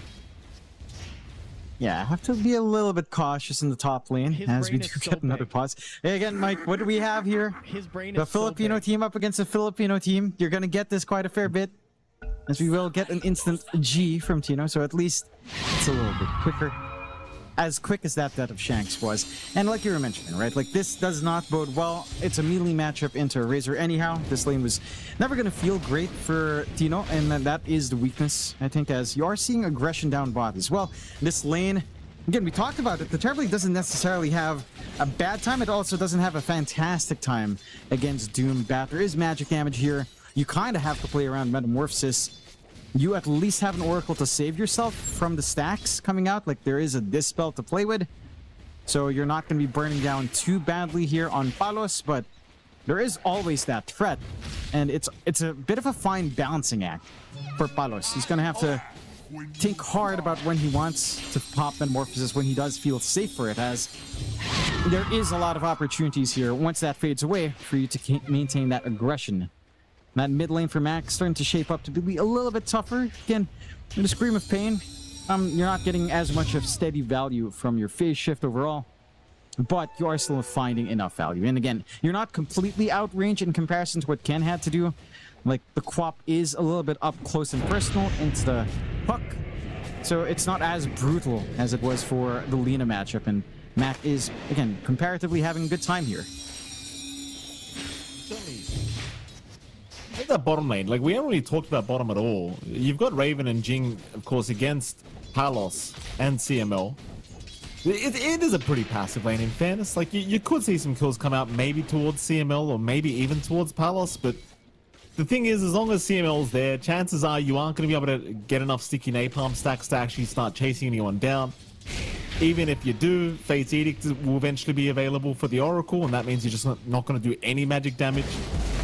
So it seems like we won't really be seeing too many kills down bottom. And that seems to favor Palos, who's having a great old time. He is. And you have to be a little bit cautious at the very least. Like, if there is a commitment coming out there on the side of Nemesis, I mean, you do have Dispels on CML, but you have to be very smart with how you use that Fortune's End. As, again, they can still somewhat threaten when Metamorphosis is down here on Palos. So far, so good, though, for the side of Exe. Their one pain point seems to be mid, but it's not too bad overall. Like, Lewis is still maintaining a slight advantage. The denies are going to hurt Mac in that progression into the 6.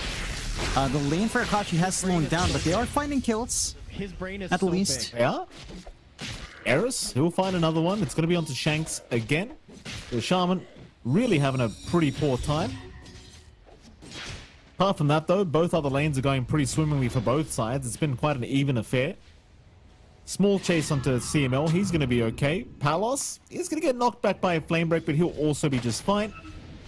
The mid lane matchup is still slightly favoring Lewis, so the Quap has indeed been able to pull slightly ahead, but it really is nothing to write home about. He has got a slight XP advantage, though, as well, which could be a slight concern for Mac as the laning stage does go on.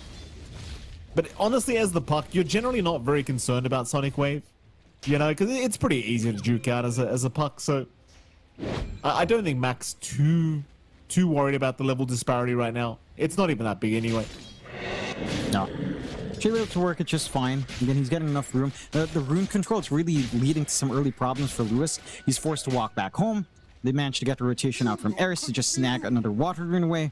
They're setting up now for the power rune as well, getting some good vision down. We are seeing Gentino's forced to just dodge his matchup by going into the jungle, as was pointed out by our obs. He is stuck there. Again, Akashi wasn't farming quickest, but when you give him a free lane and the Razor, it'd be a bit of a problem. Jing, though. Jing definitely set to fall and does go down. Palos claiming a nice easy one there on the TB.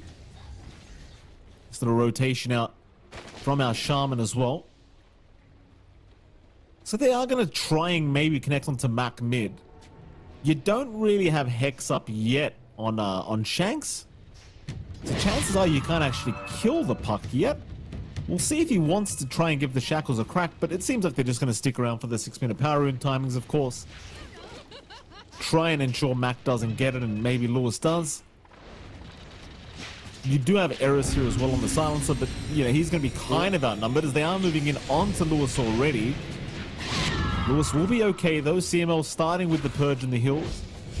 Bit of a fight, and it is going to be a nice arcane rune here for Lewis. And Execration, they should be pretty happy about that. But they ought to be. Nemesis do miss out on an opportunity. This timing is pretty damn good for Lewis as well, as one creep will give him 6, so he could translate this to instant aggression from the mid. And see, they have kind of split the supports apart. And the top lane is still a little bit of a nightmare for Tino. They are starting to get aggressive on Nemesis again. They don't have 6 as well on Makashi yet, but that rundown is here. It certainly is. Shanks can do nothing. They will try to buy some more time, but CML's out of spells to throw out. Akashi already 2-0-1 on the Razor. Meanwhile, mid lane, we do have a Sonic Wave, but it doesn't mean much because Mac finds a kill anyway. Did something happen? I kind of missed the Sonic Wave part, John. Something happened? It did connect for a bit. He did dodge most of it on Mac. So he took some damage, but not enough on that jaunt back in.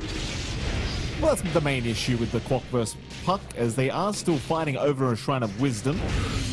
There is a lot of low heroes here on the side of the dive, but CML does still get quarters. Now they're all trapped in the tree line, but here comes Akashi to try and clear out, and it looks like they might still win this one out as Tino and Mac both go down. There goes Jing. Akashi still off the shanks. Should have a kill eventually, but no.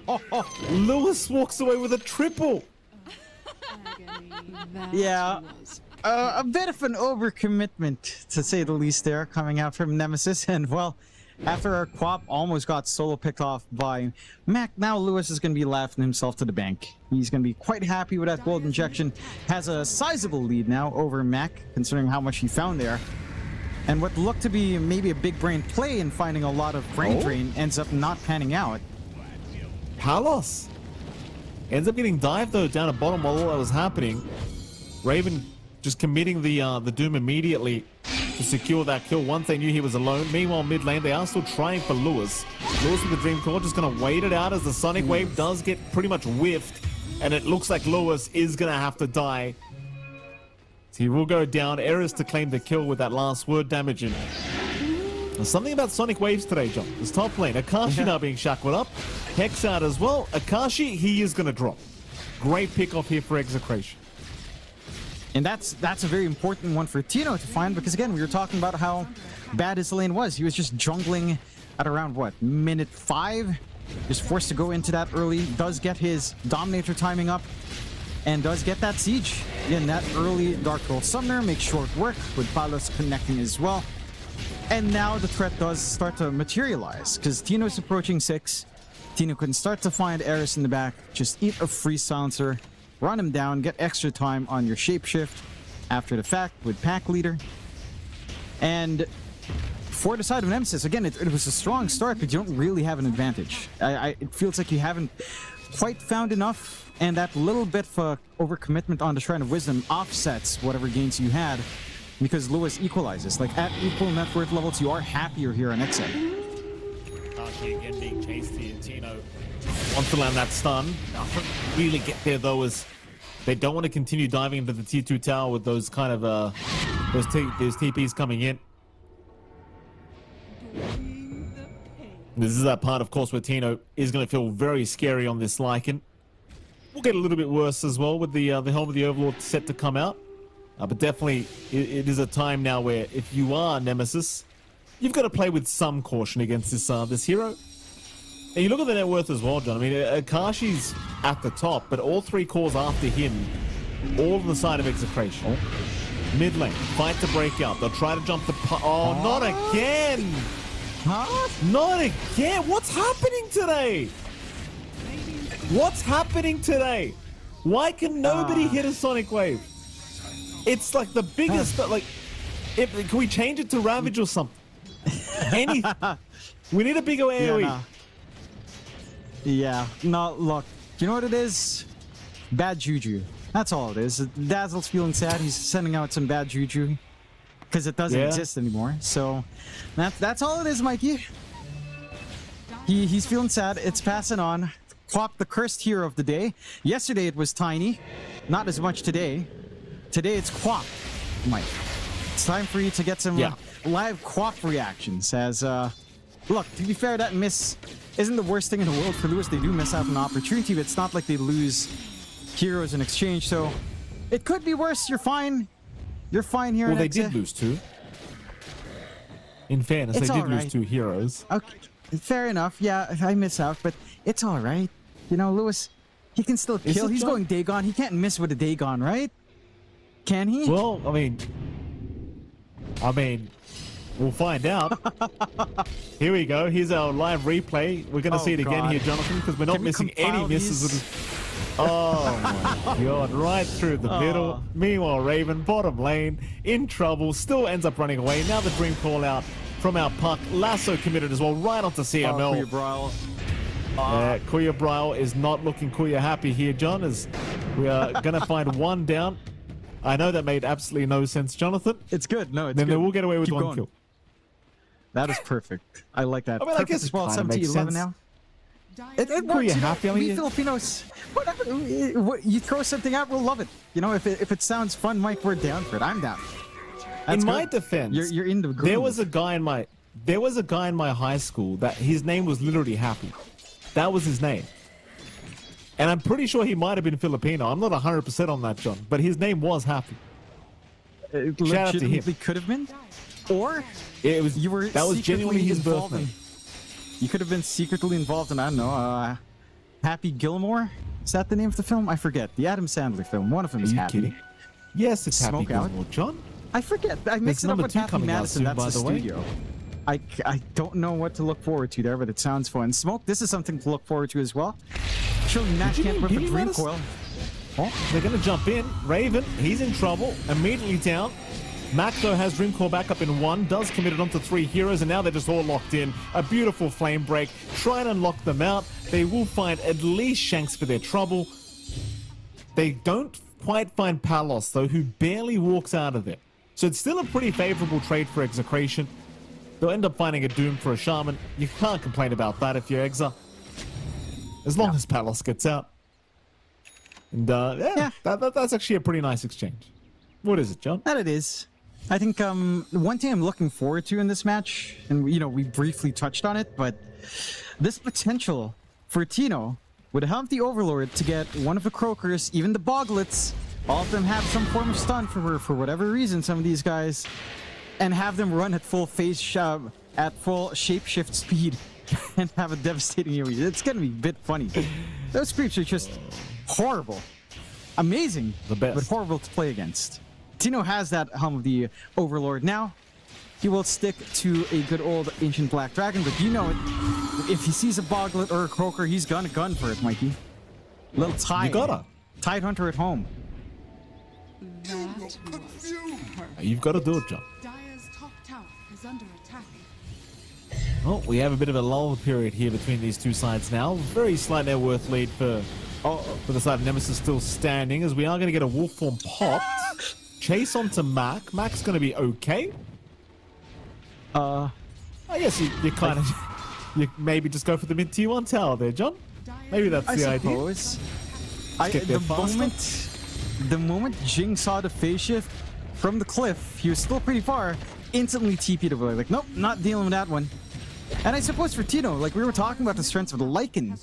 Yes, the siege is one big part, but he hasn't really poked onto the soft supports recently, which I guess is for our heavy eater Tino and Shanks. Not the tastiest of times here, but I'm sure eventually the opportunity should present themselves. They're happy enough to just farm. 8 to 12, less than 1k lead still being maintained by Nemesis, as Akashi is inching towards that full Mjolnir time you've seen on the Razors. And again, that's been the standard build-up in, I want to say, the past month. It started, I don't think it started with Savage, but he was one Razor player in DL26 that was doing this rush. And it has been popping up since then. A little bit of a smoke. See if they find an angle in here. They could find Lewis.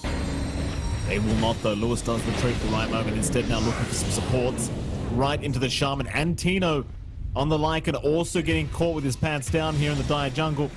2 down. In fact, make it 3 with CML joining the fray. Cannot survive as Era's taking all the int away.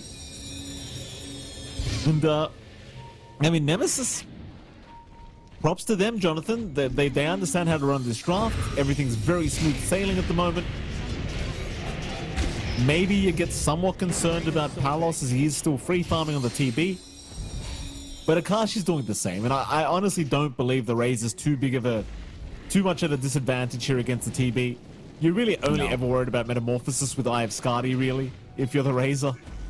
And yeah, I think Akashi can just easily play around that right now. It's no problem.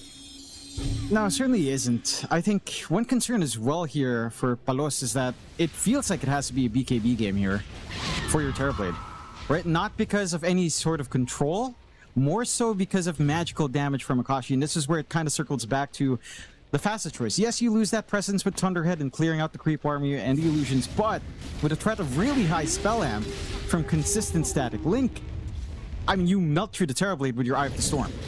Right, so you will need a BKB on Palos. He only has the Manta, of course. You kind of want to avoid that if at all possible here on the TB. We'll see if he will eventually kind of consider that as an item option. They do have the Siege coming up top. And for the side of exit, this is what they need. They need to melt these towers. They need to shrink the map space of Nemesis and trying to play the farm game. But they've gotten value already. Even the full Crimson Guard up from Raven. It's a little bit of a divergence from what we've seen from Doom, but you're up against Palos. Oh, Palos. Oh, No. Palos. He ran right into the vision of Nemesis. They were trying to de-ward, but you don't want to run in with the TB of all people. And now they're looking for more. Mac jumping in. Just a global stance perfectly placed as well. And Tino, he's going to try to run. He cannot do it. The Sonic Wave doing literally nothing. At least they got CML out of there, I guess. But now, I mean, just Nemesis still destroying the side of Execration here in this game one, as they are still chasing down this Ancient Ice Shaman. Yep. And they've got it. Excellent. More gold. It's just bleeding away now to the side of Nemesis. 6k lead. Eris has 14 brain drain without his bloody shard. Once he has that, it's actually a legitimate concern for how often these supports are dying. You want to have as much mana as possible on CML. The Shaman spells are also pretty costly if you're trying to zap consistently in the middle of these team fights. And as Eris find these kills, it starts to hurt your presence in prolonged fights, which to an extent is something. Okay, you don't necessarily want an exit, but it does feel like you're being drawn into here. They'll dig into Roshan at the very least on the side of Execration, but look at the read from Nemesis. Instant smoke. They don't have vision in the air, but it's fairly obvious with no one showing on the map. And they have Dream Coil back up. They do. They're going to try, jump in, lane break, Tino. In danger again. He's got no wolf form, but he's got the false promise out from CML to keep him alive as Mac, meanwhile, killing off Shanks already on the Shaman. Tino just dying to Eris in the meantime. CML caught. Tino eventually, surely will fall. The Palos is waiting to help him out, but they will jump in to secure. Here comes Palos now with the Metamorphosis as Tino does eventually die and Lewis does to boot. And now the Doom committed Palos, not anticipating Raven still had this ability up. And now he can do nothing as they will chase him down. He's going to have Sunder at least once the Doom is available, rather off, and he does commit. Maybe he can get a bat, and he does. Palos trying to fight back now, going after Mac, but it's just too much. It's just too much. At least he gets a bat for his trouble. Eris is having a great old time. 16 int stolen already here on the Silencer. His brain is so big. And for Execration, it's not really getting much better here in this game. Number one, is it, John? No, it isn't, Mikey. And mind you, this is Execration, a team that qualified to another tournament in very clean fashion. This is not a weak team. And again, this goes back to the point we were talking about pre-draft or during the initial phase of the draft. You cannot afford to underestimate Nemesis at any point. I would argue they're probably stronger than Talon, actually, because there's such a big unknown factor and they're playing so damn well. They're playing at their full potential. So they are a scary team. For Execration, I'm trying to take the path to simplifying. You do need a BKB to come in for Palos. I think that actually has to come in just because you are concerned about magic damage, as Akashi finds a bit of a freebie. More as well. He does. He sure does, John. Tino to go down. This really does as well go back to something I think you brought up in the draft phase, which is the game was really reliant on Tino having a good laning stage and moving into having a really good mid game. We have not seen the pressure from this Lycan at all. This Lycan just feels like it's just a sitting duck every team fight, and I think once your Lycan fell apart, now all your pressure's just on Palos. Because Lewis, he's playing Quap, John. I mean, he's not having the greatest Quap game either, but it's all on Palos this game, and he's against Razor and Doom. It's not very fun. No. Pretty hard to expect him to carry this game on his own. That it is. I'd say for Exa, it did feel like they drafted for game and not for lane. And again, Tino had no lane to speak of. Nemesis, though, they're smoked up. They don't have those issues, Mikey. They have Doom available. They just need to find a target they can get on top. Execution has split apart fairly hard. They're not seeing the big targets they'd want. They're not showing in lane. Lewis is hiding nicely here, and that is some time, I suppose, you're wasting, but they are getting forward vision down. And honestly, you don't mind. And you're getting farm build up on Akashi. SNY done on top of that Mjolnir. You've got the Blink done on Mac, of course, trying to work into the Octarine. So the very slippery puck just becomes an issue. Surprised Eris just didn't commit to buy his own shard, but I suppose Brain Drain could be a little bit excessive. It would be funny to see us reach a point where we actually get an actual 15 mana boy meme, if you can remember that meme from all the way back, Mikey. I can. Of course I can, John. It's all I remember these days. I don't remember anything from this present time. It's better to forget what happens to Team Secret, Mikey. I wasn't referring to Team Secret, John. That's not what I was trying to forget. What T2 tower? Radiant's bottom tower is under attack. Gonna be quick work here for Akashi. Go on, John. Tell me how Execration are gonna make the comeback this game. Well, I don't know how to make the comeback. All I know is that giving objectives like this is really not what, again, this draft was meant to do. And all of this just links back to the concept and draft that we were asking in that last pick. When the Lightning came out, you know, we did conclude that this was for the game, not for the lane. We just haven't seen it work for the game yet. I mean, again, they get that good laning presence to shove in mid, shove in top. They haven't found anything else beyond. At this point, I mean, the BKB timing could be nice, as they're just bullying CML. Yes, they are. CML will go down, nice and easy.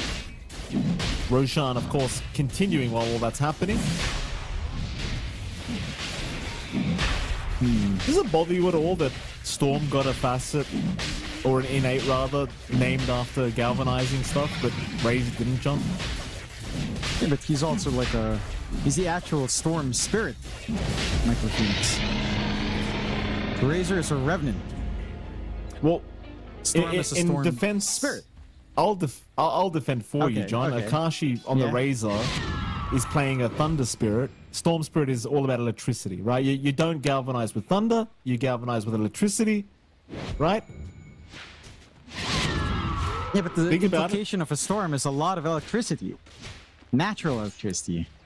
Well, that's true, John. Well, that's true. Then explain to me why the Razor isn't galvanized. You know, that's a good question. That's a little beyond my scope of knowledge, Mikey.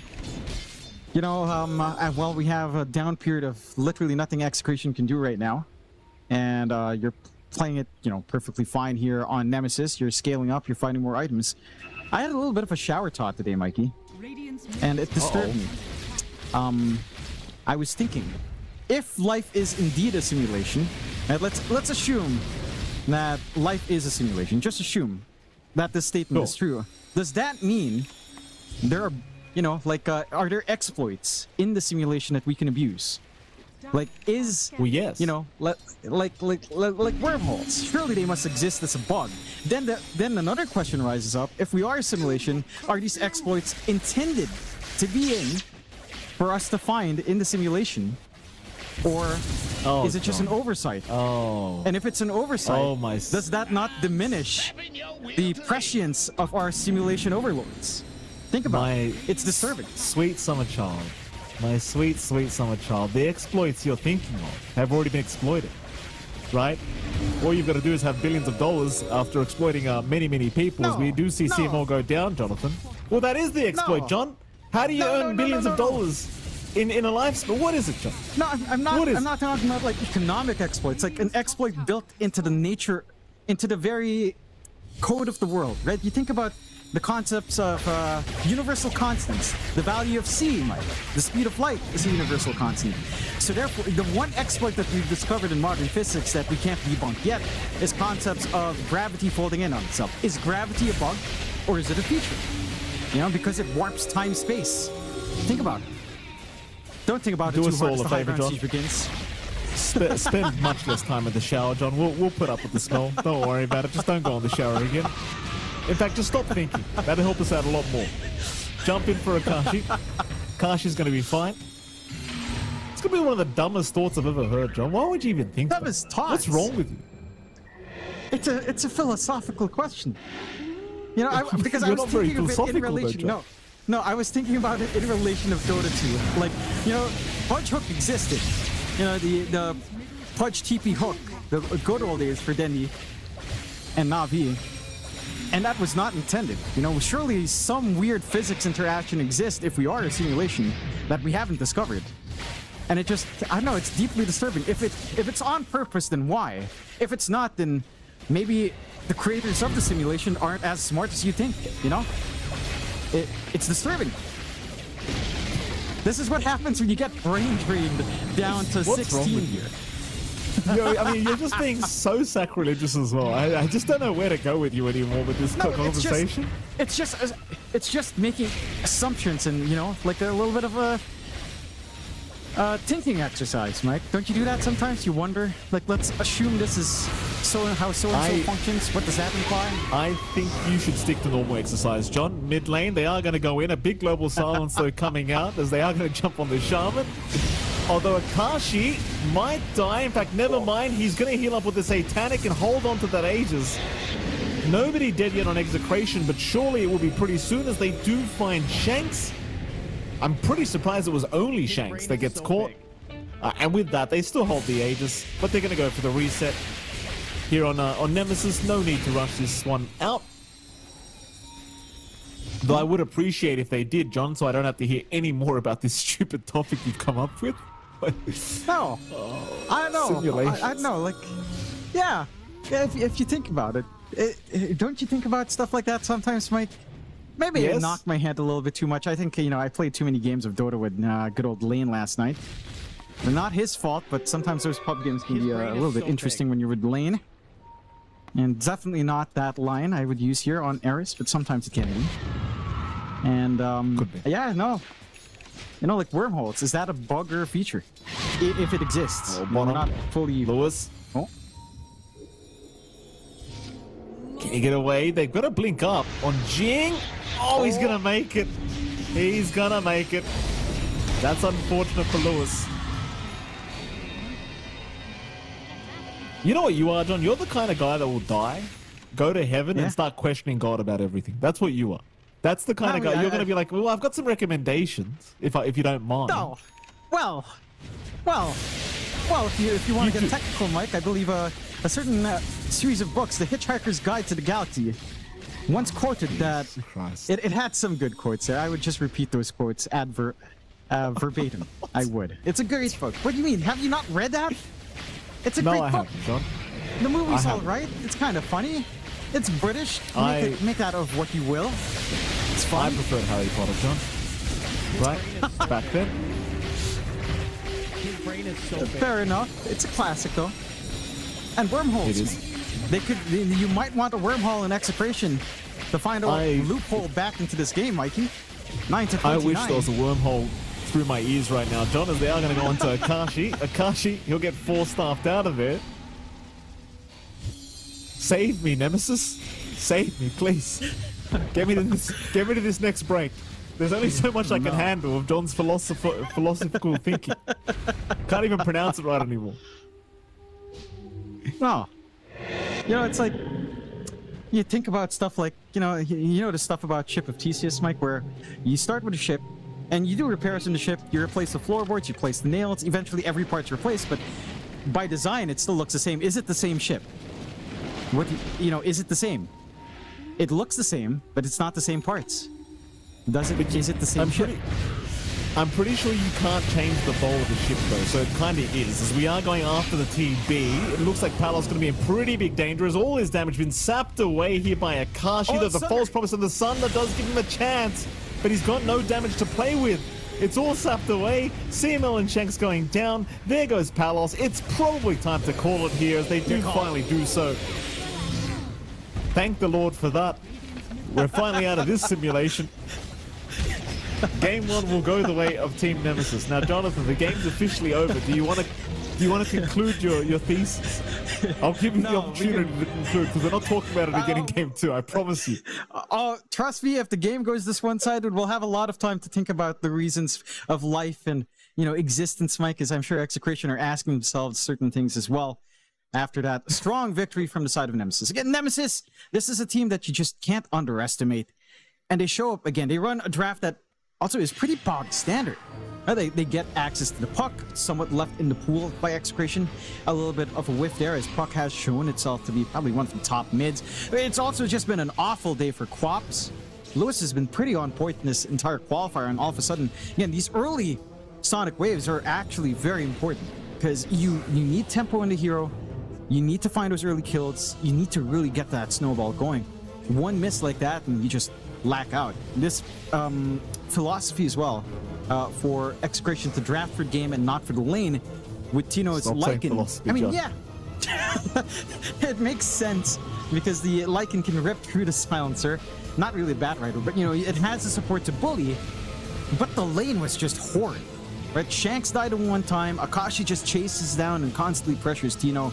He still gets a good timing on his items, but it just doesn't feel comfy at that point. You didn't slow down the enemy safe lane, and we know what Akashi can do with farm. He is a pretty high tempo carry. He always has been, maybe a little bit too high tempo in some iterations of Town previously. So you have to watch out for all of these things from Execration, and the fact that Nemesis are also playing individually quite well is a concern. Like we were talking about Raven last time we saw Nemesis. He's been on a journey back into the pro scene after taking a prolonged break. This is him at what I'd say is close to his peak performance. Right? This is him kind of showing up now on the offlane, being very familiar with the role, and finally delivering the goods. Because last time I saw Raven playing with some of the random stacks before joining up on Nemesis, it didn't look great. He's back in form. He's been motivated. He's had a lot of motivation going on. So for Exa, I think it's back to the basics. It's back to looking for strong lanes to come out, because I feel like you let Nemesis have the strong lanes here, and Nemesis knows how to translate that. I mean, it was a complete shutout, 9-32. You were in complete control on the side of Nemesis. I would say our standout player has got to be Mac. He really bullied out Lewis to a great degree. Like, that is the puck performance you're looking for, and he was super active early on. He was willing to take the risks. His team was ready to back him up, and Mac has been on a roll. This guy has been showing up. He's showing up on his Death Prophet. He's playing his standard mids. He's got access to his quirkier mids. And, I remember reading this as well, watching the earlier series there for Boom Esports. There was a lot of comments, or even last night, there were a lot of comments saying, Mac was right. And he's also one of those players. In fact, Nemesis in general is a team that I suppose you could say is a redemption team, as all of them have been on qualifiers where they go far, they don't make it. And some of them have been maybe unjustly accused of being weak points. Certainly not looking like that case. If all of these guys were weak points, surely this is a weak team. Not the case here, Mike. It certainly is not, Jonathan. Now, we do have a break to go to, thankfully, because I need a reset after that game 1. But right after that break, we'll be back with game number 2 between Execration and the side of Nemesis. We'll see you soon. The human body was built to move. Not trapped at a desk in one singular posture for 12 hours a day. It's time your chair evolved. This is Secret Lab Titan Evo. Ergonomically engineered for you. Gamers, hybrid workers, artists. Backing your every move.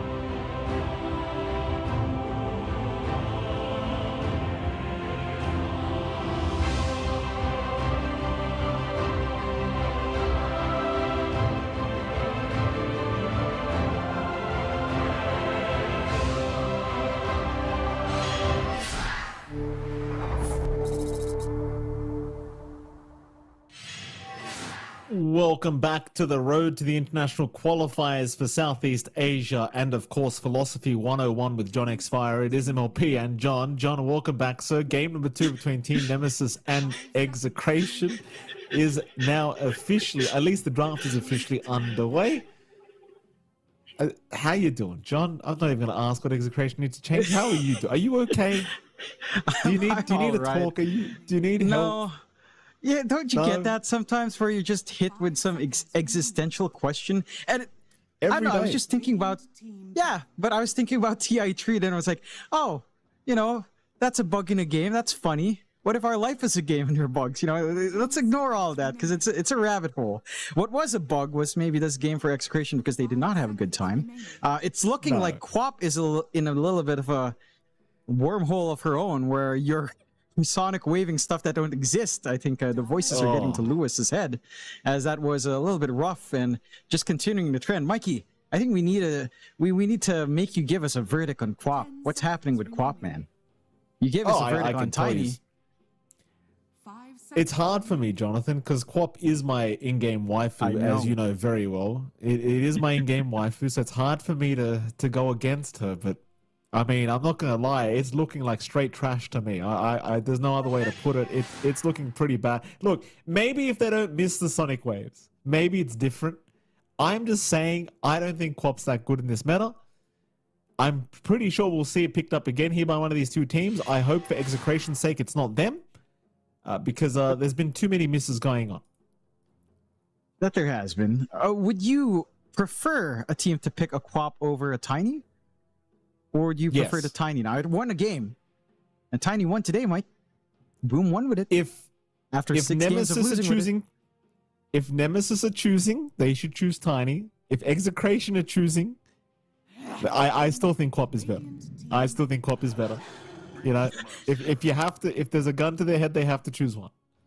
Don't choose Tiny Cosmo, for the love of Christ. Unless it's Nemesis can do it. Akashi's good enough. He has my permission. Fair enough. We do get the Beastmaster coming out for Exit, a Tino special. Also, I actually completely forgot about this today. Almost forgot about it right now. It's Father's Day in the Philippines and most parts of Southeast Asia, Mikey. Happy Father's Day to you. Happy Father's Day to my dad. And happy Father's Day to all of you dads out there. Yes, I forgot. I was supposed to say it when we were on camps, but we went into philosophy for a bit. And then I forget everything. And then, it's Father's Day. Happy Father's Day, Mike. I know it's a little bit different for Australia, but you're a great dad. You take care of me well. Thank you, John. Thank you. I was gonna say, I don't hear that enough. I want to say, John. You know, my wife, she always tells me, "Oh, you don't do enough. You don't. You know, I've always got the kids." Like, come on, I'm basically unemployed, love. What do you mean? I'm with the kids 24/7. Execration. What's their final ban? You just can't make them happy. That's the thing, right? Like, Father's Day means nothing to me, John, because you can't make anyone happy. That's the real problem as a father. Nobody's happy. You know when they're happy, John? When you're on your damn deathbed. Then they all remember. Oh, Dad did all this crap for us when we were young. That's when they're going to remember. You're not in your deathbed yet, Mikey. Calm down. You know, we're not. I'm not going to bring the philosophy up. You know, we're not going there anymore. We're fine. We should have an actual game. Nothing Say like I love you, your 1934 dads. stomp. Yes. Stop hating your fathers. Yes. My goodness. I love you, Pa. There you go. And I love you too, Mike. And I love you, chat. We're all about love here. We are. Terrorblade is, I guess, about love as well with Sundering. He can take on the pain of others if they're on low HP. He can inflict pain upon others as well, but it's also a form of love. Hate is a form of love in the opposite direction, but the actual opposite of love is like... Yes. In theory, Sunder isn't inflicting pain. Sunder is kind of sharing almost, isn't it? Like, you're just swapping. That's fair. You're swapping pain. That's true. Yeah. That's true. And sharing is caring. So it's Nemesis are I look. And to be completely serious, Terrorblade first pick always puts a question in my mind where you want to run it. It does feel like you're just going to put it on Akashi here, but Raven, I feel like, has had some good performances on the Terrorblade off. Of course, as a former Pause 1, he'd know how to run this. I mean, he's had a lot of experience with it, maybe not in the offlane, but certainly so in the safe. And it still kind of functions the same, especially in off. You kind of go, like, literally pipe into Manta, Dragonlance, and you're a carry again. So And that could be the way they go here. They keep it flux on the side of Nemesis. For the side of Exe, again, when you lock in the Beastmaster, you're locking it in for Tino. And now we have the Bat Rider on top. So they snag that away from Jing. And they should have themselves a good time. This does feel like a very strong Shanks here. Shanks was the player we were seeing go into the Arsonist facet, going for, I believe, the Witchblade build-up, just looking for the right clicks, having that shard, pressuring onto objectives. And this is scary. There's some high tempo here on Exe. It's not very early tempo, to be fair. Like Bat Rider hitting that timing is like around 20 minutes. But it does get scary at that point. You also have multiple ways to deal with the Pangolier. Lasso and Roar are available. And now they double down on this crazy speed with a Jakiro, which we've been missing out for at least a month now. Tail end of DL26, it kind of disappeared. And it does still feel strong. The Twin Terror facets is great. The support duo of Bat Rider Jakiro, very oppressive in either lane. I like seeing this from Exe. This is a lot of threat, a lot of damage early on. They just need to tie it in with maybe some more control or frontliners, as right now your hold is really dependent on like Blink. Beyond that, you're going to be running up and trying to lasso and roar.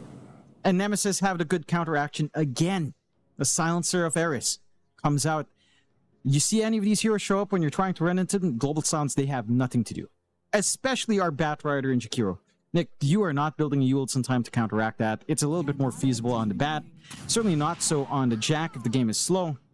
And you tie that in now with added team fight on the Snapfire. I'm liking this from the side of Nemesis. It's also a good way of clearing out the summons of the Beastmaster overall. It's a lot of magic damage flying in here. The Snapfire can stand very far away. Play with that forward area control that the Pangolier provide. It's solid from Nemesis. I think it's very well rounded. I think for Execration, again, it's kind of all in for like almost early tempo here. So I'm curious to see what they'd want to build up now here on their next pick.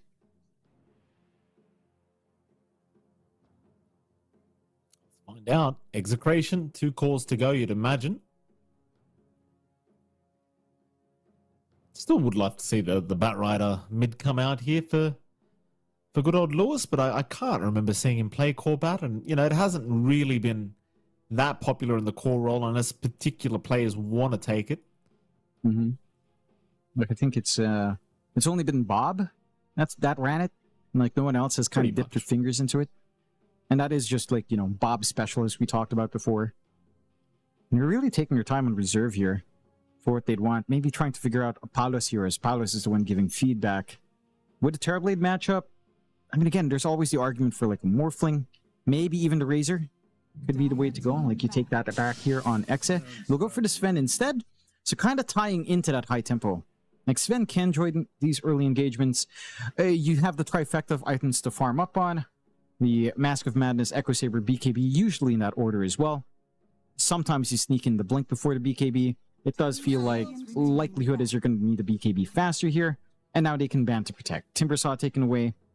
For the side of Nemesis, I mean, this is a little bit challenging now. Warcry alone does mitigate quite a fair bit of that early output from your TV, even to an extent your Pangolier.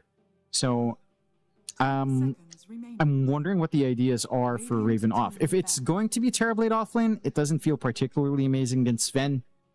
Again, you should have yourself a pretty good time there for Palos. If you are running the safe lane TB, having to run it up against a Beastmaster, it's just overall not a very fun time. I suppose there's one last switch, like again, maybe the offlane Pango for Raven, but I don't know if that's really a realistic possibility, considering that you probably do just want it on Mac, as it doesn't really lose a matchup, and it does have good tempo here, and Mac does enjoy his Pango, so I mean, there's some ways to still flex this away to try to mitigate some of that weakness, but it does make the draft a little bit more challenging overall here. Final bans to come. Team Nemesis still focused on the mid, just lacking for Execration. Puck removed from the pool. I do wonder as well whether Nemesis are intending on maybe switching up the carry here from, just throw the TB off instead. Maybe choose another pos 1 against this Sven choice, as they do go for the Tide ban now in Execration. Immediately into Tony. Well, here we go again, Jonathan. Tony's made its appearance. You know how I feel about it, John? Yes, as we talked about before, let the pick speak for itself. Mind you, again, it did win for Boom, but chances are you're looking at the mid Tiny for Lewis here, unless they do something weird and run the off-lane Tiny, mid Beastmaster, which I really don't think, or mid Batrider, support Tiny. That sounds like the most appealing thing, now that I say that out loud. Like a Shanks Tiny doesn't sound too off the mark for how Execration like to do things, and a Lewis Batrider is within his realm. So, could be the way to go. There is that Flex's closeout. Nemesis have to kind of figure out their own flex. What are you doing with the Terrorblade? What are you doing with the Pango? They'll go Abaddon pause 1. It looks like here, which does give you saves against the last one Roar. It makes sense there. There's some healing mitigation. I like it. Oh, you it's can not scale. one. Oh, it's a Raven. It's Raven. Off lane. Okay, let me think about the lane. This is a really nice lane. Cookie combination. You play with the mist that you have on your innate. The slow is going to be nice to just run down, set up for a long range scatter shot that you tend to go for on the Snapfire. And again, it's a good solution to, say, the Batrider and the Beastmaster, just with the shield. So you have some answers there. It's a pretty strong Radiance game as well, right? Into Sven, into the creeps. Like, Radiance has good value here, just because Sven doesn't necessarily want to go MKB at any point in the game. And he could go Bloodtorn, of course, as a solution, but you're not skipping the trifecta of items for that early on if Raven gets a good timing. The key thing is lanes. I think for the side of Exit, their lanes are set up to be really aggressive, right? Like, you've got a Sven Jakiro lane. There's a lot of damage there, early levels. You've got the Batrider Beastmaster lane as well. There's a lot of output from both of the side lanes. You can expect a lot of threat. And I think Execration has to get better start. Like, Nemesis was getting a little bit too much in the laning phase. This time around, I do expect Execration to actually be the ones in control of the game. And when you've got Batrider and Jakiris as your support duo, when you have some good hold and good poke from both of your side lane cores, you should be able to threaten. You should be able to stop that farm game. And you should start to play to your own tempo. This lineup from Exa can push fast, especially if Tino has one of his classic Beastmaster games here. So, yeah, I think I'd actually lean towards X's draft here. Just a tad bit, mate. It's going to be interesting. I mean, I do like the offlane Abba, though, for Raven. Like, considering the value you get against this, the Lasso, the Roar. Like, even just having the Abba with the Aphotic Shield around is going to be really nice. But I certainly think Execration have the much easier to execute style of draft, and it is certainly very scary if they do get a lead to start off after the laning stage. Have a look for a kill on the left of this mid lane. Not going to find anyone hanging about here, though, from Nemesis. Nemesis sitting back in the Radiant jungle, just wanting to secure their own bounties and play it safe because their level 1 timings are pretty bad. His brain is so big. There's going to be a lot of pressure on Raven this game, I think, as well. Because, again, there's just so many spells he can ruin with a Aphotic Shield. It is a lot of pressure on him because he's going to have to, stop those lassos, stop those rules. But then again, it is still Ab at the end of the day. Like, it's not rocket science. The battle begins. No. Certainly isn't. It looks like we will just go for a little bit extra. Palos? That's not a good start for Palos. They will give first blood away to Jing, so at least thankfully it doesn't go to Mac.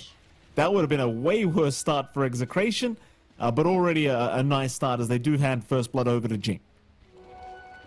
You have to be a little bit cautious about, just dying under the silencer effects. Sven does not have the highest int gain. Sven does not start with a lot of mana. So you die enough to Eris, you might not have enough for a full combination there for Palos.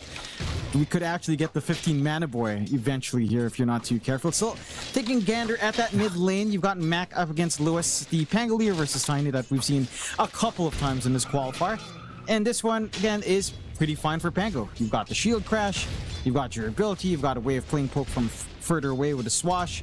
Uptime for Lewis and his way of poking is a lot lower. Tree grab early levels only gives you, 5 attacks, not too much extra damage as well. So Mac is just able to manage a little bit more. There's always the threat of Avalanche later on with the toss.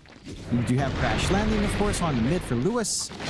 There is that, but again, the extra durability Mac has should mean there's no major threat. Rune control is going to be a big aspect for this.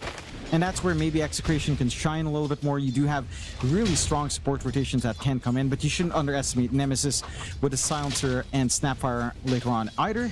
So again, both sides have some good play to work into probably the 4-minute rune in this case, as the side lanes are going to be a little bit more aggressive. It should just be the 1-for-1 at 2. But so far, again, decent enough. You're poking well. Mac is trying to work this early advantage as hard as he can and force reaching out onto Lewis, and he is doing good work with that. It's just once you run out of mana, of course, your presence does diminish. As Tino, Harris picked up a kill here. Akashi was following him with the right clicks, and the Arcane Curse proving to be just enough to secure Tino's life.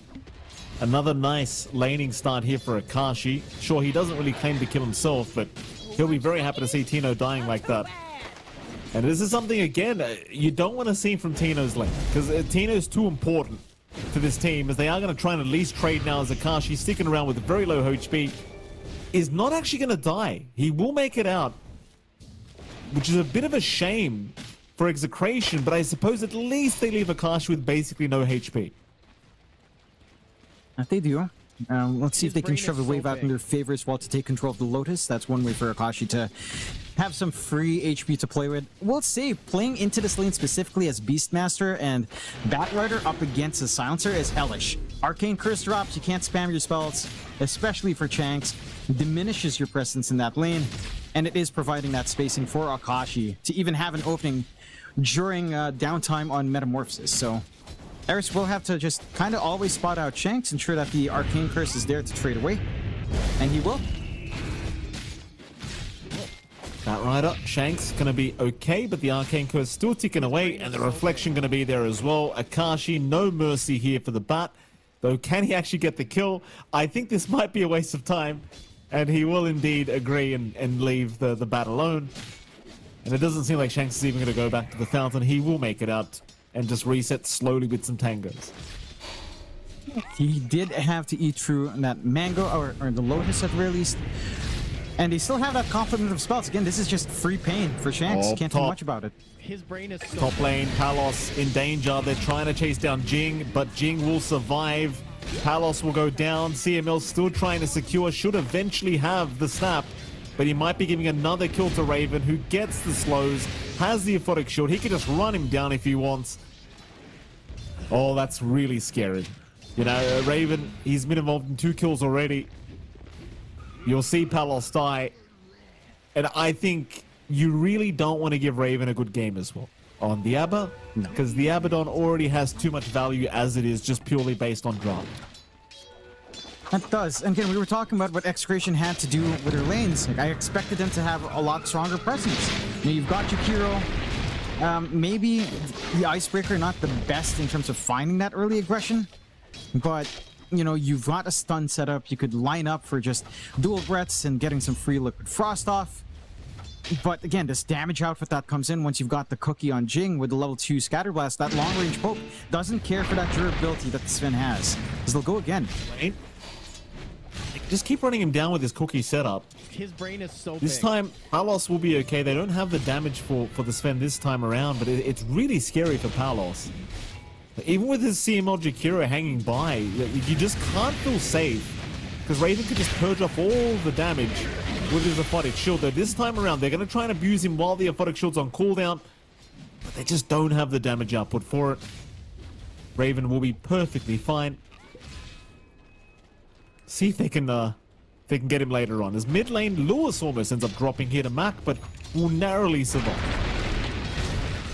Yeah, you're seeing that Pangolier again pull ahead now. Mac should be able to hit that 6 slightly faster, although is slightly behind in the XP because of the denies coming there from Lewis. Oh, Jing. Oh no. Jing with the shotgun gets the job done. Lewis to drop. Bottom, Akashi in a bit of danger, but it's a pretty deep dive. They're going to pay for it with Shanks' life, and now the TP attempt from Tino surely works out and does. They will again be unsuccessful in trying to claim the life of Akashi. Now they are trying, John. They're giving it everything they've got here to kill this Terrorblade, but it's just not happening. No, it certainly isn't. And your farm here in Tino isn't bad by any means, but it's certainly not the fast farm we were looking for. At least some pressure from Lewis, not enough to kill off Mac. I think the big thing Exa lacks, again, outside of just not really finding that aggression lane, they haven't been able to stack. The supports have been stuck in the lanes trying to support their cores. They haven't been able to just leave Tino alone. There's no stacks in triangle. There's no stacks on the right side. There's no instant farm that Tino loves to take. And that's going to be a little bit annoying. At the least Dominator, you know, he's going full naked for it, just lacking the recipe now. 5 ring gold off. So despite that, we'll still have that timing here for the Beastmaster. But you certainly don't have the same kind of flash resources to rely on after a little bit of a topsy-turvy start. Chase on the Tino. This time around, they might be lacking a little bit of control, but they're surely not lacking any damage as Akashi. No, it's not enough. The Flame Break barely saving the day. Meanwhile, fight over the Shrines of Wisdom, but Jing's going to win out the fight, and in fact, he's going to find maybe a kill for himself here onto CML, and he will. Jing picking up a 4th kill already on this support snap fight. Meanwhile, though, Akashi finally will die as Lewis will make the big rotation and does catch him without the expectation of the tiny come. That's the punishment that you need on Exa. To be fair, Nemesis, we've been talking them up as getting everything they'd want. They aren't that far ahead. Palos is starting to find that farm up top, but isn't able to look for threats either. Give a crack on Mac. Mac's going to be all right. CML not having the follow-up really to get enough done. So it's still a very slight net worth lead for Nemesis, but the real good news is Palos is still top of the net worth board on the Sven. And that net worth lead shouldn't be slowing down anytime soon because you have that inherent cleave. That is the big positive right now for Execration. And things are pretty even, I'd say. As Palos, I may have spoken too soon here, John. And I did. Palos is going to die. His brain is so And big. sadly, more is getting sapped away from Palos, which, as you can tell, John, he desperately needs. Middle tower is under attack. Yeah, look, again, if we could legitimately get almost the 15 mana boy kind of meme here if this maintains, and if you got a shard up in Eris, because again, your int gain isn't that high in Sven, your base mana isn't high. It would be very painful if you pop God Strength, you realize you don't have Massive Madness because you don't have mana. Eris is just hanging. They have Global Silence ready on Nemesis. They could just force this fight if they so wish. 9-2 start. Again, that one positive of Palos having a good time is somewhat mitigated, just a tad bit. Raven. They're trying for the Abba. I mean, he's got no borrowed time, but it's just so challenging. They will lose Shanks already, and now the chase is on for Palos, and this is just Palos. This is really bad. This is a real big problem now. Palos to die another time. I appreciate the emphasis. You know Raven's got no borrowed time. You think maybe this is the chance to kill him.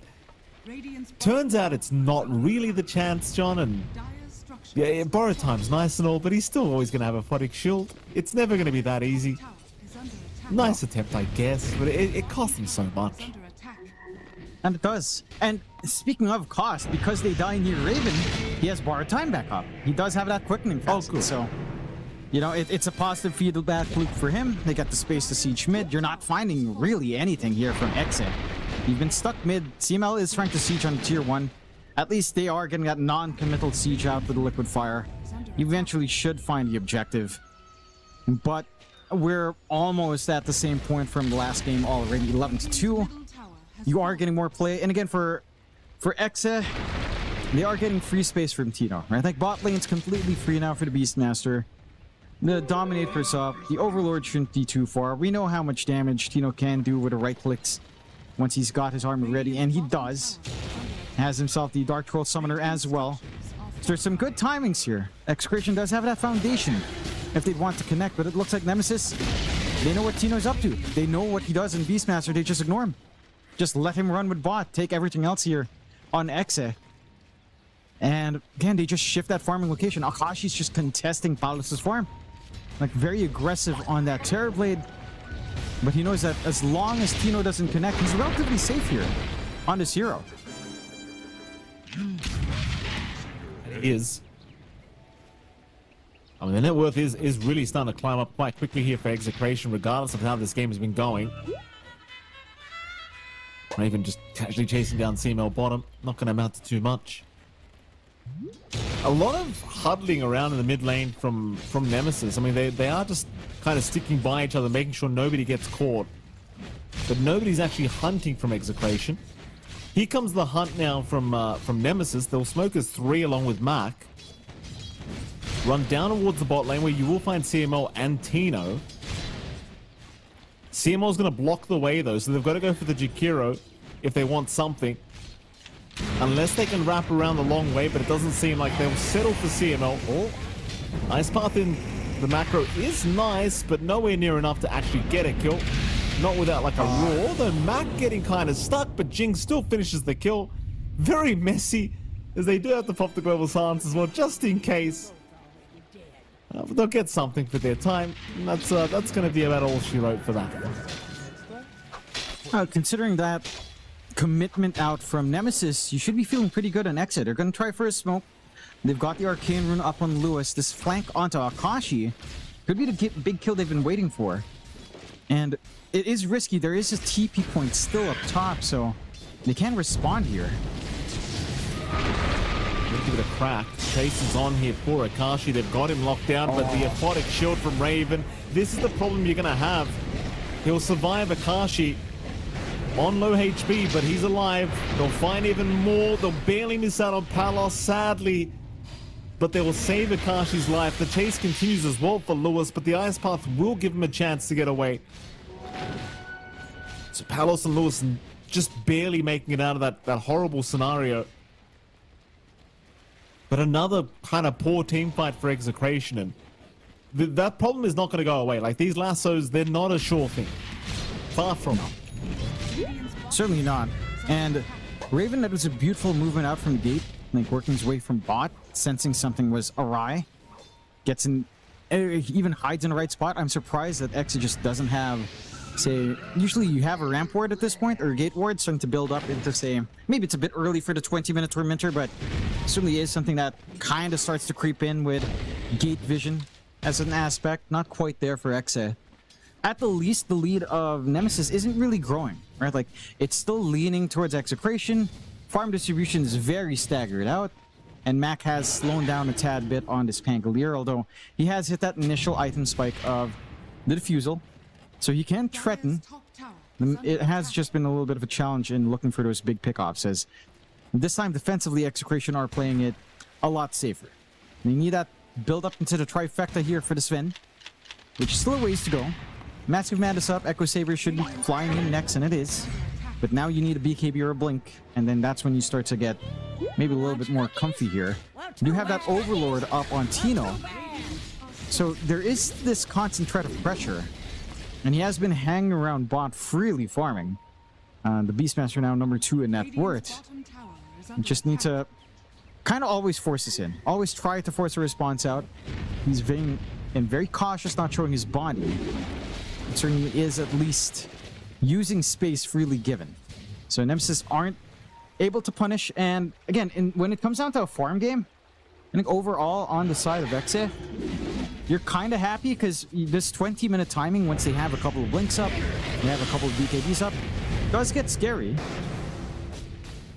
Trying to pressure bottom. Lewis now going to join in as well, just keeping himself around the area in case Tino gets jumped. Doesn't really seem like they want to commit to a big defense anyway. Rolling Thunder though committed. CML going for a D ward, gonna have to pay for it with his life. Not really the worst for CML. He does at least get a ward for his trouble. He'll die. Pretty slow part of the game though, as it seems like both teams more than happy to just play the farm game. BKBs to come up, of course, so this is that time of the game where nobody wants to do anything. I wonder if Exa feel kind of afraid, you know, even once the BKBs are up, to try and move in again. Because it just, again, with these aphotic shields from Raven, it's kind of scary. That it is, but at the same time, you can't afford to be, because Raven can only block out so much, right? Like, it's either he stops the roar or stops the lasso, but surely he can't stop both if Execration play their cards right. And again, you don't have your own clear debuff from MT Pierce here. on the side of Nemesis, outside of Global Silence. It's a massive commitment. You have to be very smart here on Eris to figure out that timing. Radiance is done on Raven, so he's getting that full presence out now on that Abaddon. Has a lot of damage to play with, and you know you do have some immolation down the line as well if you get your level 20. Not sure if that's really actually valued here for the Abaddon off, but certainly a possibility with borrowed time. Some aggressive movement coming in now, amp damage plus a blink on Lewis, so they could play. Make it clear with the D-ward though. We're gonna smoke up. Nemesis want to try and go through the bottom lane. Long Thunder gonna be used. Oh, he got stuck, but that's okay. Mac's still coming. Problem is, it's just too late. Very awkward there for Mac with the Rolling Thunder, just not finding the good angle to jump in. He was in a rush in fairness because he was trying to cancel TPs. So props to Execration. They all get out of there very safely. Doesn't really change much of the game for us, sadly, Jonathan, because both these sides still not going to be wanting to get much action going. Yeah. And again, it's safe Dota. You know you've got a timing for Execration. You kind of have a timing on Nemesis, but you're also not under pressure because, hey, you have a Terrorblade. You can kind of rely on that. Blink Dagger up for Shanks should, again, start to provide some opportunities here. For the side effects, eh? It's just a matter of will you want to hunt for those opportunities? Is the answer maybe? Well, I mean, trying. Like, Raven's got a Radiance up. He's not really in any danger at the moment. Classic core Tiny problem. You just don't really have any damage with this mid Tiny. Nope. Like after that initial max out avalanche toss burst. Yeah, you've just got nothing after it though, do you? No. You know, it almost feels like that's a byproduct of like the Phylactery Conda nerf. I feel like Tiny was a hero that enjoyed that. It's just so costly now. I mean, you get break on it, sure, but it's not really a great tempo item. Smoke, instantly broken. So I guess that's that. As Nemesis, I mean, they still have their supports in the smoke, to be fair. But no one will want to run into Raven anyhow. No one willingly wants to run into the Abaddon at this point in the game, so... You are happier in exit. This is the side of Nemesis that's trying to be aggressive. They should be able to find a mid-tier 1 exchange at the least. But again, the network lead is slowly just getting reeled in by Execration. That's them being 12 kills behind. Just because they are more efficient. Like, you've got Beastmaster, you've got Sven. Doesn't take too long to really get that farm game rolling, as the side of Nemesis is having a little bit of a rough time looking for opportunities. Outside of the laning phase, outside of those laning kills, especially the top lane for Raven, things have slowed down to a crawl, and I would say for this draft, that's again not the ideal. This game doesn't get that much harder, but it also doesn't simplify to a great degree here for Nemesis as you stall out.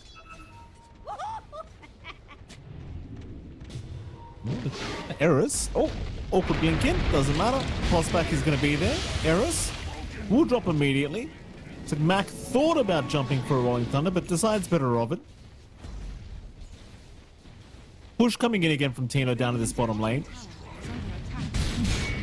They'll get a glyph, but they should have it this time. There's no real big contest because it seems like Nemesis are going to try for the Tormentor instead. They'll let the tier 2 tower go. They do not feel confident in trying to force the fight. I don't quite blame them as well. This is a nice spike right now for Execration. Tormentor out for Jing. Excuse me, rather Shard out for Jing.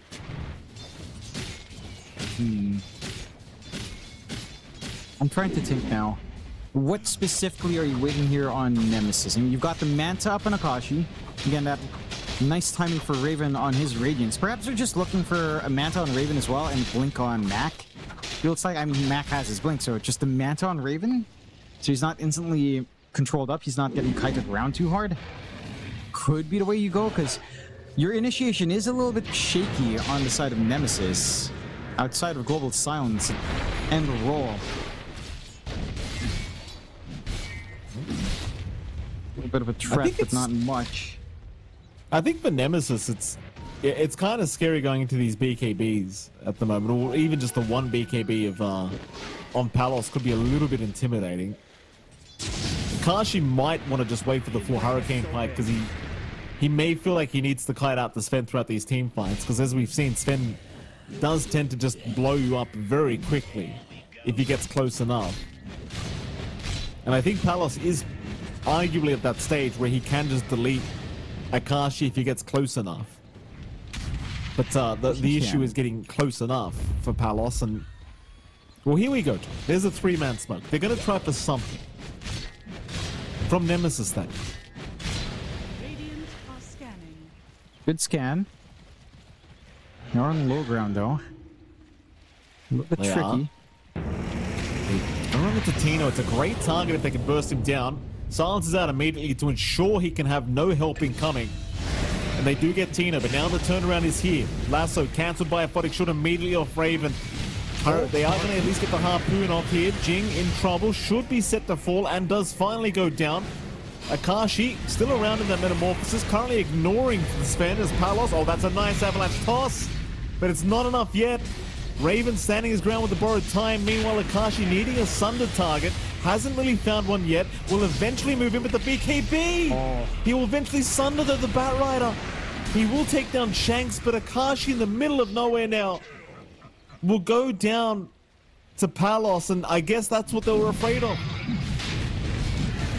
Yeah. Again, your initiation has to be very smart on Nemesis. They were forced to pop so much onto Tino that kill took so long. Having this full AC up on a Beastmaster is just making extra durable. Some of that poke damage you're trying to release here. And now with the opening for Execration into Roche, the game's opening up. They have a 4K lead. The equalizing game. Secondary life should probably be for Tino. Feels a little bit better on the Beastmaster than would on Palos, as Sven is a transformation here, but it does look like they'll actually just hand it to the Sven.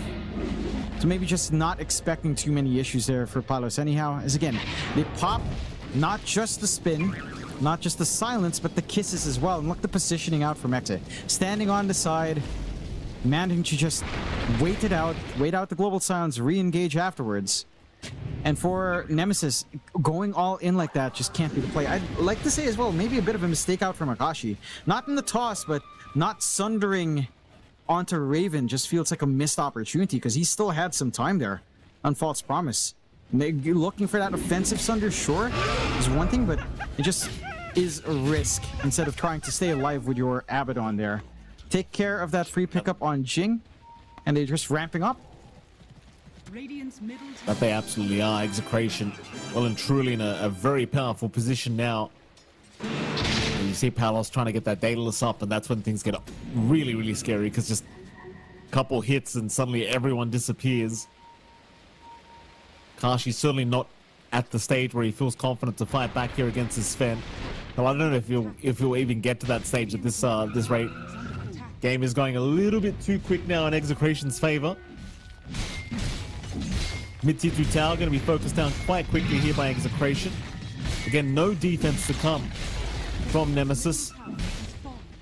Do they even try for high ground? I mean, I guess you've got Aegis for a while. Palos doesn't even really need to commit God Strength if he doesn't want to. He'll hold out for now, he'll get a Glyph forced out, and maybe come back later. Yeah, no problems, no threat. Again, the initiation for Nemesis, it's just so awkward. You have to throw out. It almost feels like you have to go with Global Silence and the roll, as we saw in that engagement on the triangle. And again, committing all in gives opportunities out for Exe. They just have a lot more to fall back to. They've got Lasso, they've got Roar, they've got the Avalanche Toss. You don't really have debuff immunity here on the side of Nemesis, so the Ice Path just cuts you off as well. And I don't know how you're actually supposed to angle in here for Nemesis outside of pickoffs. Like the 5v5s, unless you're heavily clumped up by Exe and the roll does connect perfectly with the Global Silence, then chances are you just run out of control before you kill anyone at this point in the game. You do not have that damage yet on Akashi. And this smoke is massive from Exe. This could give them the opportunity to fully commit for that high ground siege if they find something juicy. Oh, TP, it's too late. It is too damn late. He is going down. That is massive. And that is high ground. If you're Execration, at least the buyback committal, hopefully, from Akashi. No way you back off here. So they just need a creep wave to get the high ground going. In fairness, Akashi's respawn timer isn't that high, so maybe they don't get to go for the high ground attempt yet, but I think it's worth trying it, at least for a T3 tower, and again, maybe a buyback committal. And they will give it a crack. Snow creeps. They're trying to chip away. Lewis. This is out the avalanche toss. They will at least force Palos back a little bit because he's not feeling too confident now with that low HP. Still has that secondary life though with the Aegis. They'll head over to the top tier 2 tower instead. Just play it nice and safe. Radiant's top tower. It does not seem like they're going to be able to approach high ground in the time that this Aegis does expire. Unless Palos wants to risk that first life going down very fast. And Nemesis naturally just stuck on the high ground now. That they are. I'd say if you're Execration right now, you can't afford to actually take that risk. Palos is being really good with just holding on to the God's Grant for the second life. Holding on to that BKB as well. He's got the full Daedalus up. And you've got everything you could ask for. Blink for Shanks up. You've got the angle. It's a Blink for Tino flying in as well in this courier. So there's really no concern. Maybe the Global Silences if they catch you off guard, but you have the BKBs. So, again, I don't know how you stop this. Mac does have his full Ags up. The slash just coming out on the Shield Crash can be nice. It just isn't enough. You know, you really need more from Akashi, and he's really trailed behind Tino and Palos on their farm. And this Terrorblade is just not dishing out the goods. Like, even when Metamorphosis is off, it just... You're not at the point. You don't have Scotty, you don't have Daedalus, you don't have Butterfly to play with. You can't compare right now to the Sven and to the Beastmaster. We'll see if they'll try. Smoke's out. Good timing as the Aegis expires. But you need to initiate somehow, and that's been a challenge here for Nemesis. Palos just waiting in the tree line as well. Smoke broken on Jing. He's gonna see Palos. They do spot him out. Palos looked more than happy to oblige as he just takes down Jing in 2 hits. Immediate death for Jing. Palos though BKB TP away. This can mean that the fight could be won by Nemesis if they can find some more damn targets. BKB finally wearing off on Lewis, but he'll turn around and try to fight back. A beautiful Ice Path macro from CML, and now the jump back in from Tino. Mac is down, CML will finally fall, but the team fight is still being won by Exa. Palos is running back in the meantime, by the way, as Akashi now being lassoed right into the Tiny, though he will take Tino down. Akashi actually gets away with a bit of murder at the end of that team fight. So not actually the worst fight in the world here for Nemesis, but still not really that great either. No, certainly not. You are seeing how, again, how very specific these angles are, how it kind of relies on Execration to be a little bit out of position, right? Like Palos just going home, bailing out, does make that a 4v5. Even though the 4v5 seems like a little bit of a struggle here for Nemesis at this stage in the game. Could be a little bit better once Akashi does fully finish off the Daedalus. I think that has to be the point where you start to feel more confident here. Riven Lewis both TP away. That's fun. Beautiful. They just avalanche shots and go home. Harris in a bit of danger.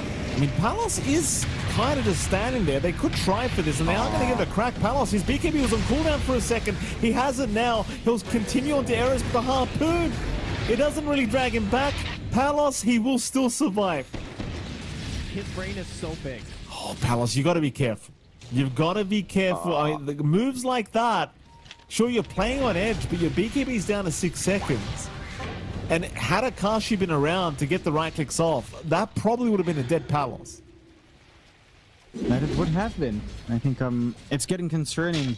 Actually, it does feel like your big concern is Akashi, yes, if he's allowed the space to hit, but even Raven now running up at you, right, with the increased Curse of Avernus DPS, with just the Withering Mist health reduction, doesn't feel great. Your turnaround potential with Massive Madness there for Palos is not amazing once that healing reduction's up.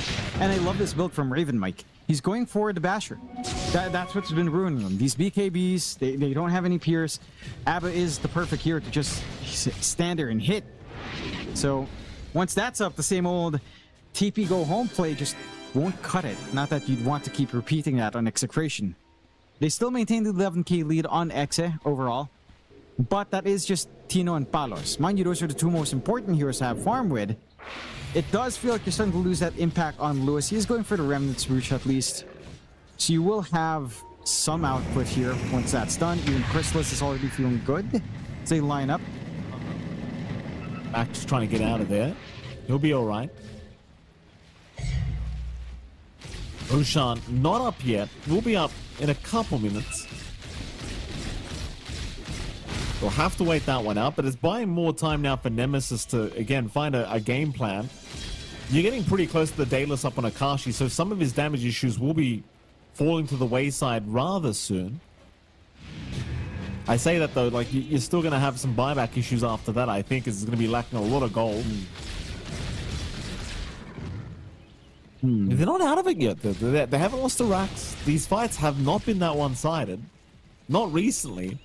And I think, like you pointed out, like once this bashes up on Raven, you do have some complications for Execration, because you might just get, you know, perma-locked down here as a Sven or a Tiny.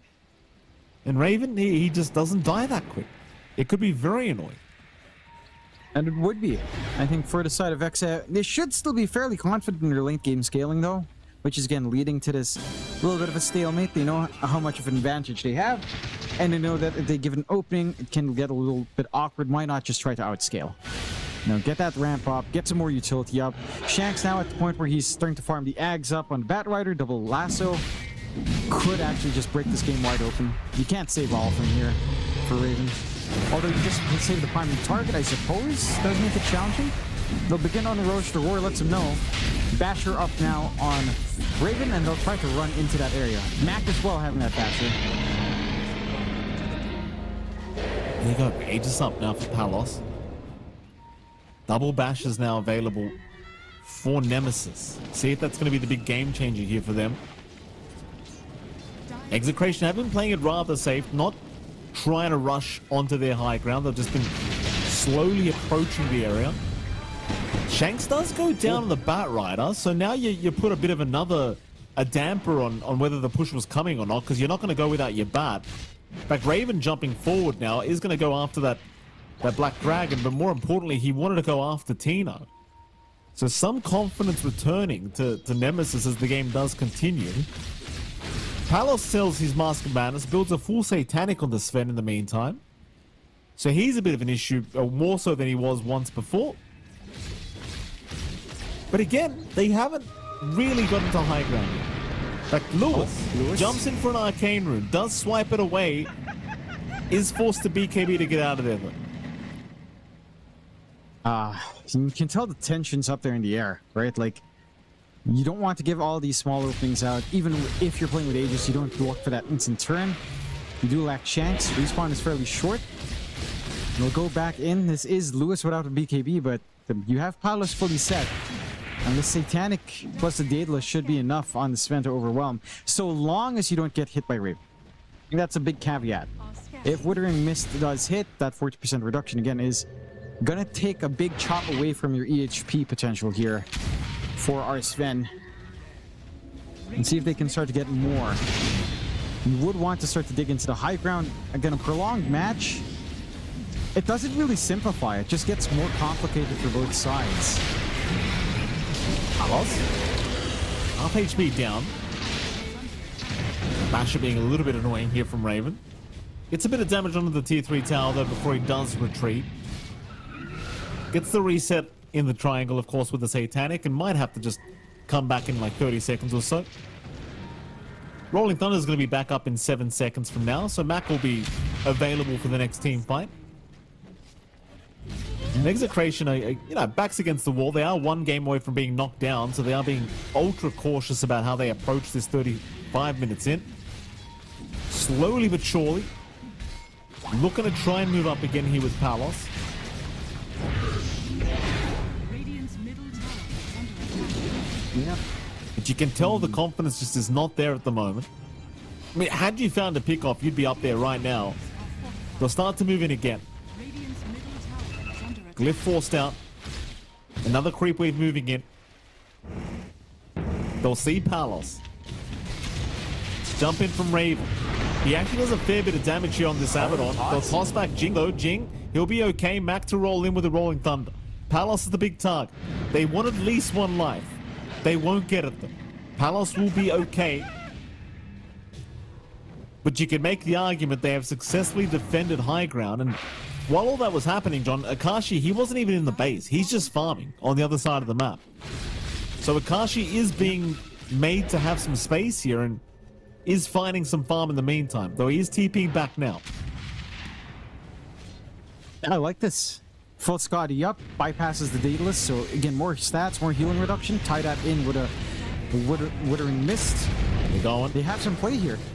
Toss back, it is onto Palos. Problem is Lewis now a bit slowed up as the bash is coming in again with the swashbuckle. Palos dropping really low now, being kited with that Skadi. He is going to be okay to make it up, but the Skadi does make it extremely scary as long as the Metamorphosis is available.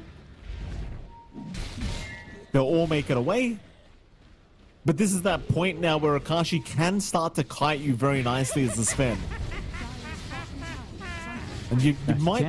I mean, you got a Blink Dagger on Palos. Like, you can just go for the jump in, but it's just not that easy because, again, there's a Raven Abaddon there that can just take off all the debuffs and Akashi can just continue fighting.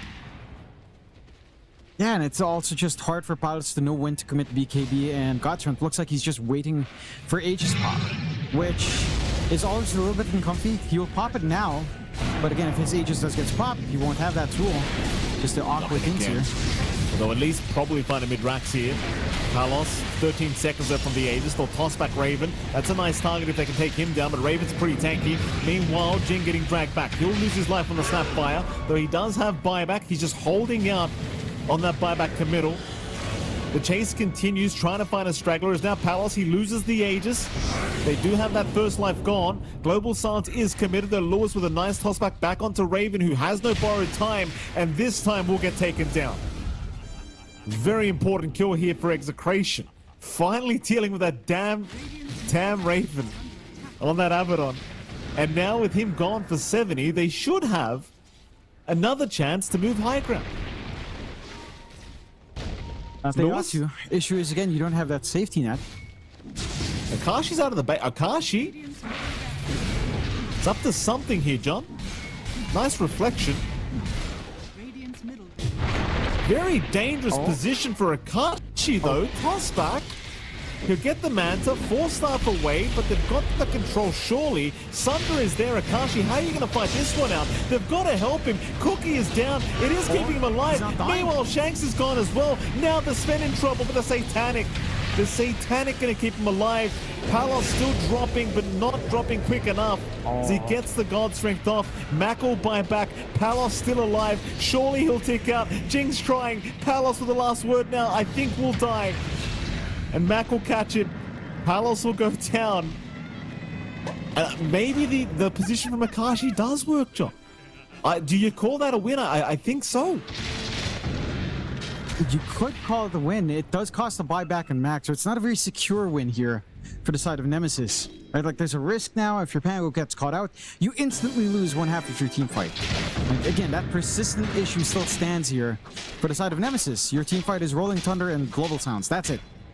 So you lose one part of that, you are dead in the water, and Execration can certainly abuse that.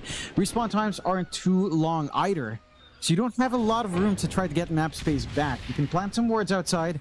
You're not going to make any moves onto tier 2s. And there's nothing else to really threaten. Roshan still ways off, and again, Respawn will be up at that point of the game. So, you find some kills, it's nice. Yes, it reels in some gold. Sure, but Mac having to buy back for it is just scary. It's a scary spot to put for yourself on Nemesis. Have the full ads up now for Shanks as well. So double lasso is available. And that kind of complicates things there for Raven. He's always going to have to keep an eye on just how exactly the lasso is set up and try to dispel off the primary target. Of course, it would make a lot of sense not to just lasso Raven, see how it goes, or, you know, just maybe look for targets further apart. This can start to make some big changes here for Exe, expanding on that utility. And for Nemesis, I mean, you're hitting your hard cap. Right? It's going to be a BKB coming out for Akashi next, before that Daedalus. And once you get those 2 items up, you're fully slotted up outside of just selling your power treads for, say, maybe a swift blink. Kind of get in and out of these engagements. Which, honestly, it's just so long to kind of get into. Refresh up for Tino, double roar, double BKBs are ready to go. And a lot simpler of a game for Execration with all of these tools coming in. And for Nemesis, I don't know if this is going to be... You are seeing ways of poking. You're seeing if they do come out, you can kind of focus in quite hard. But even now, MKB for Palos, trying to pierce through the evasion from the Radiance is going to be a big step forward. I don't know. You have to be so smart in how you kite here on Nemesis. And while all of that happens, you have to worry about the tossback relocate plays and the lasso relocate plays. They just have an easier time in thinking about how to find an opportunity on Exe. Radiant are scanning.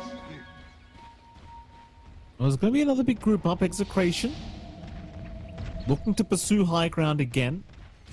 They could just wait for next Roshan as well. It's not going to be too far off. Within the next 2 minutes at least. If you are Nemesis, you are at a position where you really don't want to have to give up another Roshan if you can avoid it. They do now have double Rolling Thunder on Mac with the Refresher Orb up, so that could be the big game changer here for them in a Roshan fight. Are scanning. In fact, it's just about to respawn too. Smoke on smoke scenario now between these two sides. Is under attack. They'll leave the TB illusions to deal with the mid creep wave as Raven going to have his smoke broken on Tino. The rest of Execration sneaking up from the back, looking to go onto Raven, but the global stance makes it very hard.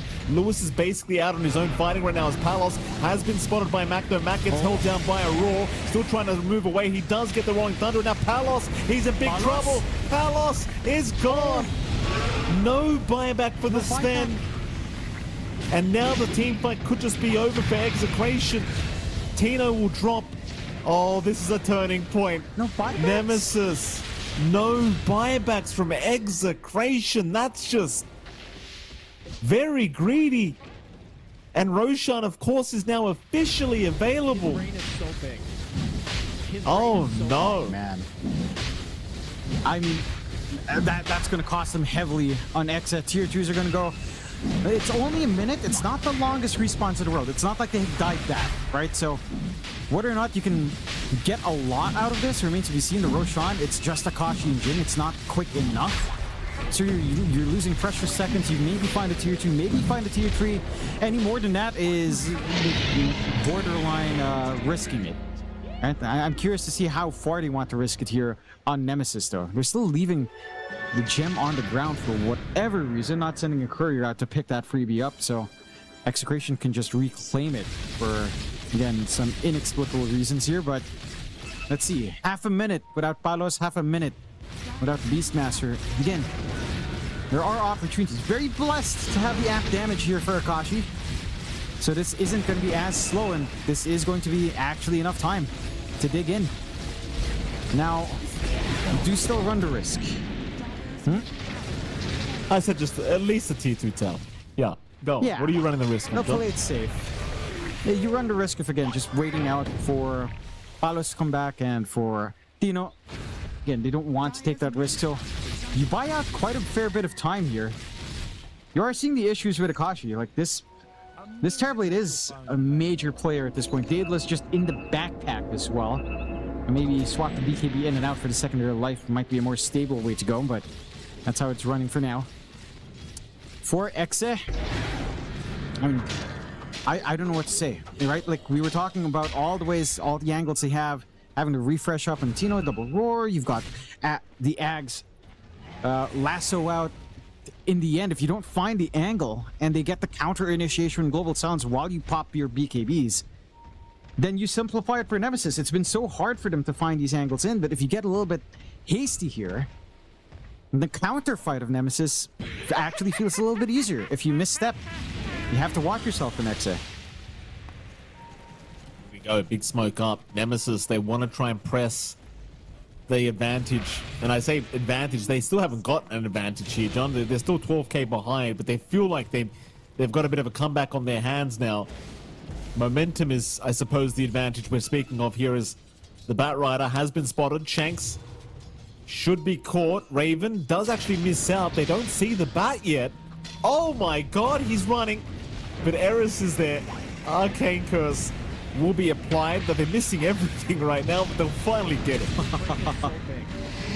It's like for a second there, you thought there's no way Shanks actually gets out of here.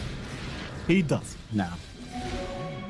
Yeah, it takes a little bit of time, and again, a little bit more commitment than you maybe necessarily want. At least you still hold on to the Global Silence with a refresh shard. Realistically, again, they're not going to be able to find high ground off of these kinds of kills. It has to be punishment onto Palos, has to be punishment onto Tino. Either or on any of these heroes. And that's where your game really starts to get very interesting for the side of Exe. As even though they maintain the 10k lead, you're not feeling that farm differential. Again, the threat is very clear from Akashi. The gap from Akashi to Tino and Palos, just about 1k away from Tino, 3k from Palos when you're fully slotted up. That doesn't speak for too much now. They'll drop the banner and they'll actually try to force out a buyback. Wow. Still have a lot of time in the Aegis. This is going to be a sore one for Execration if they end up dropping this game.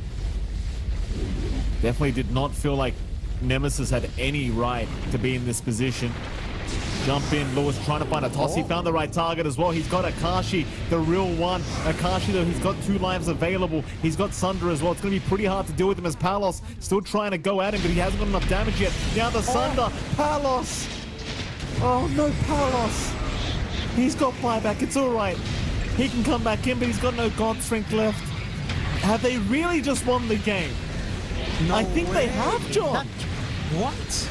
Oh my goodness, Nemesis making the comeback. The game is over. Toss. Found a toss. It's over, John. Akashi's on the ancient. GG's called.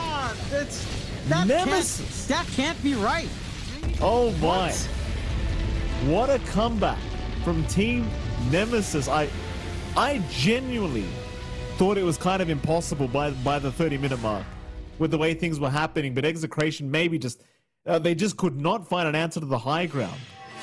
Maybe just playing a bit too slow. I don't know. This is the kind of time I'd like to talk to the coach of Exile. I'd like to talk to Leon, John, see what he thought about it. Because it looked pretty tough for them to get to that high ground.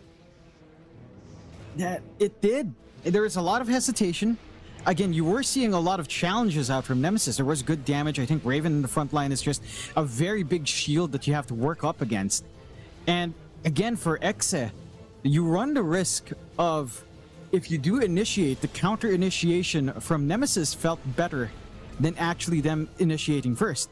Because you're going to have to commit the BKBs when you jump in. You can't hold it waiting for Global Silence. So you get silenced up. Right? If you're jumping in first, you will get silenced up. You will get the response. You will get windows to just try to play here on X, as we're seeing in these highlights. It's all past the 30-minute mark. It's all of those turnaround plays where they were drawing quite a fair bit more than net worth lead would suggest. And for Exe, I think you just had to take that risk. Like you play it a little bit too safe.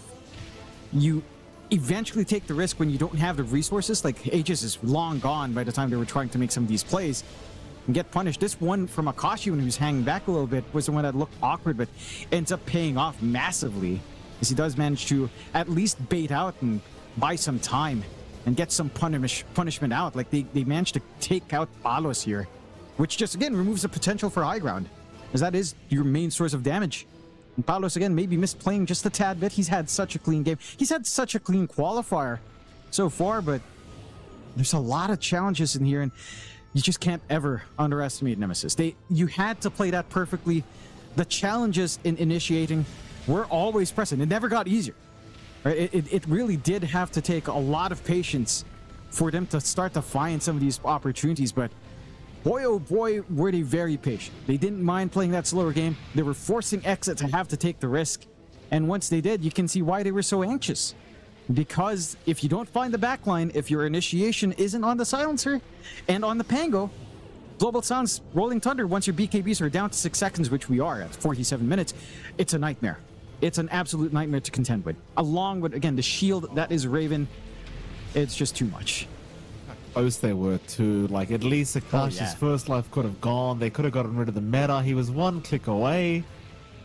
But just the Sunder coming in as the BKB wears off. And It's a depressing loss, I think, for Execration, because this should have been a game 3 we were going to, but props to Nemesis showing that they've got that comeback potential, and props to them, John, because now they're in the upper bracket final up against Talon Esports. Before all that, though, standout player, Jonathan. Who is it? Who was it? Oh, it's so hard to tell. Like, I'm actually struggling to tell. I want to say maybe Raven. I feel like he was taking some big risks. It feels like they all had to work as a unit. Like, no one really shined. It was the entire team. But if I had to pick one, either Raven or Eris, surprisingly enough. I think it also took some really good positioning to punish them, like, while still being close enough, right, to throw out the Arcane Curse while the BKBs were fading away. So it's either or, but all of these pieces had to work together. Like, when Raven goes in, he has to be sure, absolutely certain that Mac could buy him space, that Akashi could do the damage, that they could play around with Sunder if need be, that Jing would be able to throw out his spells, that Eris would get the timing right in the global silence.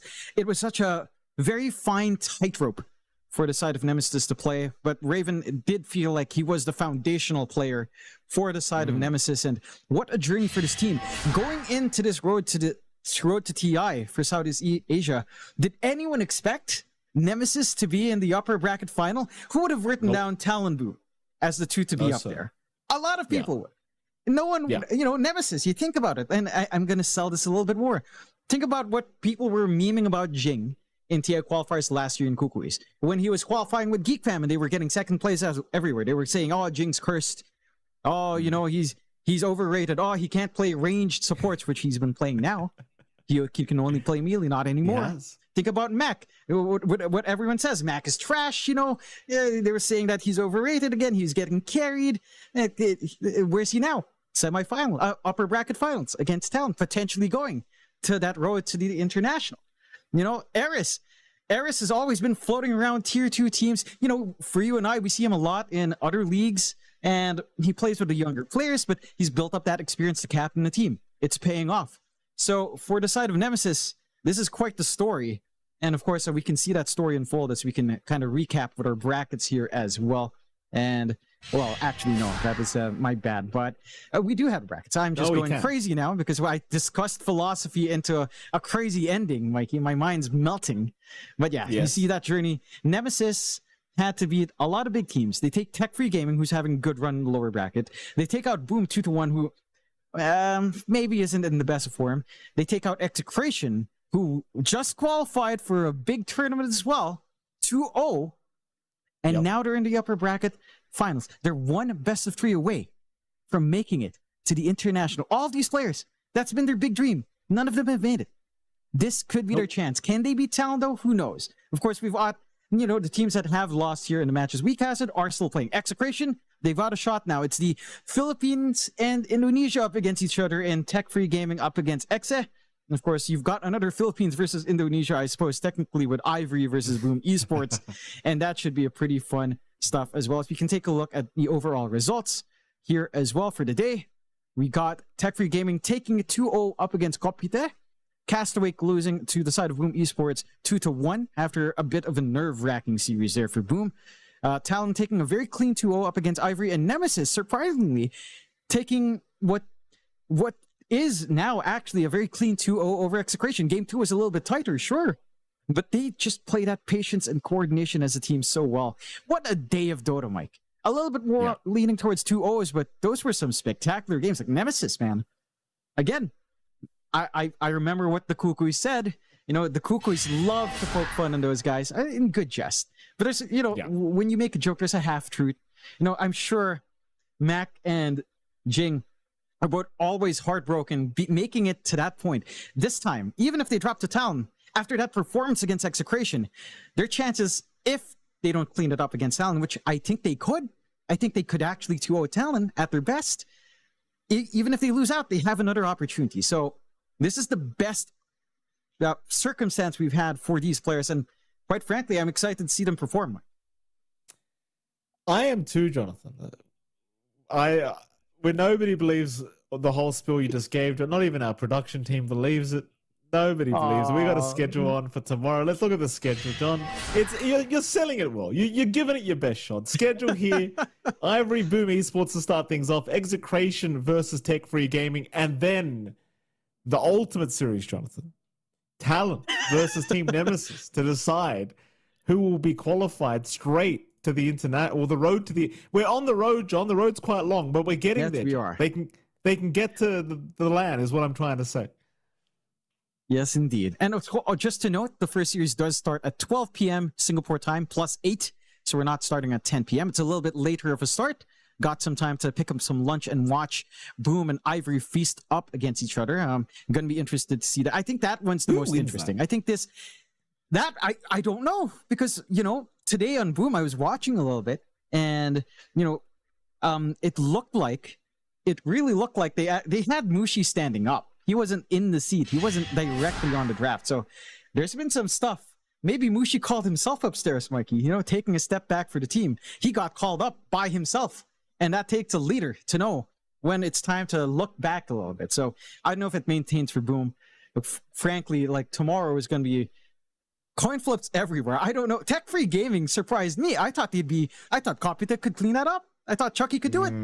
He couldn't. They couldn't. And Tech Free, the streamer group, the streamers of Indonesia, their version of the Kukuis, they make it further than the Kukuis do, Mike. Can you imagine that? Can you imagine what the Kukuis are saying right now in their streams? I don't know if they're happy. They should be. At least be happy for someone. But, it's a lot of drama to tie up here, Mike. A lot of drama. It is a lot of drama, Jonathan, but we've got an action-packed day on tomorrow. Of course, we've got 3 more series. We've got Talon, we've got Nemesis on tomorrow. How exciting. Can't wait to see how that one goes. As that is it for tonight, Jonathan. I'm tired. I'm an old man. I got to get to bed. It's MLP Dota, John X5. It's been a pleasure. We'll see you all again tomorrow for some more great SEA Dota action. See you then.